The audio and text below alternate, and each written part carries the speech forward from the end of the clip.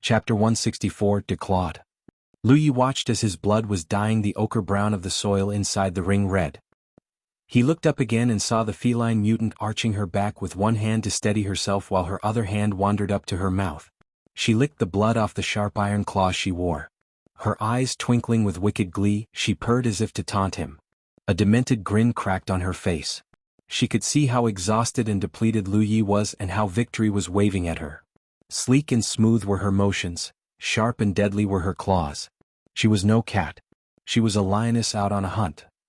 Crouching on the ground, she allowed her entire body to recoil like a spring being let go, launching herself forward into a sprint at breakneck speed. She was just inches away from Lu Yi when she suddenly made a sharp veering cut. Not missing her this time, Lu Yi followed her every movement until he anticipated her move and lunged, driving his saber forward as quickly and furiously as he could. An ear-splitting ring of steel gnashing against iron rang in Lu Ye's ears as bursting sparks nearly blinded him. The edge of his saber wheezed just right by her face, its sharp sting grazing a thin red line across the supple skin of her cheek. But she was nowhere near furious.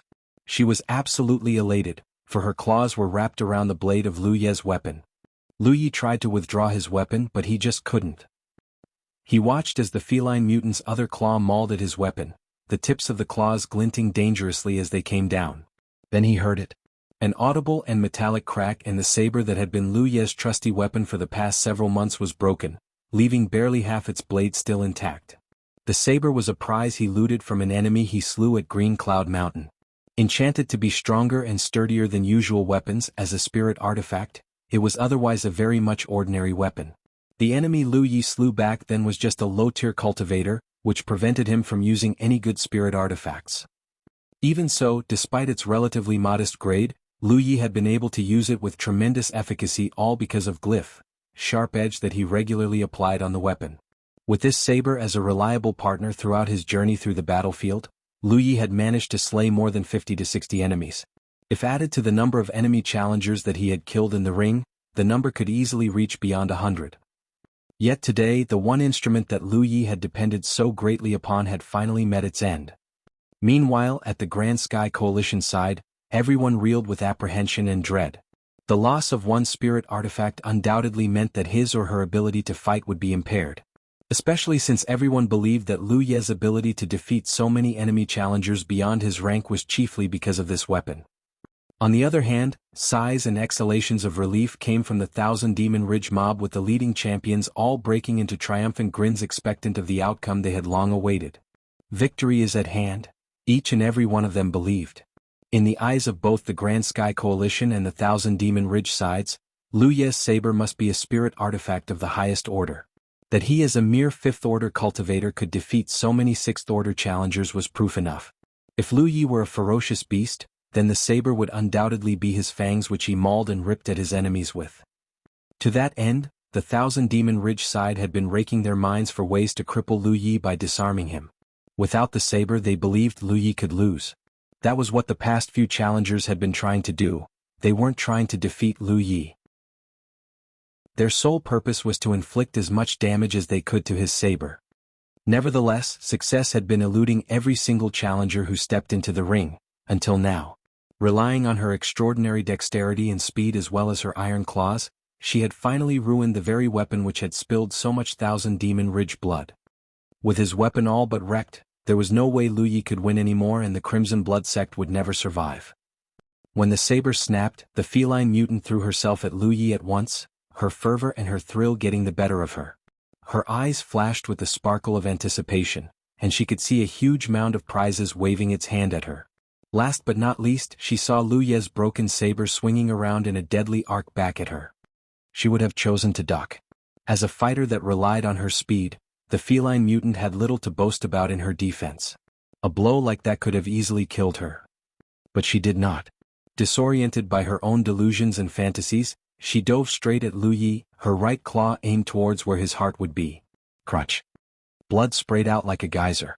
The feline mutant's claw barreled straight into Lu Ye's chest, but she stopped halfway, frozen as her head angled up to stare at Lu Yi with disbelief and shock. How could?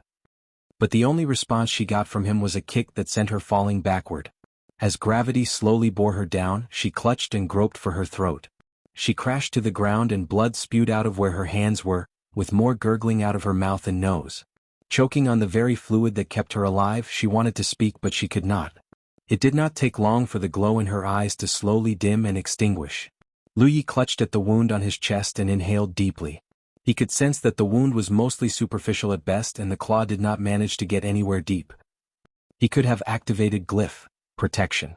But considering how he was getting low on spiritual power and any more use of his powers would require the consumption of more spiritual pills, he decided to just conserve power and just take the hit, knowing that it would only be a light injury.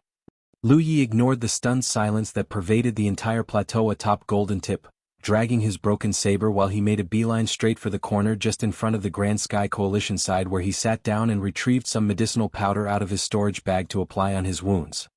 Wei Yang gazed at him, the impulse to rush to him and help dress his wounds struggling to break free of its restraints like a raging beast. Fool! One of the 1,000 Demon Ridge champions spat with venom. That was the closest they had ever gotten to victory, and if only the feline mutant had practiced caution, then she would have all the chance in the world to defeat and kill Lu Yi. Yet she allowed her hubris to get the better of her, and that gave Lu Yi the chance to slit her throat. That she died not knowing what really happened only made her defeat all the more disgraceful. That was the 40th round and there were 3 more to go. The morning sun was rising up in the eastern skies. But it would not matter anymore. With his weapon now destroyed, Lu Yi was now as deadly as a declawed tiger, and the 1,000 Demon Ridge champions were confident that the final 3 rounds would be sufficient to defeat him. They traded firm looks and exhaled gravely. None of them had expected that this duel would come to such an end prior to their agreement in making a sacred pact. None of them had believed that Lu Yi would be able to make it past 10 rounds. But it was not just 10 rounds in the end. It was a whopping 40 rounds. Han Zhiyu's information could not have arrived at a better moment. The revelation about Lu Ye's ability to use glyphs in combat was what prevented Lu Yi from turning this duel into a complete rout of all 43 challengers from the 1,000 Demon Ridge sects and orders present, and an utter farce at their expense. 3 enemy cultivators were standing beside the ring, exchanging apprehensive looks. They were the final 3 challengers. The first a Blackfire cultist as shown by the fire-shaped brand on his forehead, while the rest were acolytes from a pair of Tier 3 sections. That they were arranged to be the final challengers largely because of the influence and authority commanded by their respective sects and orders, while those who were unlucky enough to be sent into the ring first were fated to be mere cannon fodder. 40 such cannon fodders had, by the blood they spilled and the lives they offered, paved the way to victory. Anyone who now stepped into the ring could very well be the winner to claim the prize. But the prize was not just the rewards, but also future prospects, making the next round an opportunity equally coveted by all 3 challengers. But the Blackfire cultist, understanding fully that Cult Blackfire, being only a Tier 4 order, took one step behind after a moment of hesitation. The gist of it was clear enough. The chance should go to the remaining 2 challengers. "What say you, Brother Hu Ping?" asked one of the remaining 2 challengers with ambition blazing in his eyes. "That's a difficult question to answer, Brother Xian. I know you won't like it if I say yes. But at the same time I'm hard-pressed to let you go first too," said the one called Hu Ping. "And we don't have the time nor the space to settle this quandary." "Of course.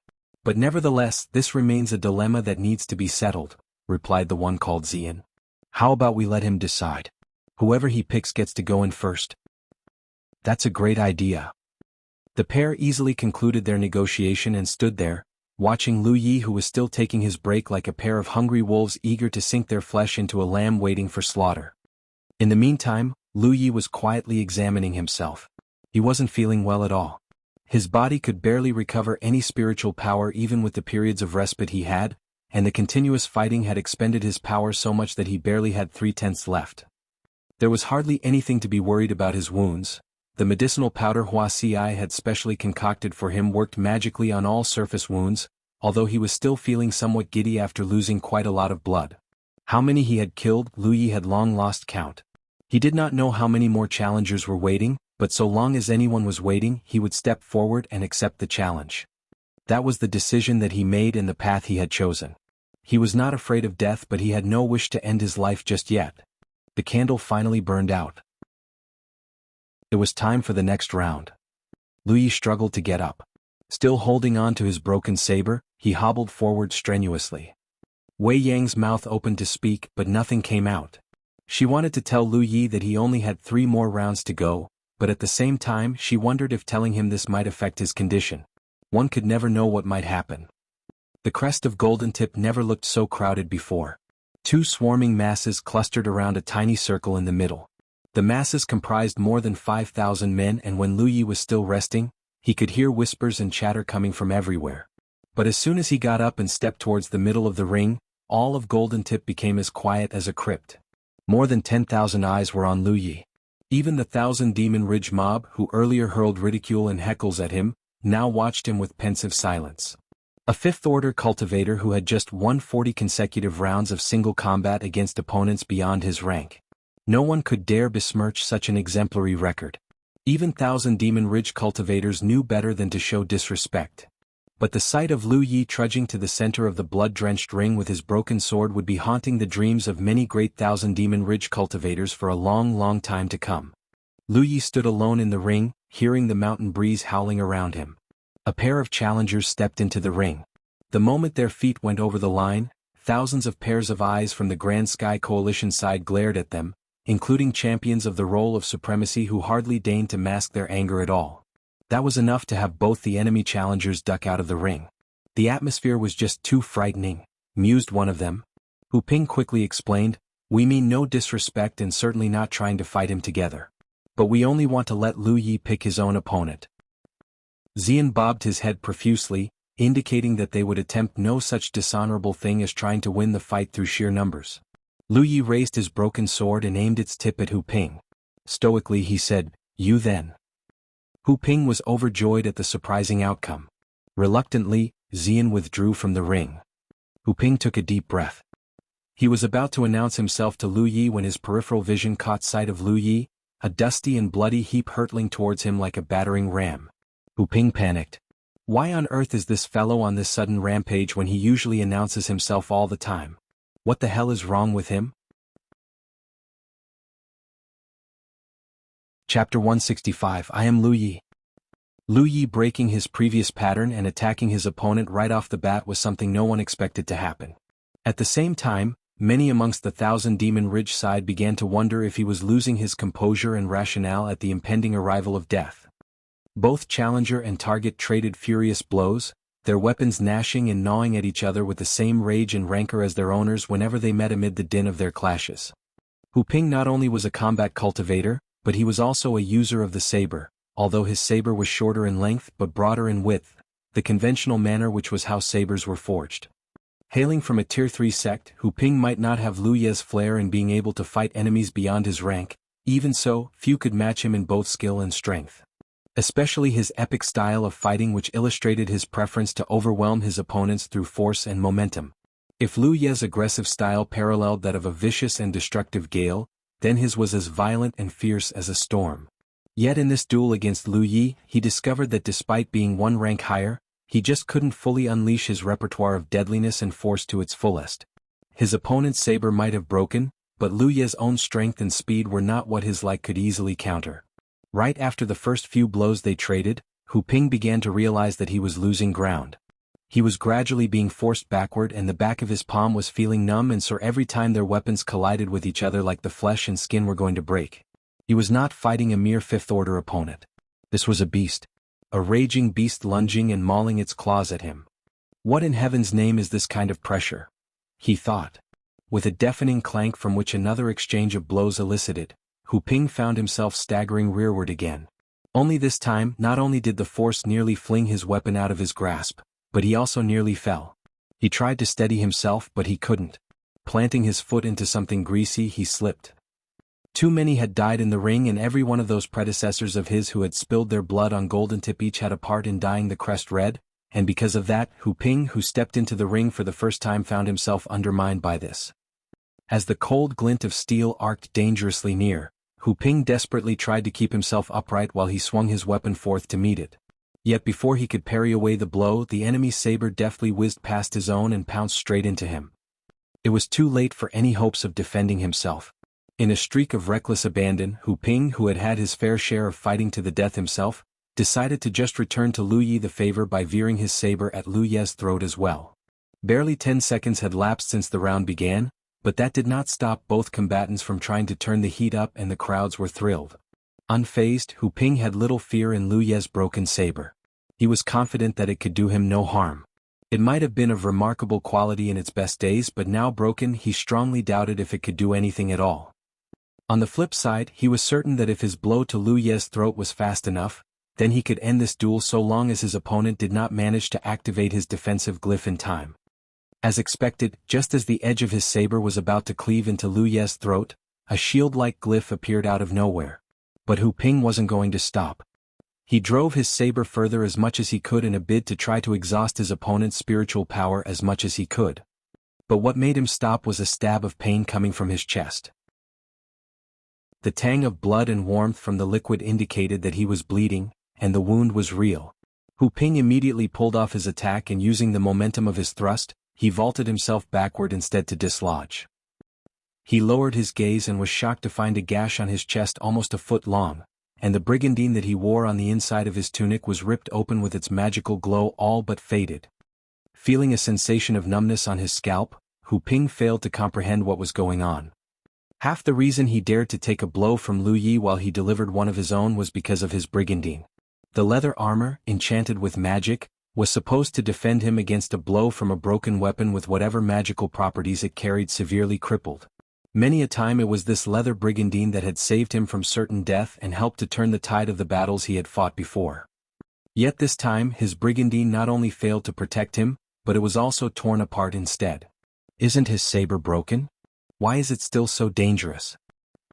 A myriad of thoughts flashed through his mind. But there was no time to think. Lu Yi wasn't giving him any time to. He was already on him before he even noticed it. The blade of the broken saber blazed with a reddish luster, bearing down on Hu Ping, who defiantly raised both his voice and his weapon in response to the broken weapon's terrible splendor. The bedlam of battle once again resounded. Both men locked each other into another rapid round of savage blows, but Hu Ping no longer retained his former composure. That allowed the opening Lu Yi needed to gain control of this fight. In contrast, Hu Ping was beginning to realize that the tide was not in his favor and his defenses were slowly crumbling against Lu Ye's relentless onslaught. He did not last long. Barely 20 seconds later, Hu Ping stiffened all of a sudden, his saber held aloft. Despite his tries, he just couldn't seem to summon any strength to swing his weapon. Until he looked down at his own chest with horror. The broken blade of Lu Ye's saber was buried in his chest, right where the brigandine was torn open. Standing so close to each other, their eyes met. Lu Yi held his foe in a long hard stare and breathed, "I am Lu Yi of the Crimson Blood sect." With one last kick from him, Hu Ping crashed to the ground, motionless and dead. A puffed-out Lu Yi limped weakly back to where he was before the fight began and sat down, stuffing another spirit pill into his mouth before he lowered his head and rested. Nothing but silence perfused the air. No one moved until Hu Ping's senior strode carefully into the ring to examine him, and he confirmed it. Hu Ping was already as dead as a doornail. Furtive whispers began to rise in waves, slowly rising into a crescendo of raucous chatters. Hu Ping was defeated.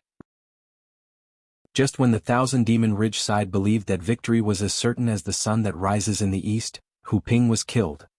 Every single cultivator of the Thousand Demon Ridge side had been waiting for this war to end. They expected it. They knew it. Only they were wrong. None of them believed that Lu Yi could ever slay Hu Ping in such cold blood when it was supposed to be the other way around.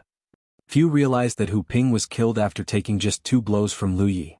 He too had managed to deliver 2 blows, although both were nullified by Lu Ye's use of glyph, protection. With his death, Hu Ping had proven something else. Lu Ye's saber might be broken, but its deadliness waned not one bit at all. The other challenger, Xian, hardly looked anywhere near amused. In fact, he was pale with fright, silently gratefully that Lu Yi chose Hu Ping first, or it would be him who was dead instead of Hu Ping. Just when everyone believed that the beast was declawed, it once again displayed its predatory lethality. Xian watched the quiet man sitting alone in the ring, who was so tired he could barely lift his head. His very person swayed like a man who was teetering on the brink of collapse. Xian inhaled a long, deep breath. Hu Ping might have been killed, but the status quo was very much the same. It was up to him now. If he lost, then the hopes of the whole Thousand Demon Ridge faction would rest on the shoulders of the last man, who was not only weaker than Hu Ping but him as well. One could argue that their mission to have Lu Yi slain was as good as lost. Therefore, Xian knew very well that he could not lose. And to achieve that, he needed to make sure that Lu Yi could never hit him. That saber of his was just too powerful and unstoppable. Yet, Xian had but only one conundrum. He too was also a combat cultivator. As cultivators who were masters of close-quarters combat, he at the same time was compelled to acknowledge that not getting hit at all was a virtual impossibility. Gods, what have I landed myself into? But before he could come up with a plan, a voice from the Thousand Demon Ridge side hollered, "Time's up." Li Baxin shot a scathing glare at the one who called out loudly. The candle that marked the duration of Lu Ye's respite burned until the last of its wick, and Lu Yi, who had kept his head lowered to rest, once again looked up. With more than thousands of eyes watching him, he clambered up again just like before and hobbled his way back to the center of the ring with his broken saber in hand. The corners of the eyelids of a good many thousand Demon Ridge cultivators twitched uncontrollably. Premonition told them that Lu Yi, while he looked so weak and frail, was every bit the semblance of a man who was going to collapse due to fatigue. But they knew better. What happened just last round was truth enough. Give him his weapon and point him to where his opponent is, and Lu Yi would be as ferocious as a predator once again, they knew. 440 rounds he had endured, and no one in the 5,000-man audience would dare doubt him, at least not anymore. No one knew nor understood what will and what resolve fueled him, that even in such feebleness and failing of might, Lu Yi still steadfastly stepped into that blood-swaddled ring without fail and yet remained victorious. Xian stepped forward and announced his own name and that of the sect he belonged to. But Lu Yi could barely hear a word he said. His hearing was nothing if not a cascade of incessant buzzing because of his extreme weariness. Nevertheless, it mattered not to him. He was sure that Sister Wei Yang would remember it for him. Rumble. The spiritual power of both men erupted as they charged at each other in tacit unison, as if they had a mutual understanding. Undaunted by Lu Ye's incredible valor, Xian had not the slightest intention of being on the defense. As combat cultivators, they knew best of all that offense would always be the best defense. Two figures flitted back and forth like a pair of wraiths in a ghastly dance of blurry whirl, their weapons clashing and grinding into each other like a pair of beasts locking their horns into each other and eliciting bursts of angry sparks. On desperate tenterhooks, the entire Thousand Demon Ridge mob held its breath. Each and every single one of them was aware of one pressing fact. Lose this round and they would lose the war. As much as they were aware that there was one last challenger left. A Blackfire cultist, barely anyone could stake any shred of hope that the cultist would prevail against Lu Yi. With power and strength weaker than Hu Ping and even Xian, no one expected him to survive. 3 seconds, 5 seconds, then 10, 20 and finally 50. Thousand Demon Ridge cultivators who had their eyes peeled on the duel finally exhaled with relief. Xian had managed to hold on. As expected of one with the pedigree of a Tier 3 sect. Some mused. None of Lu Ye's earlier challengers had been able to weather Lu Ye's onslaught for so long while being able to maintain his own ground. Few had been able to hold on, but not without running around the ring in circles like moronic half-wits. If those fools thought they could deplete Lu Ye's spiritual powers that way, they were shown how wrong they had been when Lu Yi finally ended the fights by ending their lives, paving the way for his becoming a minor legend. Only Xian was the only challenger who could give Lu Yi a run for his money. If he were to be victorious, he would one day become a great cultivator in the future. The adrenaline rush was restoring more and more clarity to Lu Yi, although the buzzing noise and sporadic moments of blurriness to his sight lingered. But the sheer stress from the hails of blows raining down on him plus his senses were telling him that he was up against an opponent with strength and speed that could well match his. Lu Yi knew what to do. He needed to settle this fight fast. To prolong this fight would be tantamount to suicide.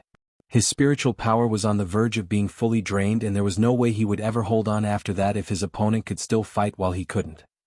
As soon as this thought crossed his mind, another blow came straight at him.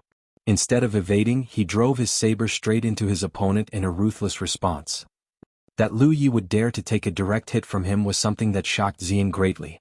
While he was open to the idea of trading blows, he did not intend to trade injuries with Lu Yi. If there was anything that those deaths before him had taught him, that would be to never foolishly underestimate the deadliness of Lu Ye's weapon. That is no weapon that a low-tier cultivator should have. He yelled deep down inside with anguish. Xian ducked frantically. But at the same time, the decision turned out to be a maneuver that he might regret because it threw his tempo off balance. The fight that started off as a battle of equal strength and speed immediately became lopsided the moment he balked, and the loss of his aggressiveness prevented him from being able to wrestle back control. In just a couple of seconds, Lu Yi pressed his advantage by delivering a flurry of 7 to 8 attacks. The blows either missed or were parried away, but it was enough. He had effectively regained the initiative and was slowly piling the pressure upon his opponent. Xian had fought enough battles to know that this could not go on, but just when he was raking his mind for solutions, he heard a metallic crack and the weight on his hand vanished. His gaze panned down, and to his absolute horror, his weapon was broken. For 40 rounds, Lu Ye's opponents had been trying to destroy his weapon. The same thought had never occurred to Lu Yi to disarm his challengers before. The strengths of glyph, sharp edge, and the innate sturdiness of his weapon itself had made sure that most of his opponents either died quick or surrendered just in time before the fatal blow came. He did not even have to think about other ways of winning. Until now. For the first time after 40 rounds, Lu Yi found himself up against an opponent who could give him a real challenge. The steel of their weapons met and collided in the most brutal ways imaginable in their fierce duel, causing Lu Yi to wonder if his opponent's weapon could still snap even if he did not use glyph, sharp edge. The saber swung down and engendered a macabre spray of red. Chapter 166, Self-Mutilation. Xian retreated at once with a hideous gash at his midriff. But Lu Yi wasn't just about to let go. He doggedly kept chase and delivered another blow that forced the Thousand Demon Ridge challenger to leap to the ground in a roll just to avoid the stroke, getting himself soiled with blood-soaked grime and dirt that only further accentuated just how desperate and unsightly he was. Even when he just got up, he could feel something coming at him from behind. He ducked again, throwing himself flat on the ground with every semblance of a lowly hound lunging for a bone. That was when he felt the unmistakable sensation of something fast, and incredibly sharp, slicing through the air right above him, shaving off parts of his scalp. Xian crashed to the ground, but that was not all. His confidence plummeted as well as he began to comprehend his impending doom. At the same time, he was still reeling with the disbelief that despite being broken, his opponent's weapon still retained every bit of its deadliness, its sharpness and its sturdiness, while his own broken weapon was now as good as a glass hammer. Then came the next blow. Xian knew that he would never be able to evade it. The prospect of dying daunted him, but the pride and prestige of being a member of a Tier 3 sect kept his jaws locked, preventing him from saying the words that would have spared his life. Yet before the sharp edge of the saber came close to piercing his skin and anywhere near his artery, a voice hollered, "Yield! We yield!" That was one of Xian's seniors. She knew that if she hesitated any longer, Xian would die. As much as she knew that surrendering would mean that the Thousand Demon Ridge had all but lost its chance for triumph, she did not want to see her junior dying for nothing. Lu Yi halted his chase at once. He withdrew his saber and peered at Xian clambering ignominiously back to his feet. A deafening cacophony of raucous cheers and whoops erupted from the Grand Sky Coalition side with the magnitude of violent volcanic discharge that sent tremors across the entire length and breadth of Golden Tip's plateau. A fatigue-dazed Lu Yi slowly meandered back to his corner with his broken saber. He peered at Li Baxian and Wei Yang with eyes he could barely keep open and said, "Is it done?" The joyous revelry at the Grand Sky Coalition side that could rival even an uproarious New Year celebration left him befuddled. Li Baxian grinned at him, "I'm afraid not."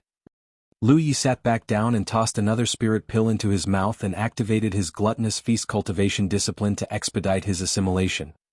What the hell are they being so happy for? The fight's not even over.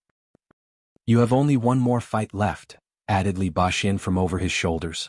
"See that fellow with the fire-shaped brand on his forehead? That's a Blackfire cultist, he's your last opponent. But there's nothing to be afraid of, Blackfire cultists are all spell cultivators." A duel against a 6th-order spell cultivator would have posed more risks to Lu Yi if this was a skirmish elsewhere, but they were fighting in a ring where space was limited and that would greatly impair a spell cultivator's threat towards him. On that account, Li Baxian was relieved that he did not neglect to set into stone the limits of the ring during the forging of the sacred pact. In the rounds before, Lu Yi did not have any difficulty at all in dealing with the spell cultivators that the Thousand Demon Ridge put forth. His speed and agility made it easy for him to close the distance before the enemy challengers could fire more than a spell or two. Those with greater skill might have managed a few more than that, but all thanks to glyph, protection that helped to fend off whatever offense thrown at him, Lu Yi could effortlessly turn the tide into his favor, forcing the enemy cultivators either down a course that led straight to their maker or an ignoble surrender to save themselves. Lu Yi looked around in the direction of the Thousand Demon Ridge side. There really was someone else waiting to enter the ring, a sixth-order spell cultivator with a brand on his forehead that resembled a flame. That must be his final opponent. But Lu Yi wasn't feeling hasty at all. He patiently examined his condition. He had only a little more than 1/10 of his spiritual power left, and the duration of his respite wasn't going to improve the situation one bit at all, since there was barely enough time to restore his spiritual power up to 2/10. But with some prudence he might be able to survive just yet. "Is this the last fight, brother?" Lu Yi asked softly, so tired that he could barely lift his voice. "After this we can go home." "That's right. Survive this last one and home it is," Li Baxin responded. "All right." Lu Yi lowered his head to focus on recuperating as much as he could. In the meantime, the atmosphere on the Grand Sky Coalition side was nothing if not gay and jubilant. The death and defeat of both Hu Ping and Xian, both acolytes of Tier 3 sects and orders, had all but sealed Lu Ye's victory and survival. As far as the Grand Sky Coalition side was concerned, the last and only challenger left, a Blackfire cultist, would never survive fighting Lu Yi, and celebratory toasts were already underway. In an ironic juxtaposition, the Thousand Demon Ridge mob now appeared absolutely glum and sullen. But one could hardly blame them. The Thousand Demon Ridge mob started with so substantial an advantage. Aside from the first round where a fifth order was sent forth only as a means to gauge Lu Ye's combat capabilities, the rest were all sixth orders who stepped into the ring with defeating him in mind. But Lu Yi had surprised them all by not only surviving all 42 rounds, but he had veritably routed whatever the Thousand Demon Ridge mob had hurled at him, leaving only one last challenger left, a Blackfire cultist that barely anyone could stake his or her hopes on. If anything, the huge contest which had swept the entire length and breadth of the battlefield had as good as reached its end, with the Grand Sky Coalition emerging as the triumphant victors.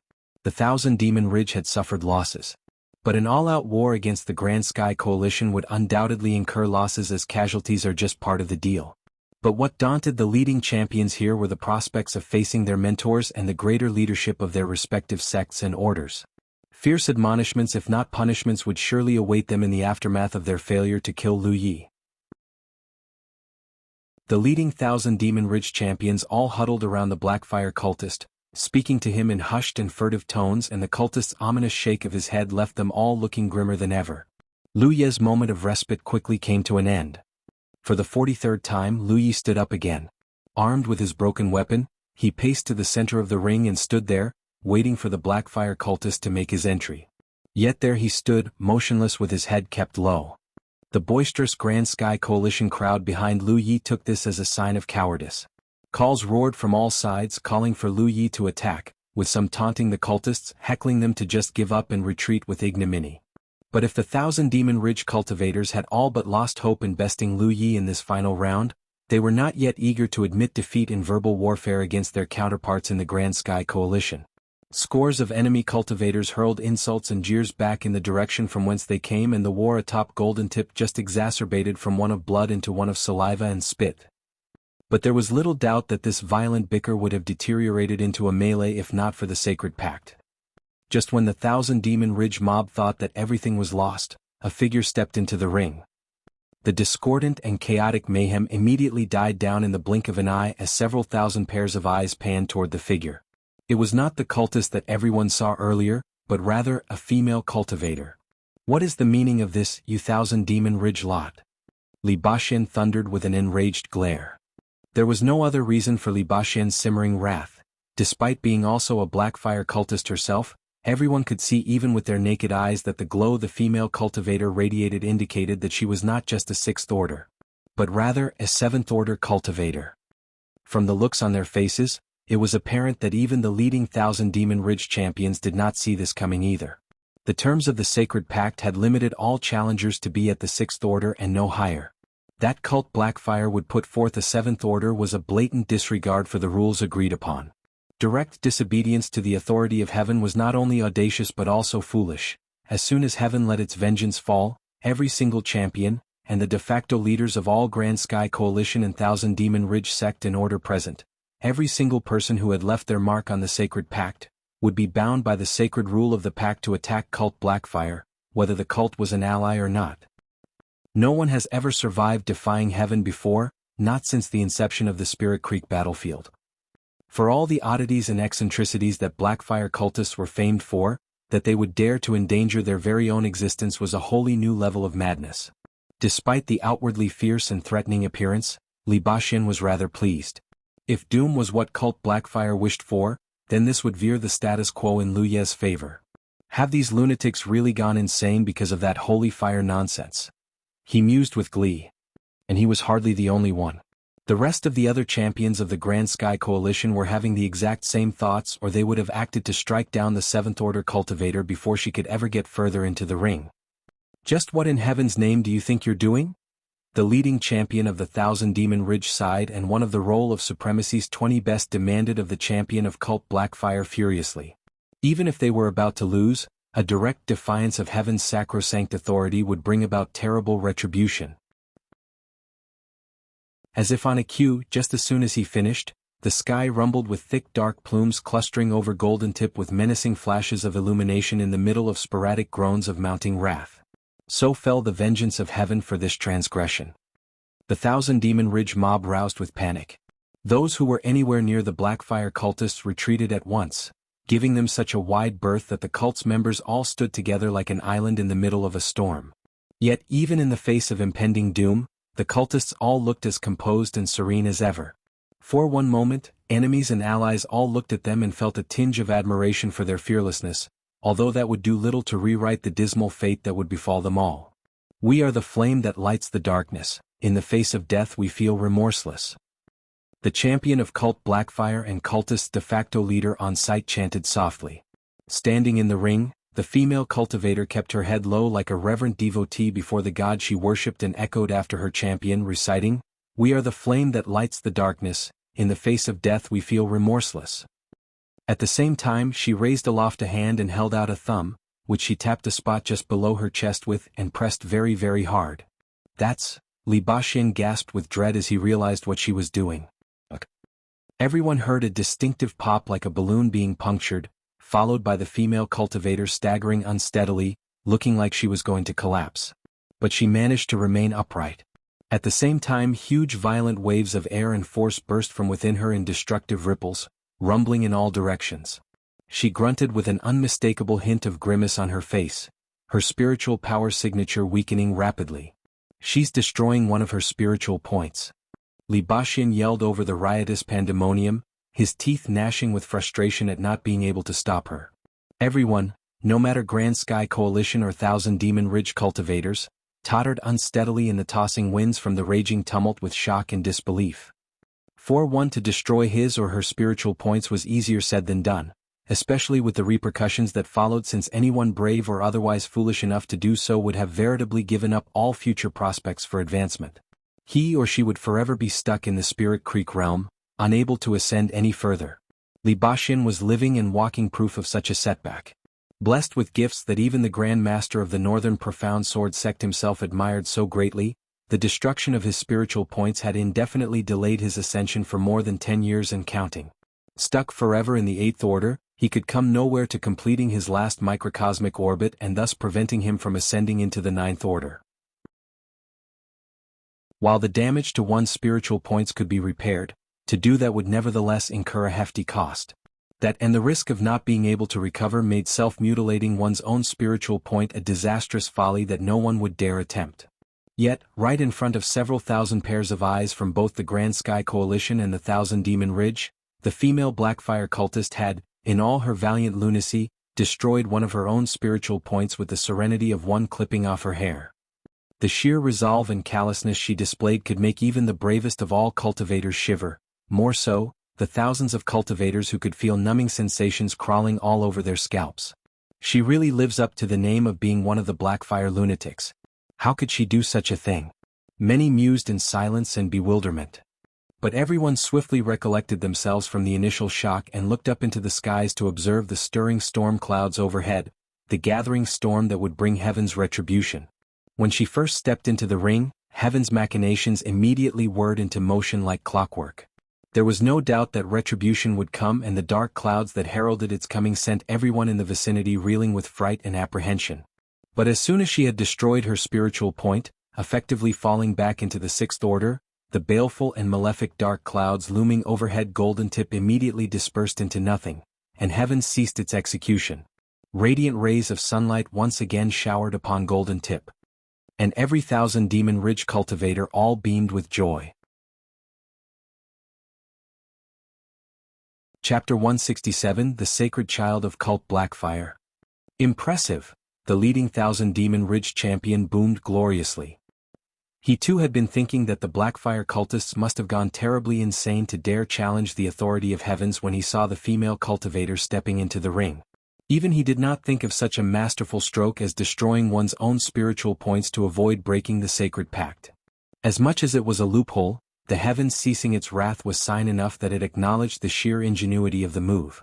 With the damage to her spiritual point, the female cultivator's rank had now fallen back to the 6th order, thereby fulfilling the terms of the sacred pact. Seeing the heavens rescinding its punishment was grounds enough for the Grand Sky Coalition side to swallow what discontent and frustrations they had down into their bellies. A 7th order who had just been relegated down to the 6th order because of the mutilation of one of her spiritual points. That was the final trump card the 1,000 Demon Ridge side could play, a 6th order more powerful and more dangerous than ordinary 6th orders. Crunch. Lu Yi drove his feet into the gravel. Before the leading 1,000 Demon Ridge champion finished his utterance of the final syllable of his impressive remark, Lu Yi, his entire person still bloodied and wearied, launched himself at the female cultivator with every iota of ferocity and doggedness he could muster. This was not his first time facing up against an enemy spell cultivator and a former 7th order.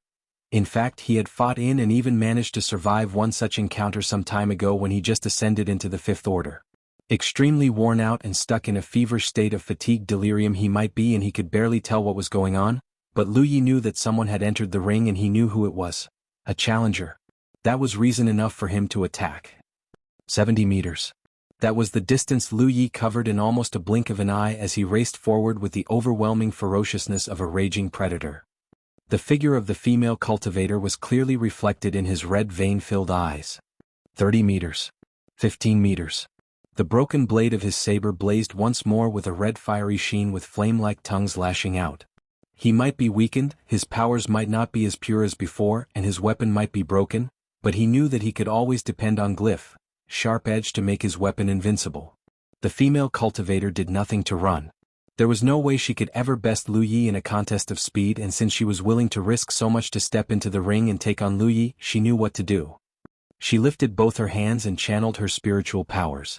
On her chest was a heart-shaped pendant hanging from a chain over her neck.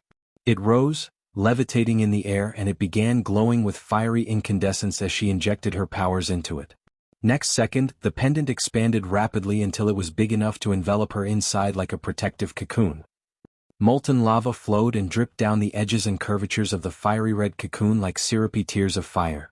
The top of Golden Tip felt terribly warm since the moment of its appearance, and with the rising temperature, the red-slicked earth was beginning to sizzle with acrid tangs of blood filling the nostrils of everyone nearby.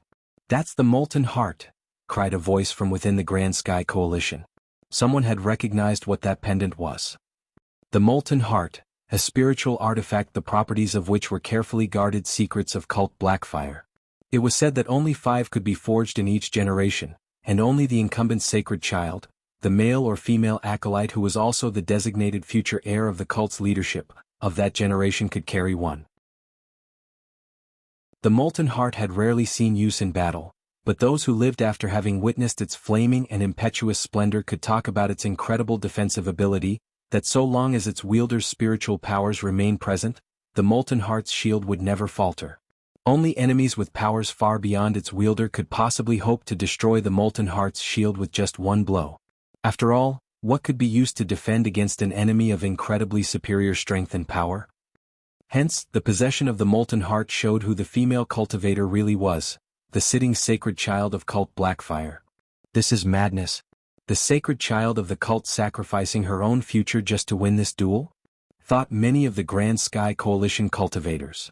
Lu Yi approached the shield quickly to find the searing heat hitting him straight in the face, and he immediately felt parched and thirsty. But ignoring the discomfort, he swung his weapon viciously at the red-hot screen of fire. He had dealt with enough defensive spiritual artifacts in the 40-plus rounds before, and most, if not all, usually failed to withstand more than a couple of blows from him. But the moment his blow struck the fiery shield, Lu Yi sensed something amiss. It was not as hard as he expected, but it remained nevertheless sturdy and resilient enough to endure his abuse. Despite having glyph, sharp edge activated, his saber just couldn't penetrate through the shield that felt more like rubber than anything metallic. But there was no time for hesitation.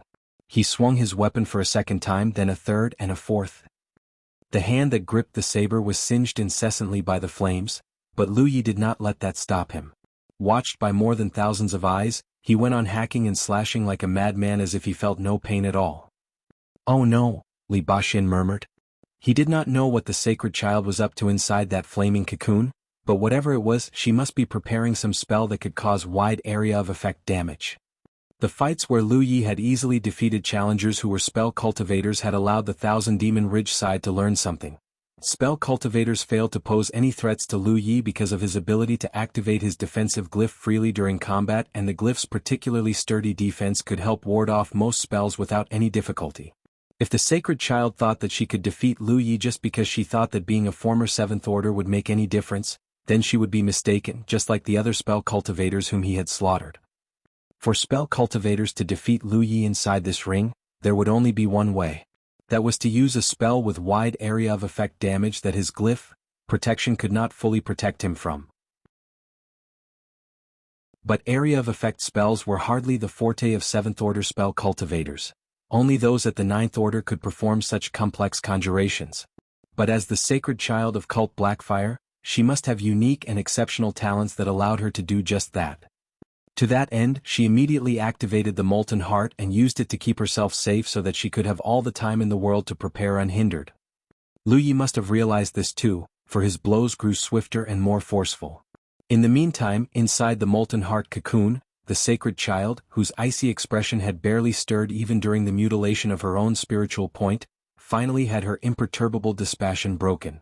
The Molten Heart was sapping her spiritual powers quickly to maintain the defensive cocoon. That Lu Ye's blows could produce such an effect really was something she did not expect. This fully exposed the single most glaring weakness of the Molten Heart despite its impeccable defensive capabilities. It required a huge amount of spiritual power to function. It was not that the Molten Heart was fully impregnable, but rather, whenever Lu Yi attacked, the Molten Heart would consume every ounce of spiritual power from the sacred child as needed to repair its defensive shield at unbelievable speeds just to keep itself intact. In other words, the greater the damage the Molten Heart sustained, the more spiritual power it would draw from its wielder. As a veteran of countless battles against Grand Sky Coalition cultivators of the Seventh Order, she could have sworn that she had never seen anyone equal to her rank that could deplete her spiritual powers through the Molten Heart as quickly as this. Every blow from this fearsome monster could deplete a sizable portion of her spiritual power, then came a couple or more blows and more than 1/10 of her power was gone. That accursed saber. It really is sharp beyond belief, she mused in her horror. But it was not enough to disrupt her plan, at least not yet. After all, she did not expect this battle to be long since all she needed was only one spell. Her powers dipped at an unprecedented pace. In just barely 10 seconds she sensed that she only had barely 6/10 of her power left. At last it is time, she thought. She exhaled a gentle breath and pushed both her arms outward. A turbulent wave of searing heat spread out with the motion of her arms, rolling forth with the entirety of the spiritual power left in her, every bit of the 6/10 left in her, pushing forward as furiously as a breaking dam. Just on the other side of the shield, still clammy with beads of dripping molten lava, Lu Yi retreated at once. All of a sudden he could have sworn that he heard a voice deep inside him, urging him to retreat or he would die. And the premonition was right. He had only just withdrawn when the Molten Heart shield crumbled, not by his doing, but from a terrible and destructive force erupting from inside. Right at that very moment, all Lu Yi could see was a gigantic red wall of blazing conflagration rumbling straight at him, threatening to engulf him whole with such force that could reduce all things into mere ashes and cinders. In just one instant, the ring of length and breadth of 70 meters each was devoured whole by a fiery inferno. That was not just an ordinary firestorm, but rather one mixed with the full complement of the different myriads of volcanic discharges. The cultivators who stood by the edge of the ring did not need to be told that they needed to get to safety. The moment they saw the rolling scarlet waves of death and destruction, they immediately bolted. That was not the only thing on their mind. None of the cultivators who witnessed the scale of the flames could dispute that there was no way a Fifth Order would survive such destruction. Li Baxin was about to act brashly when Wei Yang seized him. "Calm down," she urged. "Our little brother-in-arms is still alive." Her vision of what was going on inside the ring might be just as obscured as everyone else, but she could still sense him. With an acute sense of the aura of living things, so long as Lu Yi still drew breath, Wei Yang might still be able to save him. But if Li Baxin were to do something stupid, he might be able to save Lu Yi, but the culmination of what would happen next could be disastrous. Li Baxin listened to her advice and restrained his anxiety. The fires inside the ring slowly died down, revealing a golden tip now completely laid waste and scorched, plus fragments of crystallization in the roasted soil. Everyone gradually regained their sight of what was happening inside the ring. In one corner, the sacred child of the cult tottered unsteadily. Looking like she could collapse any moment, her face was a ghastly chalk-white complexion of utter paleness with blood trickling out her eyes, nose, mouth and even her ears. The radiation of her spiritual power, now completely spent, barely existed. She had exhausted herself too much. Using the molten heart had cost her more than 3 to 4/10 of her spiritual powers, and the final attack was what had bled everything dry. It was not a spell meant for a cultivator of her rank, and hence, she barely had any control of it. Using it could have caused serious and devastating drawbacks, but she did not have anything else. She just needed to defeat Lu Yi. It was only through sheer will and resolve that she managed to complete the spell, although using it had practically crippled and disabled her, causing serious internal damage that could have almost killed her. But death might have been more satisfactory. Residual flames now burned at every single spiritual point in her body. Even at the skillful hands of the best healers, she could never fight again. Fraught with misery and despondence, she peered forward, hoping to find solace in the fulfillment of her purpose and the death of her opponent. Steam roiled and twisted in curling eddies in the ring. Then a lean and taut figure stormed through the white tendrils, stepping out into sight. Scorch marks mottled his bare-chested skin, and his hair was a disheveled mess because of the heat. Slick and sodden by sweat and blood, the fabric of his breeches clung to his raw, burned skin. Every step he took left a bloodied footprint that quickly sizzled as the heat evaporated the blood. The sacred child twisted with shocking disbelief. "He's alive? How?" Lu Yi did have glyph protection to rely on, but what she just used was a spell that the glyph should not be able to protect him from. So long as he stood inside the ring, he should have been dead by now. She really had to wonder if Lu Yi had gotten outside help. But she did not neglect to notice that the champions from her side did not protest about anything, and that spoke volumes. However slow he might be, her opponent still endured, and he was coming. He was struggling, but the distance between them was undeniably closing fast. Once he got near, that would be her doom. Chapter 168 Steel Against Spell. The sacred child of cult Blackfire bit hard and groped around with her lithe, petite hand. With what little that remained of her spiritual power, a glowing orb of red burst to life in her hand. She was channeling her power. The scarlet glow burned radiantly in her hand, drawing back the destructive and torrid waves of fire. Golden Tip, which had become a mountaintop plateau with the sweltering of a desert, immediately cooled down. The flames condensed back into her grasp. Then they were gone. Next second, a humanoid figure formed purely of flames appeared over her. "A fire golem!" cried a voice from within the midst of the Grand Sky Coalition, enunciating the name of this spell the sacred child had just cast. Conjurations of fire golems were also spells that no sixth orders or even ordinary seventh orders could manage. That the sacred child could perform the spell at such a juncture was testament enough to her exemplary and unique talents. Whether it was because of her sap powers, no one knew.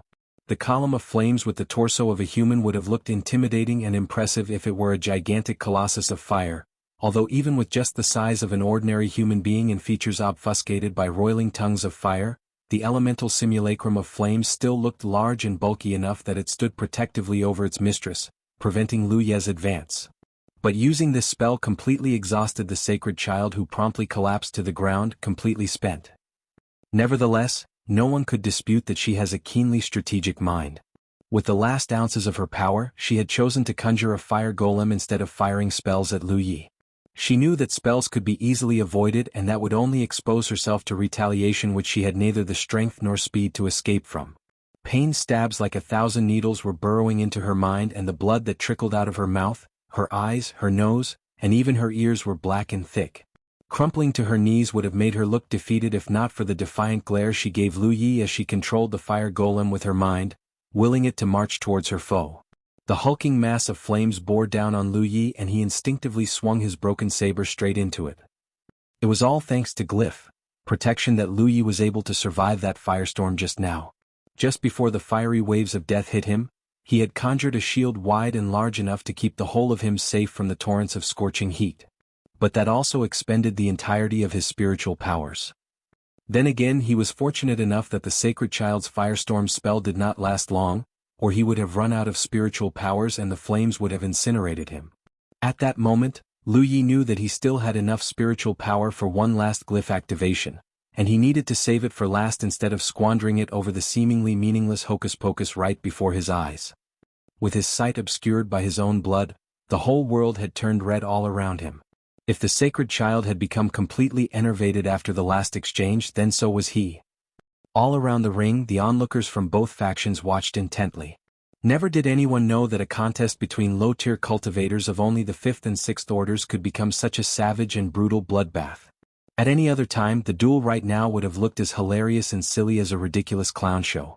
Lu Yi was swinging his weapon with the grace of a clumsy walrus, his ferocity and ruthlessness all but vanished. Each and every swing of the steel looked as feeble as a frail old man's motion with a stick, staggering and tottering aimlessly about despite his best efforts to keep himself steady only to look like he was just going to fall anytime instead. In the meantime the fire golem wasn't doing any better either. Its sluggish and lethargic movements mirrored how the sacred child was losing consciousness. The fire golem was conjured using her essence and power, but it did not have a mind of its own. Therefore it relied on her to control its movements. To that end, the fight appeared like a pair of children in feudal fisticuffs. But all around them no one could dare giggle. No one could even chuckle. There was nothing hilarious at all. Only awe and shock at the sheer resolve and will of the two combatants, despite their current disability and helplessness, still clawing their way towards victory with whatever means possible at their disposal without any sign of giving up. Scores of champions stood around the ring, each of them powerful warriors in their own right and each of them among the deadliest of all role of supremacy champions. But could they ever go to such lengths just for the sake of winning like the two now in the ring back when they were still in the 5th or 6th order? No. None of them could safely say that they could. But if one or even both the sacred child and Lu Yi were to survive today's fight, there was no doubt that they would be great cultivators in the future. The frivolous fight continued with barely any damage. But the longer it took, everyone was noticing how the fire golem was teetering on the brink of losing its form. Even its size was starting to shrink. The Thousand Demon Ridge mob was beginning to feel anxious. They had come too far to accept defeat. We are the flame that lights the darkness. In the face of death we feel remorseless. It started first with a deep, lone voice, but more and more others joined him in the incessant chanting and the voices became a thronging chorus that grew louder and stronger, rising into a crescendo. And it worked. The rallying voices of her fellow brothers and sisters in arm renewed the sacred child's resolve. More tears of blood streamed down her eyes. With her final ounce of grit, willpower, and determination, the fire golem's girth burgeoned at her command and the flame elemental simulacrum barreled a fist straight at Lu Yi. Crack! The blow hit its mark, breaking Lu Yi's broken saber further, rendering it completely shattered while he was sent flying into the air by the destructive force. And he crashed to the ground, broken and beaten. So were the hopes of the Grand Sky Coalition side. Having completed its purpose, the fire golem crumbled and disintegrated into cinders as the sacred child exhausted all her powers. Gasping for air, she crawled to her feet, struggling to find the strength to even get up. When she finally did, she looked at the incapacitated Lu Yi. Limping step after step, she made her way slowly towards him, her lips quivering as she recited the mantra of the cult repeatedly and softly, finding strength and solace as her pained and grimacing expression faded into one of serenity. Meanwhile, Li Baxian and Wei Yang both channeled their powers quietly. But this did not go unnoticed. The champions at the Thousand Demon Ridge mob have been watching them. Any attempt to break this fight just to save Lu Yi would be met by heavy and strong opposition from the enemy champions. The atmosphere atop Golden Tip once again turned perilously tense.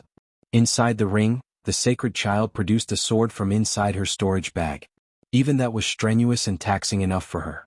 The blade of the weapon shone with nothing save for an ordinary glimmer of steel. It was just a sword as common as any other. but it should be enough. Without the strength to even lift it, she dragged the weapon all the way as she approached Lu Yi until she stopped right in front of him. Her petite frame swayed like she was going to fall, but she didn't. She managed to steady herself. Quietly, she peered down at the foe she had defeated. Taking in the full sight of the scorch marks and burns, raw skin that was her handiwork. For once in all her life since she joined the cult, the sacred child of Cult Blackfire smiled. She wanted so much to tell it straight into Lu Ye's face, "You've lost." Her mouth opened but she could barely even speak. Her fingers found a comfortable but firm grip on her weapon. With both hands holding the sword with its tip down in an ice-pick grip, she lifted it and aimed the tip of the weapon at Lu Ye's chest. That was it. The silent and brooding atmosphere atop Golden Tip never felt so palpable before as champions all summoned their powers in tacit preparation to spring into action. Then they saw it. Everyone saw it. A hand, Lu Ye's hand, came up, his open palm held up towards the female cultivator like a feeble, desperate and futile attempt to defend himself. Hoarsely, he throated words that despite their faintness, every single onlooker could have sworn they heard him clearly. "A fire. PP Phoenix." The palm of the outstretched hand glowed all of a sudden with a deep scarlet luminescence that froze the triumphant grin of the sacred child. Realizing what could be going on, she drove the weapon down with what strength was left in her. A fiery bird that looked more like a plump pheasant than a majestic phoenix materialized from Lu Ye's hand and slammed into the sacred child's chest with a popping explosion of flames. The eruption of burning air and force was accompanied by the shrill cry of the sacred child as the impact blew her away, knocking her off her feet before she crashed at last, her chest charred and blackened. Bewildered and astonished beyond words, no one spoke a word. No one anticipated that Lu Yi, after being pummeled to the ground by the force of a battering ram, could still fight back, more so by using a spell. What an uncanny irony. That the spell cultivator in this fight had tried to decide the outcome of this fight using a sword while the combat cultivator, a spell. But there was no time for idleness. With the ring of steel, not of one but 100 swords, screaming into the air, a pair of figures flitted into the ring like a pair of shadows. Li Baxin stood protectively in front of his brother-in-arm with more than 100 energy bolts, each shaped like swords hovering menacingly behind him as if they were daring anyone from the Thousand Demon Ridge mob to make a stupid move. The air roiled with the thick and suffocating presence of Li Baxin in full wrath, which was substantiated by the army of energy bolts shining radiantly. No one could dare move. No one would dare to try their chances against the shafts of pure energy that looked like they were spoiling for a chance to perforate anyone. Wei Yang cloaked the heavily bloodied and hurt Lu Yi in her arms and examined his wounds. A terrible presence burst forth like a tidal wave. It came from just behind the Thousand Demon Ridge mob, terrifying many of the enemy cultivators.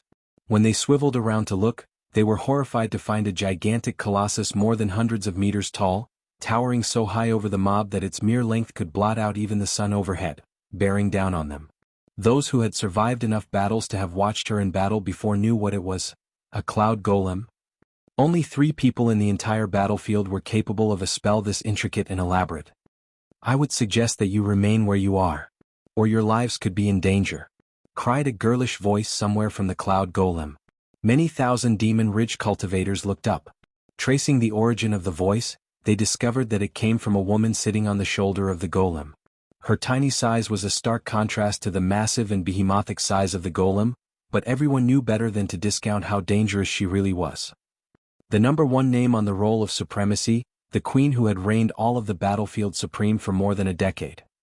Feng Yuechan, a Thousand Demon Ridge cultivator, growled through gritted teeth. No one knew when she had arrived. The last time anyone had heard about her was when she was just outside the Valley of Venom, preventing the cultivators there from joining in the battlefield-wide manhunt for Lu Yi. Evidently she had left to come here a long time ago. But they should have known, the most powerful cultivator in the battlefield would definitely do more than just guard the entrance of the valley like a simple hound. "I finally arrived to help." Feng Yuechan waved at Li Baxin with the cheerfulness of a young teenage lass.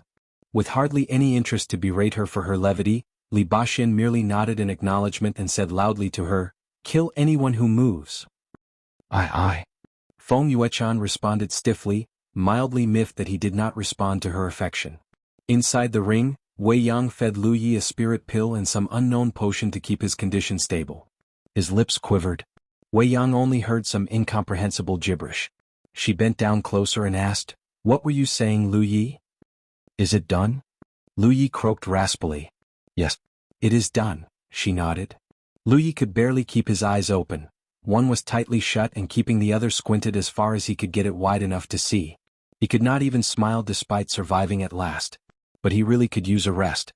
Just when he finally sighed with relief and released all that stress that he had been carrying like a yoke for days, he immediately blacked out. Wei Yang frantically checked him and learned that he was only just too tired.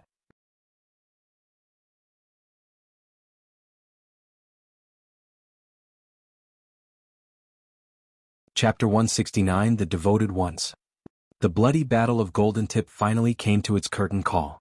With thousands of cultivators from both opposing factions acting as witnesses, Lu Yi of the Crimson Blood Sect, a cultivator of the Fifth Order of the Spirit Creek realm, had defeated all 43 opponents who challenged him, including the incumbent Sacred Child of Cult Blackfire who had deliberately mutilated her own spiritual point to fulfill the requirements to step into the ring to fight him.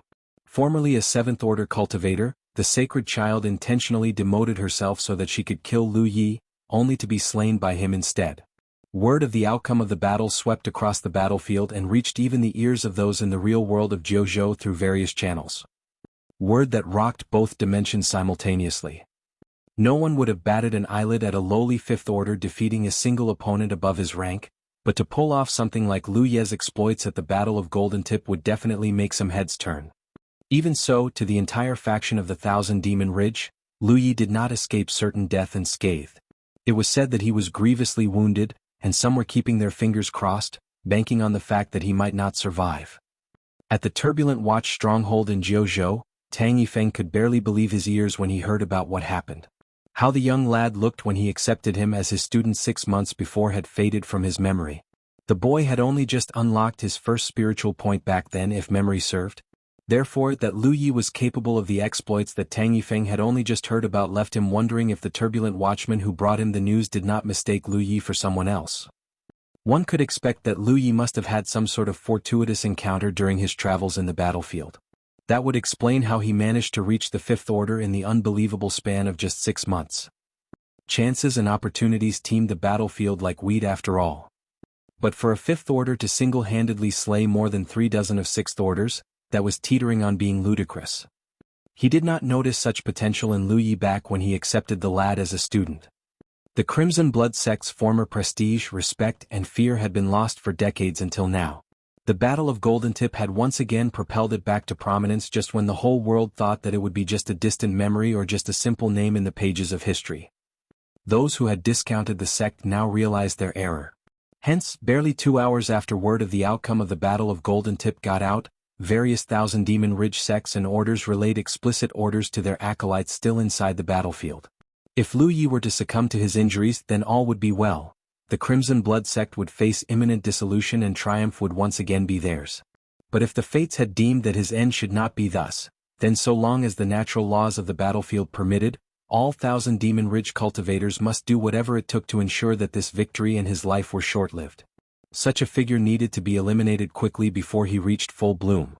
The Thousand Demon Ridge faction would never forget the mistake that they had made several decades ago, and they were not going to allow history to repeat itself.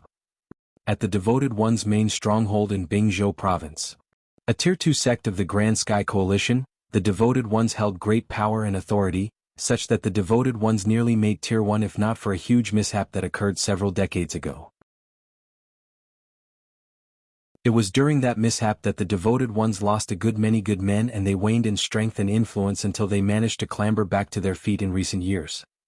On this day, members of the higher echelon of the Devoted Ones' leadership had congregated at the stronghold's main audience hall. Most kept their eyes shut in silence as they listened to Yu Guanjia, a high-ranking senior even in the top echelon and a divine ocean realm cultivator. With a calm voice, he articulated his experience of what he heard about the Battle of Golden Tip and enunciated the consequences that could follow. Each of the members of the High Council present was an influential member of the Grand Sky Coalition, and each had his or her own methods that apprised them of any news from inside the battlefield despite not being able to enter the pocket dimension themselves. An incident as famous as the Battle of Golden Tip had long reached their ears. Yu Guanjia added, 2 of our acolytes too were present during the Battle of Golden Tip. One was Li Baxin and the other was Feng Yuechan. As it happened, they were both the legate and vice-legate in charge of the security of our outpost there. Hence the charges that now stand against them. A blatant dereliction of their duties to guard and maintain the safety of our outpost and acting against orders of the High Council. With the Grand Master himself now in solitary meditation, I move that we decide the punishments upon their transgressions right here and right now amongst ourselves. How could they? An elder of the devoted ones grumbled, his wrinkles creasing with displeasure. That the legate and vice-legate could just saunter off together? What if an attack were to befall the outpost? We're talking about risking centuries' worth of legacy. If any other acolytes were to take a leaf out of their book, the devoted one's future would be numbered indeed. I suggest that we pronounce a sentence so heavy and harsh that everyone gets the message. More members of the High Council joined the chorus as well. If Li Baxin can lose his cool every time the name Crimson Blood Sect pops up, quipped another, then I dare say that we need to be wary of his divided loyalties. As for Feng Yuechan, he paused and stole a glance at a respectable-looking woman. Well, Yuechan's one of ours. We've known her since she was a little girl. I'm sure this is only an innocent mistake, one that only happened because of spending too much time with Li Baxin. Indeed. Yuechan's been a good and obedient lass. She's the prime reason our outpost has been peaceful for the past decade.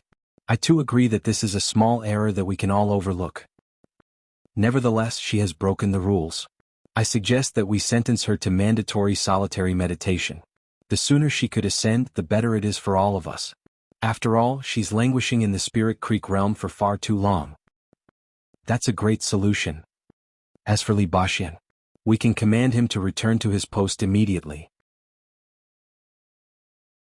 His sentence can come later, after we've evaluated the whole situation and his behavior.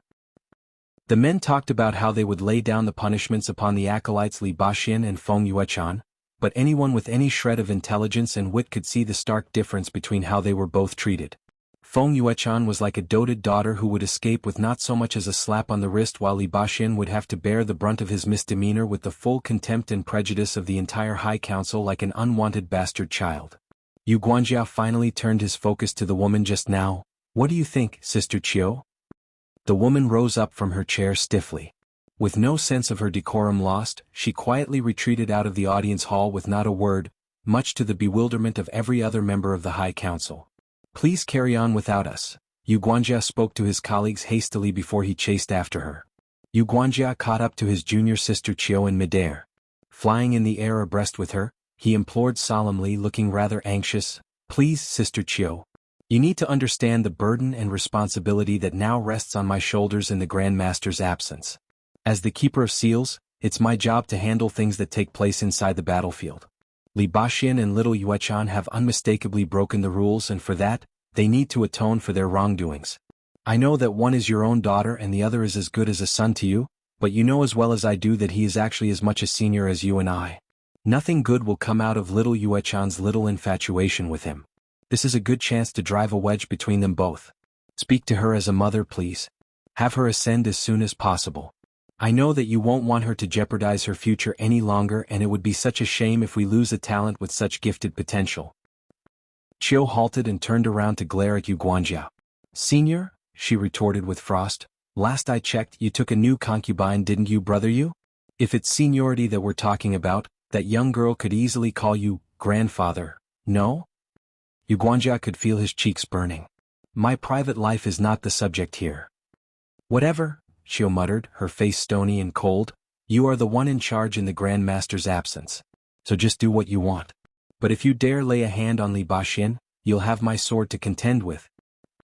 She flung her sleeves as she spun around and sped away. Yu Guanjia watched as she vanished into the distance with a pensive look on his face. But deep within the folds of his robes, his fists clenched firmly with anger. The devoted ones issued a directive an hour later, urging its outpost legate in charge Li Baxin to report back for duty at once. But word came back soon after. Apparently, Li Baxin was locked in fierce combat against the number 2 of the battlefield's role of supremacy Yan Xing, and there was no way he could leave on short notice.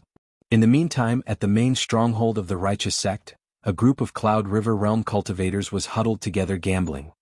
The plump and stocky Peng Dehai was serving as dealer with a bunch of his brothers-in-arms, placing their ontes, enthusiastically piling heaps of spirit stones on the tabletop. Pang Dehai was especially ecstatic to see the mound of spirit stones right in front of him. Being bigger than the rest must have meant that he must have just had an immensely bountiful moment. He tossed his glance to another fellow cultivator with a goatee. "Hey, have you heard of what happened in the Spirit Creek battlefield, Lushan?" The only thing Lushan was more interested in other than his goatee was his hand. Without much interest in any conversation, he answered nonchalantly, as if there could be anything major happening in the Spirit Creek battlefield. Pang Dehai quickly gave them a recap of the Battle of Golden Tip, and his story left every gambler, each of them had been here for days, hanging their jaws in speechless awe. He chuckled at the end of his tale. "You know what, you Lushan of all people should know that Fifth Order kid." "I know him? What's his name?" "Evil Moon Valley just about a half year ago. The kid who was taken in by Grand Master Tang of the Crimson Blood sect." Lushan paused and raked his mind for any recollections pertaining to those details. Then with a looking of dawning comprehension, he gasped, "That Lu Yi?" "Exactly. That's impossible." Lushan's face creased with disbelief. "Are you sure they're not mistaken?" Lushan knew the name. A boy who had been accepted by Grand Master Tang Yifeng of the Crimson Blood sect, and the very same to whom he had given the nickname Yi, which referred to the one-leaf potential back when they first met 6 months ago. Apparently the nickname had stuck. But that was not the point. How could it be possible that with such meager potential, Lu Yi had grown to the Fifth Order of the Spirit Creek realm in just 5 months? To say nothing of the legendary feat of defeating and slaying a string of 43,000 Demon Ridge challengers. He's been taken back to the Crimson Blood sect stronghold, so no one knows for sure if he's still alive. But you can bet that so long as he still draws breath, with Sister Shui Yuan's healing wizardry, there's no way he won't survive. "And you know one more thing?" Pang Dehai gazed upon Lushan with a wry look. "I hear that the kid's very miffed at the Yi nickname you gave him. It was said that 1,000 Demon Ridge cultivator called him by that name and was cut down into halves instead. With his potential, it would only be just a matter of time before he reaches the Cloud River realm. At that time, brother Lushan, I'd pray for forgiveness if I were you." Ha ha ha ha. That was enough to make Lushan shift in his chair apprehensively before he chuckled. "Funny? Why should I be afraid? We'll see if he survives first." "All right, let's see your hands, gentlemen." Pang Dehai was about to reveal his hand for the showdown when he sensed the presence of spiritual powers surging from outside. Next thing he knew, the entire ceiling was ripped off the eaves of the room. The Cloud River realm gamblers all looked up to find more than a dozen figures hovering in midair, led by a real Lake Realm senior of their sect who was glaring down at them crossly. They were surrounded. "Disciplinary?" gasped one of the gamblers, and they bolted, scattering into different directions like a bunch of mice. The real Lake Realm senior growled through gritted teeth. "Gambling.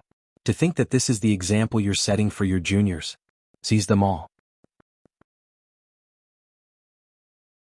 A magical net fell down from the sky, preventing the gamblers from escaping. Every single one of them was captured and was promptly placed in detention. They were brought to the halls of the disciplinary division an hour later. Peals of anguished cries ensued from within the halls there as the punishments were carried out, and any righteous sect member who passed by could only shudder with fear. A group of fresh recruits was walking past, and a few of the seniors warned them, "If you see any of these people ever again, especially that plump one, remember his face, stay away from him. They are the ones that give the sect a bad name. Don't get yourselves influenced by them." The fresh recruits all bobbed their heads profusely in full obedience.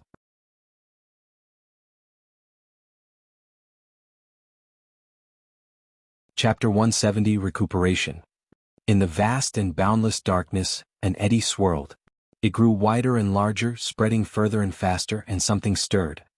Time passed unnoticed until the darkness was ripped and torn like a fabric.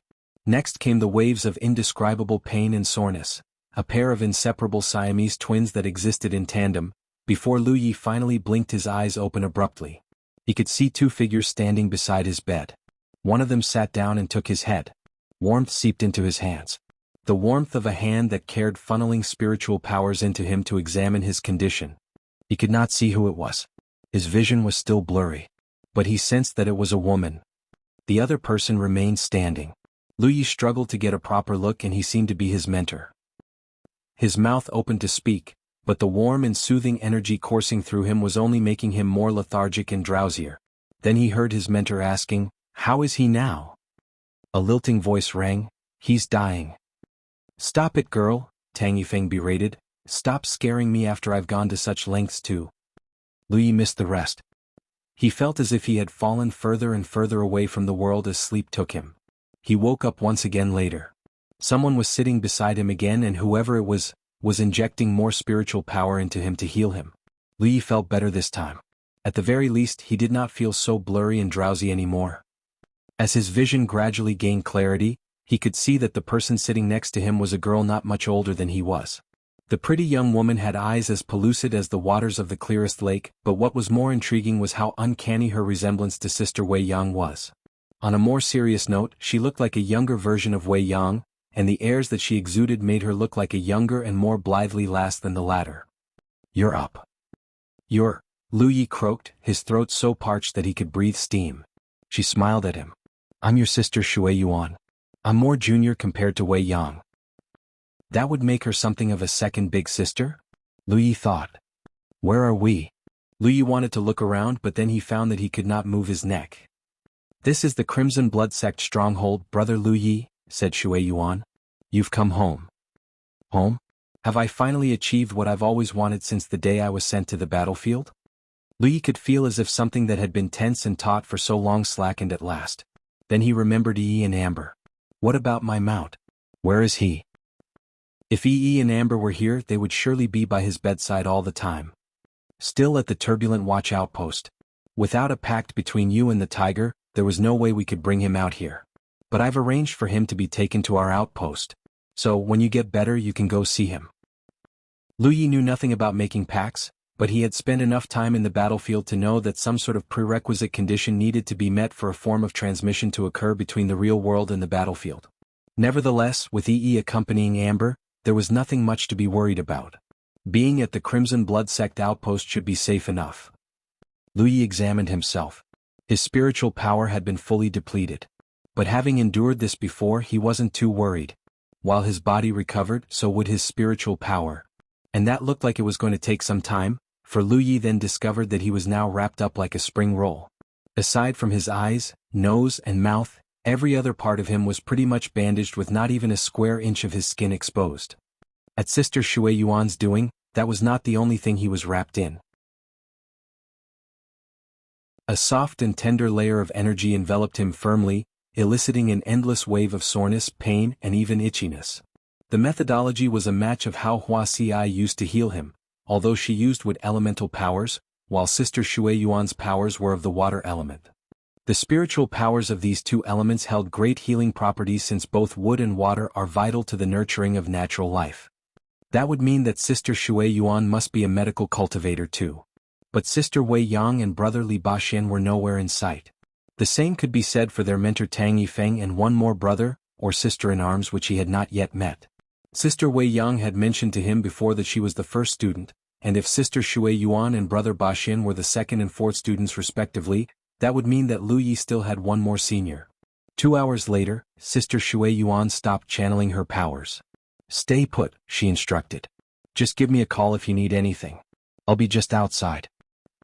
"Yes," Lu Yi replied softly. Shui Yuan rose from her chair and strode out of the chamber. She shut the door behind her back, then she paused to think. She tapped on the battlefield imprint on her arm and delivered a message that said, "He's safe now." At the same time, somewhere where the provinces of Bingzhou and Yunzhou intersected. This was within the circle of Thousand Demon Ridge influence, but that did not stop Tang Yifeng from coming all the way here. The Grand Master of the Crimson Blood Sect was hovering in the air, radiating torrents of spiritual power that gradually calmed like a storm reaching its end. Below his feet was a swath of rubble and debris that formerly formed parts of the stronghold of a Thousand Demon Ridge sect known as Weiberwolfenstein. Close to being single-handedly slaughtered by Tang Yifeng alone, most of the sect's membership now lay bloodied and lifeless under the heaps of fallen walls and collapsed ceilings. As a mere Tier 6 sect, Weiberwolfenstein's best comprised only a handful of real Lake Realm cultivators whose puny might could barely hope to match Tang Yifeng's. That they managed to prevent the full decimation of the whole sect was only because of the quick thinking of some of the members who managed to slip into the Spirit Creek battlefield to escape imminent doom. But there was little doubt that Weiberwolfenstein's tier would be taking a deep dive come the next assessment. A flash of light approached from afar at great speeds. Before it ever got close, a voice thundered, "Are you seeking death, Tang Yifeng?" The Grand Master of the Crimson Blood sect said nothing. As a response, he morphed into a flash of light himself, piercing through the skies in pursuit. The two figures fought in a blurry whirl of fists and kicks. Whoever it was, he was not feeling pleased at all. Tang Yifeng was displaying strength that Thousand Demon Ridge had never seen before. In just a matter of seconds the newcomer knew that he would never win, hence he fled. Tang Yifeng watched the newcomer leave. There was no need to give chase. As much as he could defeat and kill his enemy, doing so would only consume more time. Yunzhou was after all within the circle of influence of the Thousand Demon Ridge faction, and more Divine Ocean Realm champions must be on their way here. He immediately flew away. Weiberwolvenstein was hardly the only one that came under attack. Still on this day, 3,000 Demon Ridge sects in Yunzhou sustained heavy losses on Tang Yifeng's account, and Weiberwolvenstein was the one that got the brunt of the Grand Master of the Crimson Blood sect's full wrath, with almost every real Lake Realm cultivator slain and more than half of its crop of Cloud River Realm cultivators put to the sword. Such was the terror that a spell cultivator in full rage could wreak, more so, a spell cultivator who was a Divine Ocean Realm champion with powers and deadliness few in the world could match. The Thousand Demon Ridge had to marshal a force of more than a dozen Divine Ocean Realm champions, and even with such odds, Tang Yifeng managed to defend himself before he escaped with serious injuries himself. But before he escaped, he left a message. One that was loud and clear enough. Anyone who dared to lay a hand on another one of his students ever again, he would come, and more death and destruction would ensue, the dignity of being an elder or not. The Thousand Demon Ridge faction was still reeling over their defeat at the Battle of Golden Tip, and now this? It was manifestly clear enough that Tang Yifeng was exacting this reprisal for the slight they had caused his student. The three sects and orders that he laid waste to each had played a part in the Battle of Golden Tip. They had awakened the sleeping giant who had been slumbering for years, and his emergence once more sent jolts of fear and panic down the spines of many thousand Demon Ridge sects and orders. In the meantime, Lu Yi was sitting on his bed inside his room. He was amazed by Sister Shui Yuan's prowess in healing. In just 2 days, the pain and soreness from the heavy injuries he received were nearly gone. He might still be all wrapped up like a spring roll, but he really was feeling better now. She had been feeding him some sort of strange potion, which tasted considerably better, compared to the concoctions of that sadistic Huasi's, the terrible odor of which never stopped making him vomit. To help regain his spiritual power, he was fed a spiritual pill. As he digested it, he channeled his cultivation discipline with glyph. Gathering spirits activated. That was when he discovered something troubling. His spiritual power had become impure. Even as he now gathered fresh spiritual power, the contamination still existed, if not worse than before. He could barely help it. He had consumed too many spirit pills during the Battle of Golden Tip. While most of them were high-quality pills, there really wasn't any way for him to prevent being affected by the accumulated toxins. To solve this quandary, Lu Yi would need to restore the Tree of Glyph's ability to consume away the toxic in his body, although the how of it was what befuddled him at the moment. But that would be a question for a later time. What mattered most right now was getting back to good health first. He needed to get back into the battlefield and get Amber. He must be worried sick about him right now. Bang! The door swung open, nearly ripping off its hinges and taking Lu Yi by surprise.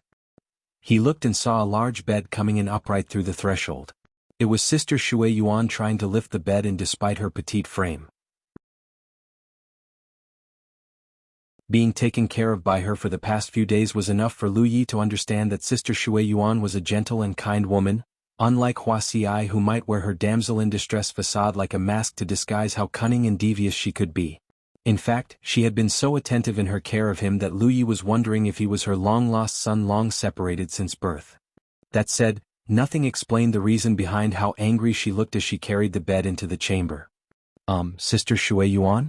What is this? Surely she's not thinking of wanting to take care of him day and night. She flashed him a sweet smile and said to him softly, "Don't you worry about it. Just rest." "Oh, okay." She tossed the bed aside and magically produced a set of sheets and blankets from somewhere that left Lu Yi gawking in stunned silence. She made the bed before she swiveled around and scowled coldly at the open door. "Come on, get in here. Are you feeling embarrassed?"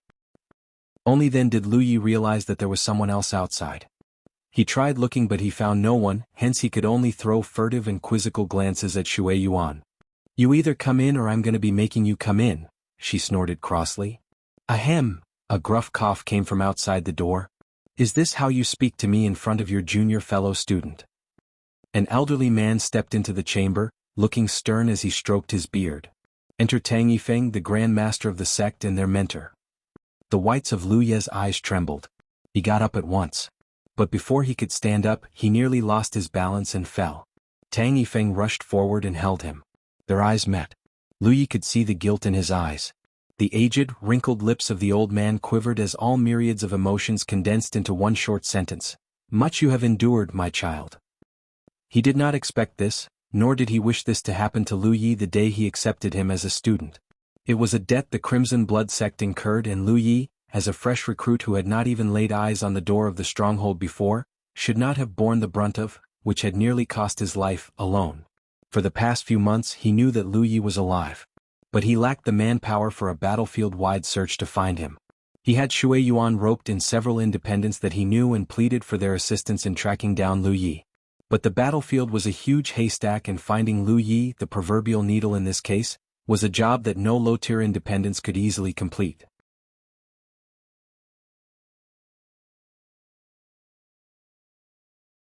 Chapter 171 The Three Stooges. Grand Master of the Crimson Blood sect, Tang Yifeng, knew little about the life of his young student in the battlefield, but he saw with his own eyes the many cuts, abrasions, lacerations, and bruises that mottled the body of the 16-or-so-year-old Lu Yi when Shui Yuan was dressing his wounds. He did not neglect to note that several of the wounds could have killed Lu Yi. That was enough for him to know how dangerous life had been for Lu Yi for the past 6 months.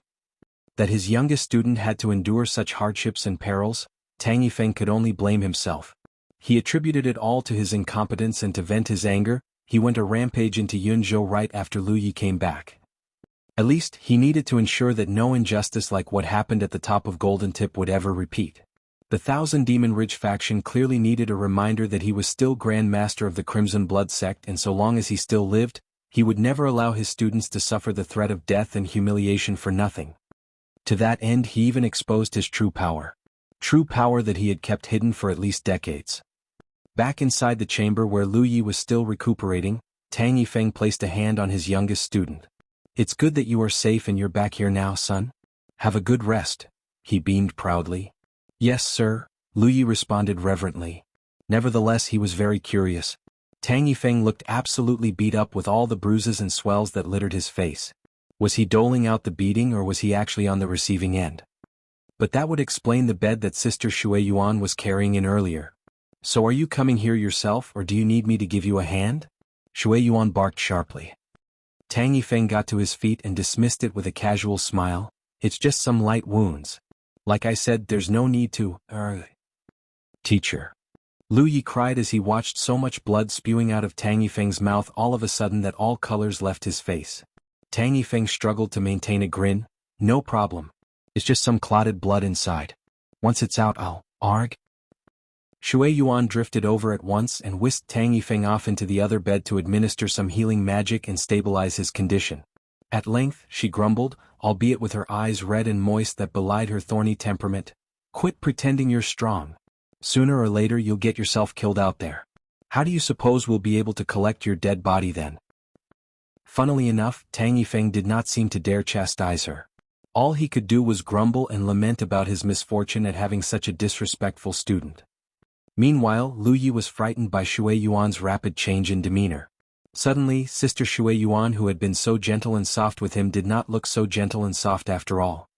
Sister Shui Yuan had only just finished her chores of babysitting both Tang Yifeng and Lu Yi when a voice began hollering from outside. Hey old man!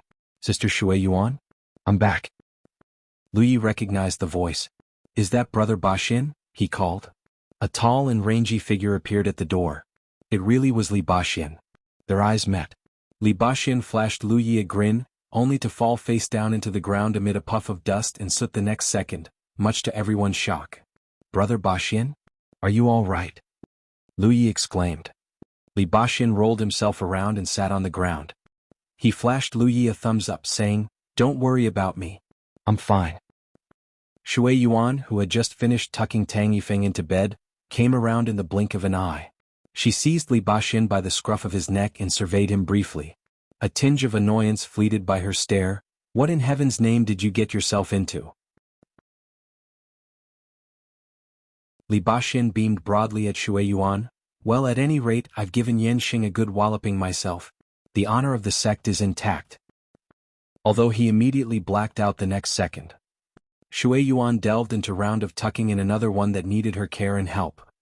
She only finished 2 hours later, standing at the ends of the 3 beds, observing her handiwork with beads of perspiration lining her face and her limbs weighing like lead after all the work. But that did not stop her from grinning. It has been years since the Crimson Blood Sect stronghold had been so boisterous. That began Lu Ye's bizarre and awkward stint in the chamber with his mentor Tang Yifeng to his right and brother Li Baxin to his left while all 3 stooges recuperated together. 3 of 4 members of the Crimson Blood Sect were bedridden and that left only Shui Yuan to deal with all the chores alone. 3 more giant tubs were added to the chamber 2 days later, each steaming with an emerald green concoction filled to the brim. Tang Yifeng, Li Baxin, and Lu Yi were placed in their respective tubs so they could soak in the concoction that would help to heal them. The concoction was Shui Yuan's very own creation, a medicinal draught that would work tremendously well for their injuries. In the meantime, Lu Yi discovered that his hair had turned shorter than he last remembered it to be when his bandages were removed. It must have been singed by the flames during his final round against the sacred child of Cult Blackfire. Fortunately, he had not become bald or he would have to find a hole to worm into whenever he saw anyone. But most of his external wounds had all healed, all thanks to Shui Yuan's extraordinary healing skills. The last few days being in the same chamber with Li Baxin and Tang Yifeng had helped to deepen his knowledge about the sect's history. Before his arrival, there was only Tang Yifeng and Shui Yuan. But even with him, the entire sect was just the 3 of them. To describe the sect as dwindling was more than just a mere understatement. No wonder the sect was about to be defunct.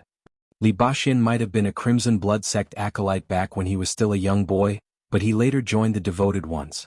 Apparently, the same could be said for the 3rd Crimson Blood Sect acolyte. He was also recruited into another order despite being once an acolyte of the sect a long time ago. On the other hand, Lu Yi had not seen Wei Yang since he woke up. He tried speaking to Li Baxin about her, but all he got was a cryptic, "She's the mysterious kind" speech. But it only served to substantiate the feeling that Li Baxin was trying to hide something, and this was puzzling enough. No matter what, Lu Yi wished to thank Wei Yang himself. She was the first to come and it was her timely intervention that saved him. But Li Baxin did explain why a Crimson Blood Sect acolyte like him was so vehemently hunted down. And it was all because of an incredible person who was once a Crimson Blood Sect member, the first acolyte of the sect's present generation and Tang Yifeng's first student, Feng Wujiang. It was by his leadership that the Crimson Blood Sect was once the leading order in the Grand Sky Coalition. A call to arms by the sect would lead to a huge muster of all Grand Sky Coalition cultivators. That demonstrated how powerful and influential the sect was in its heyday, a name that commanded both the respect and fear of its peers. Every sect and order in the Thousand Demon Ridge cowered the moment they heard his name or saw the standard of the Crimson Blood Sect unfurled. A few Tier 1 orders had even suffered so many losses that they were no longer Tier 1. Cult Blackfire was one of the many ones in this case. That was why the sacred child would rather stake her own future and the cult's just so that she could defeat and slay Lu Yi with her own hands. It was the overinflated sense of self-worth and hubris that ruined him. He turned vain and stubborn, refusing to listen to the caution of others, until a battle 30 years ago, he led a large company of cultivators to conduct an ill-advised assault on a Tier 1000 Demon Ridge stronghold. It was an ambush. Feng Wujiang was killed and the Grand Sky Coalition lost many good men. That defeat was what almost extirpated the Crimson Blood Sect. It was due to that fateful battle that the decline of the Crimson Blood Sect began and continued to this day. Once the pride and the banner of the Grand Sky Coalition, those who had suffered the sect's wrath all those decades ago were circumspect to see its existence preserved. Hence, when Lu Ye's identity was revealed, that sparked a great war. That is why this is not your burden to bear, Lu Yi. Brother Wujiang was the architect of all this mess, not you, quipped a naked Li Baxin who was leaning his back on the side of the tub with an arm on the edge while he took a swig of wine off his gourd. Well, there's also old man. He failed to keep the show running after Brother Wujiang was gone, he did not neglect to add. As if you know everything, snorted the old man from Lu Ye's other flank. You're still soiling your pants when all that happened. I'd hardly rely on his account for the full details, Tang Yifeng added for Lu Ye's benefit. The Crimson Blood sect was never a high-tier order in the first place. It was Wujiang who single-handedly elevated us all. He's the sole reason we're even tier 1 back in those days. Thus with him gone so falls the sect. He's an extraordinarily gifted one, that boy. But alas, fate just tends to act in the cruelest fashion. Wujiang was killed and the only legacy that he's managed to leave was a sackload of mess. Extraordinarily gifted, eh? Li Baxin chuckled. What do you think about Lu Yi then? Tang Yifeng went silent. Comparing Feng Wujiang and Lu Yi would not be easy. The former might be known as an extremely gifted cultivator, but he was virtually nameless in Lu Ye's stage. In fact, he accomplished nothing remarkable until he reached the Cloud River realm when the late bloomer suddenly had a growth spurt that saw him rising in both strength and prestige to become the Grand Chieftain of the Grand Sky Coalition. Yi, Tang Yifeng said with a sudden grave tone, mistaking Lu Ye's name much to Lu Ye's chagrin, you will need to be very careful henceforth. The Battle of Golden Tip might have made you famous, but it basically placed you in the enemy's crosshairs. The last thing the Thousand Demon Ridge faction wants is a second Feng Wujiang. If anything, they'd be more persistent in trying to eliminate you. Tang Yifeng's original plan was to have Lu Yi transferred to another sect or order.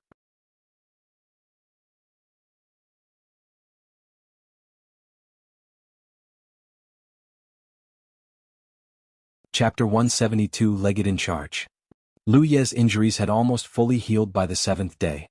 A feat that could not have been possible without Shui Yuan's skillful hands. Even the condition of his spiritual power had improved. The daily intake of medicine and bathing in herbal potions had helped to reduce the toxins in his body. Shui Yuan must have realized the problem and included this matter in the regimen of treatment she performed on him.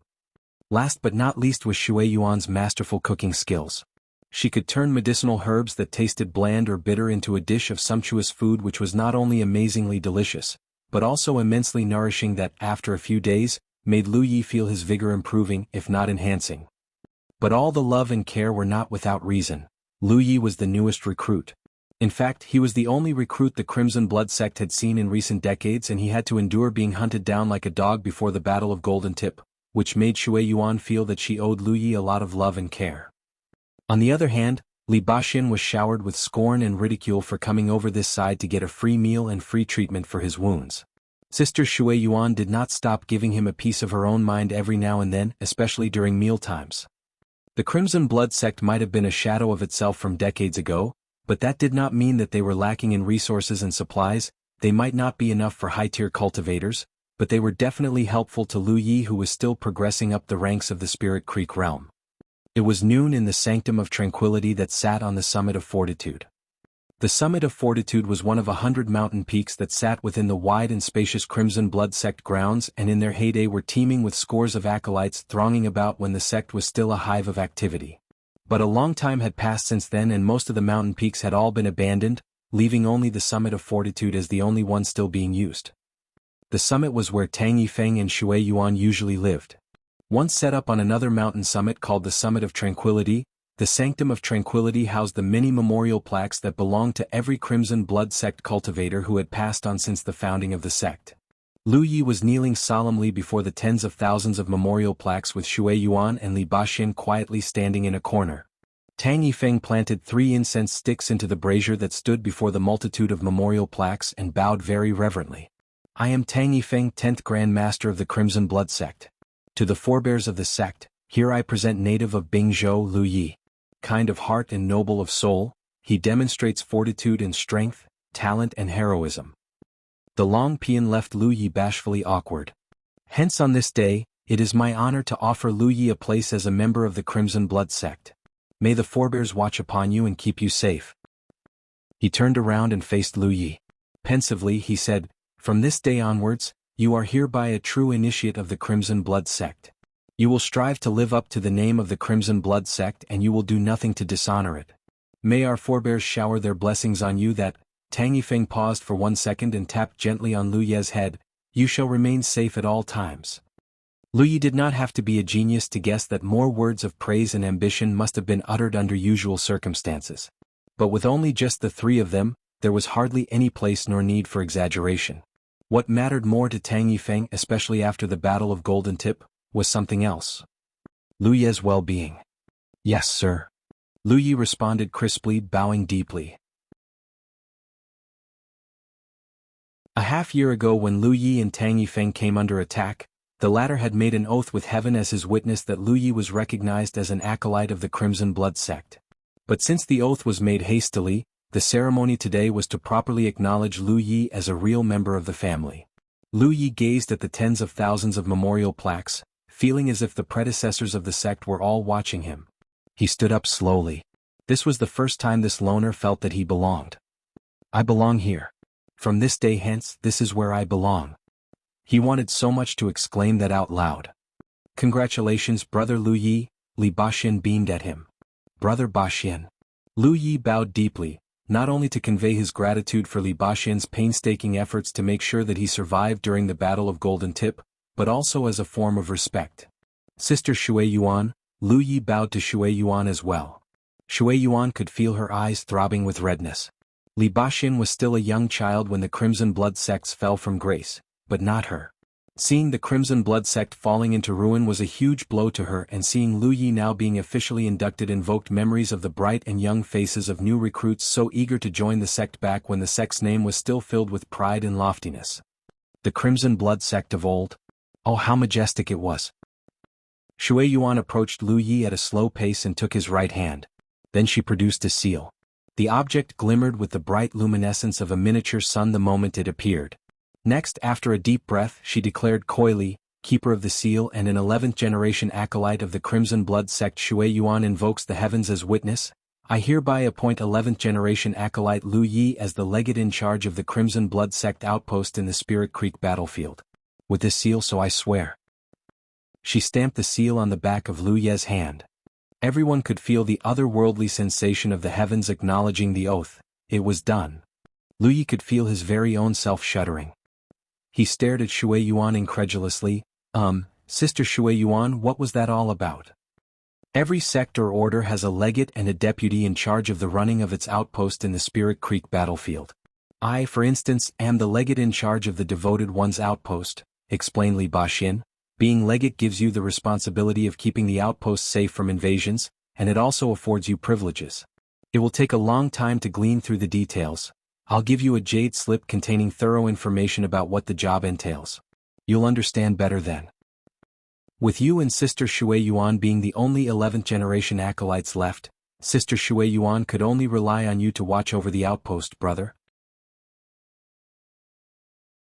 A real Lake Realm cultivator like her could not enter the battlefield as freely as you could, so the burden is yours to bear, I'm afraid.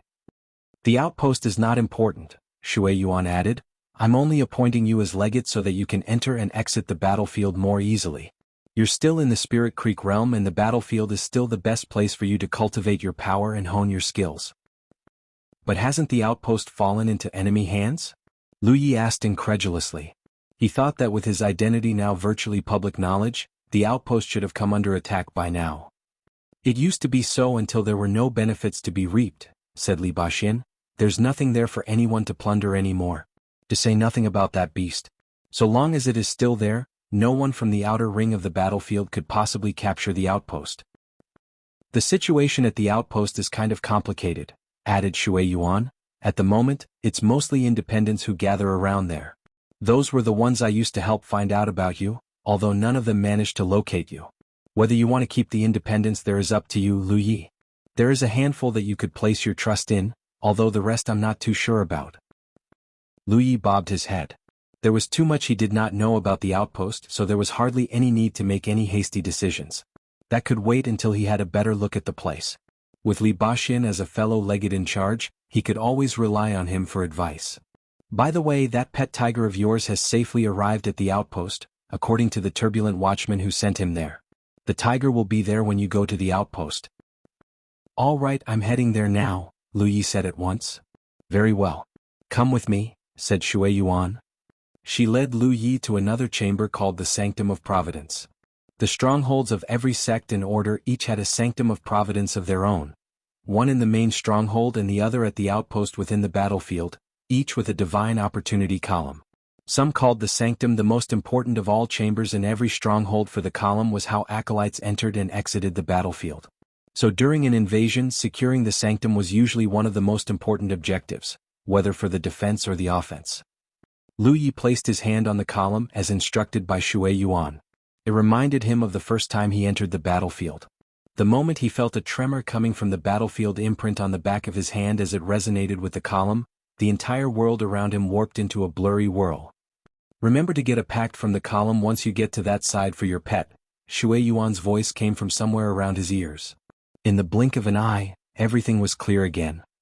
Only this time, he found himself standing in a wide and spacious chamber with no one else around. He peered at the Divine Opportunity column. He could feel a connection between the column and his battlefield imprint, possibly because of his identity now as an actual Crimson Blood sect acolyte and legate in charge of this outpost.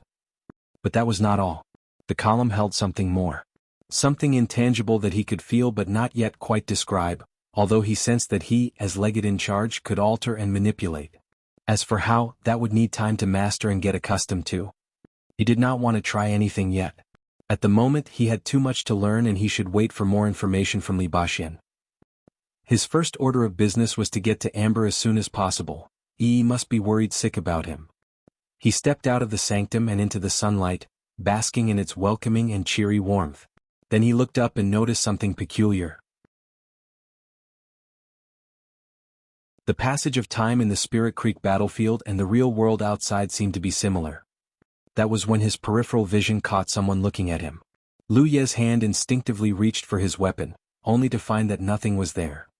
He remembered it now, his saber had been shattered beyond repair. He looked around. A few cultivators were giving him dubious and surprised stares and all of them posed no threat. They were only third and fourth orders at best. They must be the independents Shui Yuan had told him about. With the outpost abandoned for decades, this place had turned into a safe haven where many independents gathered, turning the surrounding areas into a large bazaar. And the independents had the sense to not focus their activities around the sanctum of providence of the outpost. Much of the bazaar was spread around the outer compounds where none of the noise and mess would get anywhere near. That was the least the independents could do as a form of respect to the Crimson Blood sect and avoid antagonizing any of the members. Without any form of support, independents had to scrape for a living in the harsh environments of the battlefield.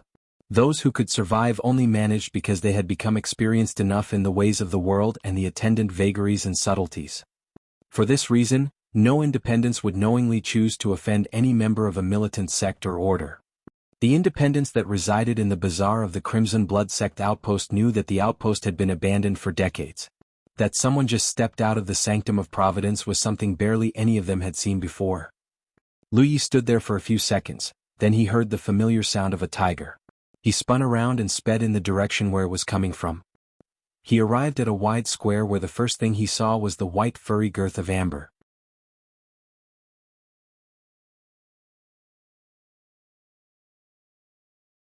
Chapter 173 Bonding Pact. But the reunion wasn't all sunshine and rainbows.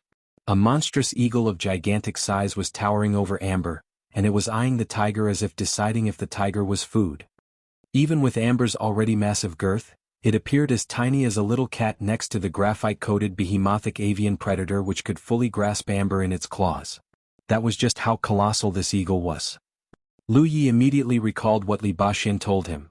The Crimson Blood sect outpost might be undefended by any of the sect's members, but the reason that it was still unconquered by any of the other forces from the outposts in the battlefield's outer ring was because of a ferocious beast. Clearly this eagle must be it. But since Sister Shui Yuan and Brother Baxian had not told him much about this eagle, that must mean that it would not be a threat to him, at least not a big one. Bearing that in mind, Lu Yi quickly rushed forward to referee the situation. The eagle was quick to notice him. It studied him with such a gaze that almost said that Lu Yi was a walking piece of meat. Meanwhile, Amber quickly wheeled around and stood between Lu Yi and the eagle protectively. Only then did Lu Yi realize that Amber was not alone. Another cultivator was just beside him and he was looking at a complete loss for what to do. "Are you one of the turbulent watchmen?" Lu Yi asked. By his reckoning, this cultivator was at least a ninth order who had learned at least an earth-grade discipline or he would have lacked the skills and strength to see to Amber's safe arrival here. "I am," said the watchman, nodding. "Greetings," Lu Yi saluted, "and my deepest gratitude for your help in bringing my tiger here." "I was just on the way," the watchman smiled. He studied Lu Yi and remarked, "Impressive. Allow me to congratulate you and express my admiration for your daring do at the top of Golden Tip." "You are too kind, sir," Lu Yi muttered bashfully. But he was annoyed at the same time. Gods be damned, looks like this thing is going to be sticking on me for the rest of my life. They exchanged a few more words before the watchman took his leave on the pretext of running some errands. But that did not stop Lu Yi from feeling grateful, repeating his thanks once more. Lu Yi watched him until he was gone. Then he looked up to find the eagle still staring at him. The gigantic bird lowered and gave Lu Yi a couple of gentle pecks on his head that felt like a pair of taps that Lu Yi did not know the reason for, before the bird flapped its albatross-like wingspan and took into the sky, landing at the top of a mountain peak not far away. Amber was only too happy to see the eagle gone. He finally patted over and rubbed his big head on Lu Yi affectionately. "Come, let's show you the Crimson Blood Sect stronghold." Lu Yi patted Amber's head, saying to him as well as to Yi. They ignored the curious and dubious stares from the Independents and made a beeline straight back inside the Sanctum of Providence of the outpost, where they stopped just in front of the Divine Opportunity column. Sister Shui Yuan had reminded him about getting a bonding pact, although she did not explain how. He paused and wondered, then he said aloud, "Acolyte of the Crimson Blood Sect Lu Yi, hereby requests for a bonding pact." The battlefield imprint on the back of his hand glowed, and he felt a warm sensation before a rush of unknown information that he had never seen before crammed into his mind. Then he saw what a bonding pact was in his mind, a piece of animal hide parchment. That must be it. The bonding pact which allowed cultivators to forge a spiritual bond between themselves and their spirit beasts. That way, spirit beasts could come and go freely with the respective cultivators they were bonded to. Amber, for instance, had always been a spirit beast born in the battlefield. Hence, he could never leave the battlefield and into the real world of Jiuzhou without a bonding pact. It looked awfully similar to the sacred pact Li Baxin used at the Battle of Golden Tip. But sacred pacts or bonding pacts, they must come from somewhere. So where exactly? Why could it only be created by heavens? How do the heavens operate exactly? A stream of strange questions loomed in Lu Ye's mind. But there was no need to trouble himself with such matters at the moment.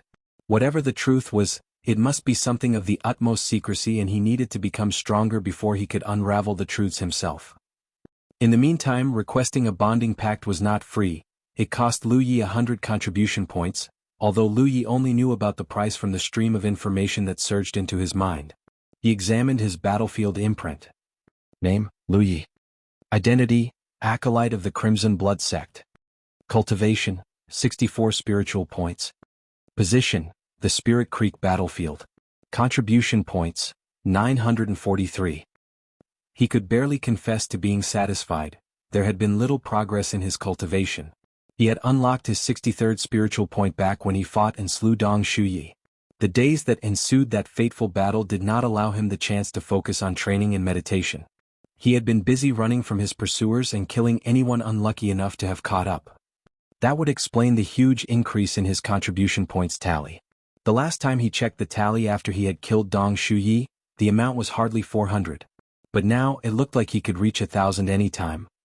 The why of it needed no guessing. He had fought a whopping 43 consecutive rounds of solo combat at the crest of Golden Tip and had killed at least 30 of his opponents. Aside from the first opponent, who was a 5th order, the rest of the poor souls who had died by his saber were all 6th orders. Each of them worth 12 points apiece. That last round itself had earned him 21 points. If the Battle of Golden Tip alone had garnered him about 360 plus points, then the rest must have come from the kills he had gotten during his flight. Yet despite being within a spitting distance of reaching the 1,000th point mark, Lu Yi knew how difficult it had been for him to scrape all these points. Each and every point was a testament to how far he had come and how much blood, sweat, and tears he had put in, and 100 points for the bonding pact was not a price that he would consider as cheap. However, he was comforted by the fact that he had not been alone. And Amber's presence had been both reassuring and very crucial throughout their journey, especially during the short-lived war when he was hunted by virtually every enemy cultivator in the battlefield. Therefore, the bonding pact was something that he felt obliged to procure for Amber and Yi's sake, whether it was 100 points or even 1,000. With his mind, he quietly agreed to the payment. A cream-white vortex swirled just in front of the Divine Opportunity column, and Lu Yi noticed that 100 contribution points had been deducted from his tally. Curiously, he reached his hand into the vortex and felt his fingers wrapping around something stiff and wide. He pulled it out. It was an ancient-looking parchment made of animal hide. The bonding pact. Knowing how to use it now from the information supplied to him just moments ago, Lu Yi bit his thumb and left a mark on the parchment before injecting some of his spiritual powers into it and putting it between him and an incredulous Amber who obviously did not know what was going on. The animal skin parchment burst into flames. The fire consumed the parchment and elongated into a ring that rose into the air and landed on the ground with Amber right at its center. Then it shrunk and the ring of flames melded into the tiger. Amber understood nothing of it, but he didn't resist. The fire was not scalding him at all. When the ring of fire was completely gone, Lu Yi could feel a bond between him and Amber. He could sense the tiger's position within a small distance and Lu Yi could better guess his mind now. Interesting thing, this bonding pact, he mused. Without further ado, Lu Yi brought Amber back to the Jianghu Crimson Blood Sect stronghold with him. It was only after he had left that several heads popped out of the sides of the sanctum's entrance to find that it was empty. That was Lu Yi. Lu Yi of the Crimson Blood Sect, and he has come. News of Lu Ye's appearance in the outpost began to sweep across the whole bazaar, leaving many independents apprehensive. Shui Yuan and Li Baxin were waiting in the main stronghold Sanctum of Providence when Lu Yi came back with Amber. The first thing that Li Baxin asked when he saw Lu Yi was, "Have you met Biki?" Biki? Lu Yi was flabbergasted, although he was quick to realize that Li Baxin was referring to that monstrous eagle. Cringing at the name, his eyes twitched. Wait, who gave it that name? That such a magnificent beast should be given a name as frivolous as Biki was just. Biki is the spirit pet that Brother Wujiang kept all those years ago, Li Baxin explained, chuckling. After he left the battlefield, Biki stayed around the outpost. That's why Sister Shuiyuan told you that there's nothing to be worried about. The outpost is nothing but a bare and empty fort, and with Biki around, the usual ragtag of outer ring forces wouldn't dare to invade. He tossed Lu Yi a jade slip. Inside is pretty much everything you'll need to know about the outpost. Just go through it when you're free. As legate, there will still be benefits in focusing much of your training in the outpost, especially since you're still a long way behind. Lu Yi nodded as he fingered the jade slip. Then he remembered something. He patted Amber's head and said, "Come out and say hi to Sister Shui Yuan and Brother Baxin." The latter two stared quizzically at the tiger, not knowing what was going on. Although their curious expressions turned into that of amazement. Yi slowly materialized. Coyly she greeted them, "Hello, Sister Shui Yuan, Brother Baxin." She did not know how she should be addressing them both, so she thought she might as well just follow Lu Yi. Yi had not shown herself at all during the Battle of Golden Tip, chiefly because she would not only be useless but also as an apparition, her appearance in public would have been inappropriate. But right now, with only Shui Yuan and Li Baxin present, everyone was family. Li Baxin stared at her before he gave Lu Yi a grin that all men would understand, nudging him playfully, "Good job, brother." Lu Yi hastily explained, "Yi's the spirit that lives inside Amber. Both she and Amber have been very crucial and helpful to me." "Spirit?" uttered Shui Yuan with interest. She had never seen anything like Yi before. She strode nearer to Yi and poked at her arm gently. To her surprise, Yi felt as corporeal as a living human being, although she could see how unique Yi was, being a spirit that could transition between having a corporeal and an incorporeal body. Being ogled by both Shui Yuan and Li Baxin made Yi nervous, and she cast anxious glances at Lu Yi, tacitly calling for help. Shui Yuan patted her head. "You're Lu Ye's family, so that makes you our family too. You are one of us and this is your home, all right?" Those words had such weight and significance that Yi stared at her for a few seconds, her eyes turning red and moist before she bobbed her head vigorously. "I have a home too. I have a home too, finally," she thought, reminiscing the time she encountered Lu Yi and how thankful she was to have chosen to come with him. Meanwhile, Li Baxin gave Lu Yi a knowing look and signaled for them to talk outside. Lu Yi followed closely behind. They walked out of the stronghold sanctum and Li Baxin said, "Well, under normal circumstances, you would be assigned a tutor to supervise your learning, especially since you're already in the fifth order, as it's time for you to decide on your path. But as you can see, the sect isn't under normal circumstances, so to speak. Old man might be powerful, but it's been years since he actually took anyone under his wing. Besides, just between you and me, he's a real blockhead, so that rules him out of this job." A stone flew out of nowhere and smacked right into Li Baxin's head. One could almost tell how fast the swell grew. But Li Baxin ignored it. He turned around to look at where it came from before spinning back to face Lu Yi, still rubbing the swell on his head. Luckily enough, you seem to be doing well on your own. But the matter still persists. Have you thought about which path to pursue? Combat Cultivator. Lu Yi gave his answer at once, his eyes still on the lump that was growing out of Li Baxian's head.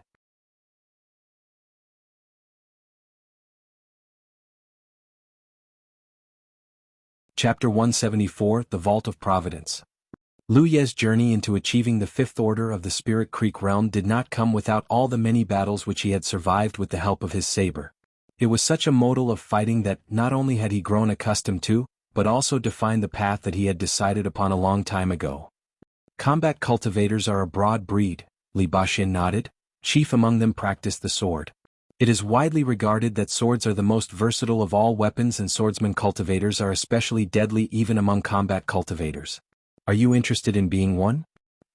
I think I'll be more comfortable with the saber, Brother Baxian. I know. But I've seen your saber before. It resembles the sword a lot in some ways. If you have any inclinations towards becoming a swordsman, I believe I can be of help. That would save you a lot of trouble. Lu Yi thought about it. At length he shook his head. I'll still stick to the saber. I've tried using a sword before, but it never felt right. Well, things like this take time, Li Baxian persuaded. I'm sure that given enough time, you'll feel used to the sword. Thank you, Brother Baxian, but no thank you, insisted Lu Yi. The saber is still my favored weapon. The corner of Li Baxian's eyes throbbed. How could I have failed to convert him? He nearly screamed out loud. But he sighed and relented. Very well then. Go find yourself a suitable weapon. I'll teach you a thing or two starting tomorrow. Things that I'm sure you'll find very useful and illuminating. Lu Yi noticed his lips curling, and that did not look good at all. In the meantime he needed a new weapon. The one he had been using had been damaged beyond repair back at the Battle of Golden Tip. Fortunately enough, it was only just a cheap weapon, and Lu Yi wasn't too perturbed about losing it. But it won't be easy replacing that saber. He had been collecting the spoils of the opponents he had defeated during the Battle of Golden Tip. Most of them he had collected himself, much to the reluctance of the Thousand Demon Ridge side. But when he got too tired, it was Wei Yang who took over collecting the spoils for him, and antagonizing her was the last thing anyone in the enemy faction wanted to do. These were all handed to him just a few days ago by Shui Yuan. The magic that sealed them all had been undone, but Lu Yi wasn't amused at all to find that most of the storage bags formerly belonging to his now-deceased opponents contained spirit stones and spirit pills and nothing else. Guessing Lu Yi's predicament, Li Baxian pointed out, "Go have a look at the contents of the jade slip I gave you, then you'll know what to do." Oh, okay. Lu Yi went back to his chamber and took out the jade slip. He gleaned through its contents and found it immensely instructive, especially for one who barely knew enough about the Spirit Creek battlefield. Li Baxian must have expected that he would like to know more about the Divine Opportunity Column and the forces that be which governed it, therefore he had the jade slip specially prepared for Lu Yi. Despite spending almost 6 months in the battlefield, Lu Yi's understanding of the battlefield barely scraped the tip of the iceberg. It took 2 hours for him to soak up all that information and even more time to digest what he had just learned. After quite some time he finally got up. He went to the Sanctum of Providence and entered the battlefield again using the Divine Opportunity Column there. He found himself back inside the outpost Sanctum of Providence. He patched to the Divine Opportunity Column there using his battlefield imprint, then he recited what Li Baxian taught him, low-grade spirit artifacts. A vortex opened right before him just like when he requested the bonding pact.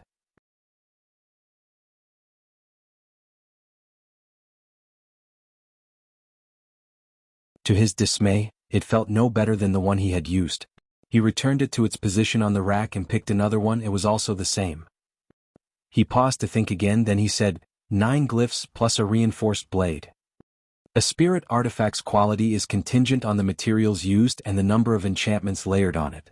A 9-glyph enchantment was the maximum for all low-grade spirit artifacts. Anything with more than that number of enchantments would at least be a middle-grade spirit artifact. This was also included in the information Li Baxian supplied to Lu Yi. And just because a spirit artifact was good did not mean that it would be suitable for everyone. It depended on the wielder. The more glyphs were enchanted upon the weapon, the more spiritual power one needed to use to wield it. Therefore, a low-tiered cultivator could never be able to use a high-grade spirit artifact, even if it really belonged to him. As a 5th-order cultivator, a low-grade saber with a 9-glyph enchantment would be ideal for Lu Yi, one that would be useful for quite a long time. As for the reinforced blade, Lu Yi did not require a sharp weapon. All he needed was for it to be sturdy and strong enough. Glyph, sharp edge was enough to fulfill his needs for how deadly the weapon should be. The vault transformed again. This time only a little more than a dozen rows were left lined up for him. Lu Yi walked down the aisles of weapon racks and scoured for something that he liked. He quickly found one that looked almost the same as the one he used before, although it felt heavier. But the weight was what made it more comfortable, for he was now stronger than when he got his first saber.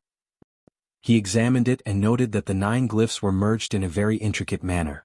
7 of the glyphs were to reinforce the blade while the remaining 2 were to increase its damage, the latter 2 being quite similar to his glyph, sharp edge. So glyphs could also be merged in such ways, he mused. After all, much of his understanding of glyphs was limited to only what he knew about his tree of glyphs and the 3 glyphs that he unlocked. Everything else was news to him. He resisted the notion of finding out more about glyphs. At the moment he was immensely satisfied with his new weapon. The saber might be less than useful to other cultivators, but not Lu Yi. With glyph, sharp edge, he could cut down almost anything. The cost of the saber was tagged just on the blade in the form of numerals glowing in soft light. 138 points. That would mean that if Lu Yi wished to take the saber out from the vault, he would need to pay 138 contribution points. Whether the price was high or low, Lu Yi did not know. But if compared to the cost of getting a bonding pact, then this would seem like a real splurge. He did not want to look through the rest. The rest of the low-grade sabers wouldn't be much different, and he was quite satisfied with this one. But as soon as he made up his mind, everything whirled into a blur once again. When he finally came to, he was already back in the Sanctum of Providence. Next came a sensation of fatigue. Lu Yi was already informed about this. Another cost of using the Vault of Providence was the exhaustion of his vigor. The longer one spent inside the vault, the more tired he or she would become. He was initially thinking of going back inside for something else, but that would have to wait. He looked at the saber in his grasp. The 138 contribution point saber he had just bought. He slid the weapon out of its sheath. It did not look sharp or dangerous at all, but it certainly felt weighty and massive. Then he saw it. Inscribed on the hilt were runes that, upon closer inspection, said inviolable. This was a saber that had a name.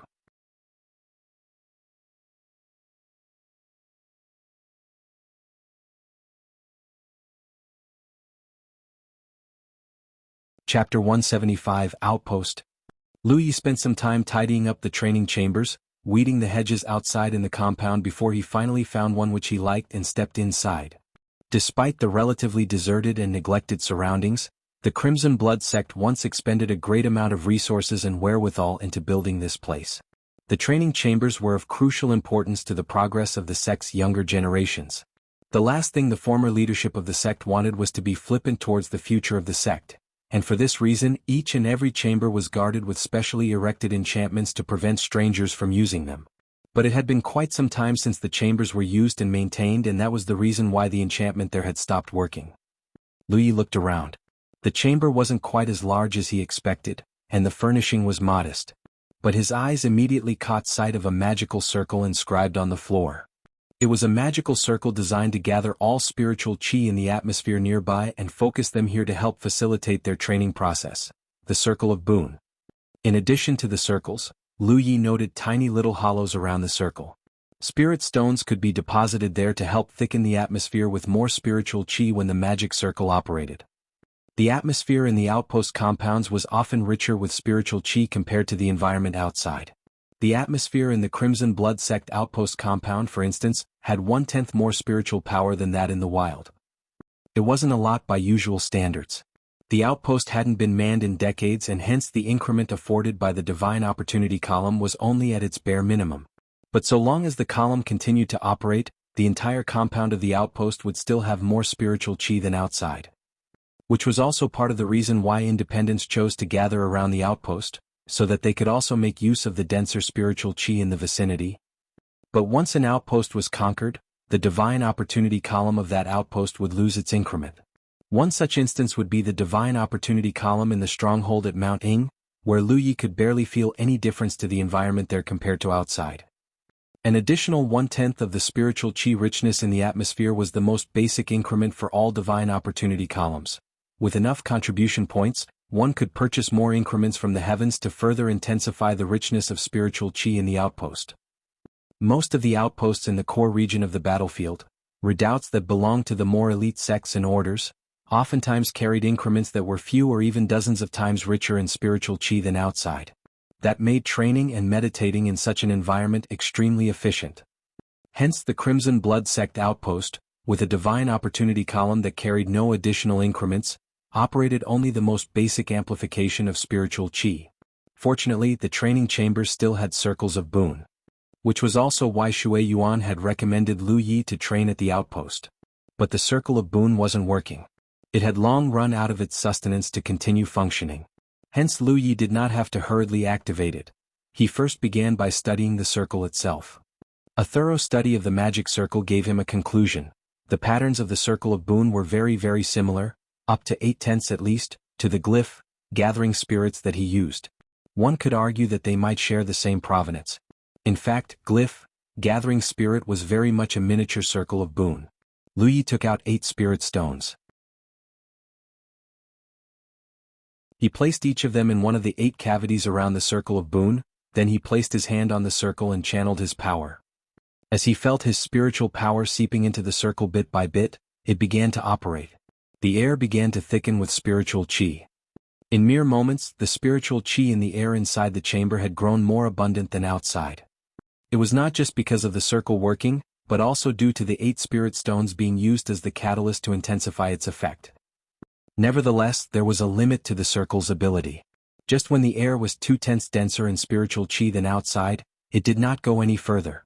The circle of boon just persisted at the rate of gathering every shred of spiritual chi in the air, and if left unconsumed, the spiritual chi would begin to leak out of the chamber. Lu Yi paused.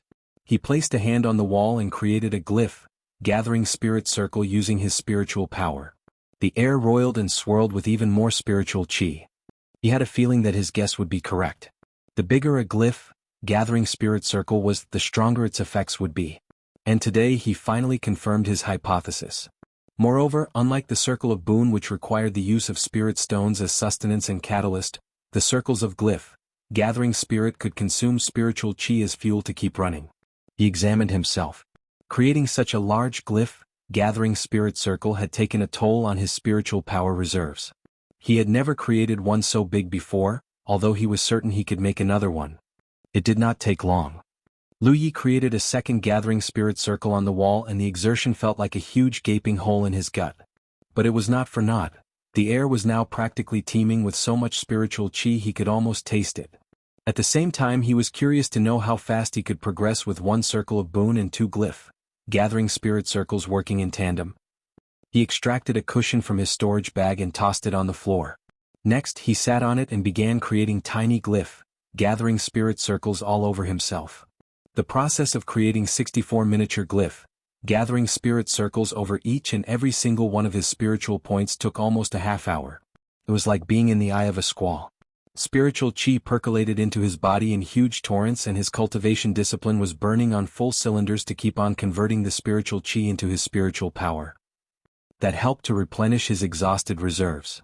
6 hours later, Lu Yi got up again and created another glyph, gathering spirit circle which was as large as the other 2 on the face of another wall.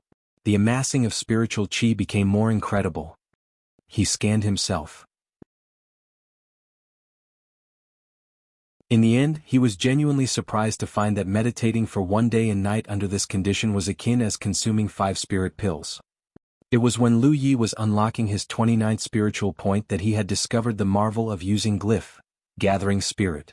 He had conjured glyph, gathering spirit circles on all of his 29 spiritual points, which resulted in his hypothesis that a night and day of meditation under that condition would yield the same results as swallowing 1 spirit pill. But now that he had reached 64 spiritual points, which was more than twice the amount of 29 spiritual points, he discovered that this could make up for lost time and expedite his progress. Unlocking a new spiritual point after reaching the 5th order needed at least 20 spirit pills, but now that he had discovered this new idea, he could expect to unlock his next spiritual point in just 4 to 5 days. But if he could also swallow spirit pills, that would certainly make the process even faster. That was not all. Lu Yi did not neglect the fact that the divine opportunity column of this outpost did not have any increments purchased yet. What if he could somehow increase the increments and make the amount of spiritual qi in this vicinity richer by double, triple, quadruple, or even several times higher? Just thinking of the possibilities could make Lu Yi feel ecstatic. His next order of business was clear enough. He needed to restore the Tree of Glyphs' ability to burn away the toxins in his body and find ways to enable more increments on the Divine Opportunity column here. The Vault of Providence might have what he needed to restore his Tree of Glyphs. As for securing more increments for the Divine Opportunity column, Lu Yi figured that he would need to look for Li Baxin for advice. The jade slip that the latter gave him did not contain enough information in this regard. His spiritual powers had been almost restored and Lu Yi was ready to try unlocking his 65th spiritual point. But before he managed to break through the barrier, his battlefield imprint glowed. It was a message sent to him by Shui Yuan. Brother Baxin is looking for you. Under most circumstances, there was no way for cultivators to communicate directly between the real world of Jiuzhou and the battlefield. The Spirit Creek battlefield remained a separated pocket dimension after all. But as legate in charge of the Crimson Blood Sect outpost, Lu Yi was afforded the privilege to communicate directly with Shui Yuan, who, as it happened, was the sect's keeper of seal. Only then did Lu Yi realize that he had been so busy that he had forgotten about the appointment with Li Baxin that he agreed to. What is Brother Baxin up to? He wondered. He responded quickly and decided to continue his meditation some other time. He glanced at the 8 spirit stones in the magical circle. They were almost spent. Lu Yi ignored them and left the chamber where he sealed the entrance before using his credentials as legate in charge of the outpost to reactivate the enchantments that guarded the training chambers. He needed to make sure that no one could intrude into this area. His personal training area. He strode towards the Sanctum of Providence where he found a sullen-looking man sitting just outside the steps of the sanctum, looking more like he was dozing than meditating. His footfalls jolted the stranger awake, who opened his eyes and was surprisingly pleased to see him. Are you Lu Yi of the Crimson Blood Sect? I am, Lu Yi answered. He studied the stranger, a third-order cultivator. Can I help you? He responded glumly. It's Chen Yu, said the stranger quickly. He's looking to speak to you, sir. It's about the bazaar. The bazaar? Uttered an incredulous Lu Yi. What for? Was the first thought that came to mind. But he quickly grasped the reason. The bazaar had been here for a long time with so many independents gathering there. In fact, the bazaar could function as a pseudo-divine trade association branch in some ways. But now that he had been made legate in charge, the independents did not know what to do. The bazaar had turned this place into a mecca of sorts for all independents, but at the same time, Lu Ye's presence here had introduced a new unknown into the equation which they could no longer solve. As much as they knew that they needed to respect the wishes and arrangements of the Crimson Blood Sect, the independents were in no way amused to have a stranger breathing down their necks all of a sudden. If you could just wait a moment, sir. I'll have Chen Yu come here at once, said the stranger who was about to trot off. Wait a minute. I'm in a hurry. Let's talk next time, said a fidgety Lu Yi who wanted to get back to the sect's main stronghold as soon as possible. Besides, he could use some advice from Li Baxin and Shui Yuan on how he should manage this quandary with the bazaar. When would you be coming back? I could at least have Chen Yu here at that time then, said the stranger with every semblance of a dutiful steward. Tomorrow then, Lu Yi responded curtly before he dashed into the Sanctum of Providence and transported himself back to Jiuzhou. Lu Yi only just stepped out of the Sanctum of Providence when the aroma of delicious food tingled his senses. He followed the smell that led him straight to the dining hall, and there was this table laid full of sumptuous food. Just the sight and the smells could instantly pique anyone's appetite. This was a feast not only to satisfy one's palate but also for nourishment. The dishes were all cooked by Shui Yuan in person and the ingredients included very wholesome herbs and spices. But Lu Yi noticed that today's feast appeared unusually big. Li Baxin was already at the table, stuffing his mouth with food on one end before flushing them all down his gullet with mouthfuls of liquor. He was elated to see Lu Yi come back. Come Lu Yi. Come try this fish I just caught. Lu Yi hastily sat down and helped himself to some fish. He tasted the flesh and pronounced it fresh and delicious. Li Baxin was delighted. This is the blood sturgeon from the Lake Lunarmere. In the past, each acolyte had a monthly allocation of blood sturgeon flesh because of its nourishing properties. It can help to enrich one's physical constitution. But now you can have your fill. In fact, if you ever find yourself strapped for cash, all you have to do is to get a few of these and sell them for spirit stones. A blood sturgeon can easily fetch you hundreds of stones. Cough, cough, cough. Lu Yi launched into fits of coughs. Never did he realize that he could be eating anything so valuable. By the way, Beaky loves these. Take some back with you. A couple of these should make him happy. Poor thing has been alone for so long. Understood, Lu Yi nodded. Do you drink? Li Baxin asked, although a second later, he quickly regretted his question. He could feel the scalding stare coming from somewhere that was threatening to burrow a hole through him. He quickly rephrased, well, you're too young, so you better abstain. By the way, be careful of women trying to get you drunk. You could be forced into a very compromising situation where you could be blackmailed. Lu Yi did not know how to respond to that.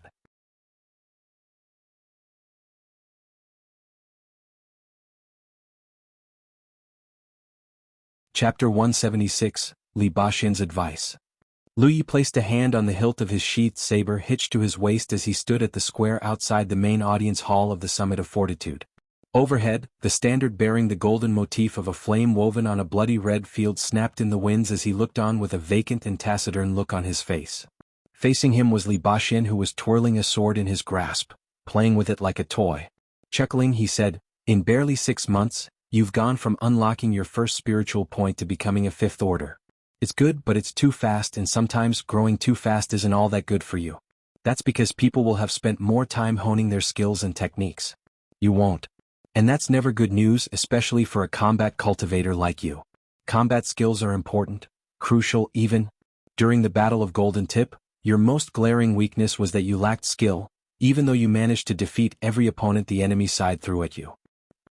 At present, almost half the battlefield now knew that Lu Yi had reached the fifth order in just 6 months, and how he could use glyphs freely in battle.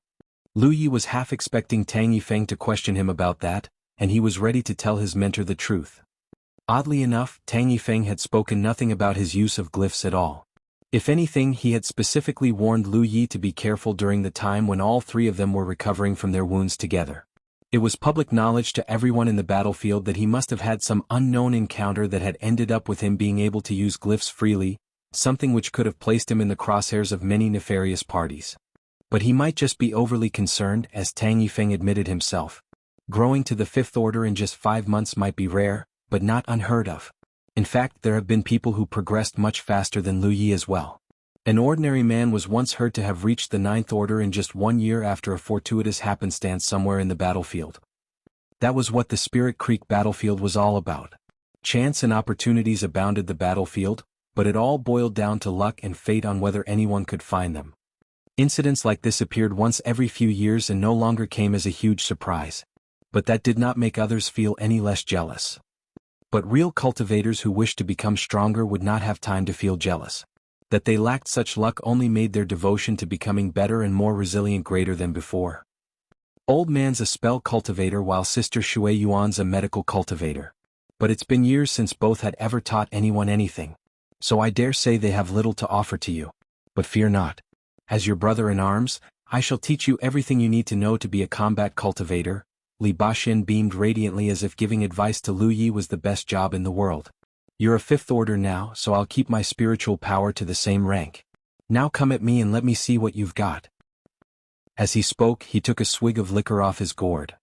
He only just raised his gourd to his lips when Lu Yi charged. As he drew nearer rapidly, he ripped his saber out of its sheath and slashed. Ambush, that's interesting, Li Baxin remarked dryly. He leaned back just as Inviolable's keen edge arced just by his gullet, missing him by mere centimeters. Unfazed, Li Baxin critiqued, it's good that you attack with decisiveness. But you apply too much force. That's not a good thing, for it leaves you open enough for any good enemy to retaliate with a riposte.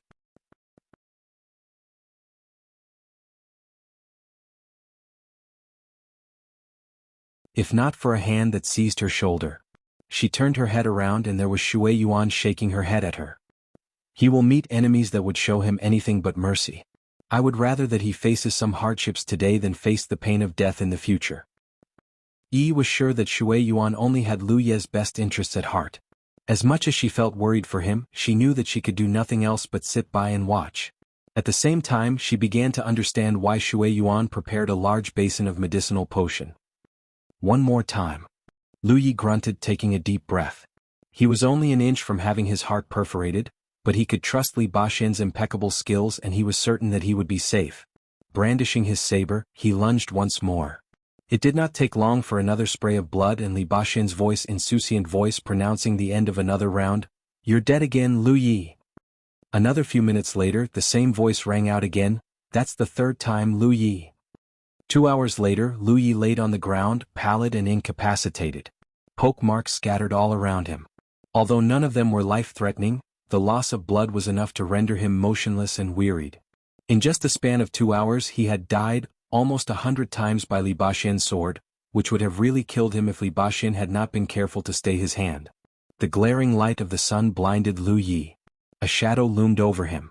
It was Li Baxin beaming down at him. "How do you feel, brother?" Lu Yi did not know how to respond to that question.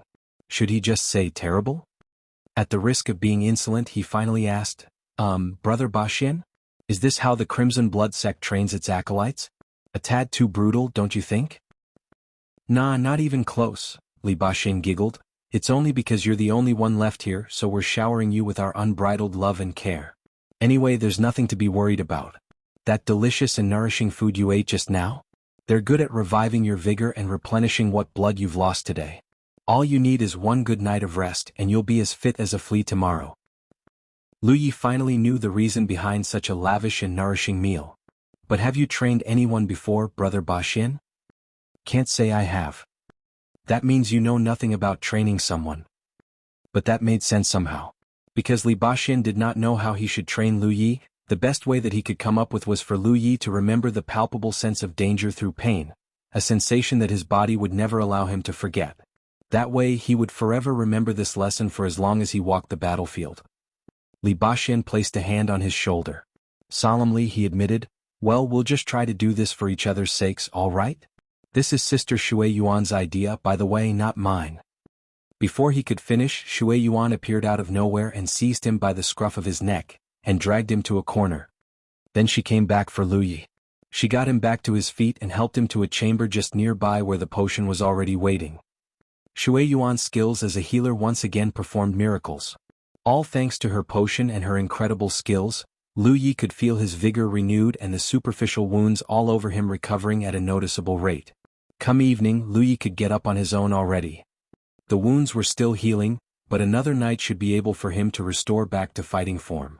As a bonus, even the scars that he had been collecting during his journey across the battlefield, plus the ones he caught during the Battle of Golden Tip were gone, which could have not been possible without Shui Yuan's amazing expertise.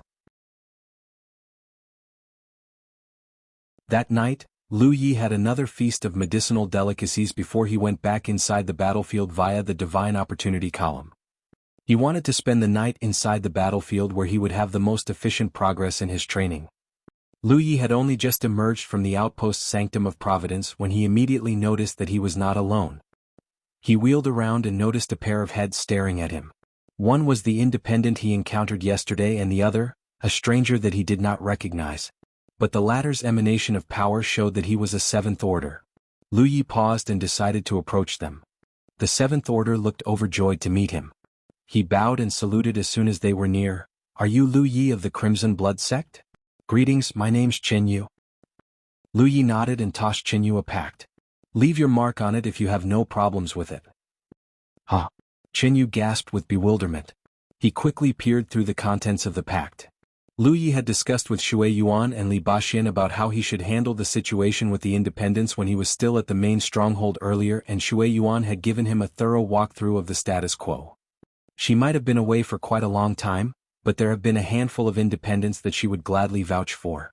She had earlier sought their help in locating Lu Yi before, but being powerless and nowhere near influential, they did not manage to find out where Lu Yi was before it was too late.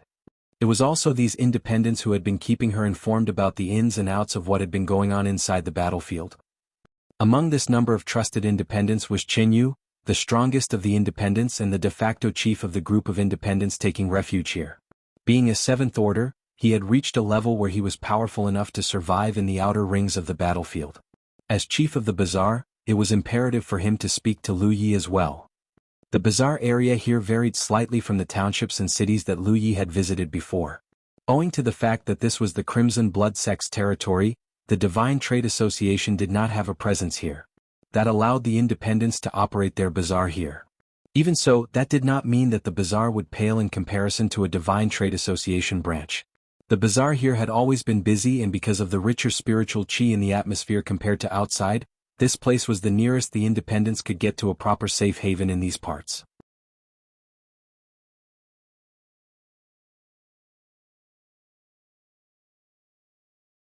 Chapter 177, Flame of Earth and Spirits. The independents were allowed to freely use the Crimson Blood sect outpost in the past because the sect did not have any acolytes in the Spirit Creek realm. But with Lu Ye's induction now being made official, plus him now being the legate in charge of the outpost, the fate of the independents' livelihood here now depended on Lu Ye's word. Since news of Lu Ye's appearance took the entire bazaar by storm, scores of independents were apprehensive as to what his decision would be. Would they be allowed to stay, or would he drive them out the door like a sack of filth? It was for this reason that Jianghu had been trying so desperately to meet Lu Yi. But to his bewilderment, before he could even articulate his purpose for wanting to meet Lu Yi, the latter first shoved a pact into his hands and insisted that he read it. Jianghu poured through the contents, and once he comprehended Lu Ye's intentions, he felt relieved. The terms of the pact were simple. The bazaar would be allowed to carry on, although the Crimson Blood sect reserved the right to dismantle it and reclaim the area at any time. Jianghu was appointed as the person in charge of the bazaar, while the independents, should they intend to stay, would have to agree to a levy of 2 to 5 spirit stones per month, according to how high their ranks were. This was Shui Yuan's idea. The price of the levy was a cheap one that all independents could easily cope with, and it would provide Lu Yi with a fixed income. In addition, it was a formality that would constantly remind the independents that this place remained a dominion of the Crimson Blood sect, and their stay here warranted compensation and respect to the sect. Jianghu quickly re-examined the terms, and without hesitation, he bit his thumb and left a blood-red mark on the pact to seal it. Next, he exchanged contact information with Lu Yi before he trotted off, a delighted and satisfied man ready to break the good news to the rest of the independents. There was good reason for his good mood. In the past, Jianghu might be the de facto leader of the independents here, but there has not been any proper recognition for the work he has been doing. But with this pact, the Crimson Blood sect formally acknowledged him as the person in charge of the bazaar, and this would go a long way in making his job easier and much more efficient. On the other hand, Lu Yi had no reason to send the independents packing. The compound of the outpost was big enough for everyone, and he had no need for such a vast space, at least for the time being, hence he would rather keep the status quo than break it and offend everyone. Lu Yi went back inside the Sanctum of Providence and stood in front of the Divine Opportunity column. He needed something else. A quarter of an hour later, he emerged from the sanctum with a tiny little box barely the size of his hand and hurried to the training chambers. The richness of spiritual chi at the training chamber area was evidently much denser than the rest of the outpost, especially the one that he had used the day before. With all 3 glyph, gathering spirit circles still operating, the entire area was practically thick with natural energies in the air. He stepped into the training chamber and sat down with the tiny box still clutched in his hands. He gazed at it, feeling both relieved and yet sour at the same time. The Vault of Providence had practically anything that a cultivator could have asked for, and it had just what he needed. That was what made him relieved. But at the same time, seeing how a tiny little box and its contents could cost him 200 contribution points was what wrenched his heart like a punch to his gut. Even Inviolable did not cost this much. He gingerly removed the lid from the box, revealing a flame the size of a baby's hand blazing inside the box, and the air inside the chamber began to feel sweltry. It was the cheapest mystic flame that Lu Yi found inside the Vault of Providence, a flame of earth and spirits. At the moment, what Lu Yi needed the most was his Tree of Glyphs' ability to cleanse the toxins in his body so that he could go on progressing. All along, he had hypothesized that the tree needed some form of energy or heat to keep its leaves burning so that he could discover more glyphs. Although he had not been able to prove whether his hypothesis was correct or not. Until his first visit to the Vault of Providence. When he realized that the vault had almost anything that a cultivator could ever ask for, he knew that he had stumbled upon the only way to validate his hypothesis. Standing amongst the many mystic flames and other heat sources up for sale, the Tree of Glyphs that had long been dormant suddenly stirred with life. But it could not absorb the heat from all the heat sources because technically, the items were still inside the vault even though Lu Yi stood just inches away from them. But now, as soon as he flipped open the lid of the box, Lu Yi could feel a rousing frisson from inside himself. Next, he could see the illusory image of the tree of glyphs extending its tendril-like roots towards the box and into the mystic flame. In just the blink of an eye, the heat was gone and so was the flame of earthen spirits. Meanwhile, the fourth leaf on the tree of glyph burst into flames. Since the battle that saw him winning a barrier-penetrating fruit prior to his departure from Green Cloud Mountain, Lu Yi had noticed this leaf glowing.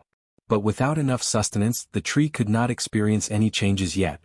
But with it burning now, Lu Yi expected to have unlocked another new glyph. Keeping his excitement and delight restrained, he continued observing, only to watch with his own eyes how the flames went on and on without yielding any results. The fifth leaf wasn't even glowing at all, let alone sizzling into flames. Lu Yi frowned. This was definitely an unexpected disappointment. But he was at least comforted to find that the tree of glyphs could now cleanse the toxins in his body. It began operating almost readily with dull grayish smog slowly releasing from him. The toxins inside Lu Yi had reached such a point where the glow of his spiritual power had become dim and drab. That was a telltale sign of how the toxins were affecting his strength and his progress. Since the Battle of Golden Tip, Lu Yi had refrained from consuming more spirit pills. Shui Yuan might have ways to help expel the toxins from his body and the effects had been quite successful albeit imperfect. There were still residual toxins residing within him. To completely remove the toxins would require a long regimen of conditioning and care.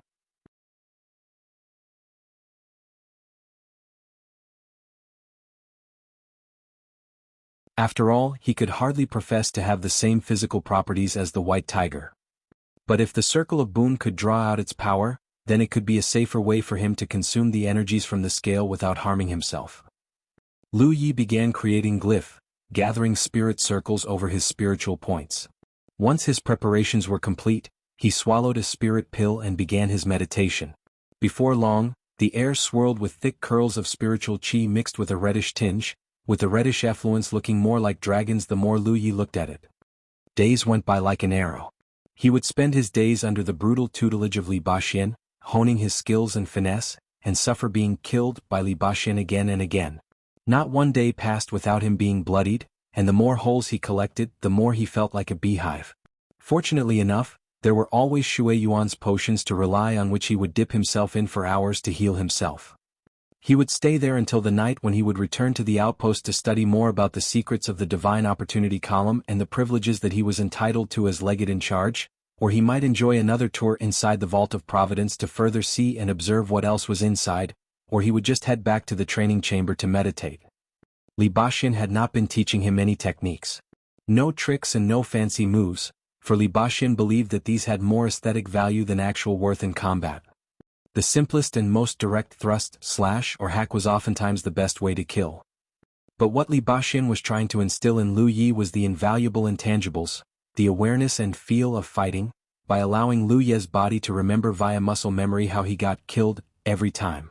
Brutal was a mere understatement to describe the manner of training, but only the Crimson Blood sect was capable of such training methods. Any other sects or orders trying to replicate this might cause more harm than good to their own acolytes. On this day, Lu Yi was gobbling down food at the dinner table when he, with his mouth still full of food, mumbled to Li Baxin, "Brother Baxin, how can I collect more contribution points?" "Killing, of course," Li Baxin answered curtly. "I know. But didn't you tell me to keep my head low for the time being?" The ripples of the Battle of Golden Tip that occurred a month ago were still in the throes of subsiding, hence Li Baxin's advice for Lu Yi to sit tight until things in the Spirit Creek battlefield got calmer. In the meantime, Lu Yi had been focusing on recuperating and training, hence he had not been outside wreaking havoc yet.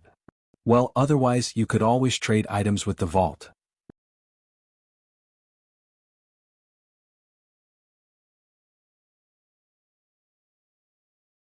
Chapter 178 The Fast Way to Gain Points. Trade with the Vault of Providence went both ways. Anything of value could be bought and could also be sold to the vault. However, there was little worth in reselling items to the vault. Lu Yi had tested reselling inviolable to the vault and the price he was offered was just a measly 50 contribution points. He bought inviolable for 138 contribution points and less than one-third of the original price was offered in return. But if there was anything of value, then beyond any doubt, that would be the dragon scale he got from inside the dragon spring. To his surprise, the scale was offered a price of a whopping 8,000 contribution points during a test he did on a whim. But of all the things Lu Yi could trade away, he would never sell that. It had just done so much good for both Amber and him. In fact, putting the scale in one of the training chamber circle of Boone's cavities has been what he had been doing lately so that he could gradually assimilate its energy. And as a result, Lu Yi had been feeling his physique making noticeable improvements. Not unlike how Amber had become more intimidating and ferocious since he began inhaling the energy released by the scale last time. The next item that the vault ranked lower than the dragon scale was Lu Ye's barrier-penetrating fruits. Valued at 500 contribution points apiece, the fruits were one of the few items that Lu Yi could barely bring himself to part with. The fruits have proven to be extremely useful in unlocking spiritual points, and he would need the fruits one day. As it happened, he had already given both fruits to Shui Yuan. Not only a medical cultivator, but Shui Yuan was also an accomplished pill cultivator who could synthesize the barrier-penetrating fruit with other herbs and turn them into pills which could be better and more effective than just ingesting the fruit. Buying a barrier-penetrating fruit from the vault required 300 to 400 contribution points, and every one of the fruits could, in the skillful hands of Shui Yuan, produce at least 4 to 5 pills. Is there no other way? Lu Yi muttered as he shoved another morsel of Shui Yuan's cooking into his mouth, and he gobbled away. Issue a challenge then, Li Baxin smiled. You could challenge 1,000 Demon Ridge factions to battle. Assign a fixed amount of contribution points, both sides put it on a wager, swear the terms with a pact in heaven's name, and if you win, the entire sum goes to you. Lu Ye's face turned sour. With him as the only Crimson Blood Sect member in the battlefield, he could hardly just strut up to another outpost, bang on its doors, issue a challenge and expect to win, could he? As much as they really were enemy outposts scattered around the vicinity, even he did not have any certainty that victory would be his, assuming that they would even accept the challenge in the first place. Besides, at the moment, Lu Yi was sorely lacking in contribution points which would be needed to put forward as collateral. Or, how about the battle royal of the legates?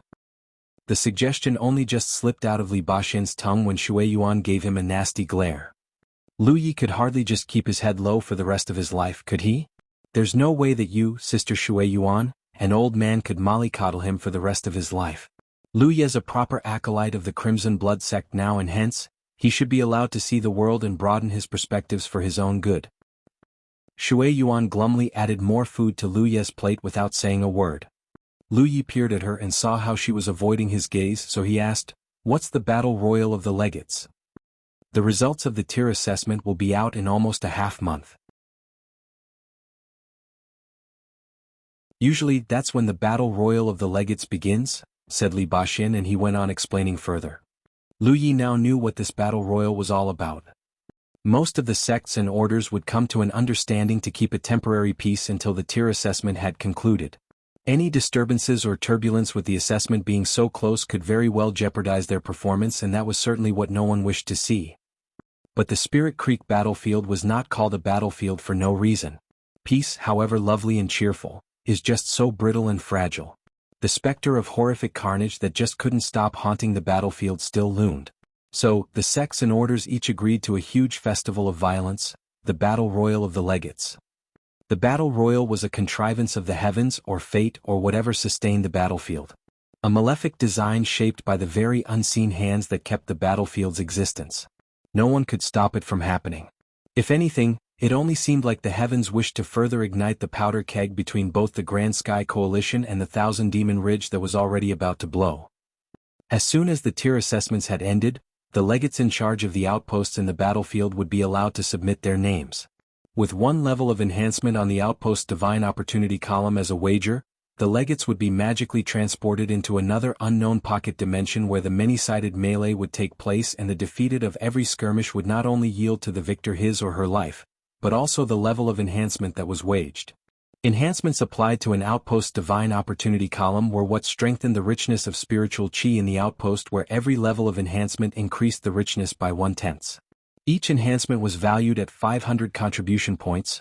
Lu Yi once surveyed the cost, although Li Baxin had warned him before that each level was priced differently. Enhancements could grow increasingly expensive the more enhancements the Divine Opportunity column of an outpost accrued. Therefore, legates who performed well in the Battle Royal would win more enhancements to be placed on the Divine Opportunity column of their outposts, and that would ensure a heavier effusion of spiritual chi in the atmosphere. But that was not all. It was said that rare items, barrier-penetrating fruits for instance, commodities with impossibly sparse supply, could be easily found inside this mysterious pocket dimension. Thus, making the triennial event a major gala that almost every sect and order in Jianghu with an outpost in the battlefield would take part in. Lu Yi sat in his chair, bewildered and perplexed as he struggled to digest what he just heard. He had been wondering what he could do to increase the abundance of spiritual qi in the outpost.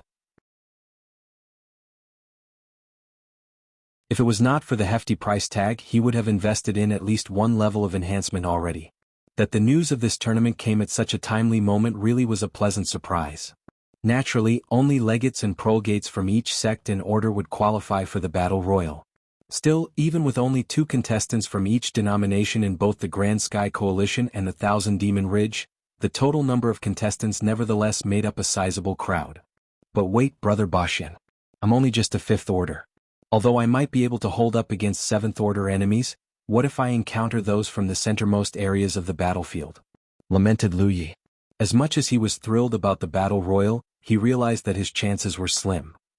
If contestants as dangerous as Li Baxian, the prolegate of the Devoted One's outpost here in the battlefield, were joining the Battle Royal, one could hardly expect that a 5th order like Lu Yi would have any chances of winning at all. The heavens might be brutal, but it would never send you to certain death for nothing. A balance must be maintained. That is why the Battle Royal is held inside a pocket dimension. In this separate reality, there's an unknown force at work that functions to inhibit the powers of high-ranking contestants. The more they travel outwards, the greater the inhibition is on them. For instance, when I'm transported to that pocket dimension, once I begin moving away from the center and inner ring areas, my powers will be limited by certain degrees depending on how far am I moving from my area. On the other hand, with your present rank, the enemies that you'll encounter are usually legates and prolegates of the outer ring areas whose rank and powers would not be too difficult for you to handle. That's why the Battle Royal isn't just for high-ranking contestants. Of course, most legates and prolegates are at least 7th orders, although you might encounter 6th order prolegates as well. Oh, that's great then. Lu Yi quipped with brimming enthusiasm. That prompted a furtive glance from Li Baxian at Lu Yi. He would have responded with a sardonic snort if it were any other 5th orders who expressed such excitement despite the odds. Yet Lu Yi had proved himself to be extraordinary, far from ordinary 5th orders in fact. In the past few days of training, Li Baxian had witnessed with his own eyes the exponential growth in Lu Yi at such a pace that even he had to admit was ungodly. Just then Shui Yuan said quietly, "But that doesn't mean that our sect qualifies for entry. Admission into the Battle Royal requires both the legate and prolegate of the outpost. There's no way you could join unless you could find yourself a prolegate." None of them failed to miss the catch in Shui Yuan's voice that hardly disguised her disapproval at Lu Yi joining the Battle Royal, even though she did not want to dash his hopes just yet. But Lu Yi knew that Shui Yuan was only just worried about him. He understood her concerns about his well-being, but at the same time, Li Baxian was right. Shui Yuan and Tang Yifeng could only watch over Lu Yi so much, making it even more important for him to grow as well. That would mean he needed a prolegate if he wanted to join the Battle Royal. But where would he be able to recruit one in time? He needed one that he could trust, not to mention one who could hold his or her own in the tournament. The last thing he needed was a 3rd or 4th order whom he needed to babysit for the entire length of the Battle Royal. Then he thought of the independents. But he barely knew any of them, to say nothing of the fact that none of them might be interested in gambling away their lives in such a brutal competition of life and death. Lu Yi racked his brain for ideas to no avail. After his meals, Lu Yi continued his training with Li Baxian before he was dragged off by Shui Yuan for another round of treatment. By the time he headed back to the outpost's training chamber for his nocturnal meditation, it was already night.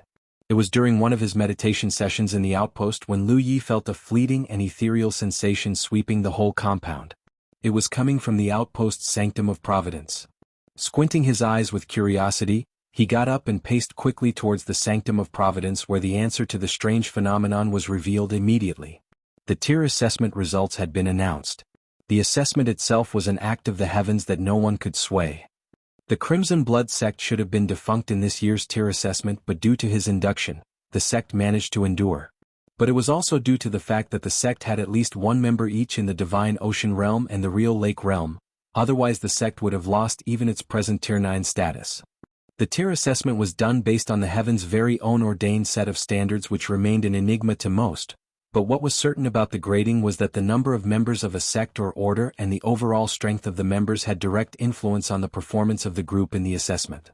Not knowing what just happened to the Divine Opportunity column, Lu Yi could only choose to return back to the training chamber to continue his meditation. Two figures fleeted around in a whirl of metallic clangor and gnashing at the square outside the main audience hall of the main stronghold the next day, a pair of colliginous shadows throwing themselves at each other before dislodging only to ram right into each other again. At times they just missed each other just by inches, although that too was followed by the shrill ring of steel striking steel. That was until Lu Yi retreated, and when he looked down, there was blood trickling out of puncture wounds on his chest and abdomen. But that did not stop him from wheeling around to face his opponent and maintaining a defensive stance. Not far away across the other side, Li Baxin focused his gaze on his chest, and there it was, a faint red line of blood. His own. He smiled and sheathed his sword. "You've done it, Lu Yi. Well done. I have nothing else to teach you after this. But trust that your skills with the saber have greatly improved and you will do well." This was the first time Lu Yi had managed to hurt Li Baxin since they began training a month ago. Even with Li Baxin keeping his power down to Lu Ye's rank, he was nevertheless a very deadly opponent, and training with him was what gave Lu Yi a deep impression of the finesse, the strength, and the power of the one who was one of the 10 deadliest cultivators of the battlefield. Lu Yi returned his weapon to its sheath and bowed. "Thank you so much for your help, Brother Baxin." Li Baxin tossed his gourd into the air. The object grew in size with visible speed, until it was the size of a tiny boat. Li Baxin leaped into the air and glided on top of it. "The results for the tier assessment are out. So it's time I head back to prepare. Farewell, brother. Let me know if you are in need of help. I'll see you soon." He waved to Shui Yuan, then he paused and respectfully bowed in the direction of the main audience hall before he morphed into a bolt of light that shot into the distance and vanished. That was it. Li Baxin left with suaveness and style. Lu Yi watched him leave. Finally, the question that had been like a rock in his chest could not stay suppressed any longer. "Sister Shui Yuan, why is Brother Baxin a member of this sect and yet he became an acolyte of the devoted ones?" In fact, Li Baxin was hardly the only one. Lu Yi remembered that a brother Xinghe was mentioned as well, another one of the sect's former acolytes who had joined another sect. But Li Baxin came and went like this was his home. Even Tang Yifeng and Shui Yuan too treated him like he was still one of theirs.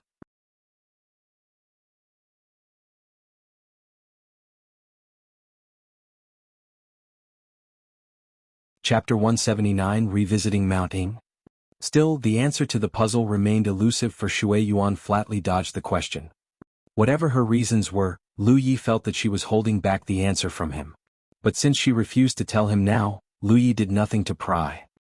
He kept himself submerged in the giant tub filled with Shui Yuan's painstakingly concocted potion, and his wounds healed quickly. Lu Yi only got out of the tub completely refreshed and invigorated when the sun was about to set. Amber trotted up to him and nudged him with his big furry head. The recent days at the main stronghold of the sect had seen Amber growing beefier with all the comfort and good rest, not to mention the mounds of spirit pills to feast on and the occasional inhalation of the red substance from Lu Ye's dragon scale. It really was paradise for him. On the other hand, he had not seen her lately. She had been spending a lot of time with Tang Yifeng. She had been with Shui Yuan all the time at first before telling him that she was learning how to be a medical cultivator. Her reason was simple enough. She had witnessed how frequently Lu Yi was injured during their journey. But Lu Yi would one day fight again, and at that time he could be hurt once more. That prompted Yi to opt to be a medical cultivator. She might not be useful in battle, but she could at least keep him alive. But for the past few days she had been missing, leaving Lu Yi puzzled and confused, although he could only chalk it up to some early-stage difficulties. Next, he heard about how Tang Yifeng had taken her under his wing. Was she thinking of becoming a spell cultivator now? Lu Yi knew that his mentor Tang Yifeng was a spell cultivator and one of the best in the land too. Lu Yi retrieved his dragon scale and allowed Amber another sniff. The big burly tiger took one draught and shuddered. Stiffened, he crashed to the ground with a loud thud with his blood churning like choppy waters. Shui Yuan was rather unperturbed by this. Lu Yi had explained to her before about the dragon scale and its provenance. In fact, she had borrowed it for closer observation, and finally, at the end, she concluded that the substance in the scale really did have the ability to enrich one's physical properties, and all he needed to do was to have precise control of his ability and it would be safe. There must be some sort of secret prowling beneath the dragon spring, Shui Yuan later told him. There might be treasures that Lu Yi might be able to access if he was strong and powerful enough to explore the dragon spring himself one day. That was a notion that Lu Yi would gladly entertain. He had not forgotten how Han Jiyu of the Tai Luo clan exposed to the entire world the secrets about his glyphs, and what happened after that nearly killed him. That was a debt that Lu Yi vowed to collect one day. Ignoring Amber's spasmodic fits as if it was having a stroke, Lu Yi headed straight for the Sanctum of Providence. He traveled back to the outpost and jabbed a hand at his battlefield imprint the moment he reappeared at the sanctum there to deliver a message. A reply came back quickly enough. I'm afraid that there's few that match your requirements, Lu Yi. I've been asking around, but not many are keen to go on such a perilous quest. I have two though, but one of them's a 5th order and the other's a 4th order. Still, I don't think you'll want to enter the tournament with dead weight instead of a partner. Lu Yi had asked Qin Yu to be on the lookout for any possible candidates that he could partner with to join the battle royal of the legates. However, it would appear that the search remained fruitless. Most if not all cultivators in the Spirit Creek battlefield knew about the battle royal of the legates. But with most of the independents that clustered at the Crimson Blood Sect outposts being low-tiered independents aside from Qin Yu, Lu Yi was in a situation where he could count himself lucky if he could find enough 6th orders to make a quadruple. Those that he managed to find did not look convincing enough.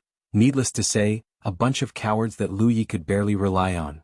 As 6th orders, they could have long ventured into the inner ring areas of the battlefield to further challenge themselves to climb greater heights. That they chose to stay here only showed how severely they lacked in both fortitude and mettle. To say nothing of the battle royal of the legates where deaths and injuries were as common as the very dirt they stepped on. The same went for Qin Yu. Not unlike the others, he too possessed the ability to try his luck in the inner ring areas of the battlefield. But Lu Yi saw this coming a long way ahead. As disappointed as he might be, he knew all along to not place any faith in any independents saying yes. I guess that leaves me no choice then, Lu Yi mused quietly. He stepped out of the sanctum and dug inside his storage bag until he yanked out a fish the length of a yardstick by the tail. Red from head to tail, the fish glistened with such luminescence like a slab of crimson jade. It was a blood sturgeon. Li Baxian had caught a lot of this fish and most of them had been eaten. Those that managed to be spared from the dinner table, for now, were given to Lu Yi. The silhouette of something large shadowed him from overhead before it landed just before Lu Yi, eliciting a huge burst of wind slamming into Lu Yi's face with such force that it felt like a slap to him. It was Beaky the giant eagle. The giant eagle lowered its head and gave Lu Yi a playful nip before scooping up the blood sturgeon, throwing his head up to swallow the fish down in just one gulp. Since Li Baxian told him about how Beaky loved blood sturgeon, Lu Yi had been bringing him some every now and then. But with his size and girth, a blood sturgeon or two wasn't anywhere near enough. The 1-meter-long fish looked just like a tiny worm for Beaky. Still, that quelled Beaky's love for that unique species of fish not one bit at all. In fact, feeding him the fish has helped to make Lu Yi closer to the gigantic avian predator. For decades it had guarded the outpost alone. Neither snow, rain, heat, or gloom of night had kept Beaky from maintaining a steadfast watch over the Crimson Blood Sect's only albeit abandoned presence here in the battlefield until Lu Yi's appearance, which added colors back to its humdrum monotony. With one fish down into its belly, Beaky peered at Lu Yi, tilting its head with anticipation gleaming in its round bulbous eyes. Lu Yi pulled out another blood sturgeon. This time he tossed it up into the air and Beaky caught it with his beak deftly. He looked at Beaky and said, "Beaky, can you give me a ride?" The giant predator gave him a judging look before he craned down and caught Lu Yi by the collar of his shirt with his hooked beak and flung Lu Yi up on its wide and feathery back. That was not amusing at all for Lu Yi, who scowled. "Just nod next time. I can climb up myself, you know. I'm not a 5-year-old that needs help climbing up your back." Ignoring the jibe, Beaky unfurled its wings. The winds howled and tossed. Then came the sensation of weightlessness that assailed him without notice. Before Lu Yi even knew it, they were already flying. Lu Yi laid down prone on the eagle's back, channeling his power to keep himself enveloped in a shroud of energy that kept him protected from the winds. From the front, Beaky let loose a shrill screech as if it was asking for directions. Lu Yi quickly extracted his map and found his destination, then he gave Beaky a bearing. The behemothic bird quickly maneuvered and veered to where Lu Yi pointed him. In the meantime, Lu Yi delivered a message to Shui Yuan using his battlefield imprint. A reply came swiftly enough. Safe travels. Come back early. Riding on Biki's back, Lu Yi learned the full definition of breakneck speed. Even Tang Wu's magical flying conveyance couldn't hope to match Biki's speed. As a flying spirit beast of such age and power, it was not that much of a surprise to Lu Yi. Still, that made him wonder if Biki had power and strength comparable to a ninth-order cultivator trained in a heaven-grade cultivation discipline. Perhaps it was because of the magical laws that governed the battlefield that Biki could grow no further. On the other hand, Lu Yi was envious of how suave and smartly Ba was when he rode on his magical conveyance. If only he could grow faster. He had not yet reached the stage of cultivation where he could operate his own magical conveyance yet. Most 7th-order cultivators learned how to manipulate objects using telekinesis. But only those who rose up to the 8th or 9th grade could have enough spirit power to operate a magical conveyance and sustain it long enough for travel. Reaching the 9th order would mean that one could learn heaven-grade cultivation disciplines. By switching to heaven-grade disciplines, one would finally be qualified enough to try breaking out of the spheres of the Spirit Creek realm to enter the Cloud River realm. Reaching the Cloud River realm would also mean one would be able to fly unassisted. Which was something so far ahead for Lu Yi. Meanwhile, Biki was not only fast, the gigantic avian had enough strength to fly for long hours without rest. They traveled for 1 day and 1 night before they finally landed to rest. There was no need for Lu Yi to worry about food. Biki circled around to forage for food and came back with lots to spare, both for himself and Lu Yi. If there was any nuisance to riding Biki, that would be the constant need to maintain an energy shroud to prevent being frozen or knocked off Biki's back because of the whiplash of the winds raging around him in flight. But it was safer flying in the air. With few cultivators in the outer ring areas being able to fly, the ride turned out to be smooth sailing all the way. 5 days had passed by the time Lu Yi arrived at his destination with the sun almost completely set. They had arrived at Mount Ing as indicated by his map. If he wanted to join the battle royal of the legates, then he would need help. But since the independents at the outpost weren't dependable enough, the only one that came to mind was Wuxia.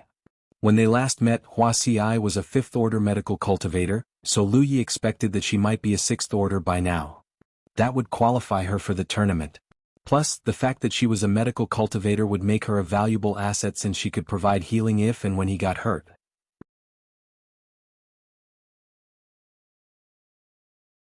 Then again, Lu Yi was prepared for the eventuality that she might decline. A carnival of blood and death might not be a well-disposed healer's idea of fun. Still, Lu Yi needed to try. Additionally, there was another reason for his revisiting Mount Ing. Twice, Wuxia and the independents here had saved his life. Life for the independents here wasn't safe at all, and he thought that if he could convince Wuxia and the independents here to move to the Crimson Blood Sect outpost, then he could at least provide them safer pastures. He had long thought of this. But without any knowledge about the sect himself, he wasn't in the position to make such a promise.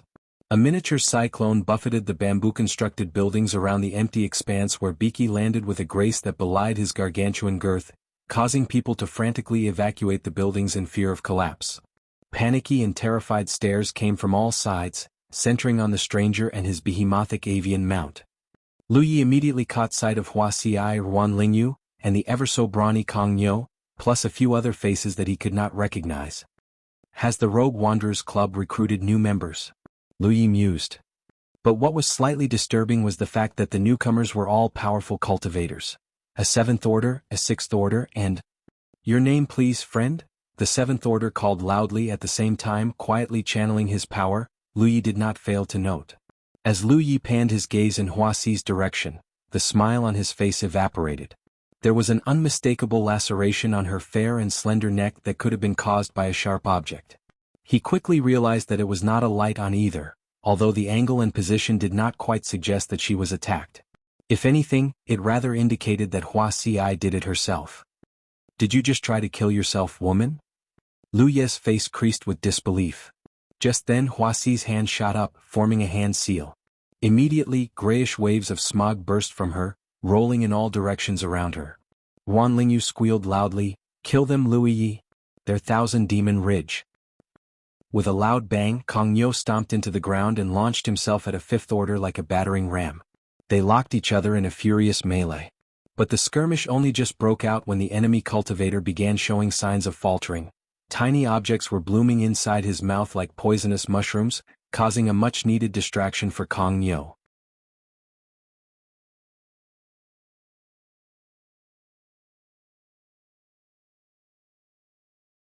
Chapter 180 Honest Man. But the fifth-order enemy was not the only one facing the unbelievable quandary of having mushrooms mysteriously popping out of nowhere in his mouth. The same was happening to the rest of the newcomers. It was the seventh order who had it worst. When mushrooms began sprouting out of his nose, eyes, mouth and ears, he reached a hand and grabbed them, crushing them only to find that his hands were drenched in his own blood. Realizing what was going on, he snarled furiously, "Poison? How dare you, you worthless wench!" Enraged, he sped straight at Wuxia. Boom.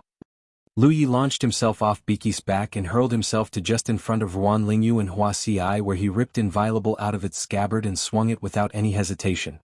A streak of red tore through the air with a trail of sparks following in its wake. The deadly force drove the seventh order backward. Lu Yi backtracked a couple of paces, but quickly collected himself and propelled forward as soon as his feet caught the bamboo floorboards. The two figures hurtled forward to meet each other, their weapons colliding fiercely amid incessant clangors of steel.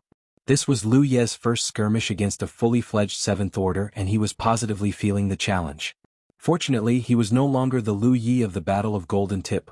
Although he was still a fifth order, being trained by Li Baxin made him formidable enough to hold his own despite the relatively wide gap in rank. As if a creature with a life of its own, Inviolable was a thrashing serpent with unmatched agility and venomous viciousness. In mere moments since the skirmish began, Lu Yi found an opening. He hacked down hard, slicing through the seventh order's protective aura and causing a hideous gash more than a foot long that traced from his chest and down to his abdomen with blood pouring out of the sickening wound. Staggering backward, the seventh order gawked with disbelief. Never did he know that a fifth order could hurt him so badly. Just when he was still reeling with amazement, Lu Yi bolted forward. After another clash, the seventh order collected another wound.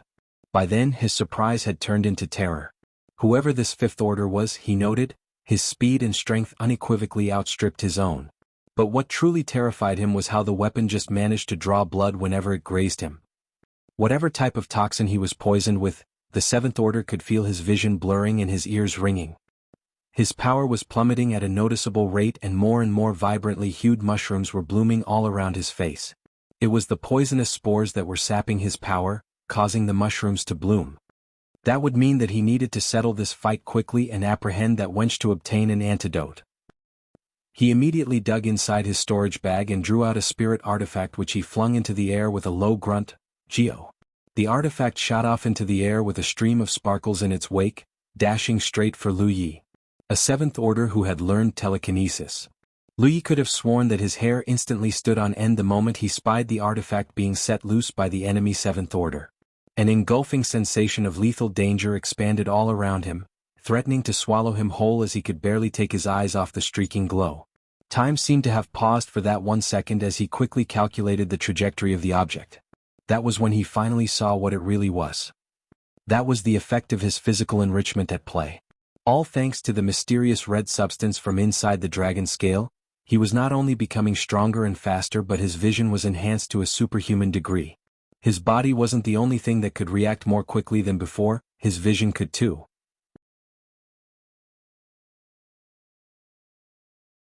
There's no time. I'm not going to be able to parry it in time. Lu Yi realized, knowing how fast the object was moving. He quickly channeled his spiritual power, and a glyph, protection energy shield, immediately took form right in front of his chest as he injected more power into it to strengthen his final line of defense. Next came a bang and a violent discharge of force as the object collided with the energy shield. Lu Yi grunted as the impact battered his ribs, and he immediately tasted the acrid tang of blood. But his feet, as if rooted to the ground, kept him upright even as the huge but invisible force pushed him backward, his legs plowing through the soil in the ground, leaving 2 long ditches in his wake. Yi. Ruan Lingyu, who was beside Wuxia, yelped with fright, her face now a pallid white. Wuxia bit her lip and performed another hand seal. Puff, puff, puff. One after another, the tiny little mushrooms growing on the enemy seventh order began to pop, spreading a smog of poisonous spores all around his face. He began screaming maniacally as the very flesh on his face began to melt like liquid in sickening sizzles, leaving his face grotesquely deformed and bloody as more damage occurred. That was a much-needed breather for Lu Yi, who saw his chance and delivered a blow to the object still trying to spear through his glyph protection shield, sending the object careening elsewhere. Then he dashed straight at his enemy who could only watch helplessly with panic and horror and drove his weapon through him. The glyph, sharp edge reinforced inviolable pierced through the man's chest, rupturing his heart and punched out his back. Satisfied that victory was his, Lu Yi extricated his blade from his enemy and watched the blood pouring out the wound. Another shrill cry slashed through the air. Lu Yi jerked his head around just in time to see Biki pecking at the enemy Sixth Order and tossing him up into the air. Did he attack Biki in some way or had Biki just deemed him an enemy when the skirmish began? Lu Yi did not know. All he knew was that Biki easily tore the man into two bloody halves that fell to the ground with a huge morbid splatter of blood, entrails and viscera. At the same time, Kong Nyo had successfully dealt with his opponent. Fresh into the Fifth Order, Kong Nyo would have had a difficult time holding up his own. But the newcomers had been poisoned even before the fight broke out and Hua Xi's timely triggering of the poison was what helped to even the odds. Anyone in their shoes would have been distracted and intimidated by mushrooms suddenly growing out of his or her face.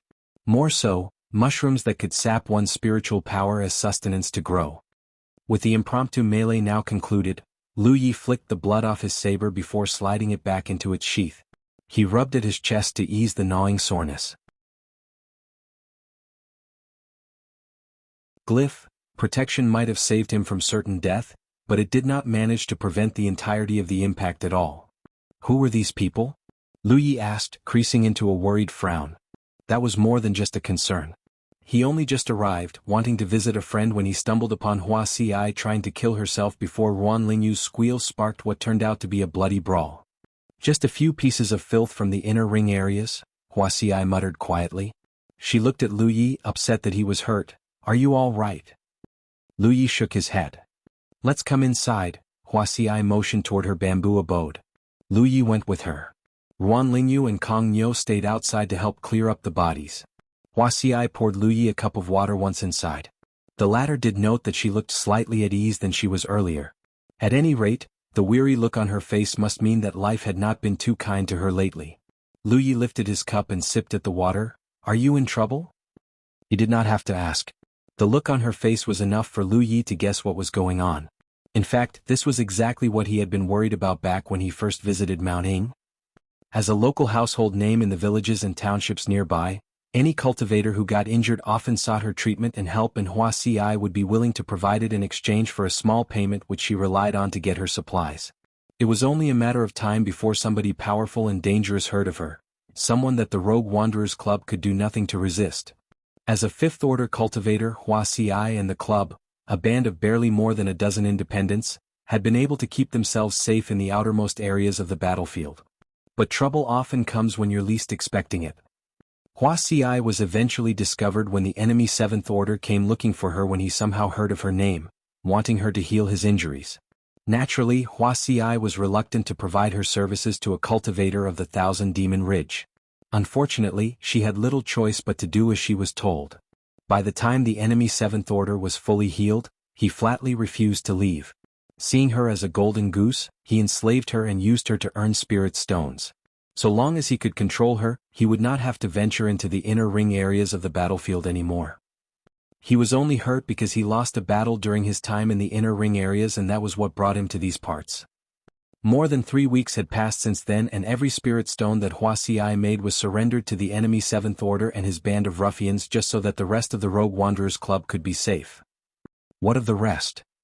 The last time Lu Yi came, the club had more than a dozen men. But all he saw now were the 3 of them. Killed? Hua Xi exhaled grimly. Kong Nyo and the others had tried to resist the enemy when he wanted to enslave Hua Xi, and in the ensuing altercation almost everyone in the club was killed. It was only when Hua Xi threatened to kill herself that the enemy stayed their hand and spared the rest. That was how the cut on her throat came to be. Hope only arrived in the form of Lu Yi on the back of a gigantic eagle today, and that was enough for Hua Xi to set aside any reservations. She knew that Lu Yi would do whatever was needed to help her and decided to gain control of the initiative. Fortunately enough, Lu Yi had improved more than she anticipated, making the attempt to take down the enemy Seventh Order a relative cakewalk. Noticing Lu Yi was staring at her neck, Hua Xi tried to cover the wound on her neck with a hand. she cracked her usual soft and demure smile and said, "Nevertheless, we're thankful that you've come." "Looks like they weren't going to survive long anyway with or without me," Lu Yi added dryly, waving her off. Whatever devilry Huaxi had concocted from how her mushrooms worked, Lu Yi knew that, given time, she could have eliminated them all by herself, although doing so might incur some unwanted repercussions. Medical cultivators could also kill, and among them existed a select breed of cultivators who loved to use poison, popularly known as poisoneers. Using toxins and venom, poisoneers could dispense death and carnage without anyone knowing, and those unlucky enough to be their victims oftentimes died painful and agonizing deaths. Enough about me. What about you? What brings the famous Louis Yi of the Crimson Blood sect to this place? Have you left something here? Clearly, news about the Battle of Golden Tip had reached these parts too. "My name is Lu Yi," he insisted vehemently with his veins bulging at his temples. "Really?" Huaxi feigned ignorance. "I seem to recall someone telling me that his name was Louis Yi. Was he lying?" She peered at Lu Yi through misty eyes, then her head began shaking. "It's true then. Men are not to be trusted at all," she sighed. "But what can I do? You've saved my life and I should perhaps devote myself to you in gratitude." Her lilting voice went hushed as she lowered her head, stealing furtive glances at him with her face now fully blushing red. Then he saw her hand, the one she used to cover her neck wound, coming down to tug on the hems of her clothing. Lu Yi felt unbearably parched all of a sudden and he couldn't take his eyes off her. What the hell? Is this even true? I saved her and she's willing to give herself to me? Is this her trying to make an honest man out of me? Her hand innocently flatted a wrinkle. Lu Ye's gaze panned upwards and met hers, a toying and sly look on her face. He shut his eyes and took a deep breath instead. Gods, I'm a fool for entertaining such fantasies and thinking that they could be real.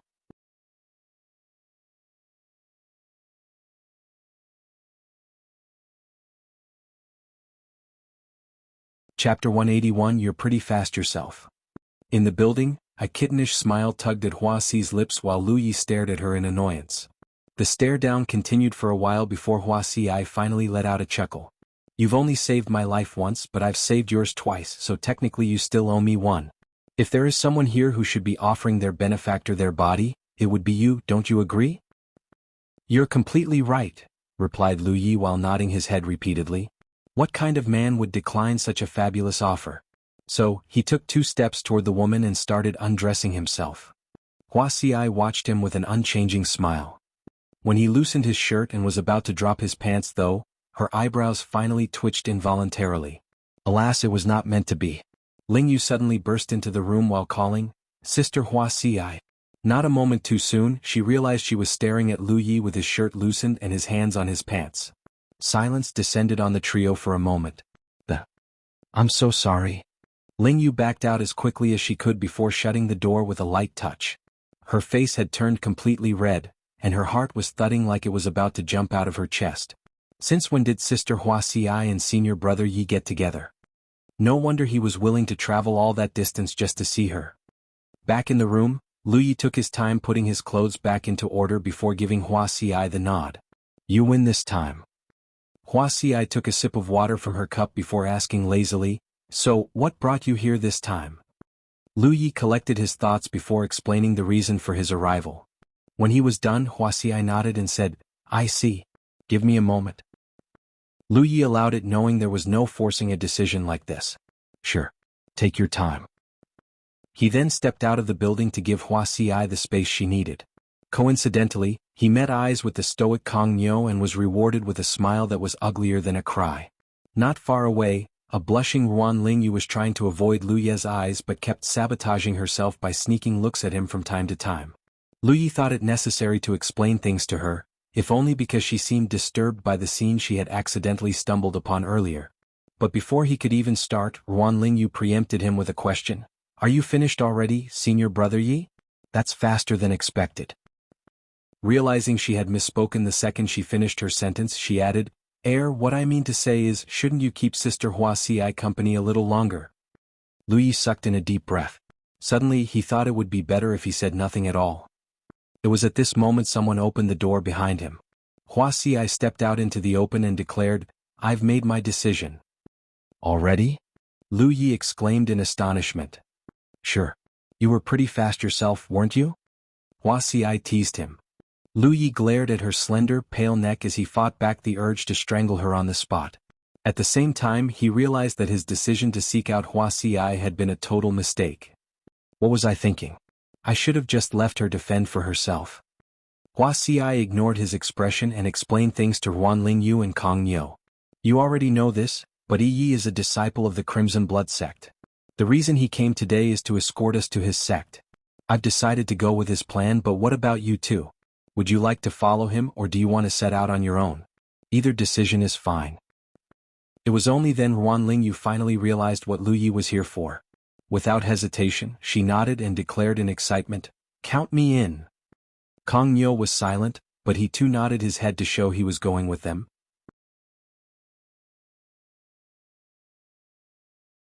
It seems that the decision is unanimous. Shall we go then? Wuxia looked at Lu Yi. Sure. Let's go. Lu Yi had not expected this mission to go this smoothly. At first, he thought Wuxia might reject his offer and wondered if he should make an attempt to change her mind. He never thought she would agree with barely a second thought. Then again, maybe it wasn't that surprising. The Rogue Wanderers Club was 11 strong at the beginning, but now there were only 3 of them left. Moreover, they were lucky that Lu Yi had appeared just in time to aid Wuxia in killing that 7th Order cultivator. There was no guarantee that a similar incident wouldn't happen to her in the future, and she could not always count on an ally to appear in the nick of time to save her. Following Lu Yi to the Crimson Blood sect, though, was a different story. At the very least, the chances that they would encounter another incident like this would be exceedingly rare. The hawk's back was more than wide enough to fit 4 people comfortably. However, Ruanlingyu screamed on top of her lungs, and all the blood had drained from Kong Yo's face when the hawk spread its wings and took to the sky. Even Wuxia, the only person besides Lu Yi to look calm and collected on the surface, was secretly clenching her fists in anxiety. The girl's trepidation did not last long though. After their initial discomfort had passed, Ruanlingyu started opening her arms wide and shouting in excitement from time to time. Even Wuxia could not help but look over the edge every so often like a sheltered child who was shown the world the first time. Kong Yo was the only one who remained seated with a face as white as a sheet. Noticing that the young man wasn't doing well, Lu Yi asked with concern, Are you okay, Kong Yo? The stoic man moved his lips and squeezed out, I'm fine. It's too high. Both Wuxia and Ruanlingyu shot Kong Yo a surprised look. They never knew that the strong, stoic man had such a fragile side to him until now. It had taken Lu Yi around 5 days to make it to the Rogue Wanderers Club's location. The return trip was no different. A few days later, the giant hawk landed on the public square of the Crimson Blood sect outpost, and the gang jumped off its back one by one. When Kong Yo landed on the ground, he immediately collapsed to his knees while panting like a drowning man who just barely made it back to the shore. Ruanlingyu gently patted him on the back while he was regaining his composure. Wuxia crossed her hands across her stomach while examining her surroundings with a critical eye. This is the Crimson Blood sect outpost. Lu Yi nodded in agreement while feeding Gray a blood sturgeon. I know. It's been decades since anyone bothered to tidy up the place. After Gray had eaten a couple blood sturgeons, it took off to the sky once more before landing on a nearby hill. First things first, Lu Yi activated the battlefield imprint and informed Shui Yuan that all was well. Only then did he lead the Rogue Wanderers Club trio on a tour of the outpost. Funnily enough, Lu Yi himself wasn't very familiar with the outpost. There were plenty of places he had never been to before because he spent most of his time cultivating in the training chamber. In that sense, the tour was an eye-opener for him as well. After Lu Yi had found the trio a place to stay, he took them to the bazaar next. This was the first time Lu Yi had ever visited the bazaar. Somehow, Qinyu caught wind of his arrival and rushed over to receive him in person. Judging from the fact that he was practically holding their hands throughout the tour, the man must have thought that Lu Yi had come to carry out an official inspection or something. He treated the trio especially well because he could see that they shared a great relationship with Lu Yi. The Crimson Blood sect's bazaar was huge, bigger than any the bazaar Lu Yi had ever seen in the past. It was also located on the outskirts of the outpost. Although the Crimson Blood sect hadn't frequented the outpost in decades, no independent cultivator had ever dared to infiltrate the stronghold. Their cautious nature would not allow them to take such a risk. As a result, The presence of the bazaar was more beneficial to the outpost than it was detrimental. Not only did it add some much-needed liveliness to the stronghold, it made things quite convenient for Lu Yi as well. He normally consumed spirit pills to cultivate his power, but right now he had more spirit stones than he had spirit pills. Thanks to the bazaar, he only needed to travel a short distance to buy the spirit pills he needed. Chen Yu's attitude only improved when he learned that Wuxia was a medicine cultivator. Medicine cultivators were exceedingly rare among independent cultivators, so battles almost always ended badly for the injured. The rich ones could still buy some healing pills to heal themselves, but the poor ones could only rely on their innate strength to recover. It was clear that Wuxia was going to make a killing if she opened a healing spot here. A while later, after he was sure that the trio had become familiar enough with the place, Lu Yi finally bade them goodbye and took his leave. It had been over 10 days since he left the headquarters. Although he had sent Shui Yuan a message some time ago, the girl could not help but worry about him anyway. By the time he returned home via the Divine Opportunity column, he discovered that his senior sister had already prepared a full table of medicinal cuisine for him. Lu Yi took to the food like fish to water. It felt a little lonely without Li Baxin though. Shui Yuan didn't eat much because she had prepared the food for Lu Yi, not herself. While dropping a slice of vegetable in Lu Ye's bowl, she said, "If you believe that your acquaintances are trustworthy, feel free to recruit them into the sect, okay?" Lu Yi asked unclearly, "Revi? Are you, sir?" Shui Yuan giggled.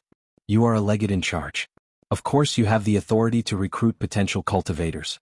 You couldn't do it before because of various circumstances, but that's not the case anymore, is it? Not only that, I would encourage you to recruit as many people as you can because it directly concerns certain future matters of the sect. Also, you may accept any independent cultivator who wishes to attach themselves to you now. This way, you won't be undermanned if a faction decides to declare war on the outpost or something." "Understood.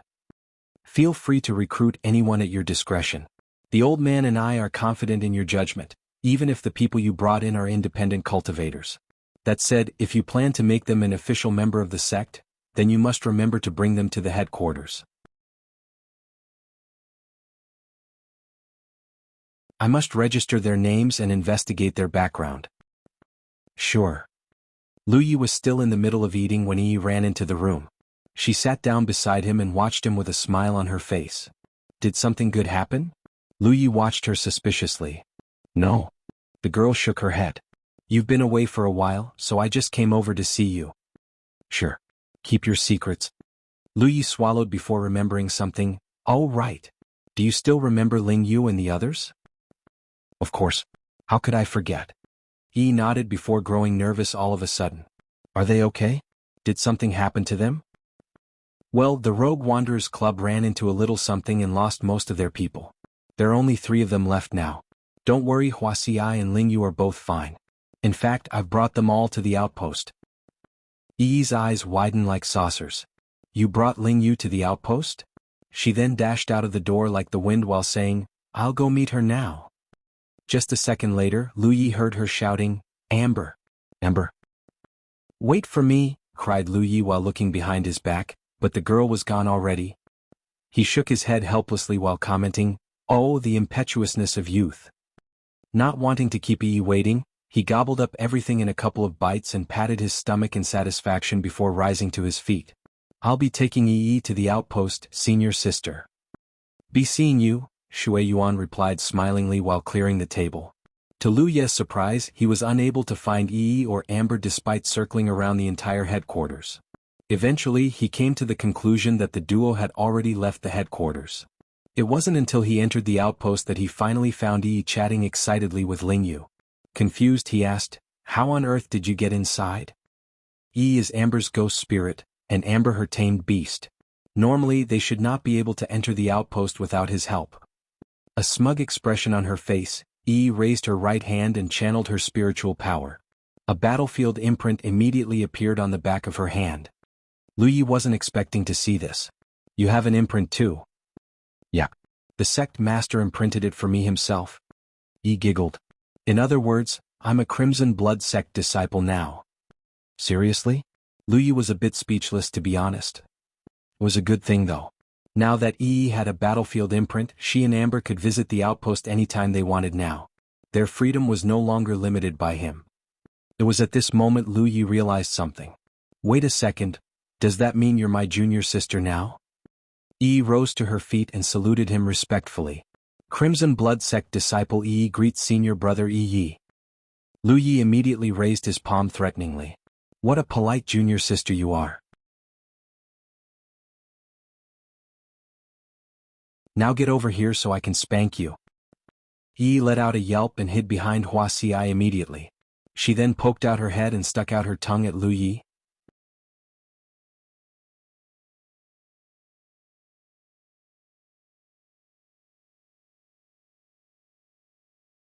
Chapter 182 The Sect Master got his ass kicked. The next day after he brought the remnants of the Rogue Wanderers Club to the outpost, he consulted their opinion before taking them to the headquarters as the legate in charge.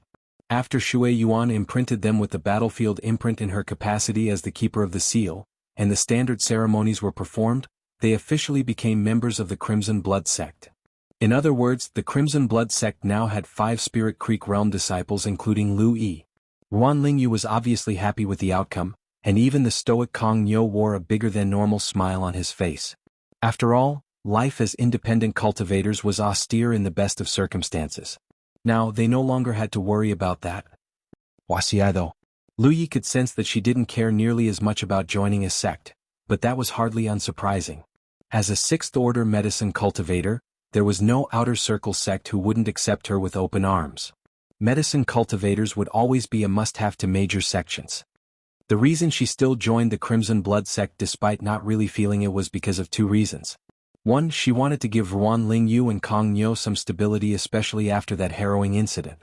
2, it was because of Lu Yi. Come to think of it, she had considered recruiting Lu Yi into the Rogue Wanderers Club by force at the beginning.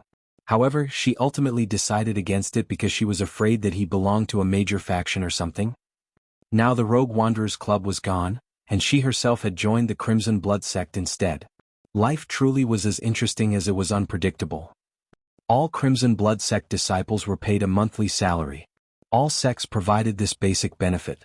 When Ruan Lingyu accepted her very first salary from Shui Yuan, the girl had smiled and suddenly burst into tears without warning. Yi had to console her for a while before she regained her composure. On a side note, Lu Yi had expended a great deal of effort to construct a number of gathering spirit glyphs in several rooms. It was to improve the trio's cultivation efficiency. Now that they had joined the Crimson Blood Sect, the salary Shui Yuan paid them should be more than enough to sustain their cultivation in the short term. When he walked out of the training chamber, he realized that Wuxia was waiting for him outside. Lu Ye's handiwork had given Wuxia quite the shock when she gave the training chamber a go and discovered that it was brimming with world spiritual qi. She was starting to understand how Lu Yi was improving so quickly. What's the matter?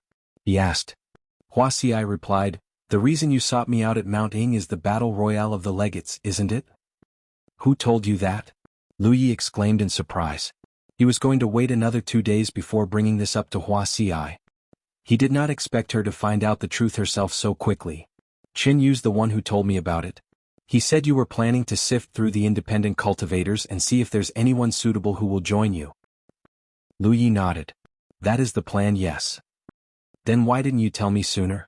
Are you worried that I will drag you down? What? No. I just haven't found the time to do so. So what is your decision? Wuxia said in a docile voice, you are the one who saved my life. Do I even have the right to say no? Naturally, I will obey anything you say. Cut it out. Lu Ye's skin crawled with goosebumps. Anyway, tell me your decision when you're ready.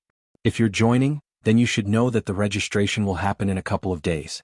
If not, that is fine too. This is not a mandatory participation. Sure, I'll go. Why wouldn't I? If you, a 5th Order, aren't afraid, what do I, a 6th Order, have to fear?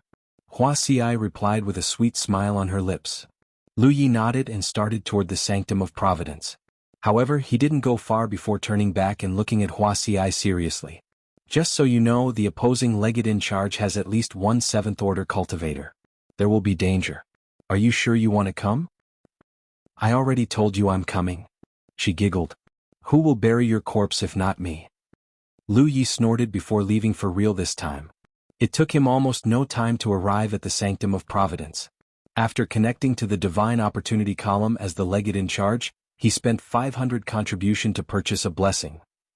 He immediately sensed something extraordinary going on inside the Divine Opportunity column. It made clicking sounds while turning from side to side. Then, the concentration of the surrounding world's spiritual chi became noticeably thicker. A Divine Opportunity column with no blessing whatsoever naturally increased the concentration of spiritual chi in the outpost by 10%. A single blessing would improve that effect by another 10%. In other words, the spiritual chi within the outpost was 20% thicker than it was outside. Lu Yi tried to purchase another blessing but did not succeed. It was because he had run out of contribution points. His legate in charge imprint informed him that he would need 1,000 contribution points to purchase a second blessing. He did not know how much the third blessing would cost, but according to Li Baxin the cost would keep increasing as more blessings were added. Clearly, improving the Divine Opportunity column wasn't something a single cultivator could do. The entire sect had to work together to gather the contribution points necessary to improve it. Besides that, the legate in charge had the right to make some adjustments to the range of the blessings, such as restricting them to certain areas only. If he wanted to, he could exclude the bazaar and prevent the independent cultivators living there from enjoying the effects of the blessing at all. With this blessing imposed came the opportunity for the Crimson Blood sect to participate in the battle royal. Lu Yi was wondering how he should proceed when he felt the same tingly and sublime sensation whenever the heavens interacted with mortals. His battlefield imprint burned like a brand mark, and all of a sudden, a torrent of information surged into his mind. Now that they had a blessing, the Crimson Blood sect was officially qualified to register for participation in the battle royale of the legates. It took Lu Yi some time before he finally figured out how to carry out the registration. A pillar of light descended from the skies, warming his battlefield imprint and causing the energy within to churn a little. At the same time, a lot of useful information flooded his mind. There were still a few days before the battle royale of the legates officially began. During this time, Lu Yi planned to improve his cultivation to the 6th order. He was now only a step away from doing so. This was the real reason he felt confident enough to participate in the battle royale. He might be less confident as a 5th order cultivator, but a 6th order? That would be a different story. At the headquarters, Lu Yi and Wuxia entered a sanctum behind the Summit of Fortitude together. "You were looking for us, Sect Master?" Lu Yi greeted while clasping his hands in salute. Wuxia also performed a disciple's salutations. The old man turned around to face them.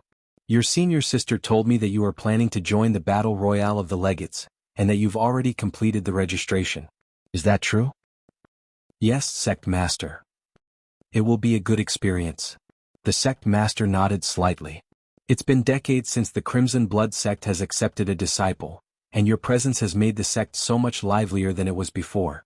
I would like to lend you a hand, but there is only so much an old man like me could do, not to mention that previous incident nearly killed you." Lu Yi hurriedly responded, "As a member of the Crimson Blood sect, it is only natural that the feuds and favors of the sect will fall on my shoulders. Plus, the reason I survived is thanks to the sect's reputation, however much it waned. You do not need to trouble yourself with this, Sect Master." The Sect Master stroked his beard. "I am glad to hear your thoughts, boy." He then let out a sigh before adding, "Come. There is a place you two should visit." He started toward the exit as he said this. Lu Yi and Wuxia hurriedly followed behind him.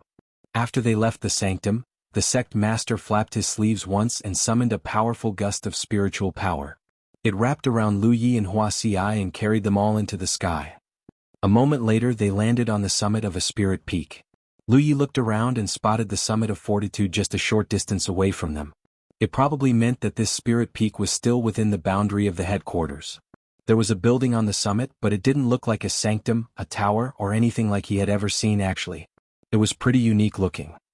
After they arrived outside the entrance of the building, the Sect Master looked back at them and said, "Wait here." He then turned back toward the entrance, straightened his expression, and stepped inside. Outside the building, Wuxia elbowed Lu Yi and stared at him inquiringly. However, the young man could only shake his head at her. He had no idea this location even existed, let alone the reasons the Sect Master had brought them here. Suddenly, a woman's voice came from the building, "How dare you show your face around here?" Lu Yi was surprised. "Someone lives here." Suddenly, a powerful gust of wind blew out from inside the building. Even with Lu Ye's eyesight, he just barely caught a glimpse of a person being thrown out of the entrance and causing a huge bang when they crashed against a large tree. The wind was so strong that his clothes wouldn't stop flapping, and his face actually hurt from the contact. When he spun around and narrowed his eyes at the victim, he blanched. It was none other than the sect master himself. Wuxia and him hurriedly rushed to his side and lifted him back to his feet. There was a bluish-black circle around the sect master's left eye. It was clear that someone had punched him in the face. Sect master, what on? Lu Yi could not even begin to fathom what was going on here. All he knew was that a woman lived in this building, and she had just kicked the sect master's ass. I'm fine, I'm fine. The sect master smoothed the wrinkles in front of his shirt before explaining, an old friend of mine lives here, and as you may have noticed, she's a little more hot-tempered than most. Don't worry, I'll get through to her eventually. Just wait here. For some reason, his explanation left Lu Yi and Wuxia completely speechless. They watched blankly as the old man slowly entered the building once more. Get lost. I swear I'll break your third leg if you dare show your face to me again. Another yell, another time the sect master slammed against the same tree and slowly slid to the ground like a cartoon. This time, his right eye was covered in a bluish-black circle. At least the fist prints were matching now, not. Sect master. Lu Yi just could not stand and do nothing after seeing this. However, the sect master raised his hand and said again. It's fine. If she wants to vent, then let her vent. He rose to his feet and walked toward the building for the third time. He cut such a courageous and dauntless figure that Lu Yi could not help but feel respect toward the man. It didn't take long for the woman to start yelling, and spiritual power to flood out of the building once more. Both Lu Yi and Wuxia held their breaths in trepidation as they wondered if the sect master was going to be punched out a third time. He did not. In fact, the yells and scoldings actually declined over time. Things were happening a little too quickly for Lu Yi to understand, but thankfully he had a temptress to whisper the answer right beside his ear. I guarantee you that the woman living here is the sect master's lover. Are you serious? Lu Yi rolled his eyes at her. Did you not see the sect master getting his ass kicked twice? Wuxia merely chuckled. You're still young. You don't know women yet. And you do. Duh. I'm a woman. Of course I know women, she declared while puffing up her chest. She was right, of course. Lu Yi didn't even know why he asked such a stupid question in the first place. A while later, the sect master's authoritative voice finally came from inside. Come in. Lu Yi and Wuxia immediately straightened their expressions and returned a respectful response. Then they filed into the building with Lu Yi in the lead. Astonishment spread across the young man's features when he crossed over the threshold and looked around. It was because the building looked small from the outside, but the inside was like a completely different world. He saw wondrous glyphs swimming on all four walls of the buildings like fish. They also appeared and disappeared on occasion. When he tried to identify the glyphs, he was surprised to find that he did not recognize a single one of them. They were inside what looked to be a sanctum, and the sect master was standing next to a gorgeous-looking lady. Although she looked like she was in her 20s, her actual age was up for debate. Someone with a keen eye would notice that her eyes were nothing like that of a young woman.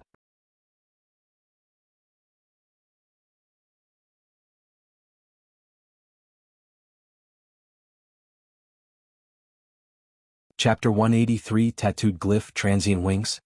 The woman couldn't be too young because the sect master claimed that she was an old friend of his. If he were to make a conservative estimate, he would guess that she was in the same generation as the sect master. She looked young probably because she practiced some kind of youth technique. This is Lady Yun, the sect master introduced simply. Lu Yi and Wuxia saluted her. Well met, Lady Yun. The woman gave them a nod of acknowledgement before examining Lu Yi from head to toe. Then she said, So, the old fool told me that one of the good fortunes you received from the Spirit Creek battlefield was a glyph weaver's inheritance. Lu Yi wondered how the misunderstanding came to be. It probably had something to do with his ability to use glyphs in battle. After he shot the sect master a look and got a nod in return, Lu Yi replied, Yes. It technically wasn't a lie because the tree of glyphs definitely had something to do with glyph weavers. Activate your glyphs and show me, she ordered. Lu Yi hesitated for a moment, but he opened his palm and activated a protection. A look of surprise spread across Lady Yun's face. What incredible speed. She hadn't inquired too deeply when the sect master had told her that Lu Ye's good fortune had something to do with glyph weavers. It was only now she realized that the little guy's glyph mastery had reached the point where he could activate it anytime he wanted to. That said, she was a woman of vast experience and knowledge. She knew that it was possible for the top sect's disciples to produce the same results if they had been studying glyphs from a young age. She stepped closer and looked down to examine the glyph in Lu Ye's hand. This is the protection G. Your glyph is. She abruptly cut herself off and frowned. Then she surprised everyone by grabbing Lu Ye's hand and examined the glyph closely. What did she discover to make her react like this? Lu Ye shot his sect master a pleading look, but he slowly shook his head and motioned for the young man to calm himself. A while later, Lady Yun finally released Lu Ye's hand and fell into deep thought. Her expression was inscrutable. The sect master decided to break the silence. Is something wrong with his glyph? No. Lady Yun shook her head. It's just that his glyph is a little different from the one commonly used in Jianghu, and unless I'm mistaken his looks a little more logical. I would have to make some comparisons to determine the exact differences though. She then looked at Lu Yi again and asked, do you know any other glyphs? Lu Yi replied honestly, yes. I know 3 more. Show them to me. Lu Yi did as she asked and showed off sharp edge, gathering spirits and blood rage. When Lady Yun was done examining them, she declared with a note of certainty, the inheritance you got is pretty extraordinary. Whoever left it behind must be extremely accomplished in the path of the glyphs. Oh. The sect master was surprised. He rarely heard such high praise from Lady Yun. He asked curiously, how do they compare to yours? Lady Yun shook her head without hesitation. They are better. In fact, their path doesn't belong to any existing system in Jianghu.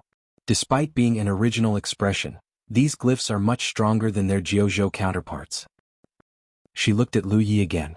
How much do you know about the path of the glyphs?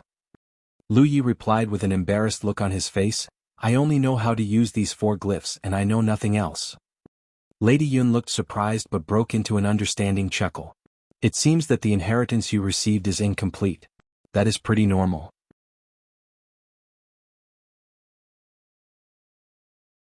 There were plenty of fortuitous encounters to be found on the Spirit Creek battlefield, and plenty of people have obtained the inheritances of unknown champions as a result. However, many of these inheritances were incomplete for one reason or another. In Lady Yun's opinion, Lu Ye's being able to activate the 4 glyphs at the speed of thought but knowing next to nothing about glyphs in general was because the inheritance he received was incomplete. A complete inheritance would have taught him the structure and basic characteristics of glyphs at the very least. Come visit me often in the future. You will allow me to study these glyphs, and in return I will offer you my glyph knowledge. Is that okay with you? As soon as she said this, the sect master blinked rapidly at Lu Yi like he was having a stroke. Knowing what he was trying to hint, Lu Yi responded, of course. Thank you, senior. Lady Yun nodded with a smile. Her expression looked much kinder than before. It was at this moment the sect master let out a cough. Now that that's done, let's get down to business, shall we? Follow me, said Lady Yun while leading them down a long corridor to the side. A short while later they arrived at a small room with a bed at the center. There was also a bench next to the bed. After she entered the room, Lady Yun performed some sort of hand seal before pressing her hand against the wall. There was a surge of spiritual power, and the entire room suddenly lit up like multiple powerful lights had been turned on at the same time.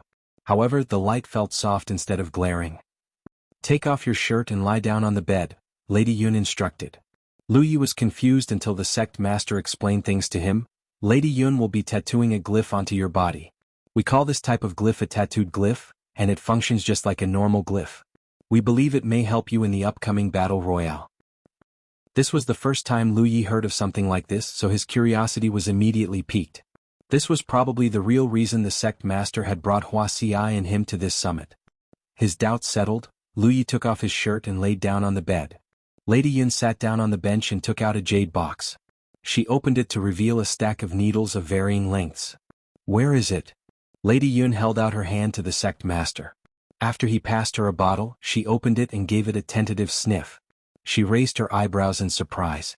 The blood of a great spirit beast of the real lake realm? What beast is this? The sect master replied simply, a fire cube.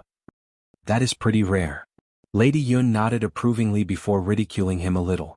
I can't remember the last time you were this generous. The sect master wisely kept his mouth shut. Lady Yun picked up a long needle from the jade box and dipped it in the blood of the fire cube. After she activated her spirit power, the needle drank the blood and turned completely crimson almost as if it was alive.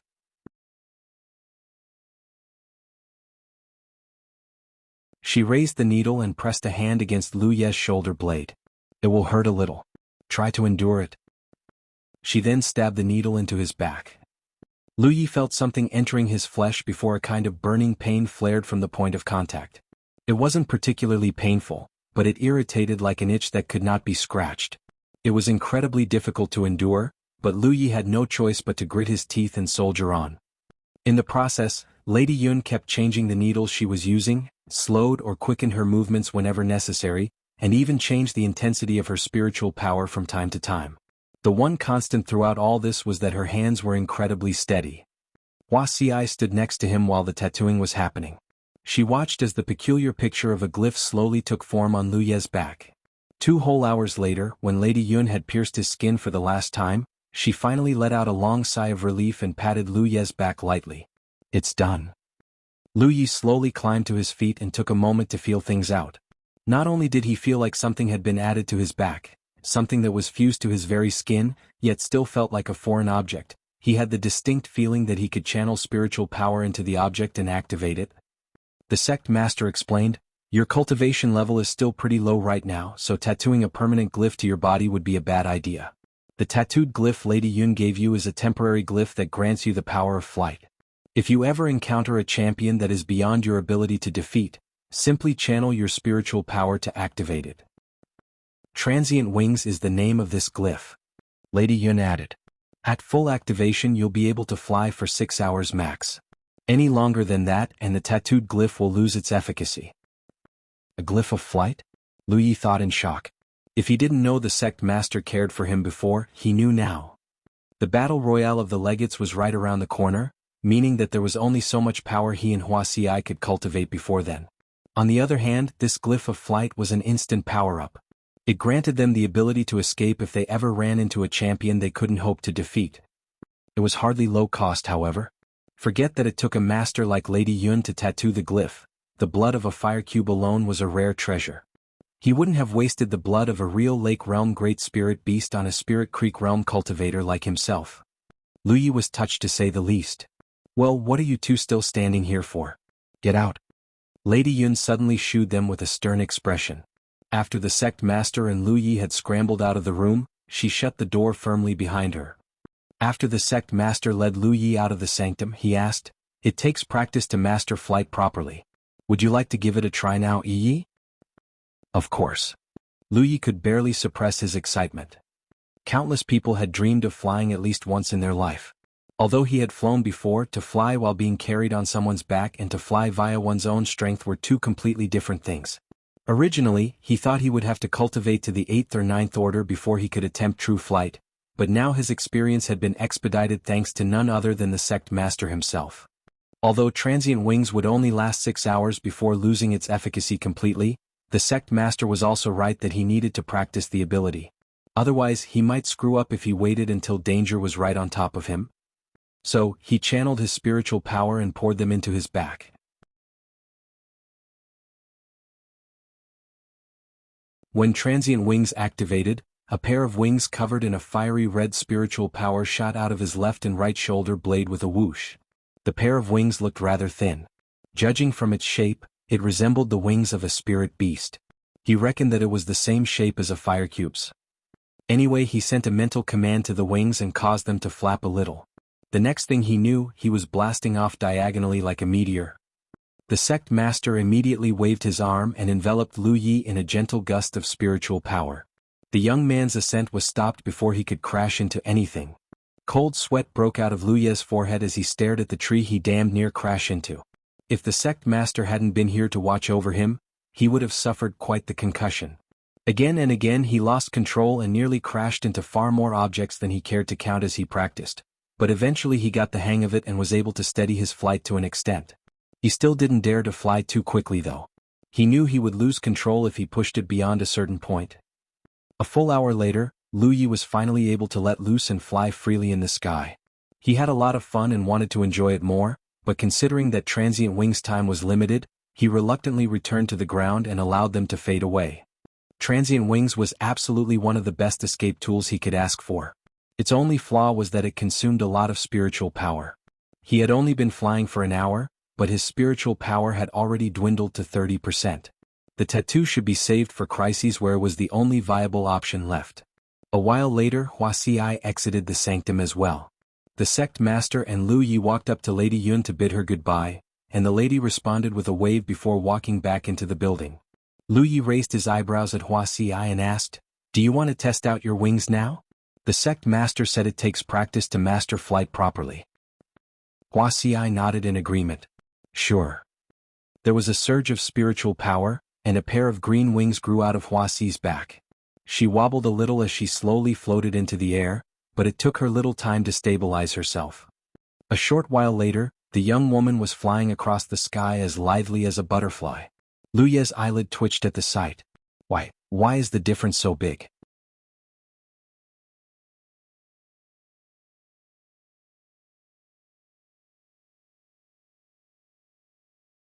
Chapter 184, Battle Royale of the Legates.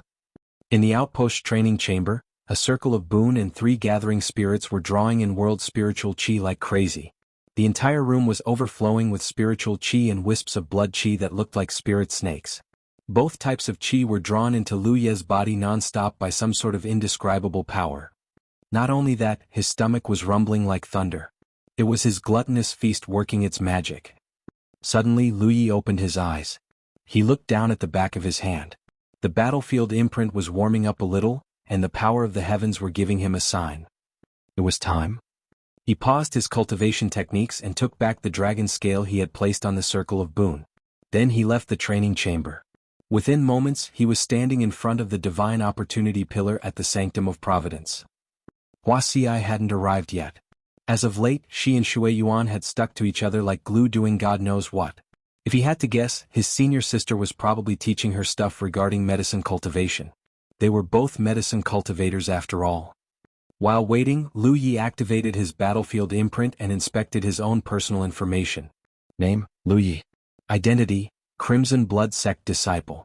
Cultivation, 83 spiritual points. Location, Spirit Creek Battlefield. Contribution points, 26. Nearly 2 months had passed since the battle at Golden Tip.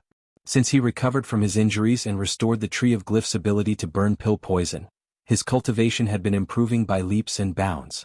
On the same day he returned from Lady Yun's residence, he had unlocked his 81st spiritual point and entered the 6th order of Spirit Creek Realm. Today he had unlocked another 2 spiritual points. In fact, he would have made even greater progress if he hadn't spent almost 2 weeks flying to Mount Ing and seeking out the Rogue Wanderers Club. It was because the outpost was a peaceful place, and its cultivation environment was much better than the places he used to cultivate in. So far, his cultivation progress had met his expectations. His contribution points, on the other hand, were a bit of an eyesore to put it mildly.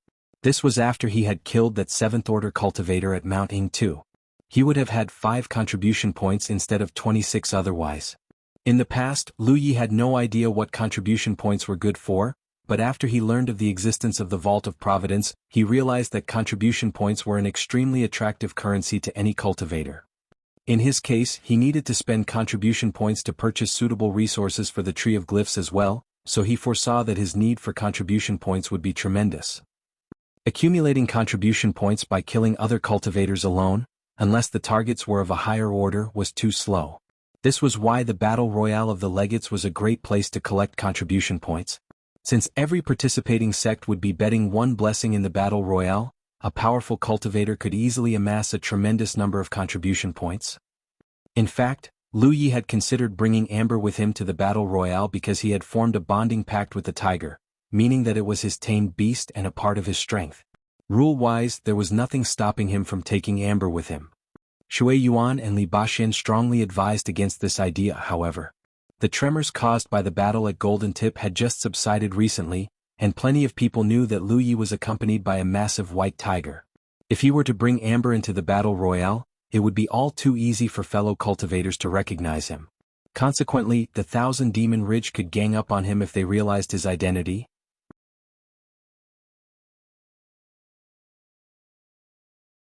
To put it simply, the benefits of bringing Amber with him weren't worth the risk. Without Amber, it would be much easier for him to keep his identity a secret. It was true that a lot of people had seen Lu Yi at Golden Tip, but Spirit Creek Battlefield was a vast place.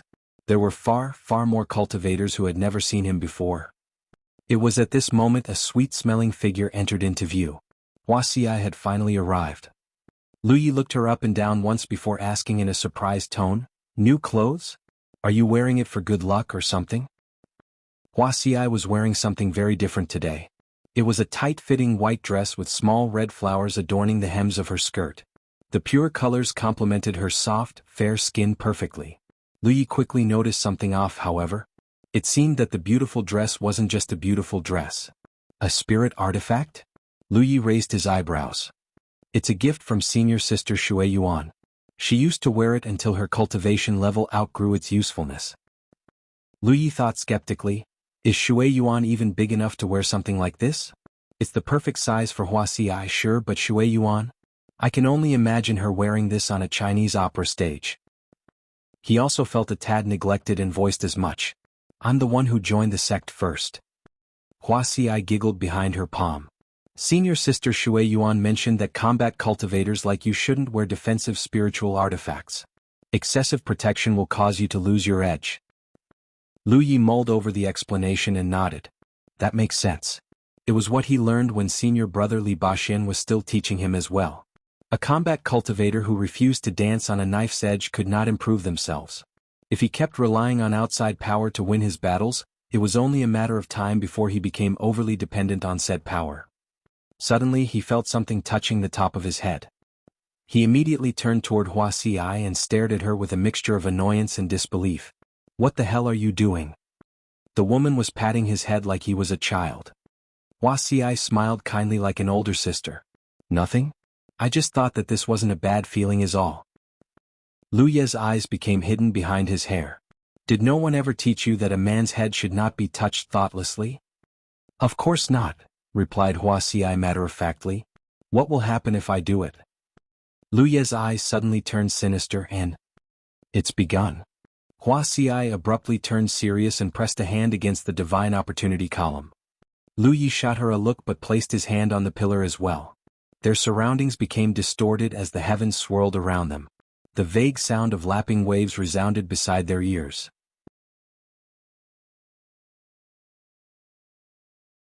When their surroundings returned to normal, the duo found themselves standing on an unfamiliar beach. They exchanged a quick glance with one another and watched their surroundings closely. Not a moment too soon, Lu Yi saw two strangers turning around and laying their eyes on them. Their gazes met. Everyone wore guarded expressions as they channeled their spiritual power at the same time. Lu Yi examined the strangers' spiritual light and quickly identified them as seventh-order cultivators. Not only that, the battlefield imprint on the back of their hands glowed red instead of Lu Yi and Huasi's blue. They were members of the Thousand Demon Ridge. Looks like we're off to a great start, partner. The youngster donning a combat outfit barked out a laugh before charging straight toward Lu Yi and Huasi. Clearly, he considered himself and his partner lucky to encounter a pair of sixth-order cultivators right from the get-go. The other seventh-order cultivator responded with a curt, "Don't get careless," before firing a beam of golden light. Both Thousand Demon Ridge cultivators had wasted no time in attacking Lu Yi and Huasi. Huasi leaped to the side to dodge the ranged attack. Lu Che crouched lower and charged straight toward his enemies. The golden light hit no one and blasted a hole in the sand. Their positions were pretty close to begin with, and in Lu Yi and the youngster's case they were both charging toward their foes. The distance between them narrowed to nothing in a short time. Lu Ye's aggression annoyed the youngster. How dare he, a sixth-order cultivator, rush him like they were equals? Mind set on teaching Lu Yi a lesson, he unsheathed his sword and launched a piercing strike right away. The spiritual light on his sword flickered like the tongue of a spirit snake. It was clear that there was a lot of power behind the attack. Lu Yi unsheathed his own saber and met the youngster's attack halfway. There was a loud clang of metal, and the youngster's confident expression morphed into shock. It was because Lu Ye's saber swing had nearly been powerful enough to wrench his sword out of his grip. Doubt sprung in the youngster's head like weeds. Is he a body-tempering cultivator or a combat cultivator? His hand never stopped moving though. He tightened his grip and attacked Lu Yi with everything he had. Sparks flew everywhere as metallic clangs echoed throughout the beach. It looked like the duo were evenly matched with one another, but the look on their faces told a different story. Lu Ye's expression was calm since the start of the battle, but the youngsters grew more and more shocked with every passing second. It was because the sixth-order cultivator he thought he could manhandle as he pleased was far stronger than he imagined. In fact, he gradually realized that he was actually the inferior one between the two of them. Not only was his opponent faster and stronger than him, he had fallen into a complete disadvantage in almost no time at all. Every time he clashed blades with his opponent, his sword would shriek like it was in pain, and his perlicue would sting like hell. There's no way he's a sixth-order cultivator. His instincts were screaming that his opponent was a wolf in sheep's clothing wearing some sort of cultivation concealing spirit artifact, but he was also aware that the rules of the heavens were immutable. Since his opponents had appeared at the beach, their cultivation level should not exceed theirs. Another 3 breaths passed, and the youngster felt like he was tethering on the edge of defeat. Already, his perlicue had begun to rupture and bleed profusely. Realizing that there was no longer any time to hesitate, the youngster hurriedly pulled out a golden body talisman paper, channeled his spiritual power, and slapped it on his own body. He was trying to save his own life, but the very act actually opened him to greater attacks. The reason most combat cultivators did not use spirit talisman papers in the middle of combat was because they were effectively disrupting their own combat rhythm. The inviolable swung upward, and the youngster's sword flew out of his grip with a resonant clang. He let out a cry of surprise as he was thrown back. The attack hadn't just disarmed him, it destroyed his golden body talisman paper right after it took effect as well. Lu Yi caught up to him in a flash. He slashed at the youngster without hesitation. While the youngster was utterly shocked, he wasn't without one last trick up his sleeves. Eyes glinting with triumphant deceit, he pressed his fingers into a hand seal and channeled his spiritual power. Die. The flying sword immediately stopped its trajectory and shot toward Lu Yi like a beam of light. There was no dodging it. It reached Lu Yi's back in but an instant. Blood splattered, but the cunning glint in the youngster's eyes turned into terror. A diagonal wound about 1/3 of a meter long had appeared on his torso at the same time Lu Yi was slammed face first into the sand. However, the youngster had suffered a grave wound, whereas Lu Yi was only somewhat winded. The battle at Mount Ing had taught him to watch out for telekinetic techniques, so the second he noticed that the youngster was controlling his sword remotely, he had immediately cast protection behind his back. When a cultivator reached the 7th order, they would be able to learn telekinesis. The technique was both a foundational block for flying and an additional method to kill their opponent. It also increased the power of one's spirit artifact. Lu Yi climbed to his feet in a hurry because the youngster wasn't dead yet. Not taking any chances, he reversed his grip on the inviolable and stabbed the youngster right through the chest. Blood gushed out like a fountain when he withdrew his saber. It wasn't yet time to take a breather though. Feet leaving deep footsteps in the wet sand, Lu Yi took off toward the spell cultivator without a pause. The spell cultivator was currently launching a barrage of spells against Wuxia. As a medicine cultivator, there was nothing the young woman could do except endure until Lu Yi came to her rescue. He thought his companion would be able to take out Lu Yi without issues, but the outcome surprised him to say the least. Somehow, his 7th-order companion had managed to get himself killed by a 6th-order cultivator. That bloody idiot! The spell cultivator thought furiously. He was busy with his own fight and so did not really pay attention to the duel between his companion and Lu Yi. Normally, it was impossible for a 7th-order cultivator to be outmatched by a 6th-order. He thought his companion was defeated because he had severely underestimated his opponent.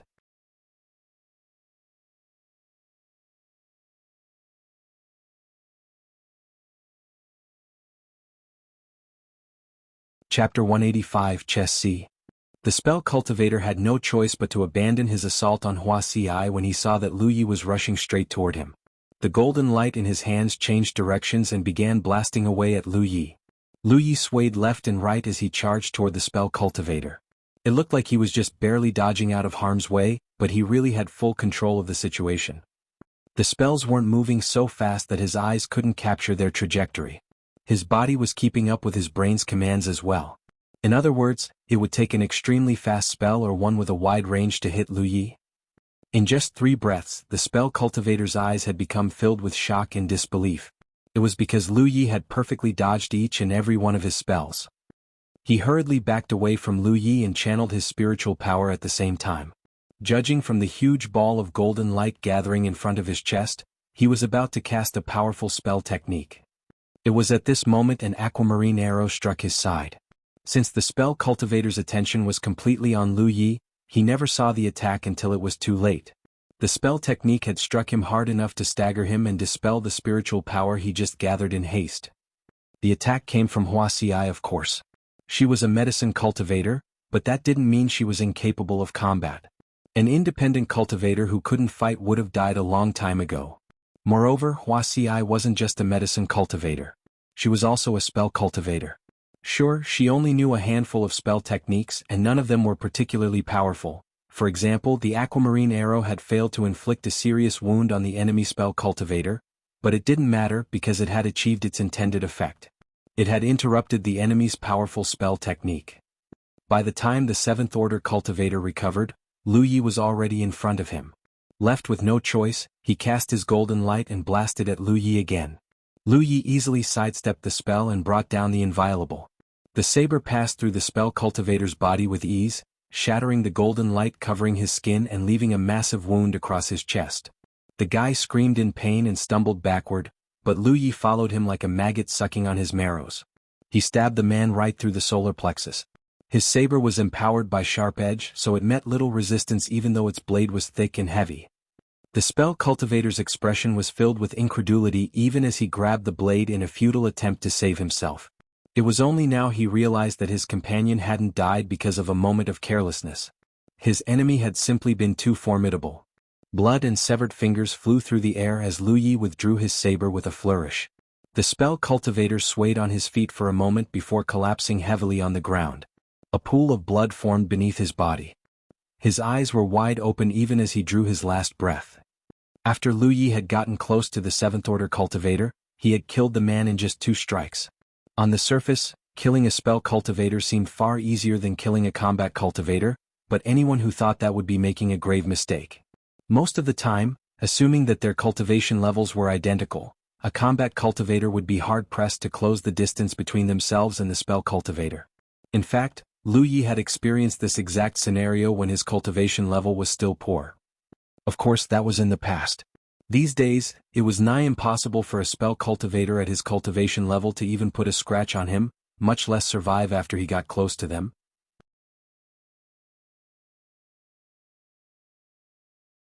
A pair of red lights flew out of the dead cultivators and entered the back of Lu Ye's hand one after another. When he looked down to check, he discovered that his contribution points had increased by 28, and there was something new lurking within his battlefield imprint. He probed it for a bit until he realized that it was the blessing of the Divine Opportunity column. The entry cost of the Battle Royale was a blessing worth 500 contribution per sect. The participants could kill their opponents and rob them of their blessing. If Lu Yi could return to the Crimson Blood sect safely, he would have the choice of imbuing the blessings in the Divine Opportunity column to increase the outpost's spiritual chi, or exchange them for an equal amount of sect contribution points. Speaking of which, sect contribution points was not the same as individual contribution points, though the 2 currencies were interchangeable to a certain degree. This was why the Battle Royale of the Legates was considered a major event in Jianghu. Both major and minor sects were keen on participating in this event because the heavens guaranteed that the outcome would be fair. "You okay?" Lu Yi asked while turning toward Wuxia. She looked a little dirty after the battle, but sported no obvious injuries as far as he could tell. Wuxia nodded. Although her cultivation level was an order lower than that 7th Order spell cultivator, she would have been fine for at least a while longer. The spirit artifact Shui Yuan gifted her had greatly improved her defenses. After they had organized the loot, they began scouting the surrounding terrain. A while later, the duo were standing on the highest spot on the land and looking all over the place. As it turned out, they had been transported to a small island, one that was only as big as a public square. While the island was overflowing with vegetation, it was surrounded by sea from all sides. It was impossible to hide in such a small, confined terrain, so they knew that the only ones on this island were them and the 2,000 Demon Ridge cultivators they killed just now. One good thing about the island was that it was overflowing with spiritual chi. There was barely any noticeable difference compared to the wilderness of Spirit Creek battlefield, so they were able to recover quite quickly after the battle. The Chess Sea. Lu Yi exhaled after confirming the location of this year's Battle Royale of the Legates. So far, the Battle Royale of the Legates had never taken place on the same battlefield. According to the incomplete statistics of the major sects in Jianghu, as many as 34 kinds of battlefields had been featured in the Battle Royale of the Legates. There were mountain forests, deserts, swamps, flatlands, seas and more. The Chess Sea was one of the most famous battlefields of the Royale because it was an unknown sea filled with tiny islands that, from a bird's eye view, looked like chess pieces on a chessboard. The curious thing about the Chess Sea was that the islands weren't static. They would automatically float across the sea and merge with other islands to form bigger islands. As time passed, these islands would keep merging with one another until finally, they formed a province-sized continent. As miraculous as this was actually bad news for most participants. If this was any other battlefield, a battered, exhausted cultivator at least had the choice of escaping to the edge of the battlefield and hide there until the battle royale was over. However, this could not be done on the Chess Sea. The islands would keep merging with each other and forcing cultivators of differing factions to clash against one another. Moreover, the sea itself was rife with danger. Violent, massive sea beasts were just one of the many threats one could potentially encounter in the sea, meaning hiding in the sea wasn't a viable strategy either. Finally, flying before the islands were fully merged was also a bad idea. It was because flying above the sea depleted far more spiritual power than normal. The flyer could easily run out of spiritual power before they got anywhere. This was why even the legates of the core circle could not strike out on their own. Their only choice was to stay on their island and wait for their islands to merge. If someone were to rank the battlefields of the Battle Royale by their casualty rate, then the Chess Sea would definitely rank among the top 3. Lu Yi did not know what the other cultivators thought after discovering that the Battle Royale would be taking place on the Chess Sea, but he knew he and Wuxia could see the excitement in each other's eyes. "I'm going to grow some mushrooms," Wuxia said before taking off toward the center of the island with a delighted look on her face. As partners of this Battle Royale of the Legates, they had communicated some of their enemy-slaying and self-preservation skills with each other as a matter of course. Wuxia's enemy-slaying tactics were meager at best, so it would be wishful thinking to expect her to quickly slay a powerful opponent like Lu Yi. On the other hand, she could be far more useful than a 6th-order cultivator if she was allowed the time and space to work her magic. And mushroom growing was her most powerful ability bar none. Previously at Mount Ing, Wuxia had planted mushrooms in the 1,000 Demon Ridge cultivators' bodies without them knowing. If Lu Yi had arrived a few days later and everything was in place, she could have eliminated all 3 cultivators by herself without their knowledge. Although she had had to spring her trap prematurely due to Lu Ye's arrival, she still gave that 7th-order cultivator quite the fright. Lu Yi had to hide his surprise when Wuxia had told him about her ability. Who would have thought that the medicine cultivators, savior of the ill and injured, would be capable of such devious methods? It would not be an exaggeration to say that Wuxia had single-handedly readjusted his view of medicine cultivators, especially independent medicine cultivators like her. The young woman might look kind and gentle on the surface, but she could wipe cities and massacre nations if she wanted to. With that in mind, it should be obvious why the Chess Sea was an extremely favorable terrain for Wuxia and other cultivators like her. It was one of the best places she could hope for to unleash her abilities. Lu Yi was also lucky to have recruited her before entering the Battle Royale. After all, there was no way he could have known that this year's Battle Royale of the Legates would be set on the Chess Sea. Wuxia wasn't just growing mushrooms either. She was also collecting medicinal herbs. The spiritual chi in Chess Sea was incredibly rich and suitable for growing medicinal herbs. Killing enemies wasn't the only way to make a profit after all.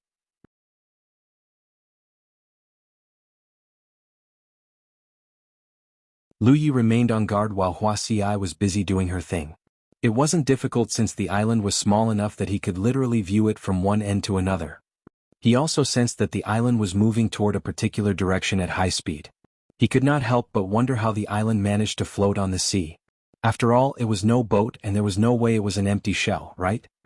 Suddenly, Lu Yi felt a reaction from his battlefield imprint.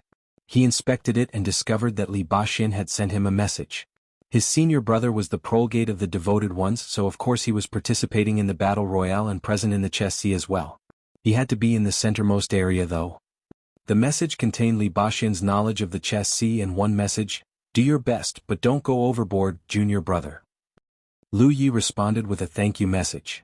Unfortunately, nothing happened even after Hua Xi finished her preparations, so Lu Yi decided to switch up his cultivation discipline and cultivate. They weren't going to encounter any danger until the island merged with another anyway, so why not? 2 hours later, Hua Xi suddenly called out to him. He immediately paused his cultivation and dashed to the highest spot of the island. He followed her gaze and found a tiny black dot moving toward them at high speed. Another island was floating in their direction, or rather, both islands were attracted toward one another like magnets. The other island was still too far away for him to glean anything concrete. He could not tell if there were enemies on the island either. The sea breeze filled his mouth and his nose with a fishy, salty taste.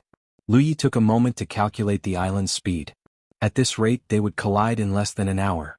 After some consideration, he placed the inviolable into his storage bag and stood side by side with Hua Xi. When the distance between the two islands had narrowed to a certain extent, they suddenly sped up almost as if they were reacting to the other's presence. This time the islands were close enough for Lu Yi to observe the other island.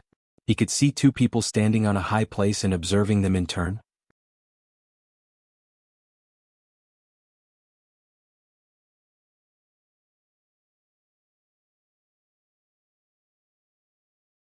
Chapter 186, It's the Mushrooms Who Killed Him.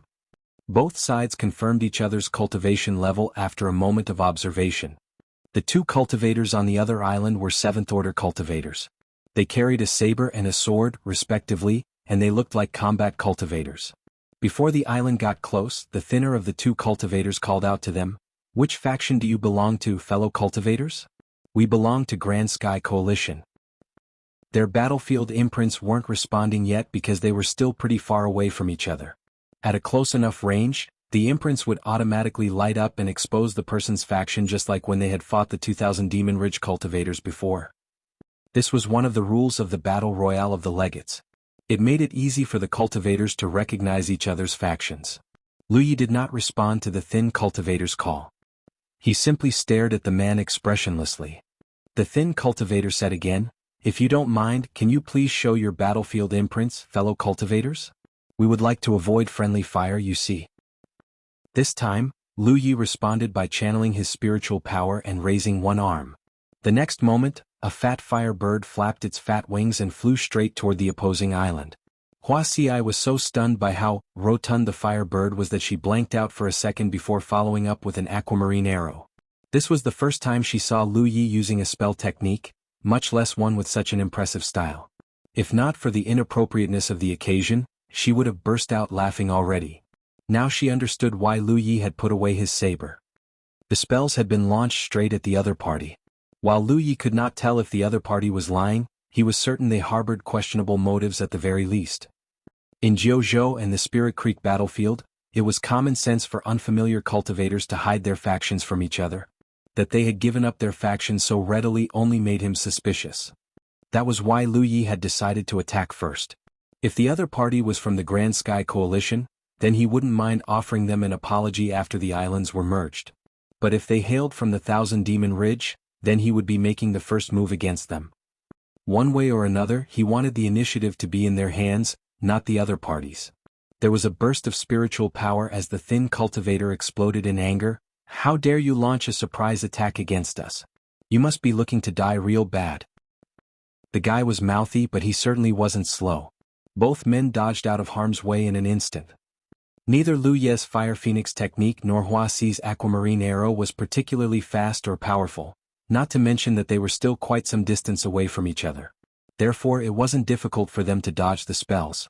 For a time, Lu Yi and Hua Xi threw ineffective spell after ineffective spell at their opponents until finally, the two combat cultivators decided it was a bit humiliating to dodge enemy fire without retaliating at least a little. A quick discussion later, they fished out spirit talisman papers from their storage bags, activated them and threw them at Lu Yi and Hua Xi. For a time, spells flew between the closing islands like colorful fireworks. Fire birds, aquamarine arrows, golden arcs and icicles flew all over the place. While retaliating, the thin cultivator declared with a malicious grin, "Two little 6th-order spell cultivators, huh? Just you wait. You're going to regret attacking us real soon." Suddenly, both parties swayed unsteadily on their feet. It was because the two islands had finally collided with each other.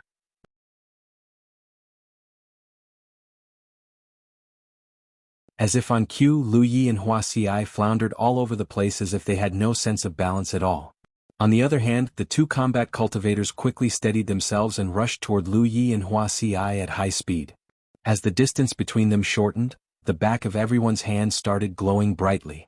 While Lu Yi and Wuxia's glowed blue, the two combat cultivators glowed red. Grand Sky Coalition? No, they were obviously Thousand Demon Rich. You are dead. The thin cultivator uttered in a chilling tone while dodging Lu Yi's spells. He was just a few seconds away from the young man now. When his companion charged toward Wuxia, the young woman immediately ditched Lu Yi and fled in haste. Haha. The thin cultivator cackled at the sight. It was always a treat to watch fellow partners abandoning one another to escape his wrath. The thin cultivator dodged one last spell before leaping high into the sky. He unsheathed his sword with a victorious look on his face. Not only did his opponent fail to maintain his distance from a combat cultivator, his cultivation level was an order lower than his. This was his victory no matter how you looked at it. It was at this moment he saw Lu Yi pulling a saber from his storage bag. A tinge of worry suddenly colored his features. When Lu Yi swung the saber at him and fiery red spiritual power covered his vision, that worry reached peak level in an instant and transformed into terror. Clang! His sword was sent flying in the first strike. As he was in midair, he would only watch as Lu Yi's saber. It looked like the entire blade was on fire because it was covered in red spiritual power, cut through his arm and his body. Aya! The thin cultivator let out a blood-curdling scream as he was sent flying. A shower of blood exploded from his body, and his arm flew lifelessly into the air. It was only now he realized that the sixth-order young man wasn't a spell cultivator after all. He was a combat cultivator. Still, how did he cast his spells so quickly? It wasn't like he never suspected that the young man was trying to pull a fast one on him, but his casting speed had dispelled his doubts. It was the kind of speed that was only attainable with an incredible amount of practice. That crafty little bastard. The thin cultivator swore in his head while making a hand seal with his remaining hand. His spiritual power cycled furiously as his sword sang and transformed into a beam of light. Unfortunately, a saber flashed across his vision before he could do anything with the sword. The next thing he knew, his life had already departed his body. It had only been 3 breaths since the thin cultivator charged Lu Yi. After Lu Yi had slain his opponent, he wasted no time in rushing to Huaxi's aid. Although the young woman had great running speed, she was ultimately no match for a combat cultivator. She was about to be caught up when a blood-curdling scream caused the man's heart to skip a beat. When he turned to look behind him, he saw that Lu Yi was approaching him at high speed. My partner died? But how?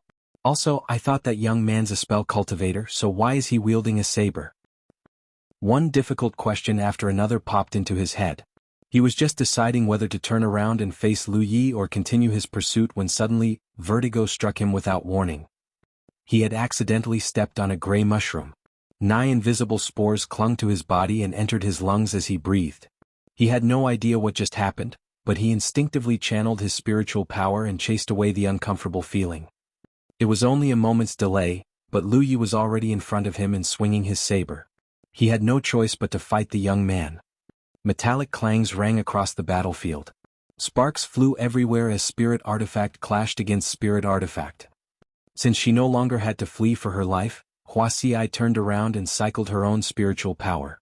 Suddenly, the spiritual light surrounding the 7th-order cultivator grew dimmer and dimmer. Lu Yi could visibly feel his enemy's moves weakening with each strike. At the beginning, his enemy had performed exactly as a 7th-order cultivator would. 2 moves later, his spiritual power suddenly weakened as if some sort of invisible power was suppressing a portion of his strength. It actually dropped to that of a 6th-order cultivator. Lu Yi could have killed a 7th-order cultivator with little effort, much less a 6th-order. That said, he wanted to see how Huaxi's mushrooms performed in battle, so he dragged out the fight instead of ending it immediately. It didn't take long before the enemy cultivator's spiritual power weakened yet again. This time, not only did his strength fall to that of a 5th-order cultivator, the ominous scene he saw at Mount Ing reared its head once more. Tiny mushrooms started growing out of the man's eyes, ears, nostrils and mouth. It It was terrifying to say the least. This time, even the enemy noticed that something was terribly wrong.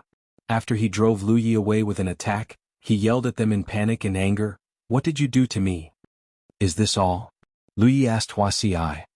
"More or less, yes." "Okay. You can kill him now." "Who, me?" "Duh. He's worth 14 contribution points, you know?" "But my hands are made for healing the wounded and saving lives, not murder," Wuxia complained with an affronted look. "I'll take you both to the grave with me." The Thousand Demon Ridge cultivator roared in fury before charging straight toward Lu Yi. Not only had they treated him like air, they had discussed the value of his life right in front of him. No one could have borne such humiliation. It was too late though.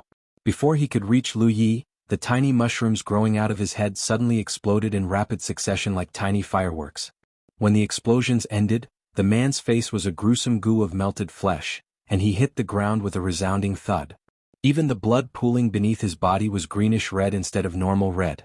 A pair of red lights then flew toward Wuxia and Lu Yi respectively. The contribution points went to Wuxia, and the blessing Lu Yi. Lu Yi looked at Wuxia and held a gaze for a moment. She smiled innocently as she asked, "Why are you staring at me like that?" "It's the mushrooms that killed him, not me." What could Lu Yi even say to that? In the end, he decided to ignore it and focused on gathering the loot. While he was inspecting the battlefield imprint, he suddenly realized that he got not one but two blessings. In other words, these 2000 Demon Ridge cultivators had killed a team of cultivators and stolen their blessing prior to meeting them.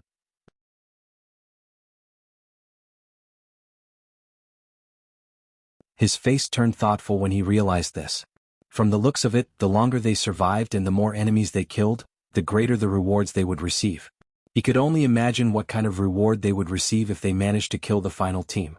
After all, every time a participant team dies, the blessing they paid as the entry cost would be transferred to the victor. After the battle, Lu Yi and Wuxia proceeded to investigate the other island. While crossing over, they discovered that the two islands weren't actually merged into one seamless whole. They were just stuck together like a pair of magnets.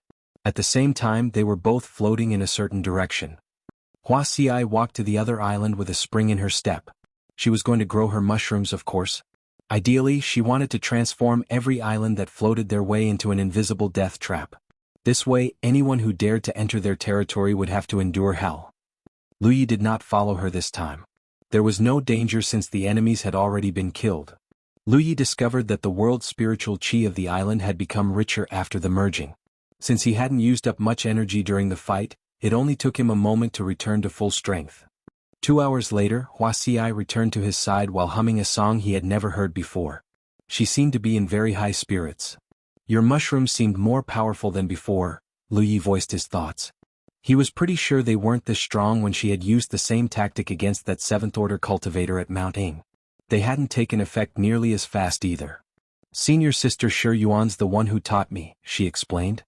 Lu Yi exclaimed in surprise. "She knows how to grow mushrooms as well?" "No, but she does have the foresight and the experience. It's no problem for her to instruct a small cultivator like me." He couldn't deny that. As if seeing through his thoughts, Wuxia added, smiling, "All medicine cultivators are experts in poison. Whether they're willing to use it this way is another matter entirely. After all, how can you heal without knowing the illness? How can you treat poison without knowing poison? If you think that medicine cultivators are easy to bully just because they look soft and cuddly, you've got another thing coming. I've never underestimated anyone before, and I'm not about to start now."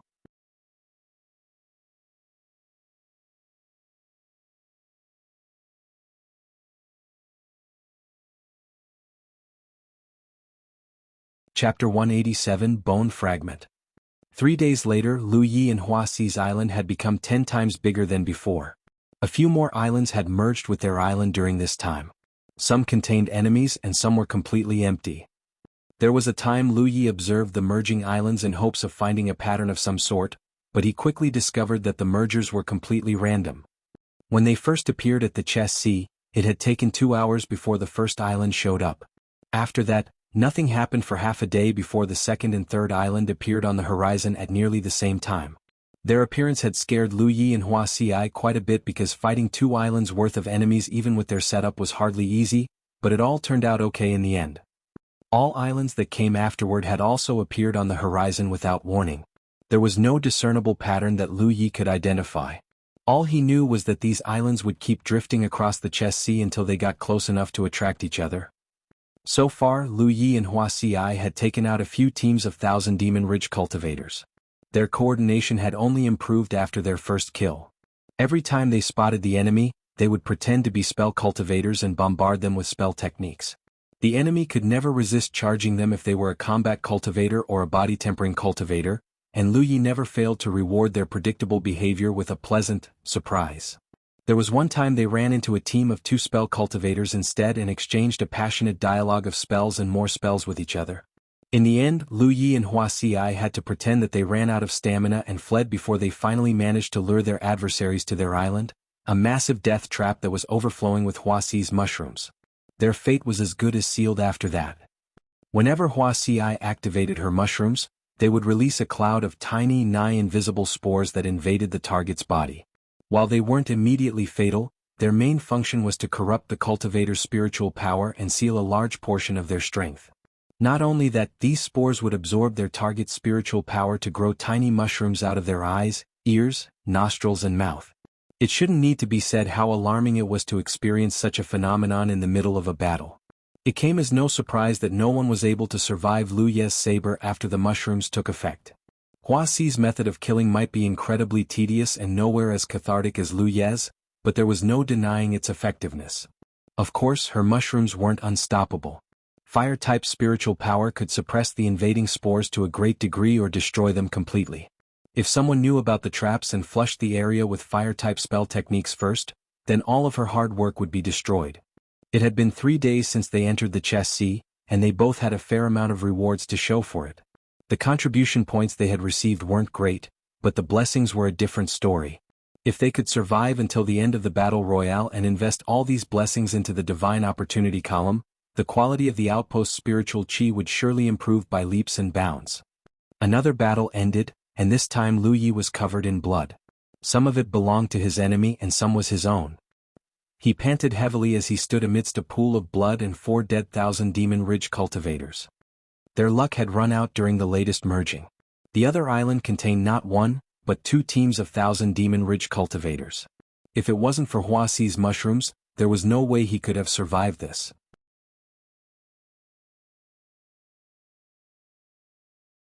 He was powerful enough to defeat foes whose cultivation levels were higher than his own, but that did not mean he was invincible. At his current level, fighting 2 7th-order cultivators at the same time was more or less his limit. 3 was just impossible. Just like all their previous battles, Huaxi's mushrooms were the main reason they were able to turn this around. Upon seeing 4 enemies on the other island, they knew there was no chance they could defeat the enemy via brute force this time. Not even bothering to pretend to be spell cultivators this time, they immediately turned tail and retreated into their island. It was a good thing that the island was much bigger than before. Otherwise they wouldn't even have the option to run. What happened afterward was a cat-and-mouse chase that spanned across the entire island. They must have circled the place at least a couple of times before they were finally surrounded. As the 4 enemies approached with malicious grins on their face, Huaxia finally sprung her trap. Their spiritual power suddenly became corrupted, and tiny mushrooms began growing out of their heads. At the same time, Lu Yi dashed like lightning and slayed an enemy cultivator in an instant. The ensuing battle was a deadly dance where the slightest mistake could have ended in Lu Yi and Huaxi's death. The mushrooms were effective, but the combined explosive power of 3 7th-order cultivators still dealt a ton of damage to Lu Yi. Even Huaxia had taken a hit from a telekinetically charged sword. If it wasn't for the dress Shui Yuan had gifted her, that hit would have pierced her stomach completely. After they managed to survive the first 10 breaths, the tide slowly but surely turned in their favor. It was because the enemies were losing strength with every passing minute. Near the end, they didn't even have the strength to use telekinesis anymore. Lu Yi eventually cut them all down with his saber. Lu Yi turned to check how Huaxia was doing and found blood trickling down a corner of her lips. Clearly, that telekinetically charged attack had done a sizable amount of damage even after it was blocked by her spirit artifact. Lu Yi himself was covered in a number of wounds, the worst one almost deep enough to see bone. But overall, he had gotten out of that battle relatively intact. They exchanged glances, both still reeling from how easily everything could have gone south. Huaxi walked over and started treating Lu Ye's injuries. His wounds abruptly ceased bleeding and tingled non-stop as warm aquamarine light gently enveloped his body. It was clear that the medicine cultivator's healing power had become stronger after she entered the Sixth Order. Although the wounds wouldn't heal instantly as a matter of course, they were no longer a major problem. Huaxi tended to her own injury only after she had finished treating Lu Yi. In the meantime, Lu Yi consumed a healing pill and a spirit-restoring pill.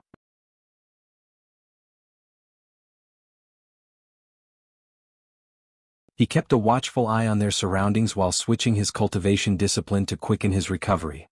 Unlike most people, he did not need to enter a state of meditation while recovering his strength. All he needed to do was to swallow the pills, and the gluttonous feast would do the rest for him. It was the same when he was cultivating at the outpost. When other cultivators cultivated, they had to concentrate on inhaling and exhaling the world spiritual qi around them. If they lost concentration for even a moment, their cultivation efficiency would be impacted to a certain degree. This wasn't the case for Lu Yi though. All he needed to do was to construct gathering spirits in his spiritual points and switch out his cultivation discipline, and he could divert his attention elsewhere. Of course, most of the time he just stared at a blank space or slept because he had nothing to do. The island he and Huaxi had appeared on at the start was in the middle of the merged islands. There, he had built a fairly sized gathering spirits for Huaxi because her recovery speed wasn't as quick as his. This way they would be able to recover more efficiently after every battle. The Chess Sea was a battlefield where a huge battle could happen at any moment. Therefore, it was critically important to maintain an abundance of one's spiritual power. This was especially true for Huaxi because her mushrooms required a lot of spiritual power to grow. Despite their inconspicuous appearance, each and every mushroom had been grown by her own spiritual power and some facilitation methods. As the island continued to grow in size, the number of places she needed to grow her mushrooms were also increasing. Thankfully, the concentration level of the world spiritual qi was increasing as well. Most of the time, she only needed to meditate for a short moment to recover her spiritual power completely. They took care of the loot as they had done many times before. This time, Lu Yi received a total of 5 blessings from the 4,000 Demon Ridge cultivators. These people had obviously slain a number of Grand Sky Coalition cultivators before they came upon them. Lu Yi was certain that these teams belonged to separate sects, and yet somehow they were lucky enough to encounter one another instead of another enemy team. He and Huaxi, for example, hadn't encountered a single Grand Sky Coalition team since coming here. He put away the enemy's storage bags before dumping their bodies into the ocean. It was how he dealt with all the other bodies so far. After all, no one knew how much longer they were going to stay in the Chess Sea, and to leave them on the island was to leave them to rot and stink to the high heavens. Every time Lu Yi dropped a body into the ocean, countless shadows would rise to the surface and devour everything in an instant. Not a single piece of flesh was left behind. He had never managed to identify these shadows, but he knew beyond any doubt that he had to avoid entering the sea at all costs. Maybe he could skirt the surface in case of emergencies, but to venture any deeper was to court certain death. The second body he tossed also disappeared in the blink of an eye. The third one was no different. When Lu Yi was about to toss the fourth body though, he suddenly frowned and glanced in the direction of the sea. A bone fragment had floated to the surface before he realized it. This alone would have been strange enough, but what really surprised him was that the shadows were swimming away from the bone fragment. Lu Yi stared at the bone fragment until he recalled seeing it hanging around the neck of 1,000 Demon Ridge cultivator he killed. At the time he had ignored it after confirming that it was no spirit artifact or precious material, but now it seemed that he was mistaken. After all, it had repelled even the shadows beneath the Chess Sea.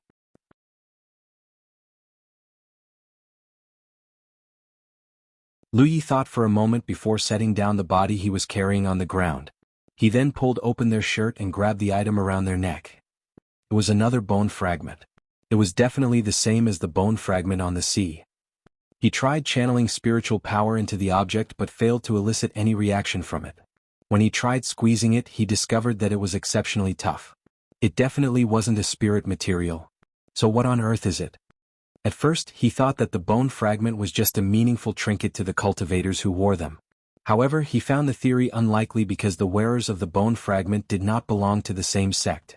This was compounded by the fact that they hadn't coordinated with each other during the earlier battle at all.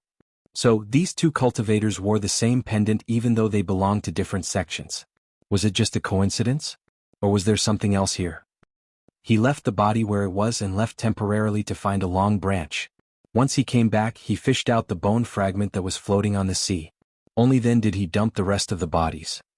After the bone fragment was gone, the shadows beneath the sea immediately became active once more. With that done, Lu Yi returned to the highest spot of the island to resume his watch and study the bone fragments at the same time. 2 hours later, a fully recovered Wuxia returned to his side and saw the bone fragments he was studying. She asked curiously, "What are those?" Lu Yi shook his head before explaining his findings.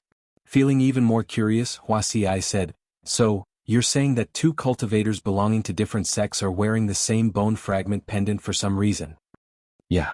Lu Yi nodded before reciting the characteristics of the 2 cultivators to help Wuxia remember. A while later, the young woman nodded thoughtfully. "You're right. I don't think they belong to the same sect. But what if they're siblings and these bone fragments are some sort of heirloom?" Lu Yi could not deny that possibility. "Well, it doesn't matter. Shui Yuan should be able to tell us what they are after we get back," he said as he put them inside his storage bag. Suddenly, Wuxia bumped him with her elbow and pointed down a certain direction. Lu Yi followed her gaze and tensed up immediately. It was because he saw an island that was no smaller than theirs floating swiftly in their direction.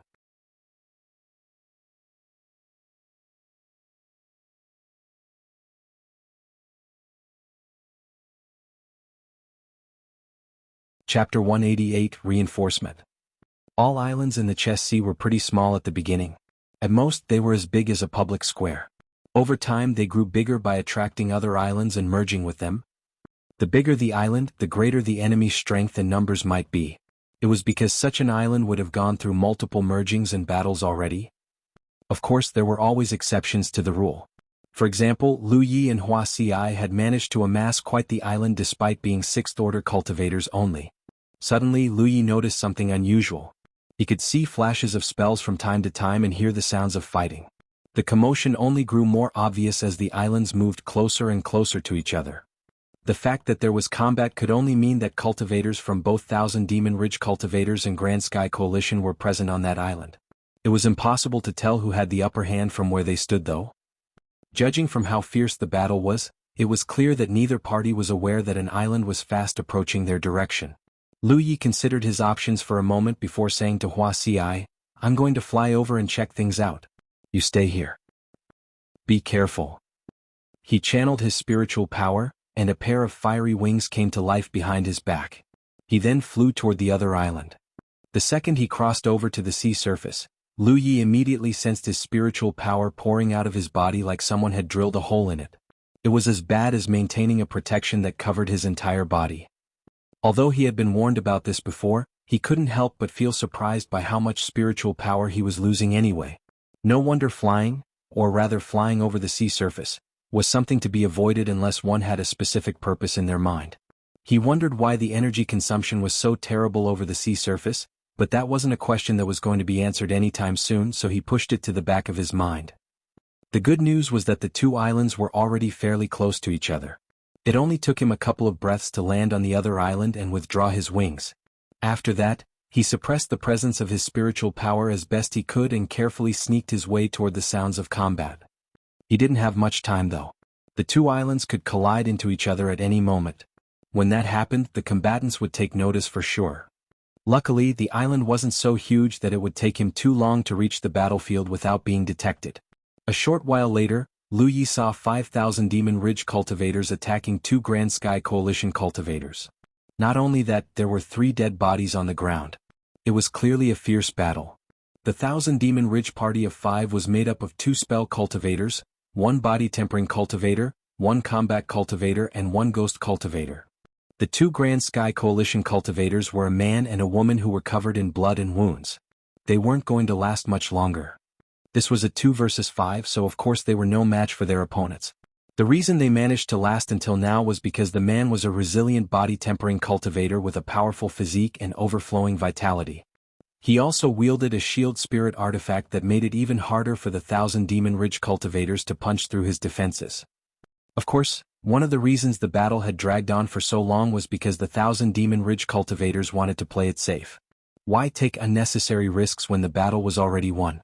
Animals were most dangerous when they were injured and cornered, much less cultivators with one last trick or two up their sleeves.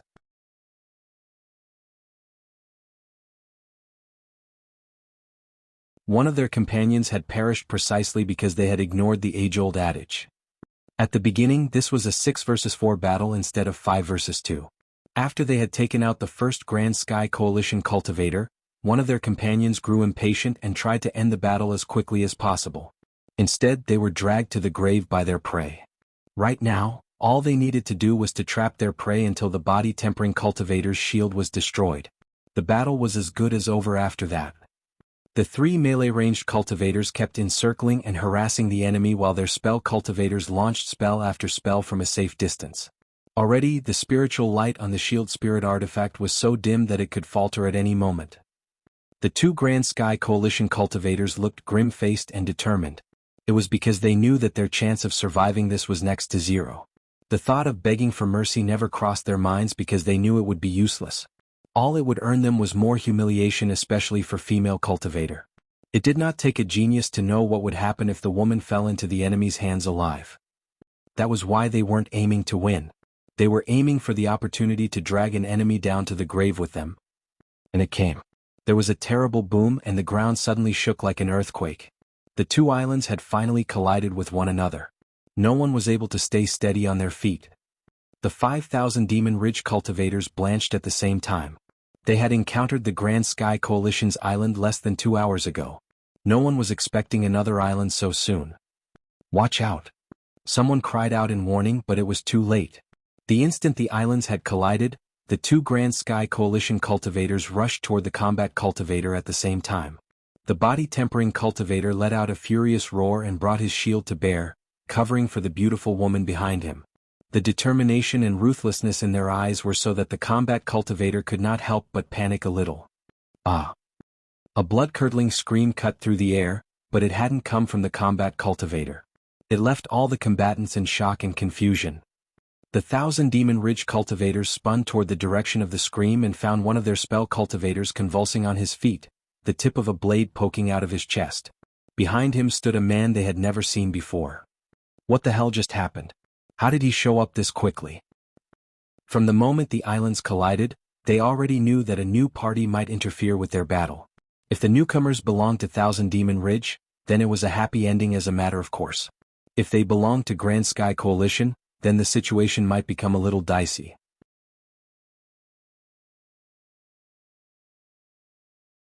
Either way, they were prepared to deal with the situation. What they weren't prepared to deal with was their spell cultivator dying practically the second the islands had collided. What was going on here? Had the man been hiding on the island all this time? There was no time to think. Charging with wanton abandon, the 2 Grand Sky Coalition cultivators had managed to make their way to the combat cultivator and were doing their best to drag him to the grave with them, self-preservation be damned. Unfortunately, they failed because their injuries were just too severe. The combat cultivator only took a hit before his body-tempering companion came to his rescue. For a time, the 4 cultivators danced the dance of death with each other. The ghost cultivator wasn't doing nothing either. His presence suddenly became much harder to detect as he cut in from the flank and pushed the 2 Grand Sky Coalition cultivators to the edge. At the same time, Lu Yi charged toward the second spell cultivator while shouting, "Hang in there!" The shield-wielding body-tempering cultivator did not react to his shout, but the female cultivator wielding a pair of daggers did. Astonishment spread across her features because that voice felt familiar for some reason. But of course this was no time to be distracted. Purple patterns crept all over her pale neck and dyed her pupils purple. The way they slithered all over her face made her look both demonic and beautiful. Ghost cultivators excelled at assassinations, so head-on battles like this one was not her strong point. It wasn't like she had a choice though. The only thing she could do now was to bring her full power to bear. Back on Lu Ye's side, the young man was rapidly closing the distance between himself and the spell cultivator while dodging every spell that was flying in his direction. It was such an unbelievable sight that a bit of panic had crept onto the spell cultivator's features. He had never seen such a nimble combat cultivator in his life. When Lu Yi was almost right on top of him, the spell cultivator gritted his teeth and channeled his spiritual power. The next second, a powerful repulsive force erupted from his body. The surprise attack caused Lu Yi to stumble on his feet. Not about to let the golden opportunity slip by, the spell cultivator hurriedly ran toward his companions. Unfortunately, he only managed a few steps when he felt a surge of hot energy flying toward him from the flank. He looked back and saw a big-ass firebird flying straight toward him. He hurriedly summoned a spiritual power shield in front of himself. Boom! The firebird crashed into the shield and caused a tremendous explosion. By the time he had recovered his footing, Lu Yi was already on top of him. The inviolable swung upward and sent the spell cultivator's forearm flying. Lu Yi then brought it back down and put a good amount of holes in the spell cultivator's body. The poor guy's scream could be heard throughout the island. Boom!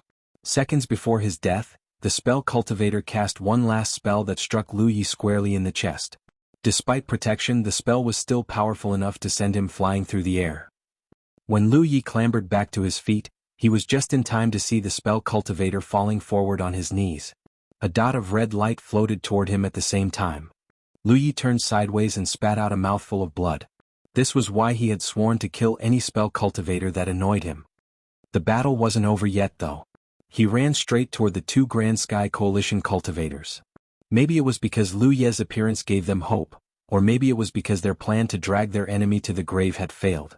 Right now, the duo were doing their best to retreat in Lu Ye's direction. It was a close thing.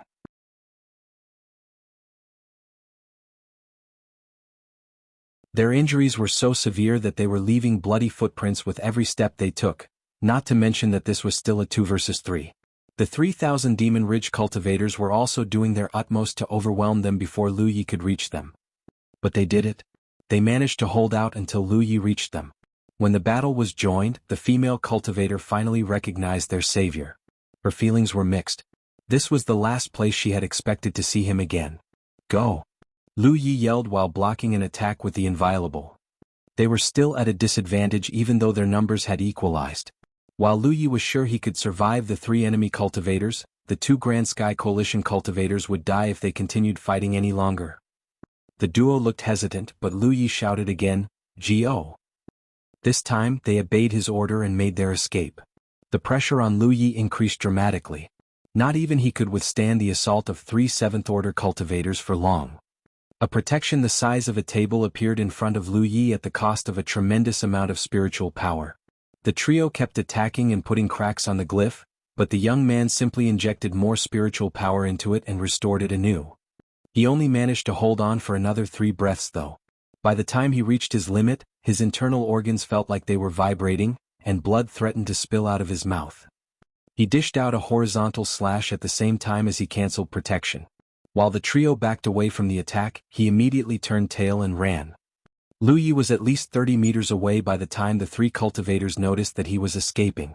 Although they were shocked by his speed, they did not forget to employ telekinesis and launch their spirit artifacts at Lu Yi. Sensing the killing intent behind him, Lu Yi immediately activated transient wings and took to the sky. He did not activate protection because he knew it wouldn't be enough to block the attacks. Even if it was, the resulting impact would still grievously wound him.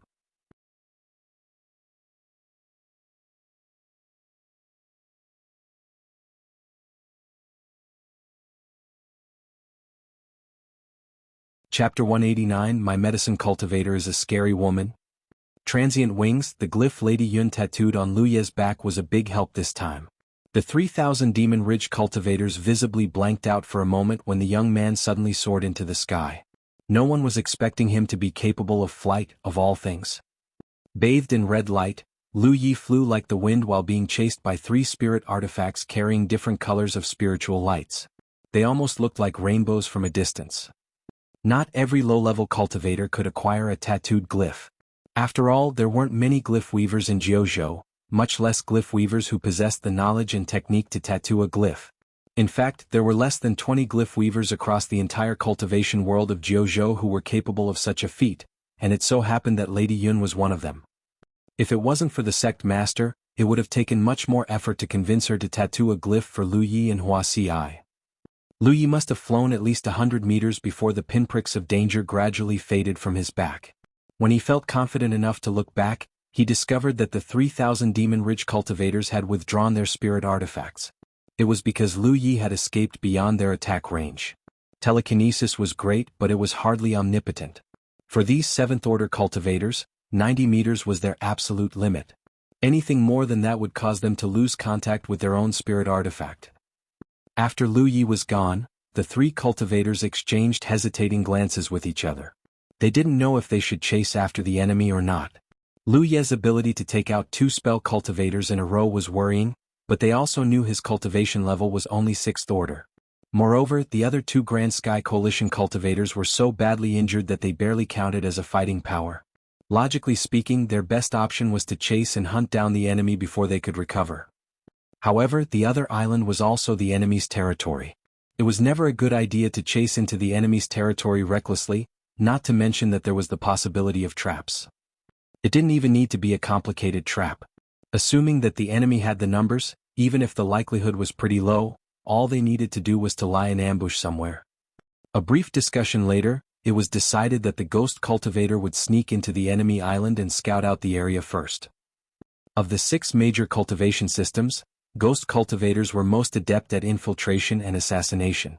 However, most of the Ghost Cultivators Lu Yi encountered weren't too different from a combat cultivators. The reason for that was cultivation level. Ghost Cultivators could not display their true capabilities until they had passed a certain threshold.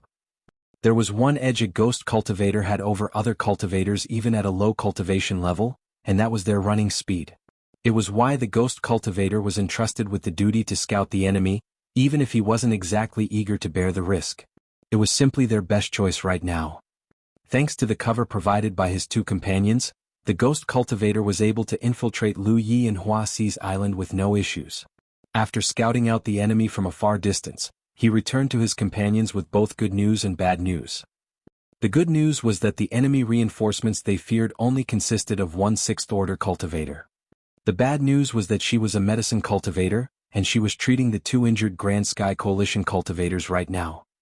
For a time, the body tempering cultivator and the combat cultivator were completely speechless.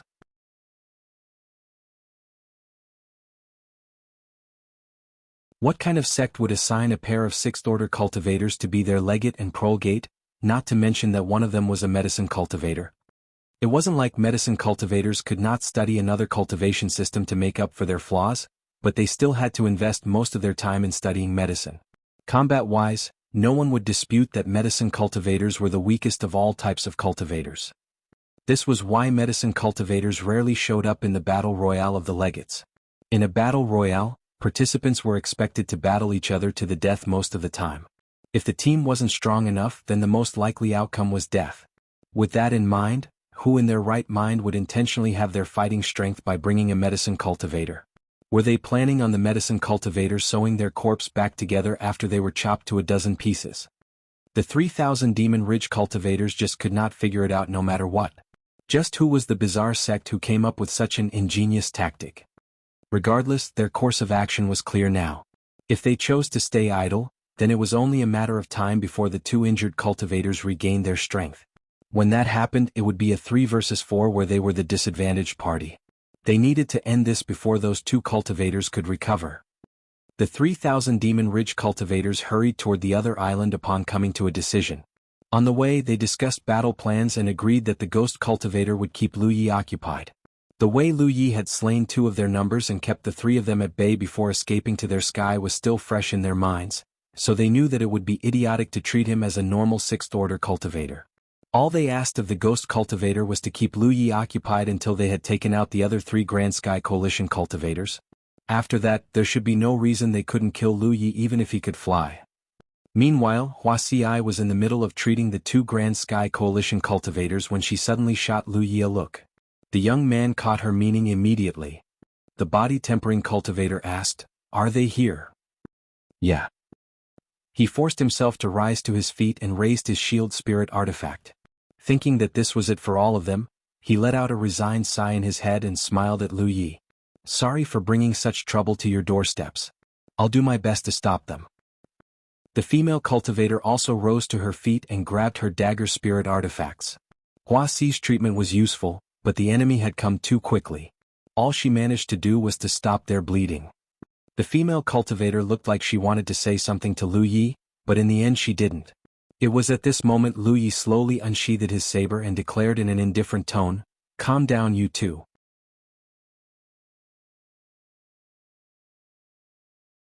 If those three dare to show their faces here, you have my word that they won't live to regret it. Both the body-tempering cultivator and the female cultivator looked at him in astonishment. Should they say he was boastful or an idiot? They might outnumber the enemy, but anyone could see that their chances of survival were low. Sensing their doubt, Lu Yi added, "You don't know this, but my medicine cultivator is a scary woman."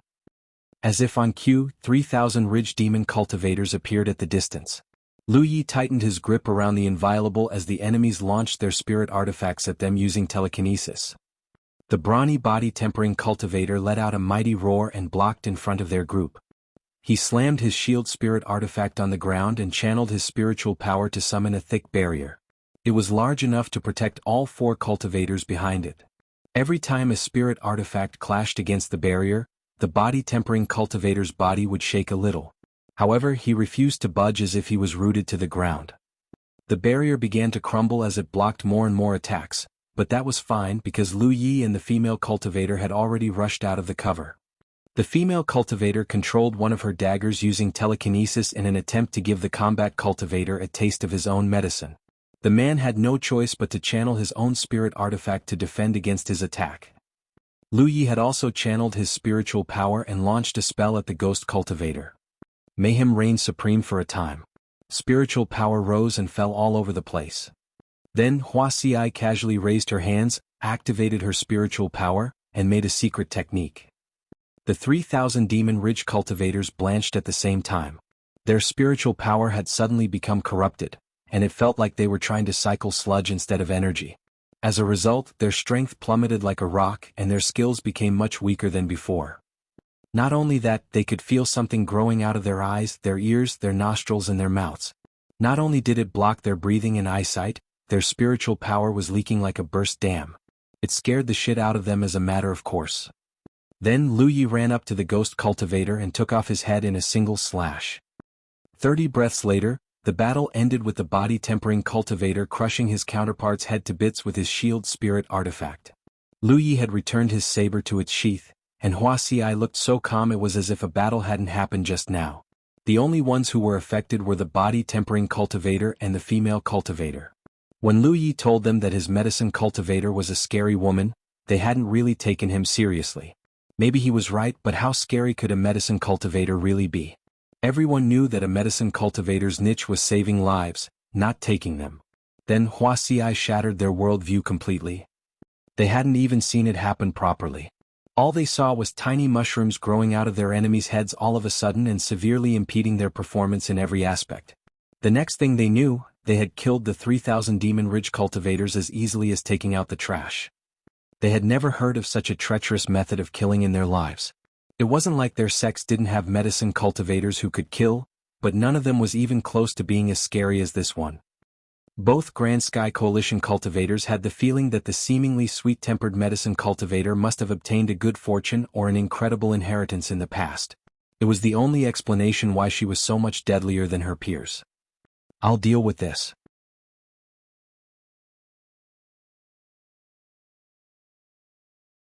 "Just focus on healing your injuries," Lu Yi said before leaving to clean the battlefield.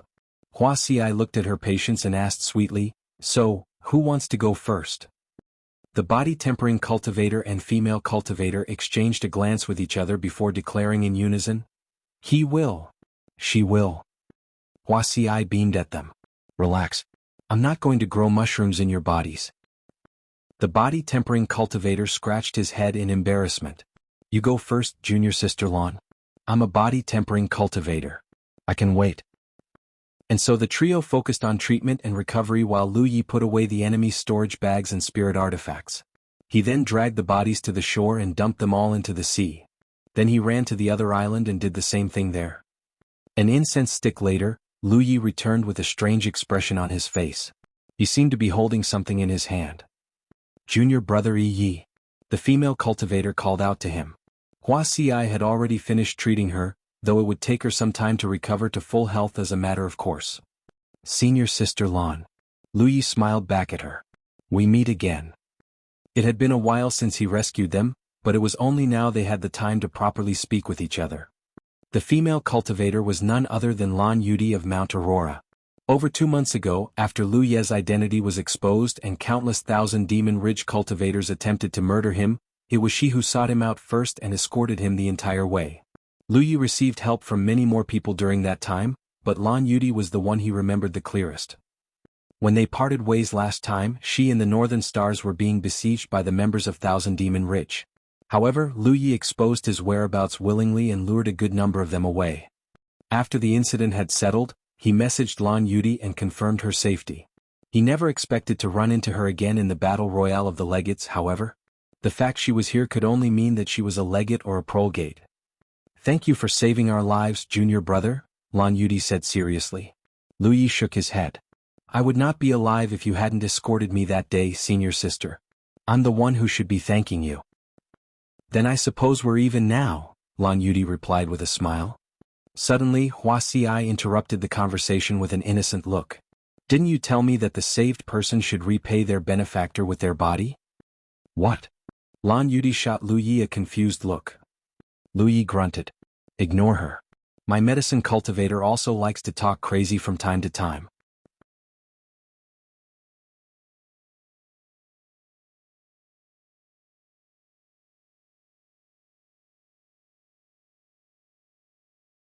Chapter 190 came prepared. Lu Ye proceeded to exchange names with the body-tempering cultivator who was receiving treatment from Wuxia. He was the legate of an 8th-tier sect from Dingzhou, and his name was Gao Tai. Gao Tai expressed his astonishment when he learned of Lu Ye's identity. "You're Lu Yi of Crimson Blood Sect? The commotion you caused 2 months ago at Golden Tip was quite something." Lu Yi did not correct him. He just could not even be bothered to try anymore. Some aspects of fame were irreversible once made, and his nickname was one of them. Lan Yudi was a prolgate and Gao Tai a legate. They were previously a party of 4 until they ran into these Thousand Demon Ridge cultivators and lost 2 of their number. Lu Yi had collected their belongings when he went to the other island earlier, so he returned their storage bags after Lan Yudi and Gao Tai identified them. The duo should be happy to escape the jaws of death, but the death of their companion still put them in a melancholic mood. Lu Yi spoke with them for a while and discovered that they had been extremely lucky. They had met up with each other soon after they arrived, and together they were able to take out multiple teams of Thousand Ridge demon cultivators with no issues. That lasted until they encountered the latest group of enemies. They were 4 strong, but the enemy had 2 more over them. Since their cultivation level and combat strength were more or less the same, the party with the superior numbers clearly held the advantage. If Lu Yi hadn't appeared in the nick of time, they had no doubt that they would have died already. Suddenly, Lu Yi tossed a pair of bone fragments into their hands. "Do you recognize these things?" Lan Yudi and Gao Tai caught them and inspected the bone fragments for a moment. They shook their heads as Lan Yudi asked, "What are they?" "I don't know either," Lu Yi replied while fiddling with another 2 bone fragments. "I picked them up from the other island." He had already collected 2 bone fragments beforehand, and he found another 2 while looting the battlefield. One of them had come from the spell cultivator he ambushed, and the other from a Thousand Demon Ridge cultivator who was already dead by the time he entered the other island. He was one of the 3 corpses on the ground. After Lu Yi had explained his findings to Lan Yudi and Gao Tai, they both wore shocked and had puzzled looks on their faces. "You've collected these bone fragments from 4 different people? Assuming they all belong to a different sect, that's 4 different sects owning the same object. What on earth is it?"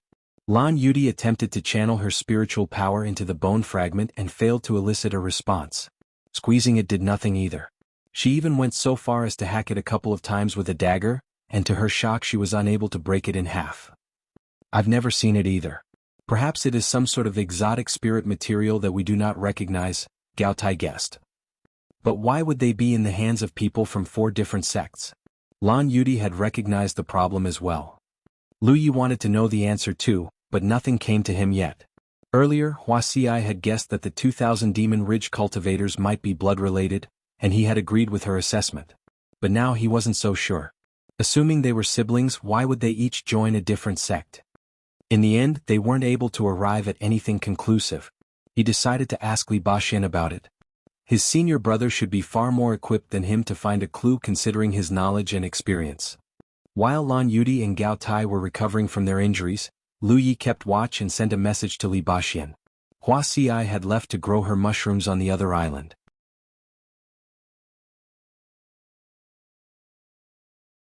Right now, the merged islands weren't so big that it was beyond her control yet, but it was only a matter of time. Eventually she would have to focus on one particular area only. His senior brother didn't respond to his message immediately, which probably meant that he was in the middle of a battle. Lu Yi wasn't worried though. He had come to know the cultivation world a little better these days, and he found out that his senior brother was the 10th strongest champion on the Spirit Creek battlefield's Roll of Supremacy. It was also rumored that the strongest champion on the Roll of Supremacy was the legate of the Devoted Ones. He couldn't imagine that there were many enemies who could threaten them here. A while later he received a reply from Li Baxian. I was fighting just now. What is it, junior brother? His senior brother said in a casual tone. It was clear who was the winner of the fight. Lu Yi proceeded to tell him everything he just learned and inquired about the bone fragment. To his surprise, Li Baxian recited the characteristics of the bone fragment before he could give a description. You got one too, senior brother? Lu Yi asked in a surprised tone. I just found one, yes. Lu Yi suddenly had a bad feeling about this. He was on the outer edge of the chess sea and his senior brother the center. The fact that bone fragments were found not just on different Thousand Demon Ridge cultivators, but different locations of the chess sea seemed to imply something. I don't recognize this thing either, but don't worry, I'll ask around. I'll let you know when I have the results. Okay. After the conversation was over, Lu Yi rubbed the bone fragments thoughtfully before putting them back in his storage bag. 4 hours later, a new island appeared on the horizon. It was smaller than theirs, meaning that it had undergone a merge a couple of times only. When it got close enough, Lu Yi discovered that it belonged to fellow Grand Sky Coalition cultivators. There were only 2 of them and they were all injured to a certain degree. It was clear that they were in quite the scrap before running into them. Both cultivators were overjoyed to find a medicine cultivator among Lu Ye's group as a matter of course. Previously they were prepared to fight to the death because they knew they were too injured to realistically survive the next fight. Luckily for them, not only was their next encounter a friendly one, they even had a medicine cultivator among them. Wuxia wasted no time in treating their wounds and winning their eternal gratitude. With this, their island had officially grown to 6 cultivators strong. Everyone felt much better about their chances because they were no longer helpless before large groups of Thousand Demon Ridge cultivators. In fact, there was a good chance that they would be the ones to outnumber the enemy from now on.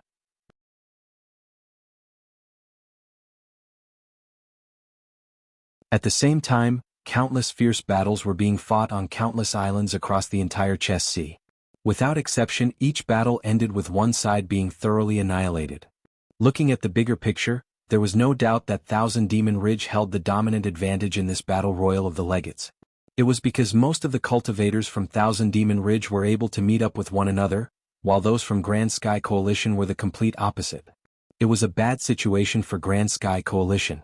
Even if they managed to win one battle, more battles awaited them in the future. Moreover, because the cultivators from Thousand Demon Ridge kept meeting up with one another, they almost always outnumbered their opponents when they did encounter an enemy group. Unable to put up an effective resistance, Grand Sky Coalition suffered even greater casualties. Another big battle visited Lu Ye's group almost half a day later. The enemy group was also 6 cultivators strong this time. On the surface, it looked like both sides were evenly matched, but Lu Ye's group consisted of 4 wounded cultivators and 2 sixth-order cultivators. Although Wuxia had treated all of them, it would take them at least a couple more days to recover to full health. There was a short exchange meant to test the waters, and Lu Ye's group had fallen like dominoes. They withdrew to their island, and the Thousand Demon Ridge cultivators gave chase believing that victory was well within their grasp. Then it was over. They stepped into Huasi's mushroom grounds and the rest was history. Lan Yudi and Gao Tai felt nauseous even though they had already seen the mushrooms in action once. The 2 newcomers were beyond shocked as a matter of course. At least it didn't affect their performance. When the battle was over, everyone was counting their loot with smiles on their faces. The Grand Sky Coalition cultivators were already grateful in the first place, but now they were treating Huasi like their closest friend. In a battlefield like this, there was nothing more reassuring than a medicine cultivator in the backlands, not to mention one who could also weaken their enemies. Without exaggeration, Huasi was the reason they were able to win this fight as easily as they did. As a show of gratitude, they gave all the loot to Huasi after it was tallied. To them, the contribution points and blessings they gained from killing the enemy was already more than enough. No one was thick-skinned enough to ask for a share of the loot as well. Huasi tried to turn down their gift, but her persuasion was no match for the others. In the end, she had no choice but to accept them with a smile. After this battle, everyone realized Huaxi's importance in this battle royale and discussed battle strategies with Lu Yi. In the end, they decided to stick a bodyguard by the medicine cultivator's side in every battle. Lu Yi could clearly feel the difference in treatment. That wasn't to say he was unhappy with the arrangement, of course. Quite the opposite, Huaxi's capabilities beyond her healing and her mushrooms were fairly weak, so she would be much safer if she had someone to guard her at all times. As with all previous battles, the group focused on recuperation and recovery after everything was taken care of. It was around this time Lu Yi received a message from Li Baxian. Ditch those bone fragments as soon as you can. It has the ability to affect the chess islands and draw them toward each other, and Thousand Demon Ridge is using this to gather their forces. Grand Sky Coalition is in big trouble this time. Lu Yi blanked out for a second. He already knew that something was off about those bone fragments, but this was definitely not what he was expecting.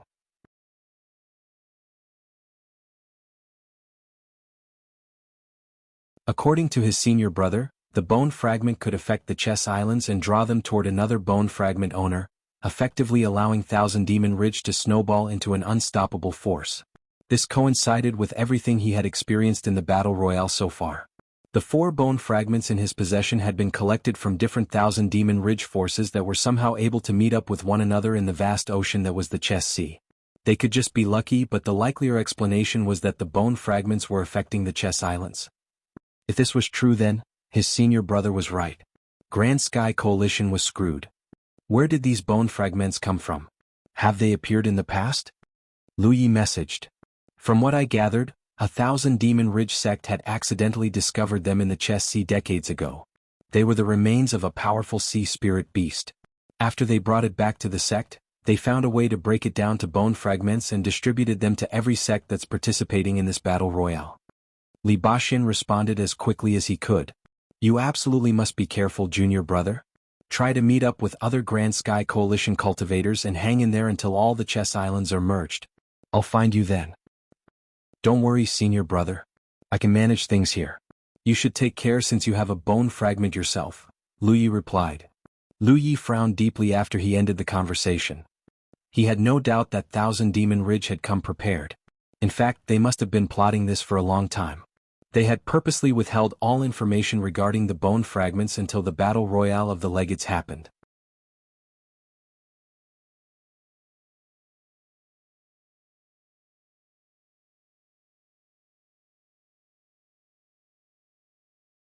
Chapter 191, A Pair of Treasures.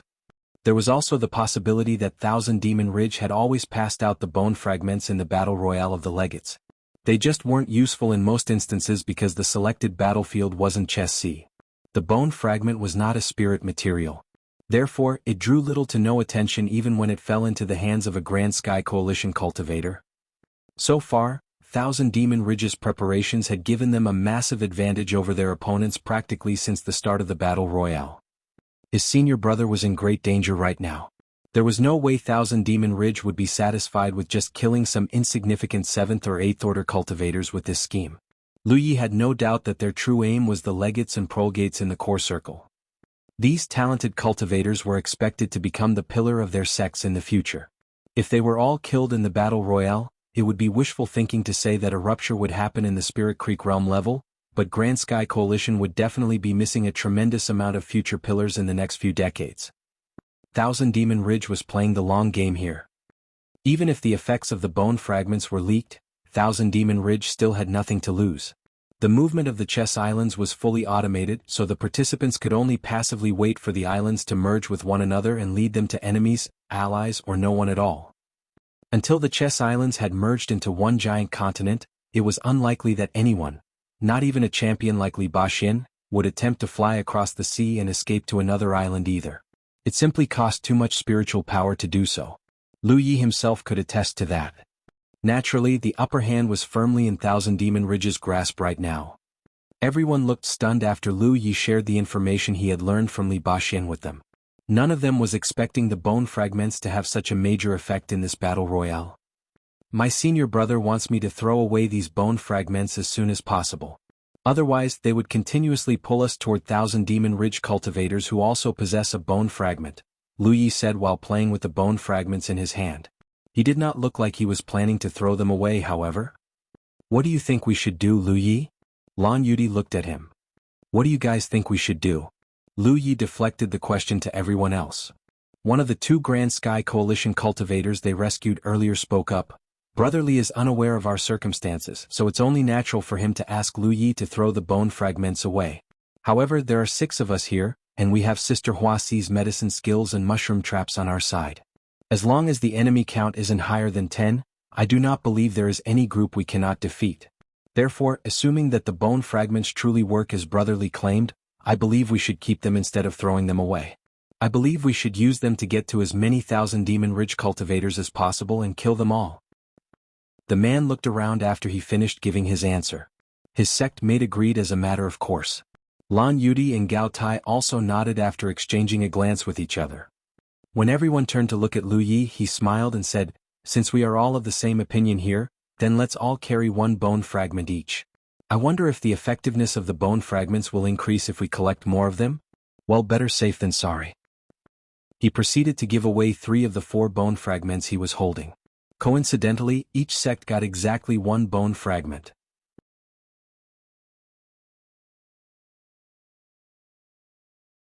With that done, Lu Yi said solemnly, "A lot of Thousand Demon Ridge cultivators must have met up with each other at this point, and I'm sure Grand Sky Coalition has suffered a lot of damage. The only thing we can do to stop this is to kill as many enemies as possible. Only then will we have the strength and numbers to fight against Thousand Demon Ridge when all of the Chess Islands have merged."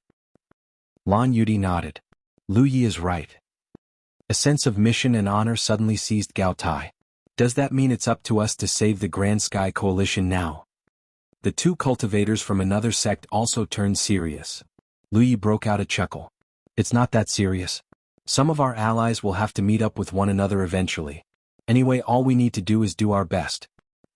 Everyone nodded, but their shoulders felt heavier than ever before.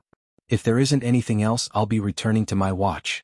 Please focus on recovering your strength, my friends, Lu Yi said before dashing back to the highest point of the island. 2 hours later, Lu Yi saw a new island on the horizon.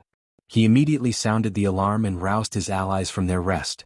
Despite their best efforts, they were unable to determine what was happening on the incoming island, much less the allegiance of the cultivators occupying it. Regardless, everyone was ready to fight at a moment's notice. While waiting for the island to arrive, they held a quick meeting and churned out a new plan to bait the enemy into their trap.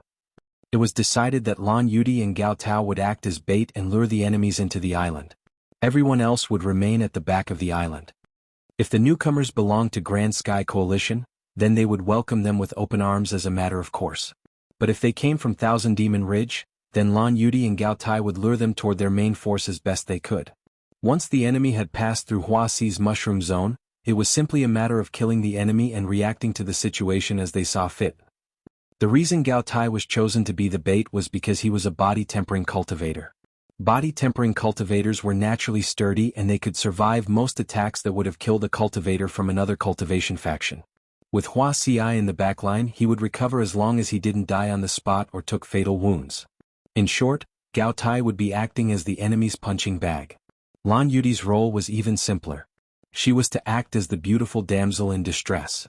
Between a sweaty mess of a man and a beautiful sexy woman whose clothes were covered in blood stains, it did not take a genius to know who the cultivators of Thousand Demon Ridge would chase. The plan was proposed by Lu Yi and approved by everyone. Lan Yudi was the only one who was shooting Lu Yi an unfriendly look, and not without a good reason.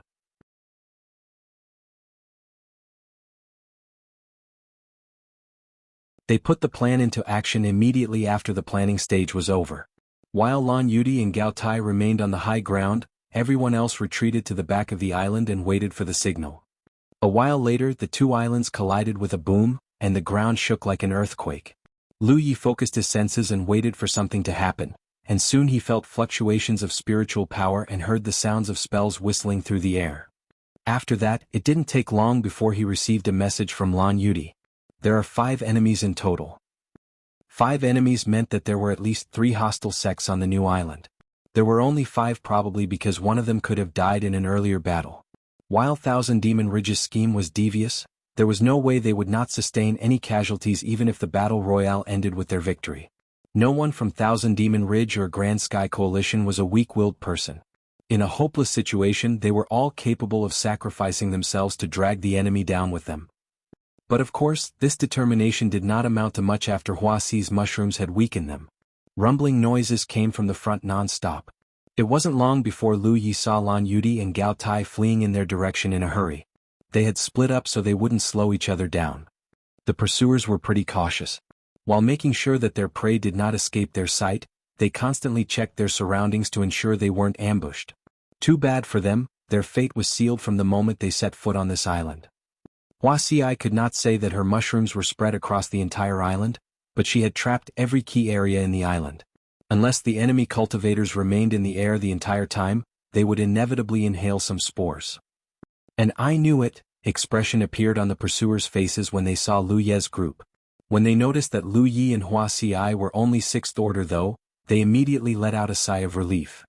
While they were outnumbered 6-5, Lu Yi and Huasi were the only ones who seemed perfectly unharmed. Everyone else was clearly injured to a certain degree. The Thousand Demon Ridge cultivators were still wondering if they should launch an assault when they discovered that Lu Ye's group was already rushing toward them. They had no choice but to engage the enemy in battle. Spirit artifacts clashed against one another both in the air and on the ground. Halos of spiritual power erupted all over the place. Because Lu Ye's group had left one person behind to guard Huasi, and Lu Yi himself was only 6th order and incapable of telekinesis, the tide swung drastically in the Thousand Demon Ridge cultivators' favor right from the get-go. However, just when they thought that this would be an easy victory, the tables were turned all of a sudden. Their spiritual power suddenly became slow and unsteady to the point where their very spiritual artifacts weren't functioning properly. The sudden loss of power allowed Lu Ye's group to strike 3 spirit artifacts out of the air and Lu Yi to run up to a Thousand Demon Ridge cultivator without resistance. The stunned man retreated in shock, but was unable to stop the saber flying straight at him. Blood splattered everywhere and screams rang out one after another. 20 breaths later, the battle was over. Lu Yi shook off the blood on the blade and returned his saber to its sheath before calling out to Gao Tai, "Brother Gao, come check out the other island with me, will you?" Of course. The body-tempering cultivator agreed without hesitation and joined up with him shortly. Although it seemed highly unlikely that the enemy would leave someone behind on the island, it was still a non-zero chance.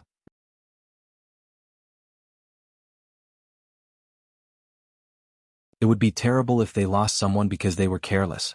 The rest of the group stayed behind to clean up the battlefield. Speaking of which, the group was still giving Huasi all the loot and amusing her greatly. The medicine cultivator felt bad taking it, but the group wouldn't accept even a small share no matter how hard she tried to change their minds. It was because they knew that Huasi was the reason the battle had gone as easily as it did. Without her, they could have lost someone even though they outnumbered the enemy. Instead, they suffered no injuries and barely lost any spiritual power at all. In this world, who didn't enjoy a completely one-sided battle? It also affirmed their determination to protect Huasi at all costs. Huasi could not help but wonder how many storage bags she would accumulate when this battle royale was said and done.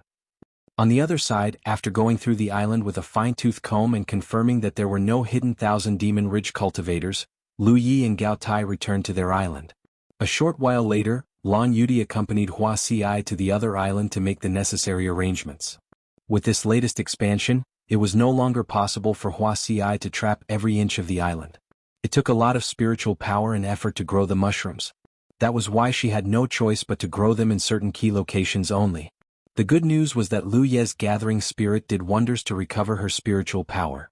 Every time she finished a setup, all she needed to do was meditate for a bit and return to full strength. Not only that, the world's spiritual chi in the island grew richer and richer with every expansion. Right now, it was almost twice as rich as the spiritual chi in the Crimson Blood sect. Huasi was busy growing her mushrooms, but Lu Yi wasn't idle either. He decided to construct a bigger gathering spirits at their resting spot that cost 60% of his spiritual power. Everyone was stunned by his handiwork. It was only now that they realized that Huasi and Lu Yi were a pair of treasures. Huasi could heal people and weaken the enemy with her mushrooms. Lu Yi could easily construct a gathering spirits that sped up everyone's recovery and lessened their qualms regarding energy consumption during battle. Was Crimson Blood sect a sect of gods or something?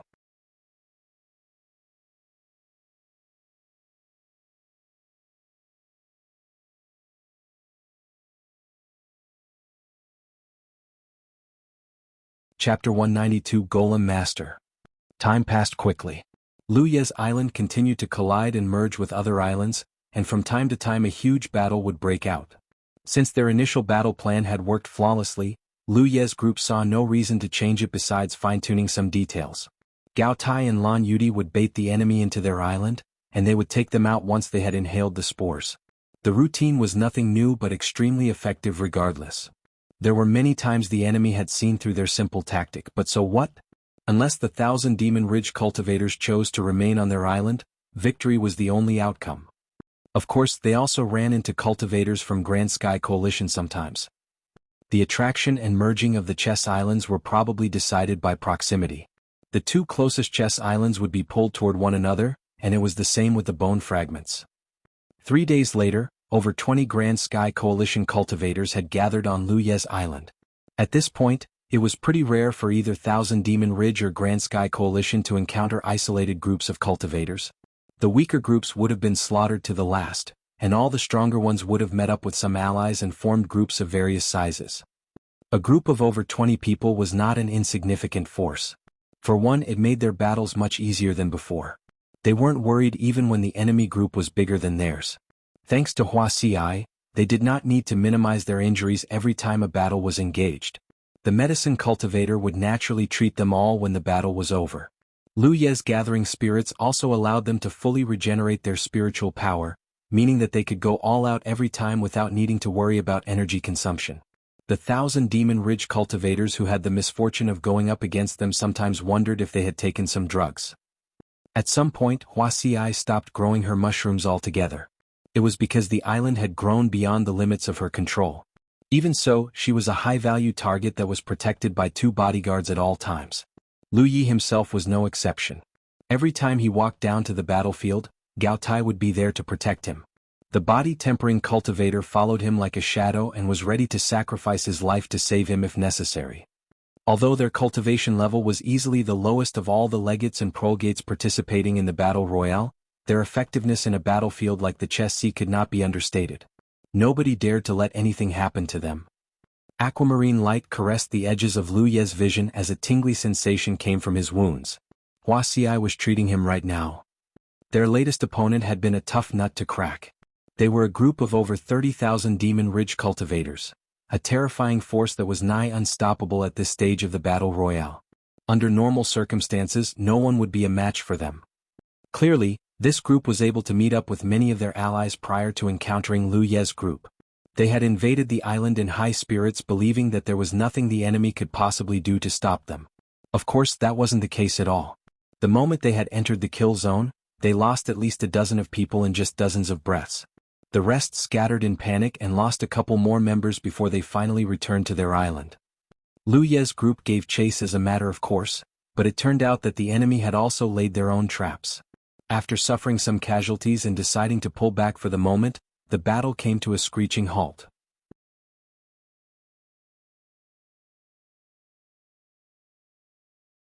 Neither side was willing to invade the other's island without thought, so instead they dispatched a few people with a way with words to the shores and have them yell obscenities all day and night.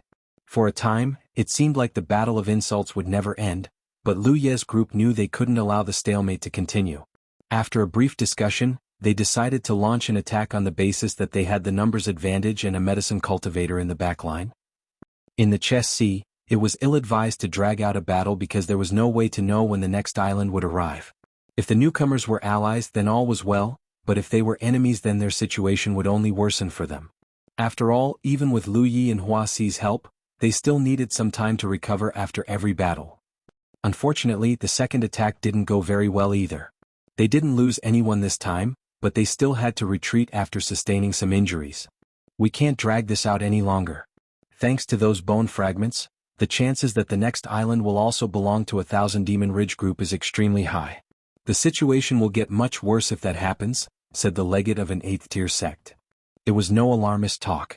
Although their group was over 20 people strong, they had encountered far more enemies than allies in the past 3 days. In fact, their probability of encountering a 1,000 Demon Ridge group so far was around 70%. The bone fragments were clearly affecting the chess sea's movements. The problem is the array cultivator of the enemy group. Although his arrays are pretty crude, their power is not to be underestimated. We'll need to eliminate him first before we can vanquish the enemy. They know that though. That's why they're defending him with everything they got. It'll not be easy to kill him. The group discussed tactics while they were recovering their strength, but no one was able to come up with a viable plan. Worry and fear weighed heavily in their minds. It wasn't like the enemy was unbeatable. They outnumbered the enemy almost 2-1, so they could definitely win if they launched a mindless, all-out attack. There was no telling how many people would die in the process though. It was the last resort no one wanted to use unless they had no other choice. While this was going on, Lu Yi was watching a thin male cultivator repairing a palm-sized spider, a golem that was almost lifelike enough to be the real thing. The thin cultivator was the legate of Thousand Gear Pavilion, and his name was Lu Yushan. Thousand Gear Pavilion was a special sect in Jianghu. It was because they were a sect of golem masters. There were plenty of minor factions besides the 6 main factions of cultivation. Some of them had a long history and some did not. However, they were all niche factions with little to no influence because they did not fit with the current trend of cultivation.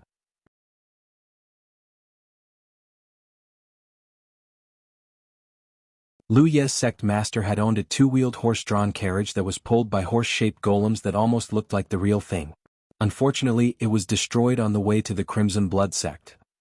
Lu Yi remembered Tang Yifeng telling him that he might encounter a golem master in the future, and he was right. Lu Yushan was a golem master who excelled at crafting various mechanical tools.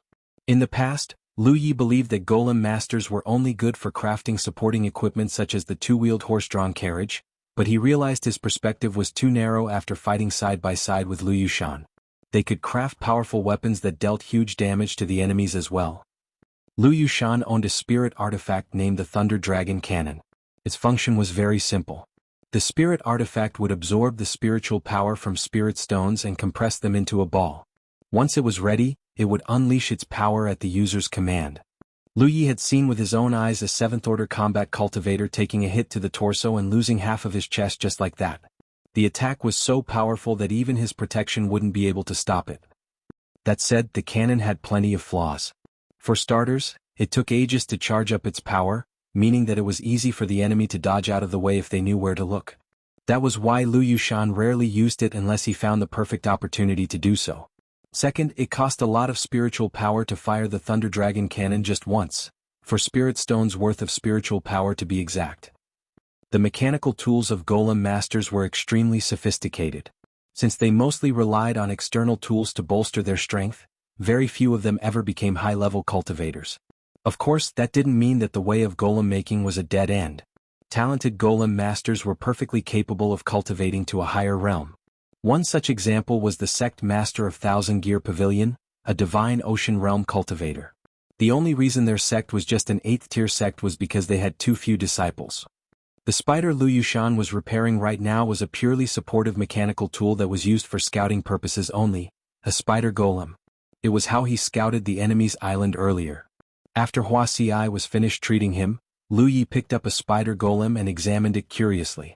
Lu Yushan shot him a smile before asking, "Do you like my spider golem, brother Yi? I've never seen something like this before. We golem masters are a small faction. It's no wonder you've never seen one before. How many golems do you have, brother Yushan?" "A dozen or so. Feel free to play with it if you want to," offered Lu Yushan generously. Lu Yi thanked him before walking toward Wuxia with the spider golem in hand. Every hair on Huasi's body stood on end when she saw this. Keeping her composure on the outside, she asked, "What are you doing? Take a look at this." Lu Yi tossed the spider golem in Huasi's direction, but to his surprise she did not catch it. The girl had frozen right as it landed on top of her chest, the blood visibly draining away from her face as she looked down on it. Even her body was beginning to tremble slightly. "You're scared of spiders?" Lu Yi shot her a surprised look after he picked the spider off of her chest. "No." That was what she said, but she couldn't even keep her pitch straight. Lu Yi nodded. "Brother Lu has a dozen more spider golems and I was wondering if you could grow your mushrooms in them. If it works, he can slip them behind enemy lines and when the time is right," he unclenched his fist. Boom. If the enemy wouldn't step into their mushroom trap, then they would deliver it to them themselves. The effects would be the same either way.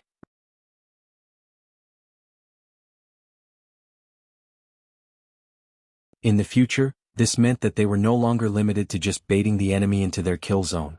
They could also take the fight to the enemy and win practically any engagement, assuming that Lu Yushan had enough golems, of course. So, what do you think? The legates who were still discussing battle strategies stopped their discussion and looked in their direction. Even Lu Yushan had stopped repairing his spider golems. Hua Xiai sucked in a deep breath and grabbed the spider in Lu Ye's hand. She then said in a calm voice, "I'll give it a try." She might have fooled the others, but Lu Yi could feel exactly how cold her fingers were. A short while later, Hua Xiai gave them the good news. "I did it. I'm not sure if Brother Lu can still control it though. Can you give it a try?" The moment Hua Xiai said this, Lu Yushan channeled his spiritual power into the spider golem. It suddenly came to life and brushed its hairy legs against her palm. Slap. Hua Xiai slapped the spider right across Lu Ye's face. His face was instantly covered in spores, and the delicate golem was shattered into a couple of pieces as well. Everyone could only watch this in stunned silence. Hua Xiai mustered a brave smile and said, "Sorry, my hand slipped." Lu Yi wiped his face and stared at her expressionlessly. And Lu Yushan extended a trembling hand while groaning, "My baby." After the little intermission, everyone immediately made the necessary arrangements to execute the plan. Lu Yushan had joined the battle royale of the legates with a junior sister, so they had more than enough golems to spare for this battle. Hua Xiai looked like she was about to faint after she grew her mushroom in each and every one of them.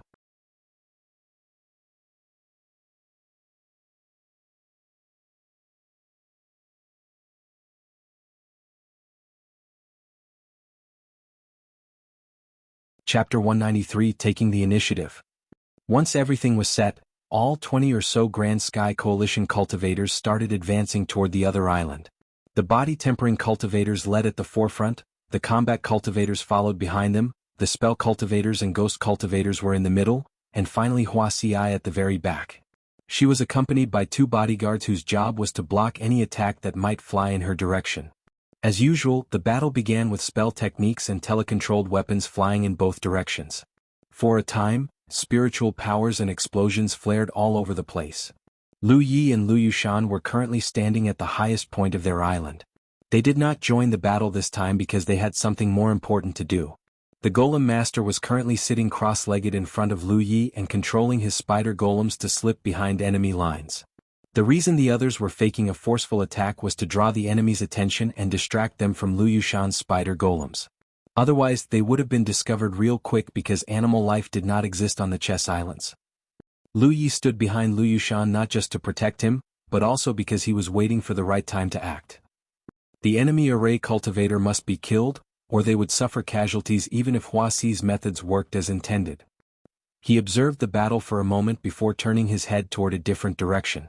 A new chess island had appeared in the distance and they would collide with theirs in an incense stick at most. He had no idea if they were friend or foe, which was why they could not drag this out any longer. If it turned out that the incoming chess island carried dozens of additional 1,000 Demon Ridge cultivators, they would be caught in a deadly pincer attack. The shockwaves grew more and more intense until finally, Lu Yushan abruptly opened his eyes and rose to his feet. "Everything is in position." Lu Yi nodded. "Let's go." He took a step forward and slipped his arms beneath Lu Yushan's armpits. Afterwards a pair of fiery wings appeared behind him, as he took to the sky and flew straight toward the battlefield. Lu Yi and Lu Yushan flew their own battle line in just the blink of an eye. Of course, the 1,000 Demon Ridge cultivators also saw this and blanched. They had no idea what Lu Ye's group was planning, but whatever it was, it could only mean bad news for them. Some of the flying weapons immediately changed direction and flew toward Lu Yi, but they lost their strength before they even got close to him. A 7th Order cultivator could only extend their weapons so far, and Lu Yi had learned their attack range a long time ago. It would not be an exaggeration to say that he was invincible as long as Transient Wings was still active. Lu Yushan was hanging right beneath Lu Yi, so he didn't feel nearly as confident as his partner. Once he discovered that they were out of range of the enemy though, he immediately relaxed and made a hand seal. He muttered, "Explode." The spider golems hiding behind enemy lines immediately exploded and surprised the hell out of the 1,000 Demon Ridge cultivators. No one knew what just happened, especially since the explosions had dealt next to no damage to them. Hua Xiai made her move while doubt and suspicion filled their minds. A visible circle of aquamarine energy surrounded her for a moment before sweeping in every direction, passing over her allies and enveloping her enemies completely. The Thousand Demon Ridge cultivators panicked immediately. It was because their spiritual power had become corrupted just like the time they had invaded the Luyez Island. That battle hadn't just killed many of their allies, it took them a tremendous amount of effort to finally eject the spores from their bodies and restore their spiritual power to normal.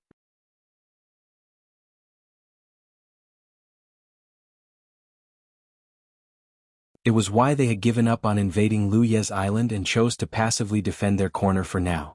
Unfortunately, it would appear that even that wasn't enough to stop the enemy from hitting them with the spores. A couple of flying weapons were instantly struck down from the sky. Behind the Thousand Demon Ridge battle line, a man clad in green clothes was observing the battlefield closely with an array disc. He was waiting for the cultivators of Grand Sky Coalition to step into certain areas so he could activate the arrays he had set up previously. He had a feeling that he wasn't going to survive today, but he had no intentions of departing this world alone. One way or another, he would drag at least a couple of Grand Sky Coalition cultivators to the grave with him. It was at this moment a sense of crisis enveloped him without warning. When he looked up, he found a speck of light that definitely wasn't the sun growing bigger and bigger in the sky. In just a scant few seconds, it had transformed into a mini-sun and filled him with an unbridled sense of danger. "It's that golem master," one of his bodyguards growled. Lu Yushan had shattered the chest of a 7th Order cultivator in a single blast earlier, and to say that the memory was still fresh in everyone's mind would be an understatement. They all recognized the light the moment they laid their eyes on it. Not only that, they saw a second person carrying the Golem Master in the sky. That man had a pair of wings made of fiery red spiritual power. "Don't let him get close," someone yelled. 2 flying weapons immediately flew toward the array cultivator and surrounded him protectively. The second Lu Yi moved into range, they would be bombarded to hell and back. Lu Yi never got within the range of the flying weapons though. They were unable to touch even a hair on him or Lu Yushan's person no matter what they tried. Lu Yushan's smile grew increasingly malevolent as his oddly shaped spiritual artifact charged up. A few breaths later, the weapon was finally ready to be shot. Thunder Dragon Roar. Lu Yushan roared. A pillar of light exploded out of the Thunder Dragon cannon and descended straight toward the array cultivator. The 2 flying weapons in its path were easily blown away like cheap pieces of metal. The array cultivator knew it was bad the moment Lu Yushan fired his spiritual artifact. He hurriedly dodged to the side at the same time the body-tempering cultivator acting as his bodyguard raised a shield spirit artifact and stood in front of him. Like an immovable mountain, he channeled his spiritual power and attempted to block the attack with all he had. Unfortunately for him, the bright light of the shield spirit artifact was overwhelmed by the pillar of light.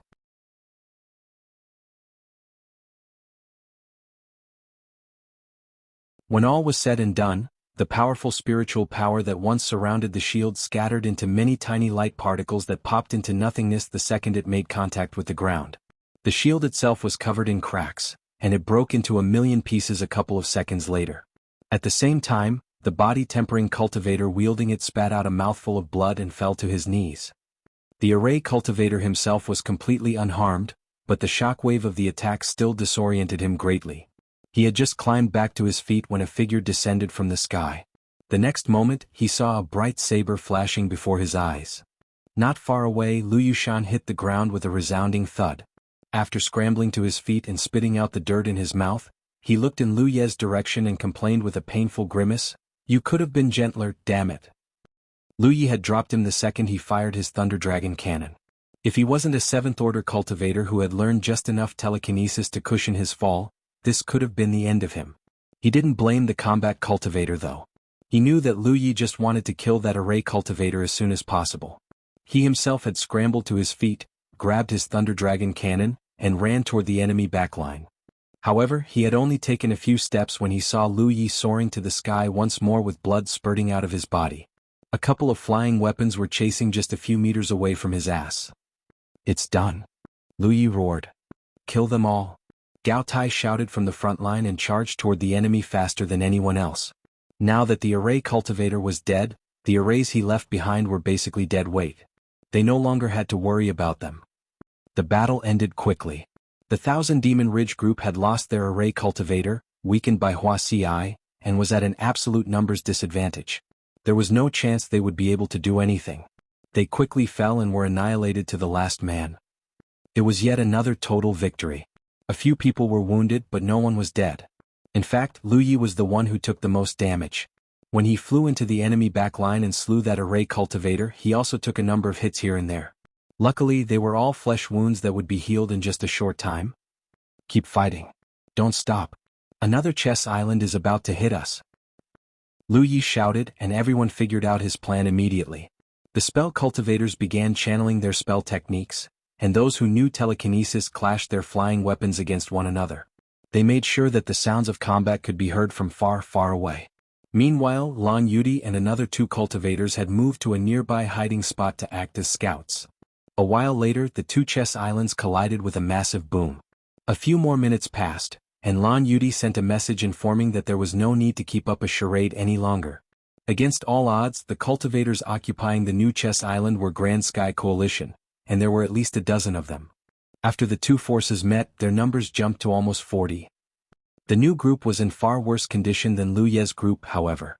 Nearly everyone was injured in some way and they looked like they just had a literal bloodbath. Some were so grievously wounded they were close to death. Their joy was palpable when they learned that Lu Ye's group had a medicine cultivator. Wuxia treated them all starting from the one carrying the worst injuries. Thanks to the battlefield imprint, communication between cultivators from different chess islands were pretty quick.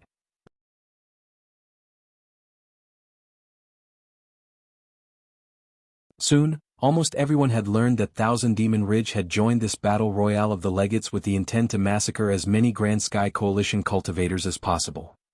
Unfortunately, there was nothing they could do to improve the situation until the chess islands had merged into one giant continent, so instead they prayed that they would meet up with Crimson Blood Sect's chess island.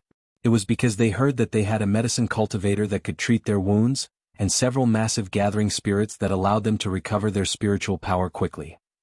Since there was no way to control the merging of the chess islands whatsoever, the best the Grand Sky Coalition cultivators could do was to stick together and minimize their losses as much as possible. Only then would they have a shot at surviving the enemy's attack. It must be said that Lu Ye's island had disrupted Thousand Demon Ridge's devious plan to a certain extent. If they hadn't slain every the Thousand Demon Ridge cultivator that came their way, the enemy would have snowballed into an unstoppable force that no Grand Sky Coalition group would be able to stop eventually. Their actions hadn't just saved their own lives, but also prevented the deaths of many more. Earlier, Gao Tai was joking when he said that it was up to them to save the Grand Sky Coalition, but now the situation was slowly but surely developing in that direction.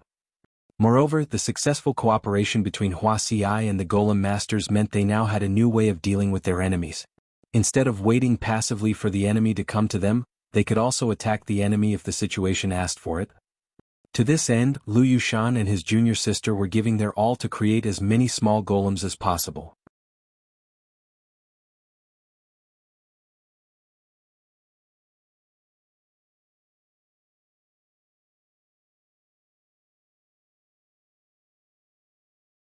Chapter 194 The Final Merging.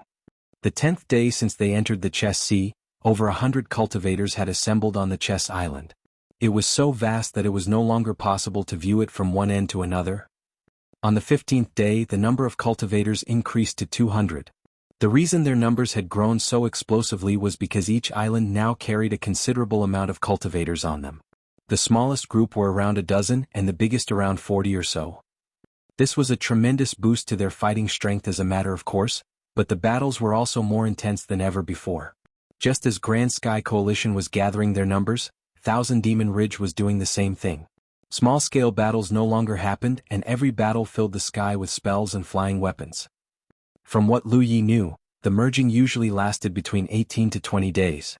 During this time, the chess islands would continuously merge with one another until they formed a province-sized continent. When the continent was fully formed, natural treasures and resources that were rarely found would appear for the taking, usually on chess islands that no one had set foot on before. The continent would last for around 10 days or so before breaking into countless chess islands once more. When that happened, the battle royale of the legates would end, and the survivors would be teleported back to their outposts.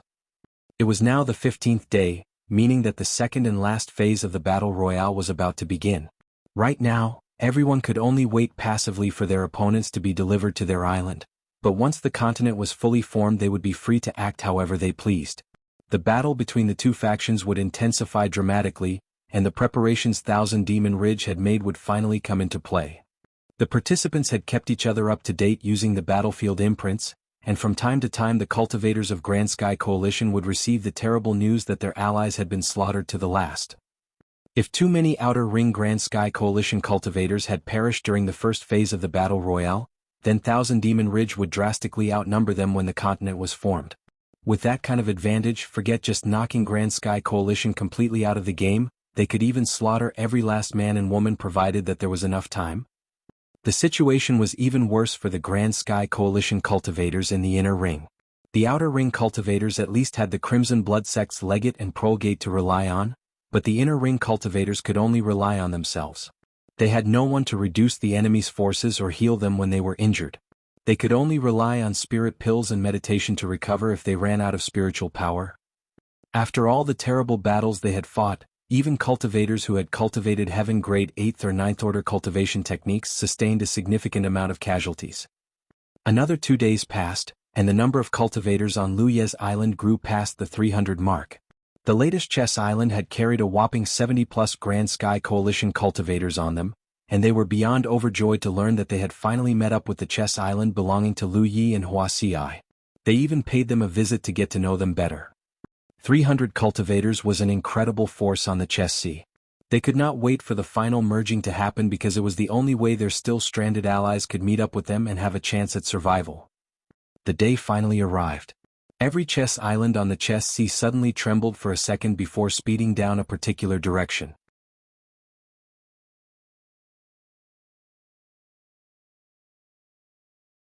The atmosphere turned gravely serious when everyone realized that the final merging was upon them. At the beginning, an innumerable amount of chess islands moved toward each other to form a bigger and bigger conglomeration of islands. Now they were all being pulled toward the center of the Chess Sea by an invisible force, though merging still happened from time to time. Some of these islands contained people and sometimes they did not. It was worth noting that most of the uninhabited chess islands were tiny. It was almost as if they hadn't undergone a merging until now, but they all contained a good amount of rare treasures and resources. Some were even unique to the Chess Sea. There was also a large resource island at a certain corner of the Chess Sea. A fruit tree had grown on the highest point of the island, and it had 9 palm-sized blue flowers which fragrance could be smelled from 5 kilometers away. World spiritual chi was visibly being sucked into the 9 flowers and forming tiny vortices.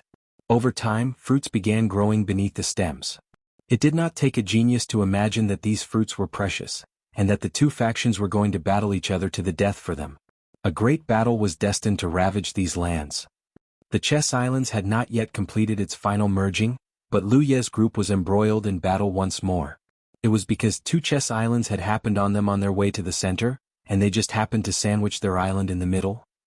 Both chess islands carried at least 100 cultivators or so. They attacked before Lu Ye's group even had the chance to clarify their faction. Both chess islands belonged to Thousand Demon Ridge. After communicating with one another and confirming that the chess island caught between them belonged to Grand Sky Coalition, they did not hesitate to launch a joint assault. Unknown to the Thousand Demon Ridge cultivators, Lu Ye's group was more than happy to welcome them onto their island. Ever since their numbers had exceeded 100, they had been forced to take the fight to the enemy every time. No one was stupid enough to carelessly invade an enemy island that was obviously crawling with hostiles. Pretending that their force was weak wasn't possible either because the enemy simply needed to dispatch a few scouts to find out their true numbers. Although Huaxi's presence ensured that every battle was won with minimal casualties, it was never a perfect victory. Their enemies were no pushovers after all. The cultivators of Thousand Demon Ridge were just as experienced and fearless as theirs. As a result, it had been days since any force had even set foot on their island. Huaxi's mushroom traps were feeling neglected, to put it lightly. Not anymore.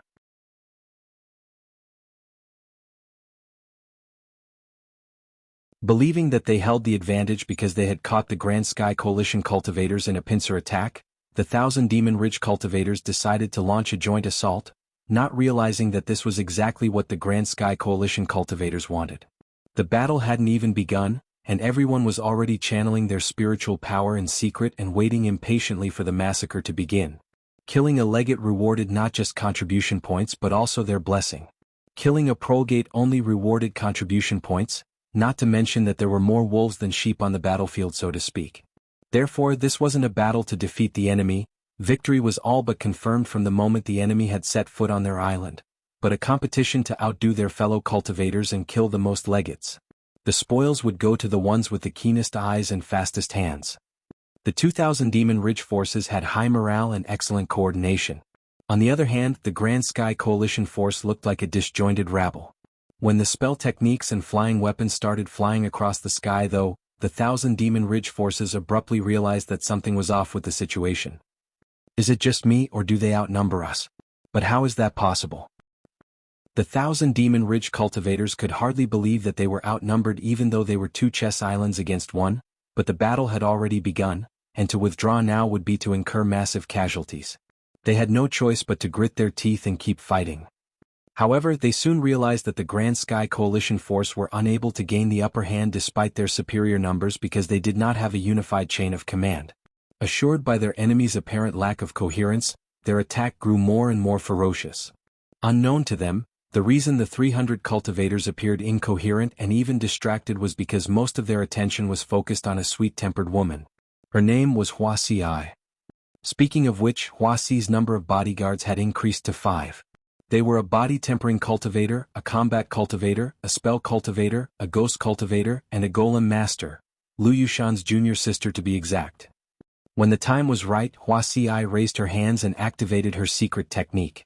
An aquamarine halo of light swept across the battlefield. As if the halo was some sort of signal, all 300 Grand Sky Coalition cultivators abruptly turned up the heat. Cries of surprise came from both sides of the battlefield as the stalemate in the air was suddenly broken. The next thing they knew, Grand Sky Coalition's flying weapons had stabbed into the enemy's battle line and killed at least a dozen of body-tempering cultivators and combat cultivators. Thunder Dragon Roar. Lu Yushan let out an energetic cry that did not fit his small and thin stature as his spirit artifact unleashed a powerful pillar of light into the enemy group. No one but him knew exactly how many people he had killed with that one blast, but the blissful expression on his face said it all. Kill? Gao Tai roared. Once again he was the first to charge toward the enemy while holding up his shield spirit artifact. None of the enemy's attacks were able to get through his shield's barrier. Following right behind him were dozens of combat cultivators. They looked so pumped that their eyes were almost shining with greed and bloodlust. Lu Yi was one of these people. A few seconds later, Gao Tai crashed into an enemy body-tempering cultivator and elicited a boom that sounded like 2 rocks smashing into one another. Screeches of metal pierced the eardrums as his barrier flickered a little. The impact was so that both body-tempering cultivators were pushed a few steps away from each other.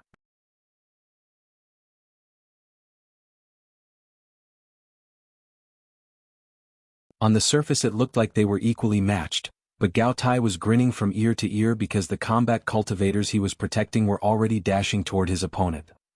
Terrified for his life, the enemy body-tempering cultivator cranked both his spiritual power and his spirit artifact's power to the max in an attempt to save himself. It wasn't enough. As the combat cultivators dashed past him, blood exploded from various corners of his body and dropped him to his knees. He wasn't the only one who suffered such a fate. All body-tempering cultivators standing at the front line had perished in the same way. Since the front line was broken, all that was left to do was to reap the harvest. Lu Yi rushed toward a spell cultivator and was about to cut him down with his saber, but a flying weapon reached the poor guy first and put a hole in his head. He had no choice but to withdraw his weapon and chase after another target. It wasn't the first time he had his kill stolen from him, and it wouldn't be the last. In fact, he hadn't gotten many kills since the battles had evolved to large-scale battles. It was because there were too many of them. There was always someone who, after a big battle, was unable to net even a single kill. Having no desire to become one of those poor fucks, Lu Yi hit the combat cultivator he was chasing with a fire phoenix. Once the man was staggered, he immediately jumped on top of him and took off his head. It wasn't until 2 dots of red light had entered the back of his palm that Lu Yi finally let out a sigh of relief. At this stage it was getting really difficult to kill anyone. The enemy was in total collapse after that, leaving a trail of bodies as they futilely tried to escape. When the last dozen of people reached the sea and realized that there was no escape, they shocked everyone by jumping into the sea. It took but a few seconds for the swarm of humongous shadows lurking beneath the waters to consume them all. No. A Grand Sky Coalition cultivator screamed while holding out his hand. His heart was full of sorrow and tears were literally streaming down his face. Someone who didn't know better would have thought that the 1,000 Demon Ridge cultivators who committed suicide were his loved ones. Why? Why would you rather kill yourself than let me do it? God damn it, not another fruitless battle.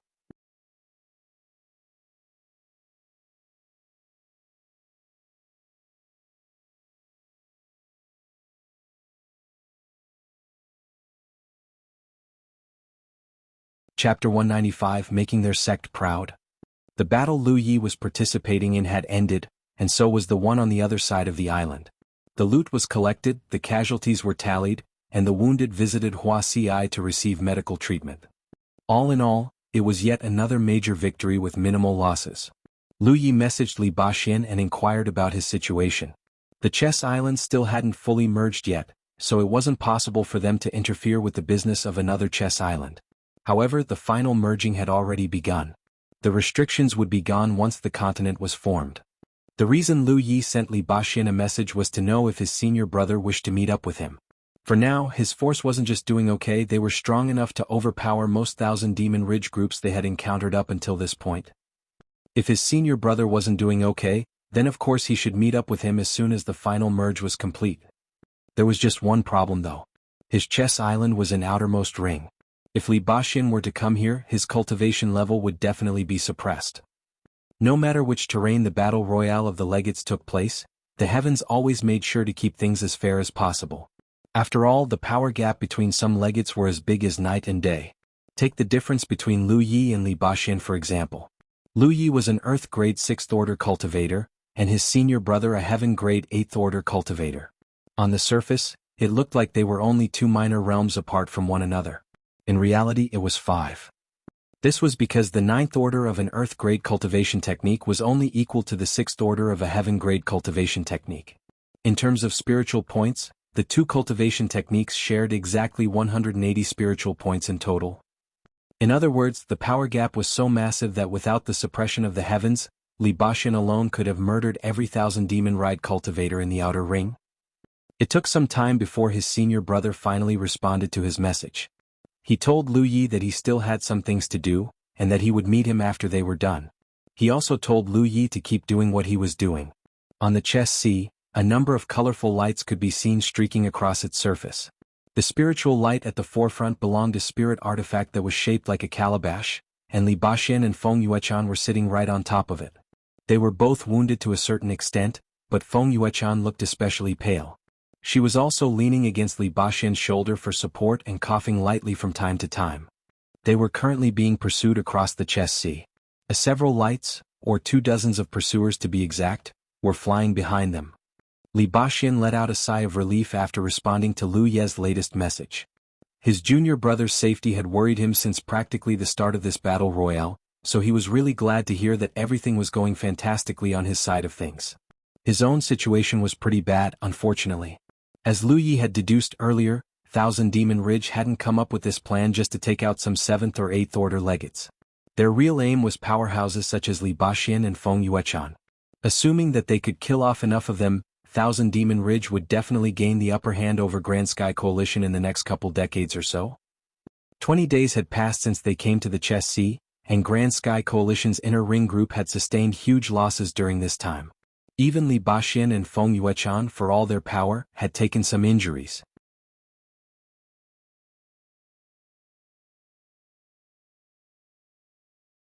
Now, they were even forced to escape their own chess island because the enemy group outnumbered them too much. Normally, to fly across the chess sea was akin to committing suicide. Not even Li Baxin and Feng Yuechan could be certain that they could reach another chess island before they ran out of spiritual power, much less everyone else. However, the chess islands were currently undergoing the final merging, so they were all moving toward the center of the chess sea. Unlike before, what was absolutely suicide was now just a gamble with a small chance of success. If they were lucky, they would be able to find a place to rest their feet. Of course, they also had to be lucky enough not to land on a chess island that was also occupied by 1,000 Demon Ridge cultivators, or they would still be dead. "I don't think I can hold on much longer, senior brother," Feng Yuechan said in a weak voice. "I'm glad I could meet you in this lifetime." A grim-faced Li Baxin let out a sigh. "Stop saying silly things. I can feel it approaching. I want to go back to the sect, senior brother. And I will take you home, Li Baxin uttered while bowing his head. What? Cough. Let's get married when we get back, okay? Slap. Without hesitation, Li Baxin smacked Feng Yuechan right across her smooth, wide forehead. The girl clutched her head in disbelief for a second before complaining, I'm going to die and this is how you treat me. Li Baxin rolled his eyes at her. Do you think I'm stupid? I know your mother gave you an armor before we came here. Feng Yuechan blushed like an apple. How did you know that? I wore it under my dress. Li Baxin suddenly looked in a certain direction with gleaming eyes. Wait a second, is that? It is a chess island. We're saved. Without hesitation, he flew his calabash spirit artifact straight toward the chess island, their pursuers following closely behind them. There was a series of loud rumblings when the chess islands merged together. The final merging was complete when the last of the tremors subsided completely. From a bird's-eye point of view, the chess sea was no longer a vast ocean that was populated by countless small islands. Instead, it was a giant province-sized continent that was surrounded by a sea of blue. At the same time, all Thousand Demon Ridge cultivators simultaneously began to travel in a clockwise or anti-clockwise direction around the edges of the continent in search of Grand Sky Coalition cultivators to kill. It was what they had planned since the beginning. Of course, it wasn't just the cultivators in the outer ring who were doing this. The ones in the inner ring were doing the same thing. It was like the entire continent had turned into a continent-sized millstone in an instant, and the power pushing it was the Thousand Demon Ridge cultivators. Any Grand Sky Coalition cultivator who had the misfortune of running into them would be ground down into tiny, unrecognizable pieces. Or so they thought.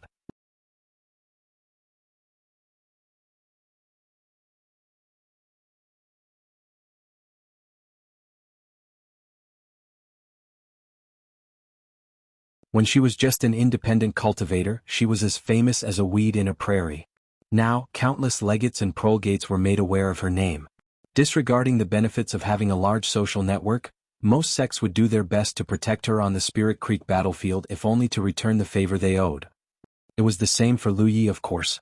The gathering spirits he constructed had drastically reduced everyone's recovery time to the benefit of all.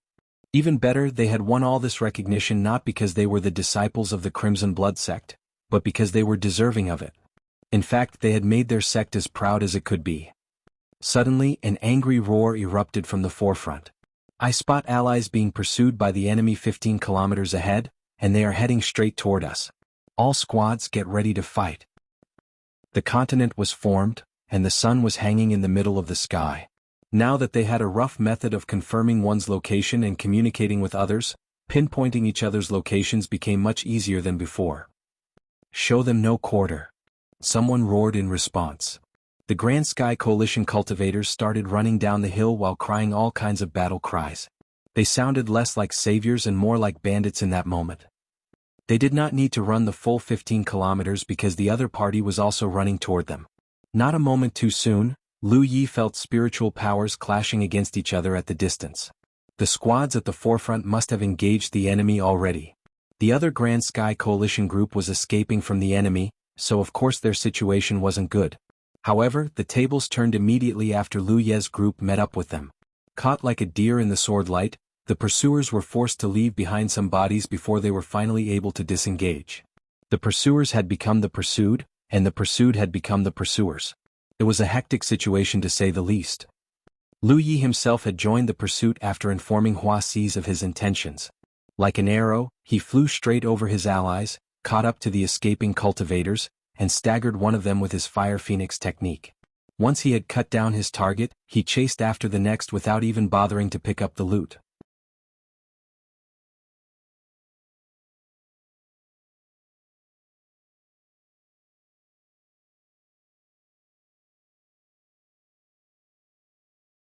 Chapter 196, Back to the Starting Point. Kill the enemy, regroup, set off, rinse and repeat. Their numbers kept growing as every Grand Sky Coalition cultivator in the outer ring who had heard the news did their best to meet up with them. Some managed the entire journey without issues, and some were intercepted midway and suffered terrible losses. This had never happened in the history of the Battle Royale of the Legates. In the past, no cultivator had ever formed a group bigger than a squad of 10 even when they hailed from the same faction because the bigger the group, the more complicated things became. Loot distribution, contribution point distribution, rights to treasure found and more. Everything was so much more difficult to handle in a big group than it was the other way around. It was different this time though. Due to the pressure generated by Thousand Demon Ridge, all the legates and prolegates of the Grand Sky Coalition had been forced to come together as a united force. In other words, this battle royale had somehow transformed into a literal war between two factions. At first, Thousand Demon Ridge did not realize the seriousness of the problem. Every group that had survived until this point had been dominating their opponents until the final merging, and they believed that the bone fragments had allowed them to snowball their advantage into something that was absolutely unstoppable. Now that the final merging was complete, all they needed to do was to take out the remaining enemies and claim the entire continent as their own. However, as more and more messages were traded between their ranks, they suddenly discovered that Grand Sky Coalition had somehow managed to gather a group that was made up of hundreds of cultivators. Not only that, they were circling around the outer ring to kill any enemy and absorb any ally they encountered along the way. Already, a lot of Thousand Demon Ridge groups had run into this group and sustained major losses as a result. The situation was not developing the way they were expecting. Not only had Thousand Demon Ridge failed to take control of the continent, they were getting their asses kicked right now. Although they tried to emulate their enemy's example and meet up with their own forces, it was too little too late. Lu Ye's group had had days to wipe out as many Thousand Demon Ridge cultivators they could find, meaning that the massive numbers advantage they had accrued was all gone. Not only that, Grand Sky Coalition was the one with the superior numbers in the outer ring. The war eventually devolved into a cat-and-mouse chase encompassing the outer ring of the entire continent after that. On the 6th day after the continent was formed, Grand Sky Coalition decided to halt their march and make camp. By now, their numbers had blown past the 1,000th mark, and some of them were cultivators from the inner ring. There were 8th Order, 9th Order, and even Heaven-grade cultivation technique champions among them. In the past few days, these inner ring cultivators had been hunted like rats by the cultivators of Thousand Demon Ridge. After hearing that their outer ring brethren were doing fantastically, they decided to escape the inner ring altogether and join the outer ring instead. Of course, everyone in the outer ring welcomed them with open arms. Although the heavens would suppress their cultivation level to that of an outer ring cultivator, there was absolutely no reason to say no to extra manpower. In fact, their group would never have grown to 1,000 people if they hadn't accepted the inner ring cultivators into their ranks. No thanks to Thousand Demon Ridge's scheme, there weren't nearly enough outer ring cultivators to form such a big group. Even now, their numbers were still growing because Grand Sky Coalition cultivators kept running out of the inner ring to join them.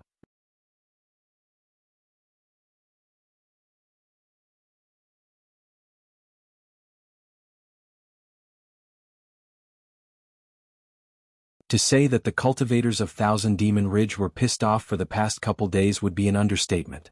Not only had their advantage disappeared like it never existed, they had been forced to run with their tail between their legs again and again. They were all looking forward to taking revenge against Grand Sky Coalition. Realizing that their brethren in the outer ring no longer possessed the strength to resist the enemy, the inner ring cultivators had decided to dispatch a portion of their numbers to reinforce the low-level cultivators. After the two groups met up, their numbers jumped to 800 cultivators or so. Now, the fighting strength of the two factions was almost even. Even if Grand Sky Coalition still had a slight lead over Thousand Demon Ridge, it wasn't nearly enough to decide the outcome of the upcoming battle. Moreover, the enemy wasn't sitting on their laurels while they waited for the decisive battle to begin. They were actively making preparations for the battle, such as setting up all kinds of arrays and key points of the battlefield. Given enough time, they could set up a massive kill zone that would narrow the number disparity between the two factions even further. If Grand Sky Coalition dared to attack recklessly, they would suffer massive casualties for sure. Not that either side was going to commit to anything reckless at this stage of the war. There was one more point of interest that the ghost cultivators discovered, and that was the location Thousand Demon Ridge was occupying right now.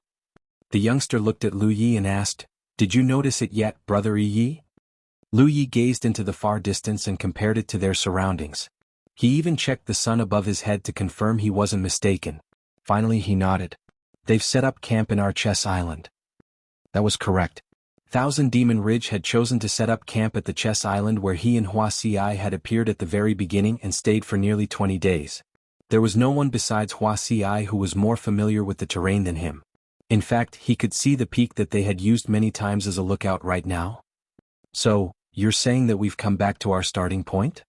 Another guy with a short stature asked while scratching his head. The youngster replied smilingly. That is exactly right. Oh, I get it. A girl exclaimed with bright eyes. They chose that island as their headquarters because it's where Brother Yi had built his gathering spirits. Those evil bastards must have used up a ton of energy while they were running away from us, and suddenly they found a special location that drastically reduced their recovery time. That's why they chose that island to make their final stand. Lu Ye's expression was odd, to put it mildly. When they had chosen to leave their chess island behind and take the fight to the enemy, he had thought that they would never see it again. He never imagined that it would attract their enemies like flies to honey, not knowing that they were really sitting on a giant death trap. Had Thousand Demon Ridge continued to run away like they did before, Grand Sky Coalition would not have been able to do anything substantial to them. After all, the one thing a big army did not possess was speed. But now, you could say that the heavens themselves wanted to see these evildoers punished. The credit is all yours and Sister Huasi's brother Yi, the female cultivator said excitedly. Everyone, I believe that now is the time for Grand Sky Coalition to unleash their might, the youngster said seriously. In fact, I believe we should launch an attack right now. What do you all think? Not only did they unanimously agree to attack the enemy, they wanted to do it as soon as possible. After all, delaying the assault would only allow the enemy to prepare better.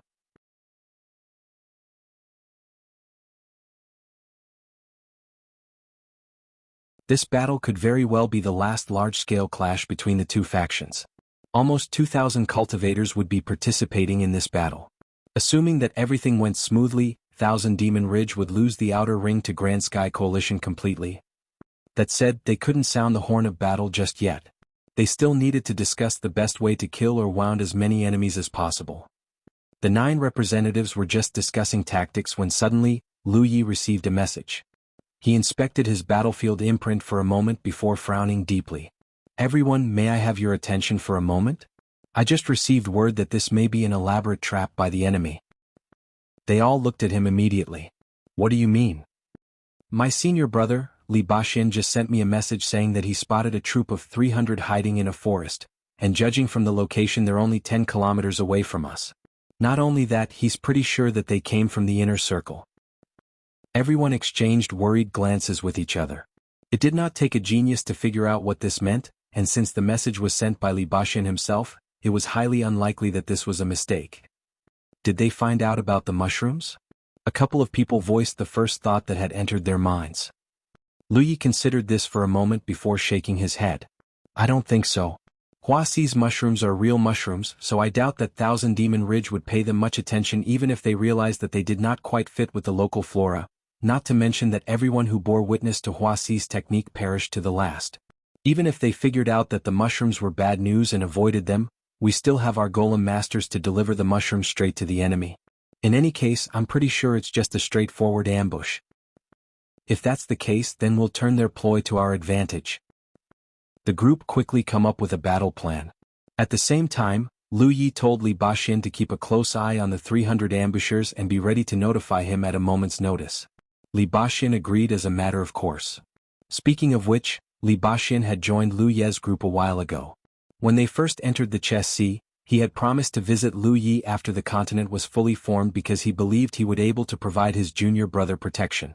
However, the situation had developed in a way that no one was expecting, and now it was he who needed Lu Ye's protection. It was pretty embarrassing, all things considered.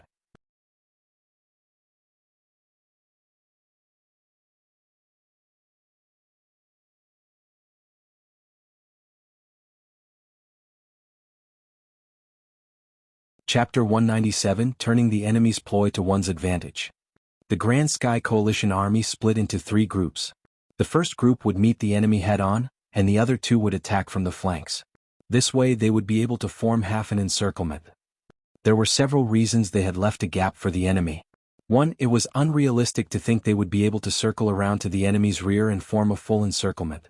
2. They did not want to turn the enemy into a cornered animal that would rip and tear regardless of the cost. They weren't so green that they did not understand something as basic as leaving an outlet free when surrounding the enemy.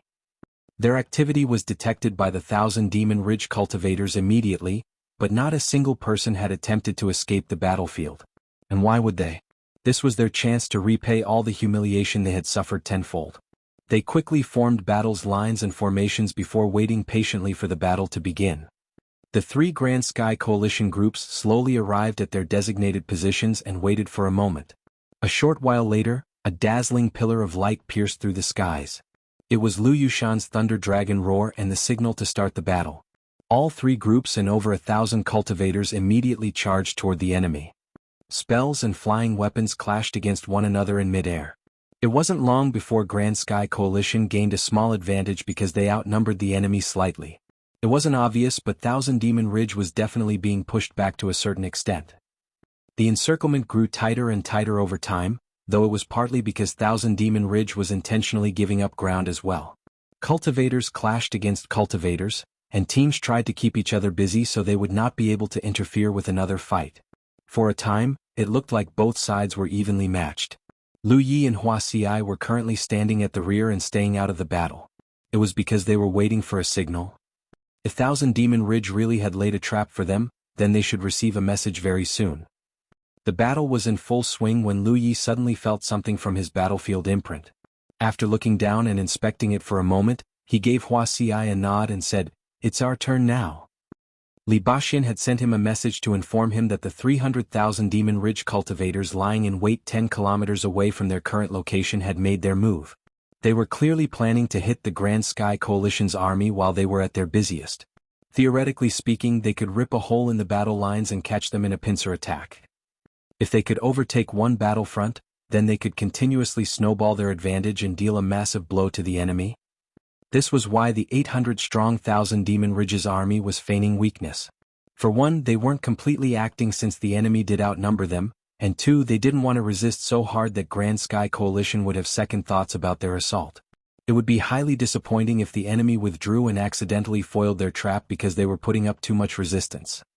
Of course, since Grand Sky Coalition had found out about their plan, the question became, could the 300,000 Demon Ridge cultivators get to the battlefield in time to save their main army?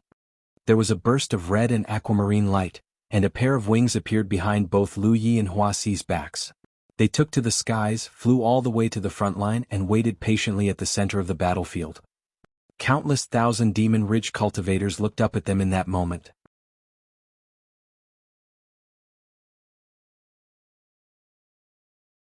No one here was capable of flight, so of course they caught the enemy's attention instantly. It did not take a genius to know that they were scheming something, and some Thousand Demon Ridge cultivators tried to respond by shooting their flying weapons at them.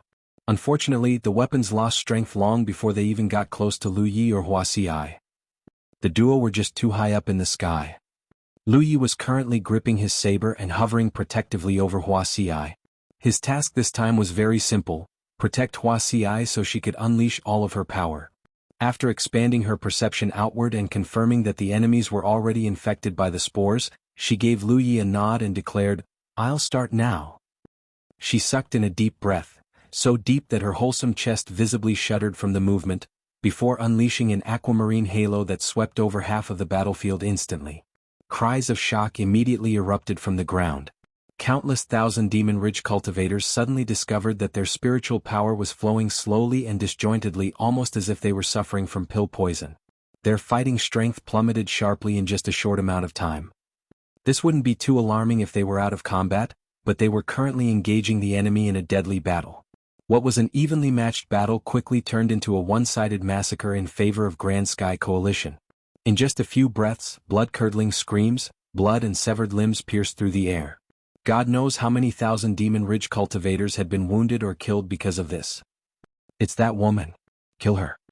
A grievously wounded Thousand Demon Ridge cultivator shouted on top of his lungs before his head was cut off by his opponent. As if on cue, a beam of light shot straight toward Hua Xiai, but unlike the flying weapons, it showed no signs of stopping.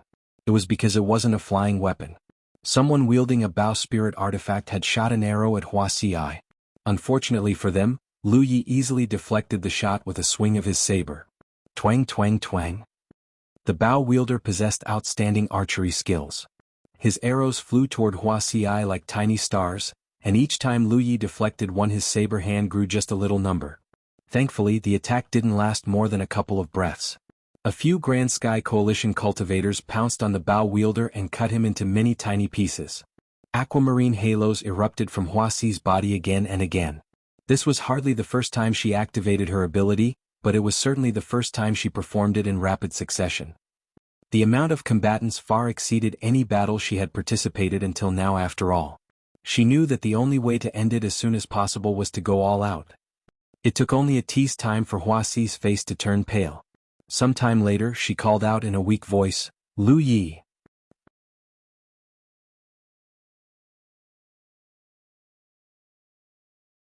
Lu Yi hurriedly turned around and wrapped his arms around Huaxi's delicate waist. His red wings flapped, and he carried her away from the battlefield in an instant. Huaxi was unhurt, of course. She was just exhausted because she had used up nearly all of her spiritual power. Thankfully, that 1,000 Demon Ridge was already routing when she finally had to leave. There had been over 800,000 Demon Ridge cultivators at the start of the battle, but now the number disparity between their army and Grand Sky coalitions had grown from 200 to 500. That was how many people 1,000 Demon Ridge had lost in the short time Huaxi had repeatedly activated her ability. Realizing that the battle was lost, nearly every survivor started running toward the gap Grand Sky Coalition had intentionally left open for them. This was the moment where one's running speed mattered the most. One didn't have to outrun the bear, they just had to outrun the people around them. After all, there was no way Grand Sky Coalition could kill every one of them. Someone had to slip through the net eventually. An incense stick later, the battlefield was covered in mutilated corpses, and the stench of blood was so thick it was almost tangible. Grand Sky Coalition had lost less than 100 people, so this battle absolutely counted as a great victory. It wasn't over yet, however. Instead of chasing after the fleeing cultivators, they regrouped and charged toward the center of the continent. It was because that was the direction the 300,000 Demon Ridge ambushers were expected to appear. Meanwhile, the group of 300 were running toward the battlefield believing that Grand Sky Coalition had taken the bait and were currently tied up by their main army. 10 kilometers was but a short distance for them, so they reached the edge of the battlefield just a short time later. Then they saw what seemed to be a sea of highly motivated, extremely bloodthirsty Grand Sky Coalition cultivators running straight toward them. To say that they were stunned would be an understatement. What's going on? Where's our army of 800? It was only then they received the warning messages of their fleeing brethren. They were informed that their army of 800 was now just a husk of 200, and that they should abort the operation and flee immediately. The 300 cultivators were so pissed they could spit blood. This battle was supposed to be a slaughter where Grand Sky Coalition put their foot in the trap, got caught, and got stabbed in the kidney while they were trying to pull free. They never thought their main army would be so useless as to be routed before they could even arrive at the battlefield. To call them weaklings would be an insult to weaklings. Although they wanted nothing more but to strangle those useless bastards with their own hands, they knew that they had a bigger problem to deal with. They might be all inner circle cultivators, but here in the outer ring most of their powers were sealed. Here, quantity mattered much more than quality, and it did not take a brain to know that there was no chance they were defeating an enemy force that outnumbered them 3-1. So, all 300 inner ring cultivators turned around and made their escape. They didn't need to go too far either. All they needed to do was to run 10 or 20 kilometers toward the center of the continent, and the Grand Sky Coalition army would abandon the pursuit. After all, the deeper they traveled, the more their power would be unsealed. If the Grand Sky Coalition army was stupid enough to chase them to the inner ring when most of their members were low-level cultivators, they would learn the meaning of fear in no time at all. Unfortunately, they didn't make it far before a massive array appeared out of seemingly nowhere and trapped all of them.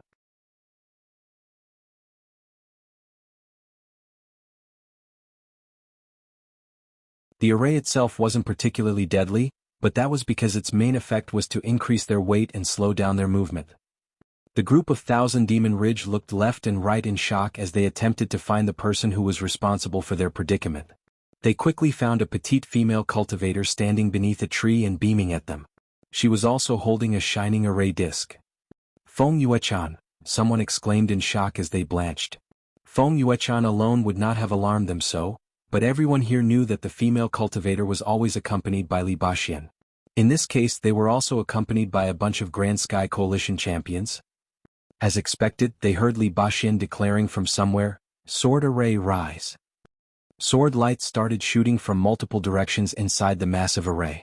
Blood sprayed out of flesh whenever they hit a target. Feng Yuechan and Li Baxin had worked together to create this composite array. Although it wasn't particularly powerful due to how little time they had to set everything up, Li Baxin had made up for that flaw somewhat by incorporating all of his flying swords into the array. As a result, it was several times stronger than it should be. A group of 30 or so Grand Sky Coalition cultivators had also appeared out of seemingly nowhere to harass the enemy. They did everything in their power to delay Thousand Demon Ridge cultivators as much as possible. They succeeded. As if on cue, the army of 900 strong whom they barely outpaced appeared at the distance. Despair colored the features of all Thousand Demon Ridge cultivators who were trapped inside the massive array. Spells and flying weapons rained mercilessly on the trapped cultivators. A while later, someone suddenly broke out into a full-throated guffaw. Holy shit! I killed a heaven-grade 9th Order cultivator. Ah! The heavens are finally smiling on me. The guy was just an ordinary 7th Order cultivator. There was a 200 spiritual points gap between him and his slain foe. In any other circumstance, he would never have been able to kill the other person even if he just stood there and withstood all of his attacks. But thanks to the special environment around them, he was able to do the impossible. A heaven-grade 9th Order cultivator could only be the legate of a major sect in the core circle. He likely never anticipated that he would die to weakling one day, but at least he would not be bearing the shame alone. A good number of these 300 cultivators were champions who had replaced their old cultivation technique with a heaven-grade one, but now they were dying one after another like flies. Many low-level cultivators suddenly found themselves gaining tens of contribution points while attacking the enemy.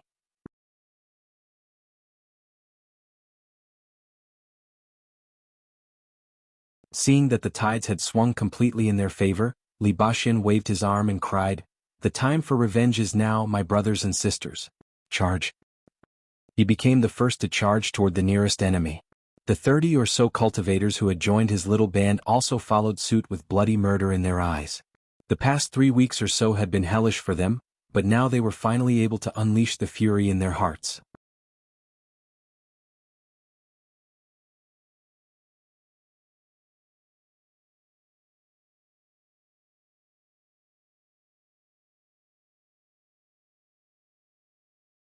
Chapter 198 Allow me to widen your horizons. By the time the battle was over, less than 50 of the 300,000 Demon Ridge cultivators who came to assist their allies were able to escape with their lives. A good number of them were legates belonging to major sects from the core circle, and even the number 2 cultivator on the Spirit Creek battlefield's role of supremacy, Yan Xing, was forced to run away with serious injuries. Yan Xing was a pretty unlucky man. Since the last time he clashed against Li Baxin, he already knew that he would never be able to take his revenge without external help. Believing that this year's battle royale of the legates to aid the perfect opportunity to do so, he had kept a close eye on the sword cultivator's location and activities, gathered his companions, and tracked him down as soon as the continent was formed.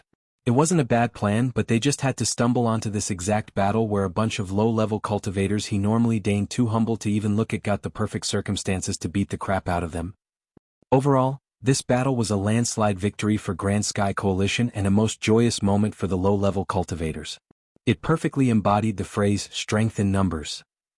After the decisive battle, Grand Sky Coalition took a moment to regroup before splitting into 2 groups that were led by the champions from the core circle. They began invading the inner ring and systematically hunt down all enemy cultivators in the area.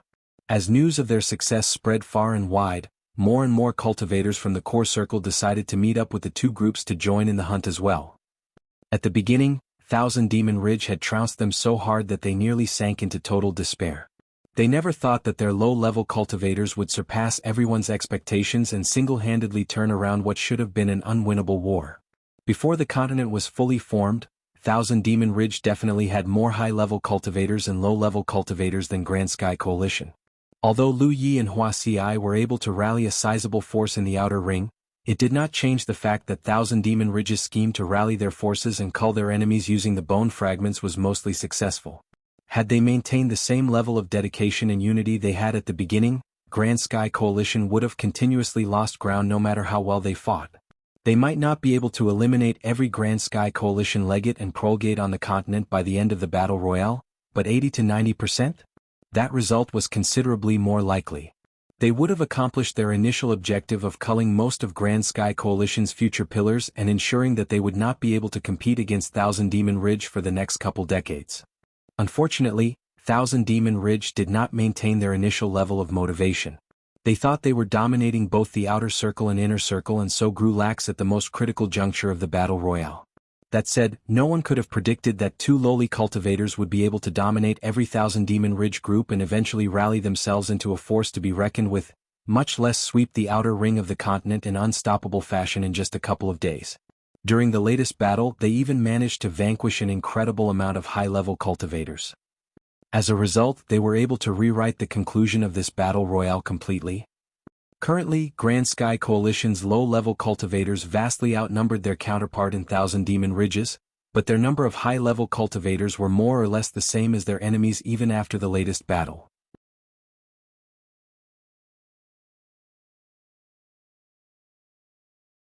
It was because the high-level cultivators did not have a Lu Yi or Wuxia equivalent to turn things around and so sustained a ridiculous amount of losses in the past 20 days. Even so, Grand Sky Coalition had achieved a complete revival in this battle royale of the legates. It was now their turn to beat the crap out of Thousand Demon Ridge's cultivators.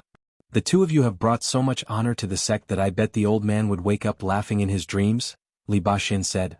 After the decisive battle was over, Li Baxin and Feng Yuechan had opted to seek out Lu Yi and Huaxi instead of joining in the hunt. He looked happier than if he was the one who pulled off the feat. Huaxi's the one who deserves most of the credit, replied Lu Yi while enjoying a piece of jerky. It was the truth. Besides constructing the gathering spirit glyphs that helped his allies to recover their spiritual power in the shortest amount of time possible, his contributions in this battle royale were more or less the same as his peers. On the other hand, Huaxi wasn't just the only healer in the entire chess sea. Her ability to weaken enemies was the reason Grand Sky Coalition was ultimately able to turn this around. Li Baxin shot a look at Huaxi, she was speaking with Feng Yuechan in a small voice right now, and nodded. That may be true, but your contributions are not to be underestimated either. He then winked at the young man and added, feel free to pick up more junior sisters like her in the future. I promise the sect will take as many as we can get. Lu Yi puffed up his cheeks in response before shoving more jerkies into his mouth. Li Baxin patted Lu Yi on the shoulder. I feel so much better knowing that the sect is succeeded by promising younglings like the two of you. Anyway, are you done eating? If you are, then I'd like to take us on a treasure hunt. That caught Lu Ye's interest immediately. After swallowing the mouthful of jerkies in his mouth in a hurry, you could see them slowly slide down his throat. He asked, what is this treasure we're looking for? I don't know either. With luck, we'll find something good, Li said with a chuckle before tossing his calabash into Lu Ye's hands. The young man looked left and right to ensure that no one was looking in his direction before uncorking the container and gulping down a mouthful of liquor. He immediately felt like his stomach was on fire as a wave of dizziness shot up his head and caused him to stumble. Panicking, he hurriedly switched out his current cultivation technique and activated Gluttonous Feast. His stomach growled audibly for a moment, and the drunkenness afflicting him finally began to fade away. Even so, it wasn't until a while later that he finally able to stand on his feet without swaying. He commented, that is one hell of a liquor you have there.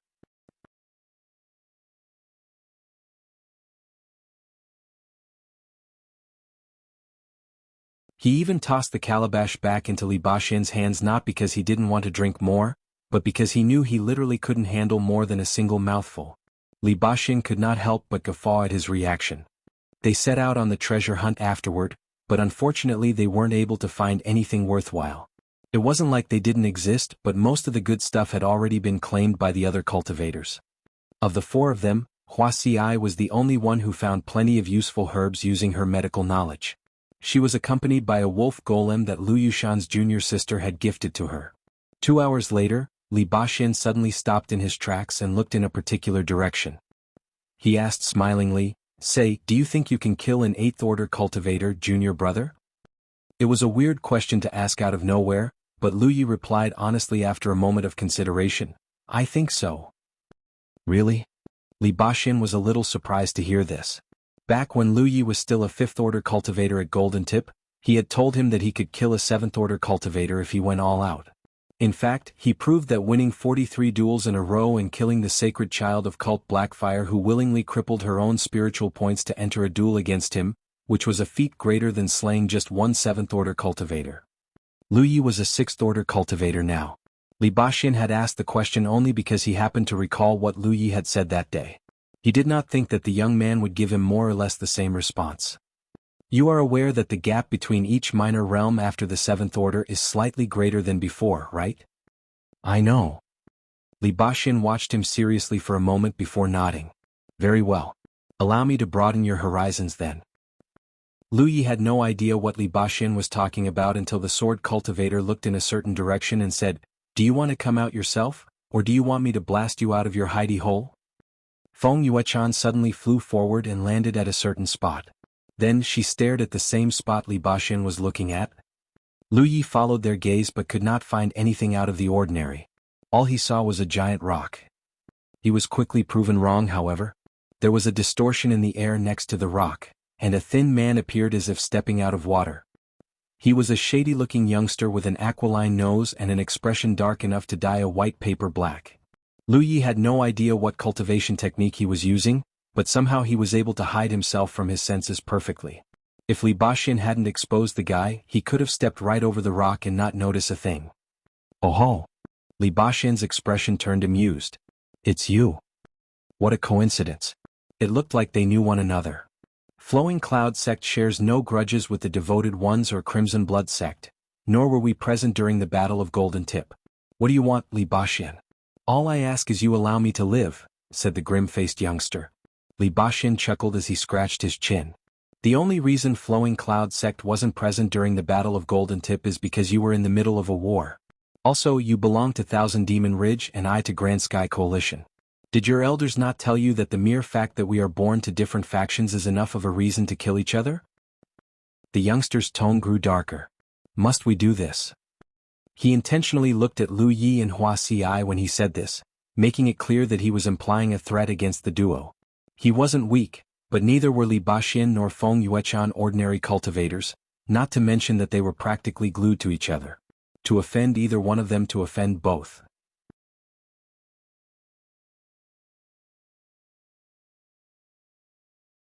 Since Grand Sky Coalition was currently moving deeper into the continent in search of Thousand Demon Ridge cultivators, he knew it would be folly to remain within the inner ring.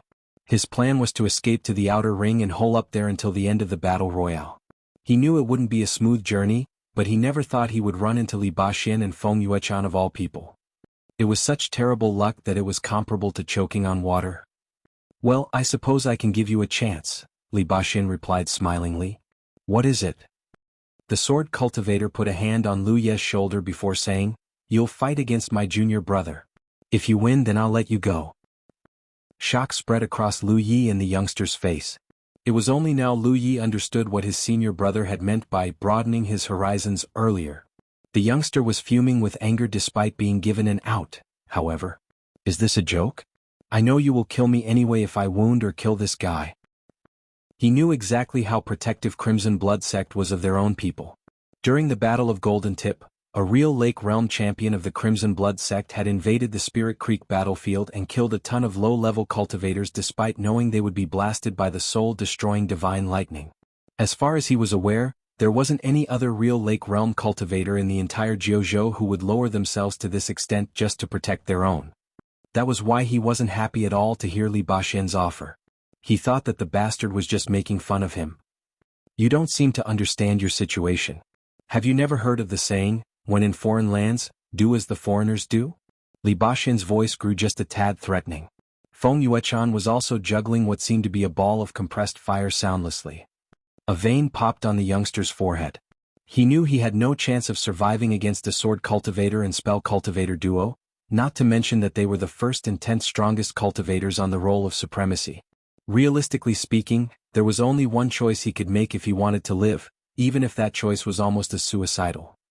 You really will let me live if I beat this little guy? Yeah. I swear on my junior brother's honor. Li Baxin declared while patting Lu Ye's shoulder again. The young man couldn't help but frown at the statement though. Why is he swearing on my honor? Does that mean that Brother Li has no honor to speak of in the eyes of most cultivators? That is a little worrying. Can we not play this childish game of words? Maybe you will keep your word, but what about Feng Yuechan? She will swear on my junior sister's honor. Li Baxin pointed at Wuxia and elicited an innocent smile from her. The youngster finally nodded. Very well. Please make a heavenly oath then.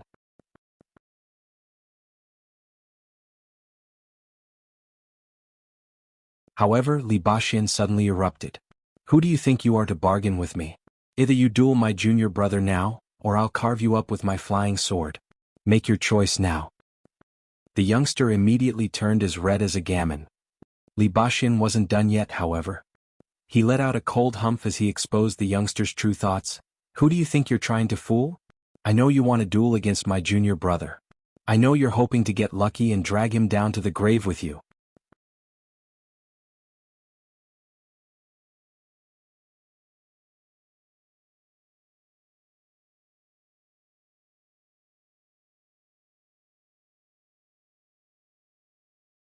Chapter 199 Blood Rage.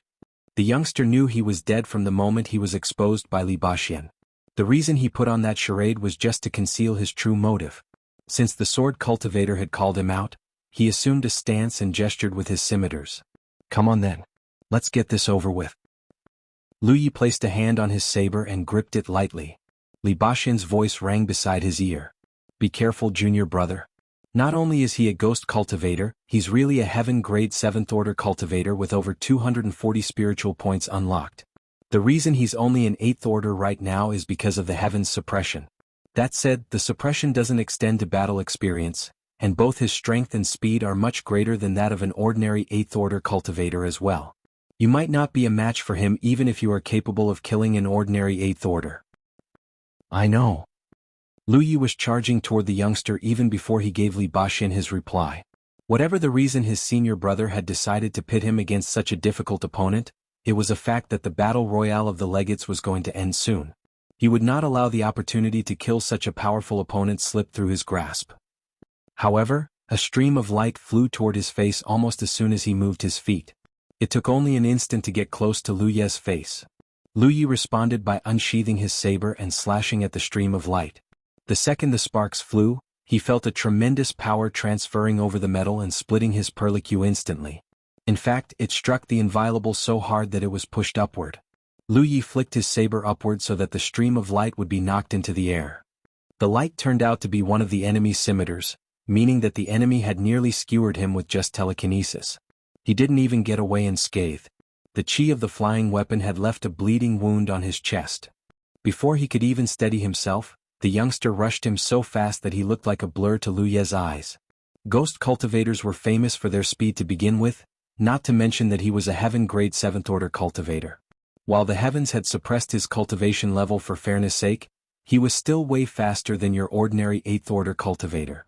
The youngster swung the scimitar he was holding at Lu Ye's face, prompting the young man to block it with his saber. This time he was knocked back a step or two. Not only that, the scimitar he had parried earlier had boomeranged and was flying straight toward the back of Lu Ye's head. At his current level, telekinesis was something he couldn't handle no matter what he did. Hua Xiai looked nervous, and Li Baxin was ready to fire a sword at a first notice. While he was the one who encouraged this battle, that didn't mean he was going to leave his junior brother to his own devices. The second it looked like something was about to go horribly wrong, he would save Lu Yi immediately. For a second, it looked like the scimitar would hit the back of Lu Ye's head and kill him. Instead, it hit a glyph and shattered it in a single hit. Lu Yi dropped his head the second he heard protection breaking and just barely avoided getting killed. Seriously, it was close enough that the scimitar had cut off a few strands of hair as it flew by. Not about to surrender the initiative completely to the ghost cultivator, Lu Yi thrust the inviolable forward and imbued it with both his fiery spiritual power and a sharp edge. Unfortunately, the ghost cultivator was able to sidestep the attack and twist the curved blade around like it was a living thing. It cut into Lu Ye's arm from an unthinkable angle and left yet another bleeding wound.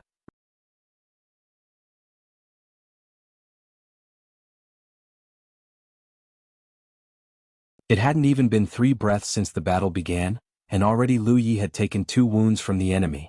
They were only minor wounds, but it made 2 things clear. 1. There was a considerable gap between Lu Yi and the ghost cultivator's strength. 2. Things were only going to get worse for Lu Yi at this rate.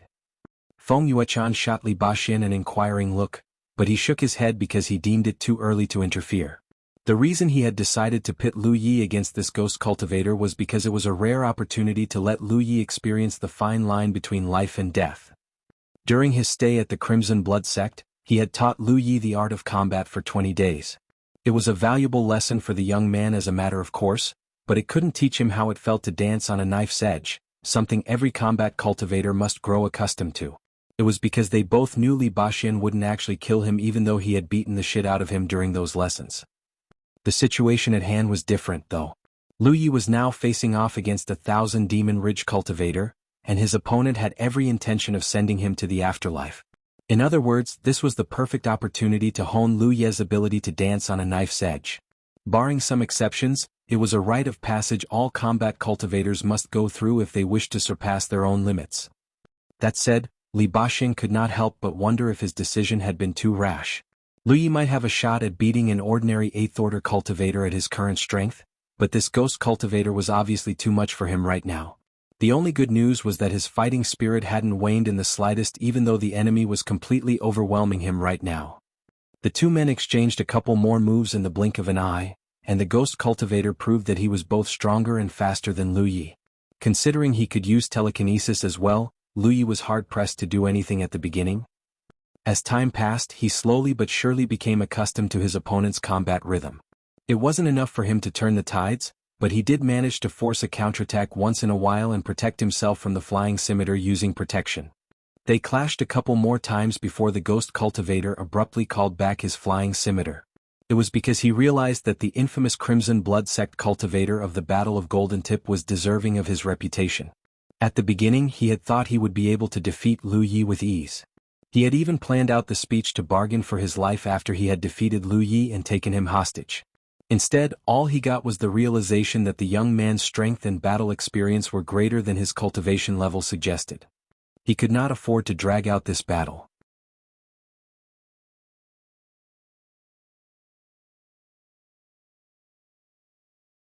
At any moment, Feng Yuechan and Li Baxian could decide that enough was enough and interfere with this fight. He would be dead if that happened. On top of that, flying weapons weren't all that useful in a melee fight like this, so he determined that wielding two scimitars would allow him to defeat his opponent in the shortest amount of time possible. After the ghost cultivator had regained his weapon, his attack speed shot up drastically. Lu Yi immediately started accruing wounds at a much faster rate. However, to the ghost cultivator's shock, Lu Ye's attack speed and strength actually increased as well. Even the spiritual power on his saber seemed much thicker than normal. It was almost as if he was growing stronger as he accrued more wounds. A dozen or so breaths later, Lu Yi managed to stabilize the battle. He was actually going even against his opponent now.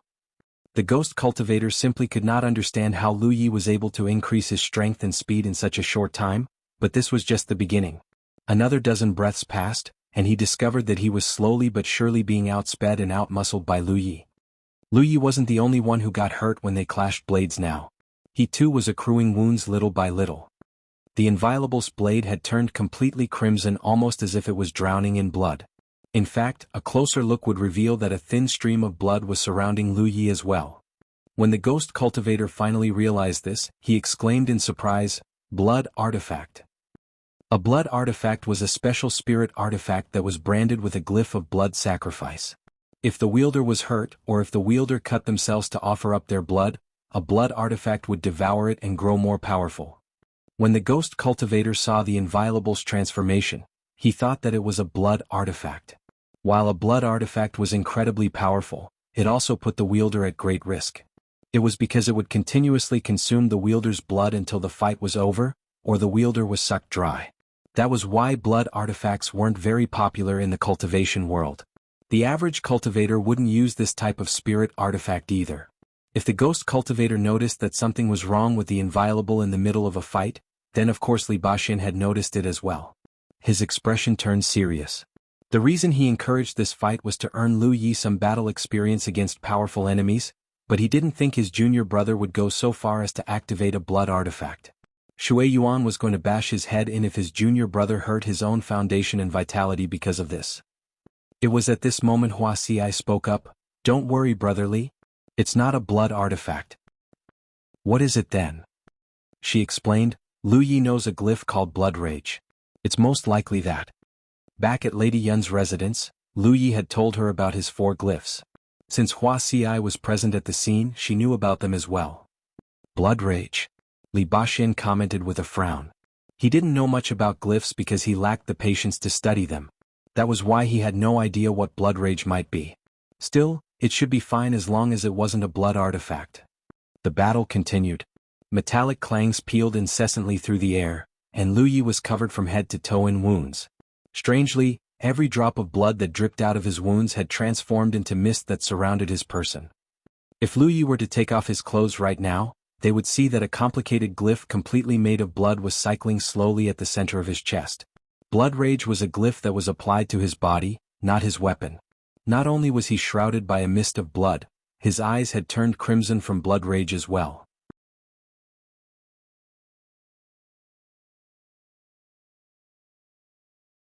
Lu Yi kept growing in strength and speed as more and more blood turned into mist. He had surpassed his limits a long time ago. The tables had completely turned. The ghost cultivator who utterly dominated Lu Yi at the beginning of the battle could only defend himself now. He didn't even have the time to launch a counterattack. Another moment passed, and Lu Yi finally landed the decisive hit. A blood-curdling scream pierced through the air as his opponent staggered away from him, blood spurting out of his chest like a fountain. When he looked up, the pair of crimson eyes was right in front of him.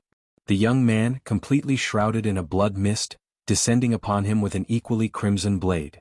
He roared in defiance and raised his own spirit artifacts into a block. There was the sound of blade cutting through flesh and blood, and Lu Yi appeared behind the ghost cultivator as light as a raindrop. He threw off the blood on the inviolable's blade and returned it to its sheath. Behind him, the ghost cultivator stiffened while still maintaining his block. Then he collapsed on the ground and bled a pool of blood underneath him. At the same time, the blood mist surrounding Lu Yi suddenly dispersed into nothing. The young man's knees buckled, but Li Baxin caught him before he could collapse as well. "I'm okay. I'm just out of strength," Lu Yi explained even as his face turned white at a visible rate. He had lost too much blood. For a while, Li Baxin watched him with a complicated expression on his face. Finally he said, "You pushed yourself a little too hard there, don't you think?" To say he did not expect this outcome would be an understatement. When Lu Yi told him that he could kill an 8th order cultivator earlier, he had believed it to be the arrogance of youth. He had been prepared to jump in at every point of this fight. But not only did his junior brother make his claim a reality, he had done it all by himself. Was bonkers. This was before mentioning that his opponent was really a heaven grade 7th order cultivator, which put him on par with an ordinary 9th order cultivator even after his cultivation level was suppressed. It was at that moment Li Baxin realized that he had underestimated his junior brother.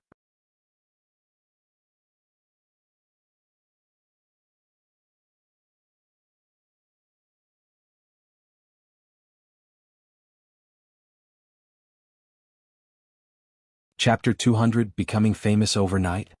In a mountain, Wuxia was kneeling next to Lu Yi and massaging his elbow while he lay flat on top of a big rock.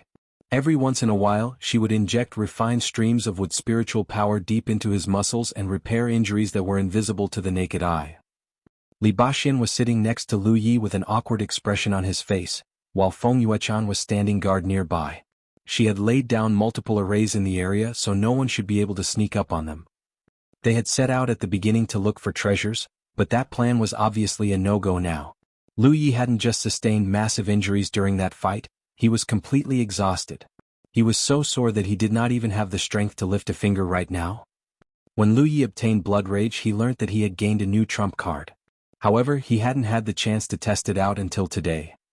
The glyph was as impressive as he thought it was. It increased his strength via consuming his blood, and the more blood it consumed, the greater the increase. The fact that he had won that battle was a testament to its power. At the beginning, he had been completely outclassed by the ghost cultivator.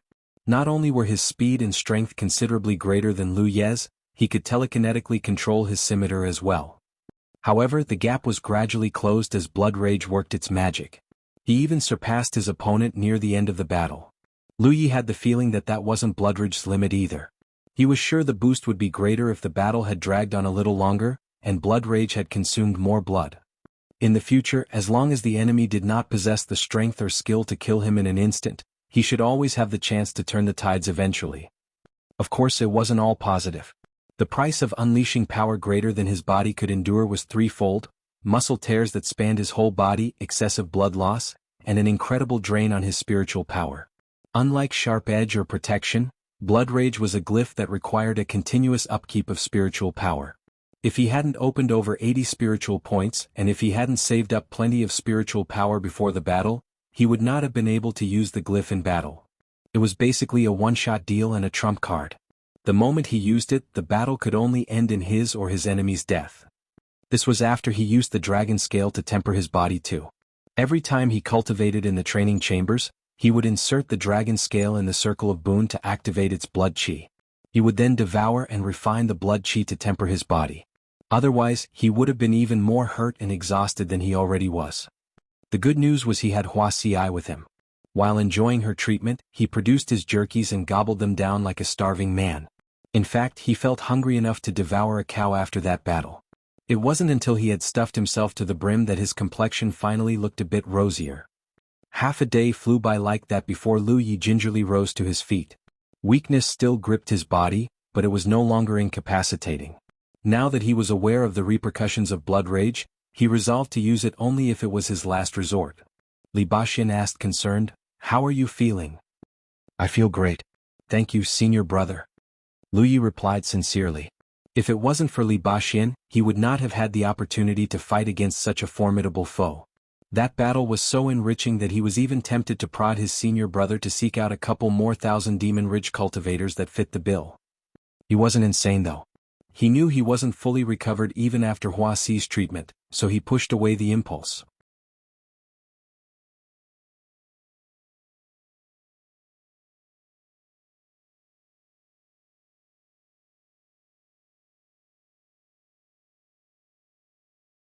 It would not be an exaggeration to say that the two of them were the reason Grand Sky Coalition was able to overcome the enemy's ploy and rewrite their fate in this battle royale of the legates. These two must be Brother Yi and Sister Huaxi. The body-tempering cultivator speaking to Li Baxin suddenly looked at them. Smiling, Li Baxin patted Lu Yi on the shoulder and introduced the body-tempering cultivator. "This is Brother Meng Si. He is the legate of the Righteous Sect and a Heaven-grade 9th Order cultivator. He is ranked 18th on the roll of supremacy." Lu Yi and Huaxi hurriedly saluted Meng Si. Lu Yi had heard of the Righteous Sect a long time ago. It was a first-tier sect in Bingzhou, and their deputy sect master was none other than the deputy coalition leader of Grand Sky Coalition, Pang Zhen. The deputy coalition leader was responsible for everything big or small within the cultivation world of Bingzhou. Meng Si nodded in acknowledgement. "As expected of the prodigies of distinguished pedigree, your contributions in this battle royale of the legates are second to none. On behalf of the cultivation world of Bingzhou, I would like to thank you for everything that you've done for us." Then he surprised them both by giving them a solemn bow. Behind them, all Heaven-grade 8th and 9th Order cultivators from Bingzhou followed his example as well. While Lu Yi and Huaxi were panicking and wondering how they should handle a situation like this, another cultivator walked up to them and said, "On behalf of the cultivation world of Bingzhou, I would like to thank Brother Yi and Sister Huaxi of the Crimson Blood Sect for your service as well." Someone else said, "The cultivation world of Yunzhou thanks Brother Yi and Sister Huaxi of the Crimson Blood Sect for your service. The cultivation world of Leizhou thanks Brother Yi and Sister Huaxi of the Crimson Blood Sect for your service. The cultivation world of Wuzhou." Group after group, cultivators bent and raised their backs like swaying grass. Lu Yi and Huaxi exchanged a glance with each other before returning the salutations with a solemn face as well. As Li Baxin watched on from the side, he knew that his junior brother and junior sister would be known throughout the cultivation worlds after this. This was different from the Battle of the Golden Tip. Back then, the sects of Grand Sky Coalition had come together to protect Lu Yi in remembrance of the Crimson Blood Sect's past achievements. It was the good karma of the Crimson Blood Sect paying dividends, so to speak. This time though, their merits were wholly their own. Lu Yi and Huaxi had brought honor and glory to the sect via their own strength. Li Baxin could not help but recall a blurry yet imposing figure from a long time ago. "Are you seeing this, Brother Feng? The Crimson Blood Sect might have waned, but it looks like it isn't going to disappear into the annals of history after all. Decades after your passing, a new hope has picked up our banner and waved it in the skies of Grand Sky Coalition once more.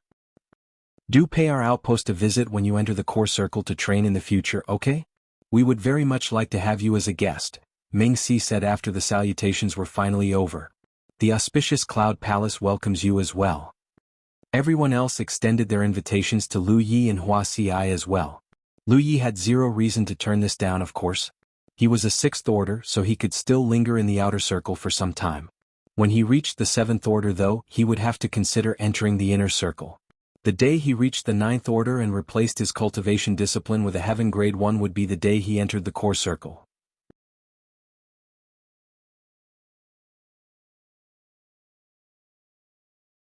Thanks to the favors he had earned in this battle royale of the legates, he now had a lot more options than before. A long while later, the crowd finally dispersed and went back to their own businesses. Freed from their attention, Lu Yi looked to Li Baxin and voiced a question he had been harboring for some time. What is this tree, senior brother? Its fruits smell incredible. He had noticed the unusual tree practically the moment the calabash had landed. The fruit tree had 9 fruits in total, and each fruit was so fragrant that they could be smelled from as far as 5 kilometers away. Lu Yi was well aware that the Chess Sea harbored plenty of natural treasures. Some were even unique to the battlefield and could not be found in Jianghu or the Spirit Creek battlefield. Unfortunately, he hadn't encountered anything special since he came here, most likely because the good stuff had already been claimed by the other cultivators. That was until he encountered this fruit tree. Whatever it was clearly some sort of treasure. The fruit of this tree is called a mystic fruit, Li Baxin explained. It's an incredible treasure. Feng Yuechan added, mystic fruits are incredibly rare not only because they can only be found in the Chess Sea, but also because they don't appear every time the Chess Sea is open to Jianghu. For example, there were no mystic fruit trees during the last battle royale where the Chess Sea was chosen as the battlefield. The mystic fruit is special for a number of reasons. For one, it possesses incredible recovery abilities. Take your senior brother for example. If he ran out of spiritual power and he took a single bite from the mystic fruit, he could probably replenish all of his energy in one go. That's amazing, Lu Yi exclaimed. Li Baxin might be a heaven grade 8th order cultivator only, but that was because one part of his spiritual points was destroyed. He had unlocked the rest of his spiritual points a long time ago, so in terms of energy storage he was no different from a heaven grade 9th order cultivator. If even a champion like Li Baxin could regain his spiritual power completely in one bite, a 6th order cultivator like him could probably achieve the same outcome just by nibbling at its skin. The recovery rate of one's spiritual power was key when battling against a powerful opponent. If both sides had run out of energy and one of them suddenly took a bite from the mystic fruit, their opponent would probably drop dead from sheer despair. The mystic fruit was without a doubt an absolute lifesaver. Li Baxin added, that said, the true value of the fruit lies not with its flesh but its seed.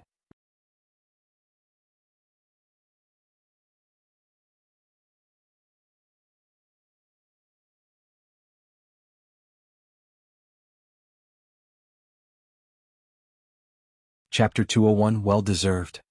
What do you mean? Lu Yi humbly asked. The effects of a mystic fruit seed aren't fixed.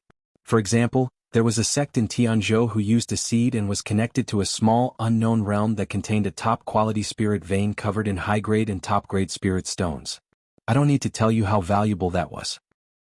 There was also a seed that put the user under a strange cultivation state that allowed them to learn anything at twice the normal rate. Some seeds were so valuable that they could be sold to the Vault of Providence for 100,000 contribution points at least. Lu Yi was stunned to hear this as a matter of course. How much Flame of Earthen Spirits could he purchase if he had 100,000 contribution points? This was the lowest number too.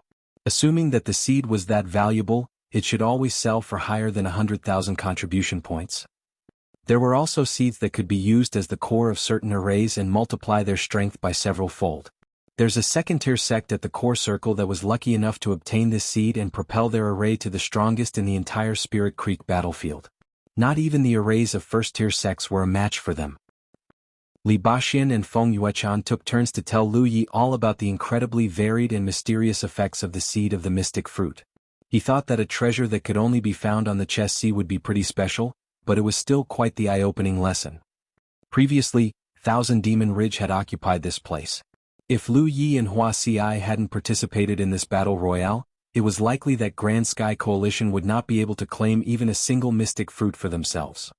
However, not only did the low-level cultivators foil Thousand Demon Ridge's ploy in spectacular fashion, the champions of the core circle had mustered their forces and swept through the entire continent in dominant fashion, killing countless and chasing out the enemy forces entrenched around the mystic fruit tree completely. Thousand Demon Ridge was extremely unhappy with the fact that their treasure was stolen right before their plan could come to fruition as a matter of course. They tried attacking this position a couple of times, but Grand Sky Coalition drastically outnumbered Thousand Demon Ridge in both high-level cultivators and low-level cultivators right now. There was just no way they could succeed. All they managed to do was lessen their own numbers. Now that Li Baxin and Feng Yuechan were here as well, the chances they would launch any more attacks were next to nothing. That meant that their last few days on the Chess Sea should be quite peaceful.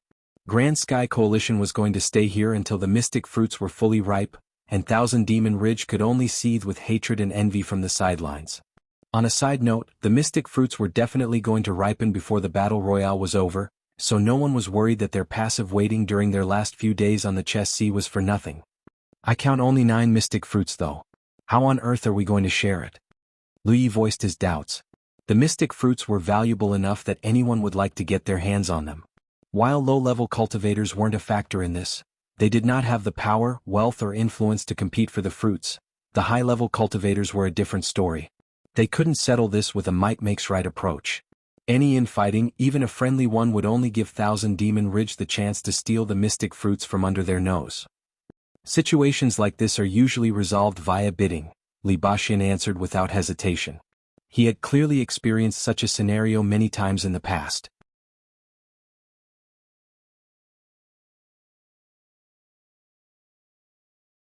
The legates would bid on behalf of their sects, and the treasure would go to the highest bidder. The proceeds would be split equally among the sects present at the scene. That's pretty fair, Lu Yi said with a nod. The method ensured that even the sects who lacked the wealth to bid for the treasure would be able to get something out of this. Time passed quickly. There were many Grand Sky Coalition cultivators who were focused on healing and recovering from their ordeal, but even more were gathering in groups to talk about various matters. Generally speaking, legates and prolegates from different sects rarely had the opportunity to socialize with one another. The Battle Royale of the Legates was one such opportunity because it was participated by nearly every sect with an outpost on the Spirit Creek battlefield. This was their chance to meet up with the other sects and to negotiate deals and even form alliances. Of course, alliances created in this manner were limited to the Spirit Creek battlefield only. If two sects wished to form a true alliance, the responsibility would fall on the sect masters as a matter of course. Lu Yi and Wuxia were tending to a huge group right now. A lot of familiar faces had paid them a visit for various reasons. Right now, Lu Yi was toying with a small golem, a ball that was embedded with a pair of small wings for flight and a pair of polished gems for sight, while Lu Yushan explained the principles behind it. Strictly speaking, the golem wasn't very useful. It could be used to scout out certain dangerous locations, but that was it.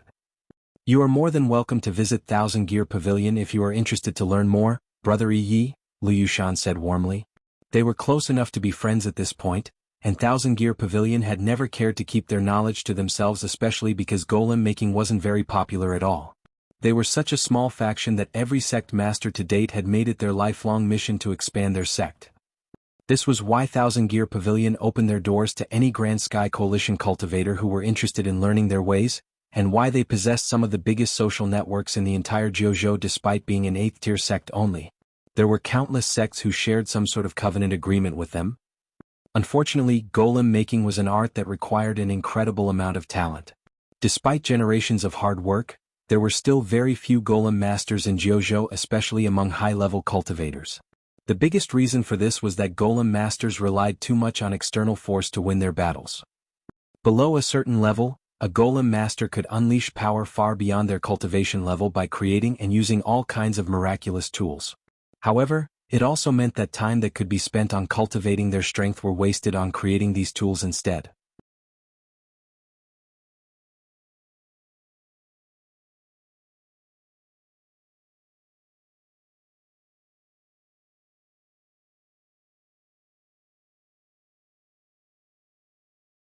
He leaped into the air and stayed there for a bit. He looked like he was trying to choose the best fruit, though it was impossible to tell if there was even a difference at all. A short while later, he plucked a mystic fruit from its branch, produced a wooden box and stored it safely. He then flew up to Lu Yi and passed him the box. "This is for you. Both of you." Lu Yi looked like he couldn't believe that Li Baxin was giving him such a valuable gift, so the sword cultivator explained, as the others had mentioned earlier, Sister Huasi's and your contributions in this battle royale are unparalleled. Rather than just thanking you verbally, we unanimously agreed gifting you a mystic fruit would be a much better compensation.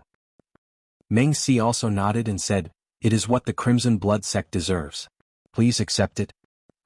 Lu Yi looked around him and found only smiles and approving gazes. It was a sudden boon that Lu Yi hadn't expected at all. Of course he would like to have a mystic fruit, but as his senior brother had mentioned earlier, the ownership of the fruits were going to be determined via bidding. They were supposed to go to the highest bidder. The Crimson Blood sect was, to put it mildly, in a bad state right now. Besides a couple of fish, shrimps and spirit peaks, they had absolutely nothing at all. He had believed that they were out of this auction before it even began. He was just wondering how much they were going to get in proceeds when the auction was over when Li Baxin suddenly announced the pleasant surprise. That said, it was a deserving reward for the two people who were the turning point of their victory.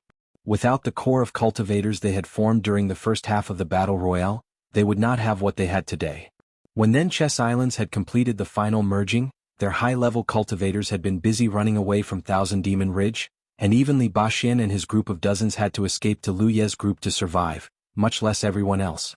It was the low-level cultivators' battles in the outer ring that extinguished the rising morale of Thousand Demon Ridge and turned the tides completely. A verbal thanks wasn't nearly enough to make up for what they had done for all of them. The only proper compensation there was a mystic fruit. As Meng Si said, it was what they deserved.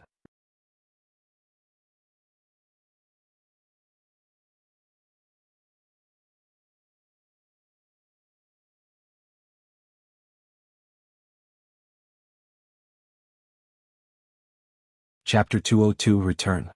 Lu Yi could not find it in himself to turn down such a valuable treasure, so he accepted the wooden box from Li Baxin, passed it to Huasi and clasped his hands together. "Thank you everyone for your love and generosity. The two of us will engrave this kindness in our hearts." Li Baxin smiled. "Since you have a mystic fruit, you won't be getting the proceeds of the auction. Do you understand this?" "Of course. It's only right." The mystic fruit alone was worth the trip. To desire the proceeds that were supposed to be split among those who could not obtain a mystic fruit as well would be insensitive to the extreme. Li Baxin looked at everyone and asked, "I will be conducting this auction. Is everyone okay with this?" The answer was a resounding yes, and not just because they had decided this beforehand. Some of the legates and prolegates present were older and more prestigious than Li Baxin, but none of them could compare to him in strength, much less the younger ones. He was ranked 10th on the roll of supremacy, and he had fought Yan Xing, the first runner-up, to a standstill. The only cultivator present who could give him a run for his money was Feng Yuechan, and everyone knew she was deeply in love with him. There was no way she was going to undermine his authority. Without further ado, Li Baxin started the auction immediately. "In that case, let us begin the auction for the first mystic fruit. Bidders, you may make your bid now." A smiling Feng Yuechan called out faster than anyone else. The devoted ones bid 10,000 high-grade spirit stones. The bid was immediately challenged. Sky Origin Clan bids 13,000 high-grade spirit stones. Green Void Palace offers 10,000 high-grade spirit stones and 5 kilograms of Aquamarine Heaven Divine Steel. The place became as boisterous as a market for a time. Practically everyone who bid for the mystic fruits were big sects originating from the core circle. Both their wealth and foundation were much greater than the sects residing in the inner circle and the outer circle. The foundation of a sect especially wasn't something that could be built up by just one or two generations of people. It took the continuous effort of countless generations for the most successful sects to surpass their competitors and become first, second or third-tier sections. No one was born powerful after all. Everyone had to start somewhere and toil ceaselessly to get to where they were. Most of the bids consisted of high-grade spirit stones, and sometimes they would throw in some unique natural treasures to increase the value of their bid. There were many names that Lu Yi hadn't heard before, much less known their function. Then again, he hadn't seen a high-grade spirit stone before either. All the spirit stones he had obtained until now were classified as low-grade. From what he heard, there were low-grade spirit stones, mid-grade spirit stones, high-grade spirit stones and finally top-grade spirit stones. The competition for the mystic fruits was fierce yet peaceful. The first mystic fruit was won by a big sect hailing from Wuzhou. After Li Baxin had announced the result, the legate of the sect saluted in all directions and gave everyone his thanks. Then, he flew up to the mystic fruit tree and searched for the best one just like Li Baxin before putting it inside a container. He was out of the auction after that. The auction lasted 2 hours in total. Near the end, the legates had ramped up the bids to levels he could scarcely imagine. When all was said and done, there were 8 happy winners and countless more not too unhappy losers. After all, the effects of a mystic fruit were random. No one knew if the mystic fruit someone got was worth the price until they determined its exact effects. In fact, the only clear winner here was the Crimson Blood sect.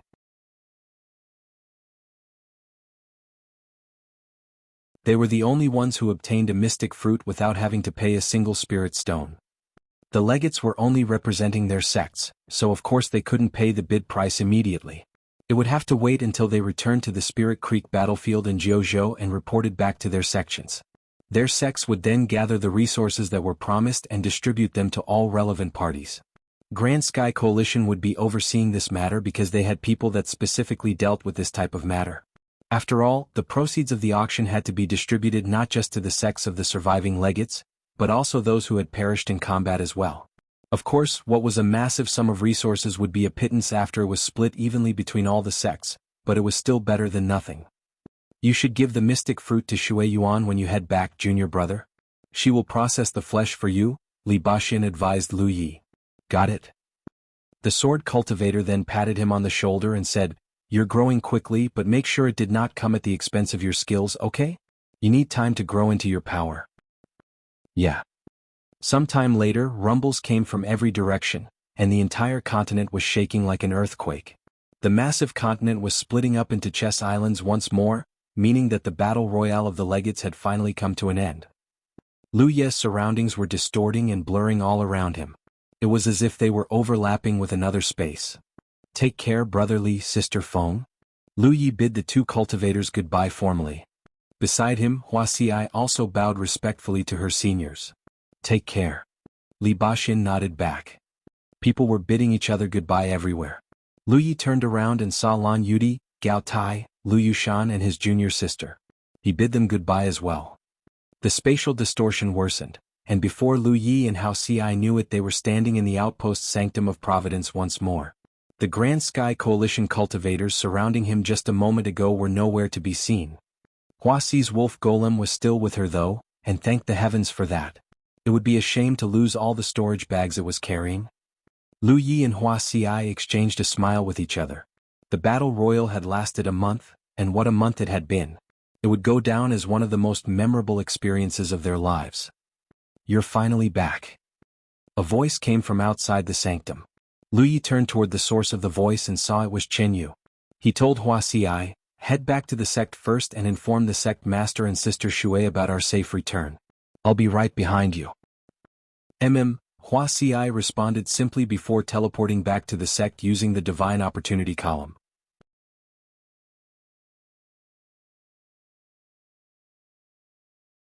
Lu Yi then stepped out of the Sanctum of Providence and sat down on a chair. While relaxing, he asked, "Why were you standing outside? I thought you were a crook for a second, you know?"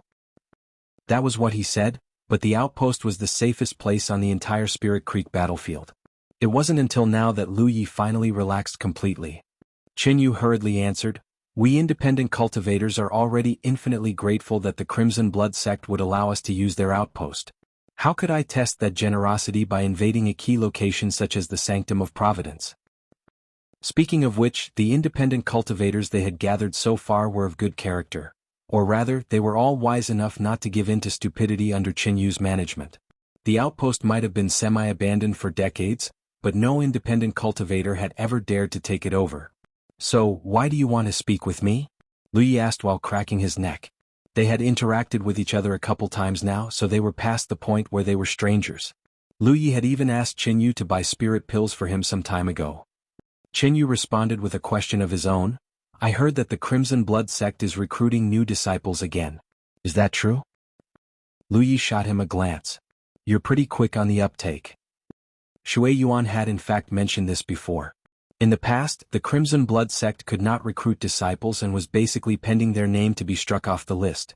After Lu Yi and the Rogue Wanderers clubs had joined the sect though, his senior sister saw no reason to hold back any longer. As a legate, Lu Yi possessed the right to recruit disciples from the Spirit Creek battlefield, initiates to be exact. The initiates must go through a period of examination first before they were allowed to become official disciples. Also, Shui Yuan had told him to absorb as many independent cultivators as he could because many of them were looking to become an associate of Crimson Blood sect. Their participation would help the sect's development and ensure he wasn't alone if new crises were to befall the sect. Previously, Lu Yi had no time to consider this because he was preparing for the battle royal of the legates. He did not think that the news would spread before he even began to handle it. On second thought, it was probably Kong Niu or Ruan Lingyu who leaked the news, Ruan Lingyu most likely because the girl loved to visit the bazaar. So it's true? Qin Yu exclaimed in pleasant surprise. You seem pretty happy about this. Are you planning to join the Crimson Blood sect yourself? Lu Yi asked. Oh yes. I do hope I'm qualified for this opportunity. You're a 7th order cultivator though. It shouldn't be hard for you to join a good sect, so why wait for the Crimson Blood sect? Qin Yu let out a bitter chuckle. Big sects prefer to recruit non-cultivators with potential than semi-accomplished cultivators like me because it's the best way to cultivate loyalty and a sense of belonging in their disciples. Also, I wouldn't be valued as highly if I were to join any other sect. 7th order cultivators are a spirit stone a dozen in any sect, you know. That was the truth. Even a 9th tier sect in the outer circle owned a lot of 7th or 8th order cultivators. They just weren't seen often because they were all training in the inner circle. While Qin Yu was qualified to be the legate of a 9th tier sect, who in the world would dare to entrust such an important position to a new recruit? This reminded Lu Yi of Dong Shuyi. The man used to be the legate of the 9-star clan until he joined another faction and became the personal bodyguard of a hedonistic young master instead. It was the epitome of a fall from grace.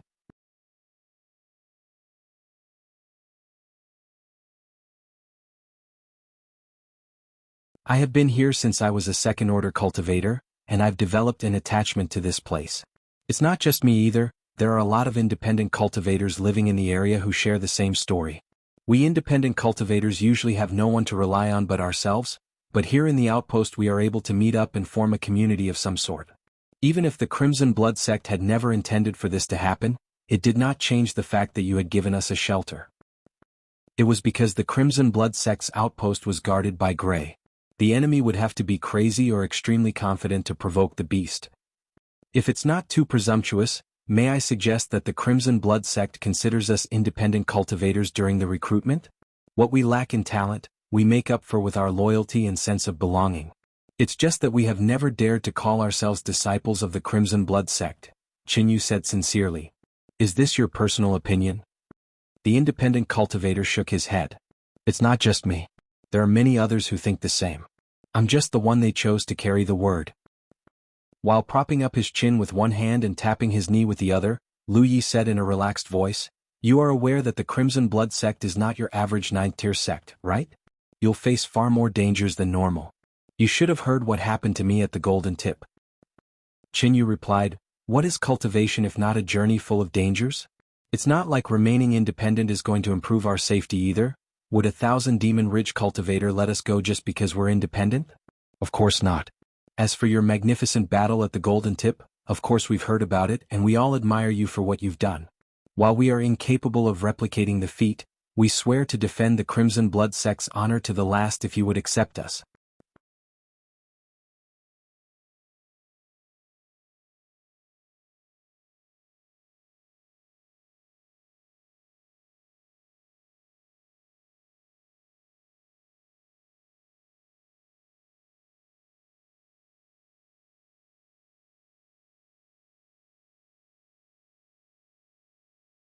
Just tell me already. And so Pang Zhen told him everything that had happened during the battle royale of the legates. Tang Yifeng was speechless for a long time after Pang Zhen was done. Then he burst out laughing. He never imagined that Lu Yi and Hua Xi, 2 6th order cultivators, would be able to achieve so much in the chess sea. He had only intended for them to accrue some experience and broaden their horizons, but instead they saved the future of Grand Sky Coalition for decades to come. It was a once-in-a-century achievement that only his first disciple's battle from 40 years ago could compare. Unfortunately, his first disciple ultimately fell from grace and even dragged the sect down with him. Just a day ago, they were still treated as the sinner who had single-handedly lost the Grand Sky Coalition its golden age. Decades after that fateful day, the disciples of Crimson Blood sect had saved the Grand Sky Coalition from a bleak future. Hopefully this was enough to wash off at least some of their past sins. It was the best news Tang Yifeng had heard since forever. By the way, I've given the order to suppress all information regarding their involvement in the Battle Royale. We'll keep Thousand Demon Ridge's eyes away from the Crimson Blood sect for as long as possible. Pang Jin sent another message. Thank you, Tang Yifeng replied. You're welcome. It's only right for me to protect the young just like you protected us back then. After that, Tang Yifeng focused on responding to all the messages he received until now. Only then did he leave his bedroom and visit the canteen.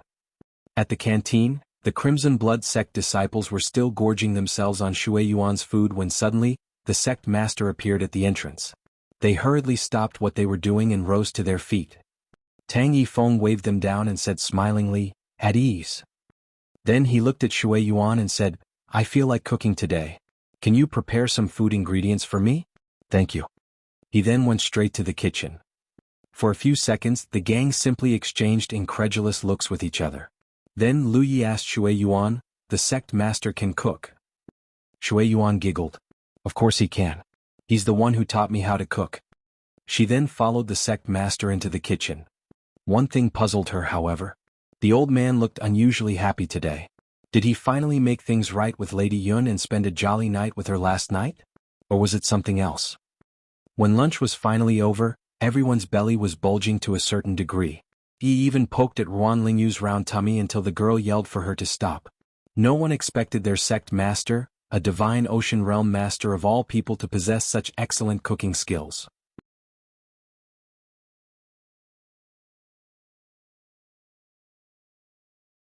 After a most satisfying meal, Lu Yi bid everyone goodbye before heading straight into his room. He fell asleep as soon as his head hit the pillow. He and Wuxia had barely had any time to properly rest after they entered the chess sea. As a result, they were worn down to the bone even though they were cultivators. He didn't know how long he slept, but his nose felt ticklish all of a sudden. He blearily opened his eyes and found Yi poking his nose with his own hair. He slowly sat up with a dazed expression on his face. Yi brought him a bowl of fresh water and wet a towel. "Wake up, sleepyhead. You've been asleep for almost a whole day and night." Lu Yi didn't respond to her, so she slapped the towel right across his face and scrubbed away at full force. "I'm awake. I'm awake," Lu Yi said as the cold water finally pulled him out of his sleep haze. He grabbed the towel and climbed off his bed. "How was the sect while Wuxia and I were gone?" Lu Yi asked while freshening himself. Yi hummed a small tune while standing next to him with her hands placed behind her back. "Pretty good. It's less lively without you and Sister Wuxia, but that's it." The girl was enjoying the time of her life right now. It was to the point where she thought of her first meeting with Lu Yi as a meeting of destiny. If she and Amber hadn't encountered Lu Yi, there was a high chance they would have been captured by cultivators who were stronger than them eventually. She dared not to think what would have happened then. While her adventure with Lu Yi was hardly peaceful, she was now a Crimson Blood sect disciple with loving elders like the sect master and Shui Yuan, and playmates like Lingyu. If this wasn't the best time of her life, she didn't know what was. After Lu Yi had put away the towel, he suddenly turned toward Yi and watched her carefully. "What's wrong?" Yi asked in puzzlement. Instead of answering, Lu Yi gave her cheeks a pinch. "What are you doing?" Yi asked again in an unclear voice. "You're starting to feel more and more like a real person," Lu Yi commented in astonishment. "Also, is it just me or are you getting fat?" Yi pulled away in panic. "What? I'm not fat. Stop making fun of me," exclaimed the girl before touching her own face uncertainly. "No, I'm serious. You're not just fatter, you're bigger as well," Lu Yi said seriously. "I had no idea that ghosts could grow up. How very interesting." Yi turned tomato red when she caught his meaning. "Where are you looking at? Is it because of Amber?" Lu Yi ignored her and mused to himself. Not only was Amber much stronger compared to the last time he saw it, it had asked him for the dragon scale immediately after they were reunited. Lu Yi had no reason to turn it down, of course. Just like the previous time, the tiger had collapsed immediately after inhaling a whiff of blood chi from the dragon scale. It kind of reminded him of a junkie, to be honest. "I'm telling Sister Wuxia about this, you pervert." Yi stomped her foot and ran out of the room. Lu Yi stepped out of his room feeling fully refreshed. However, he ran into Ruan Lingyu almost immediately. For some reason, the young girl was giving him the evil eye and even standing in his path. She then put her hands on her waist, stomped her foot and let out a loud humph. It was probably a protest against him bullying her best friend. Have you finished your cultivation quota for the day? Lu Yi looked down on her. Ruan Lingyu immediately deflated. No, I haven't started yet. Then what are you doing here? Get cultivating already. Why yes. The girl hurriedly ran toward the sanctum of Providence with an aggrieved look on her face. Senior sister, Lu Yi greeted when Shui Yuan walked up to him.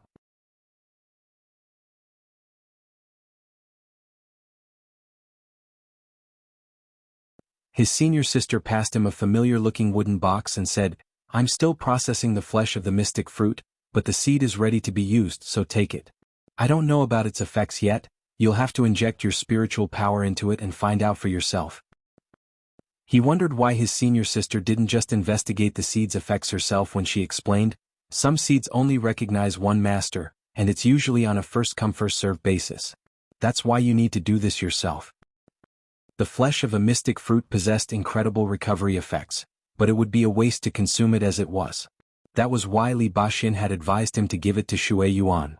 Shui Yuan was a medicine cultivator and a pill cultivator. She was the best candidate in the sect to process the mystic fruit's flesh.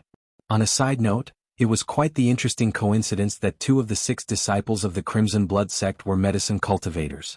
Every other sect had the least percentage of medicine cultivators. Lu Yi accepted the box with gratitude and opened it right away. He discovered that it was holding what seemed like a blue gem. In fact, he absolutely could have confused it with a sapphire if he hadn't known that this was the seed of the mystic fruit. Just in case, he looked at Shui Yuan for confirmation. His senior sister nodded affirmatively and said, You are looking at the seed of the mystic fruit. Lu Yi hit a sigh. He should have known that common sense, even the common sense of a cultivation world, did not apply to the mystic fruits. Would you like to give it a go now? Shui Yuan asked. She wanted to know about the effects of the seed just as much as him. He nodded and held the blue-colored seed in his palm. As soon as he channeled his spiritual power, he was hit by a somewhat familiar feeling. It felt like he was entering the vault of Providence. You're tuning in to the Han Li's Wuxia Adventures YouTube channel. We're so grateful for your support and don't forget to subscribe to join us on this incredible journey through captivating stories. Your generosity through donations truly makes a world of difference, as it's the primary source of revenue that allows me to expand and enhance this channel for you. Thank you from the bottom of my heart for being a part of this adventure.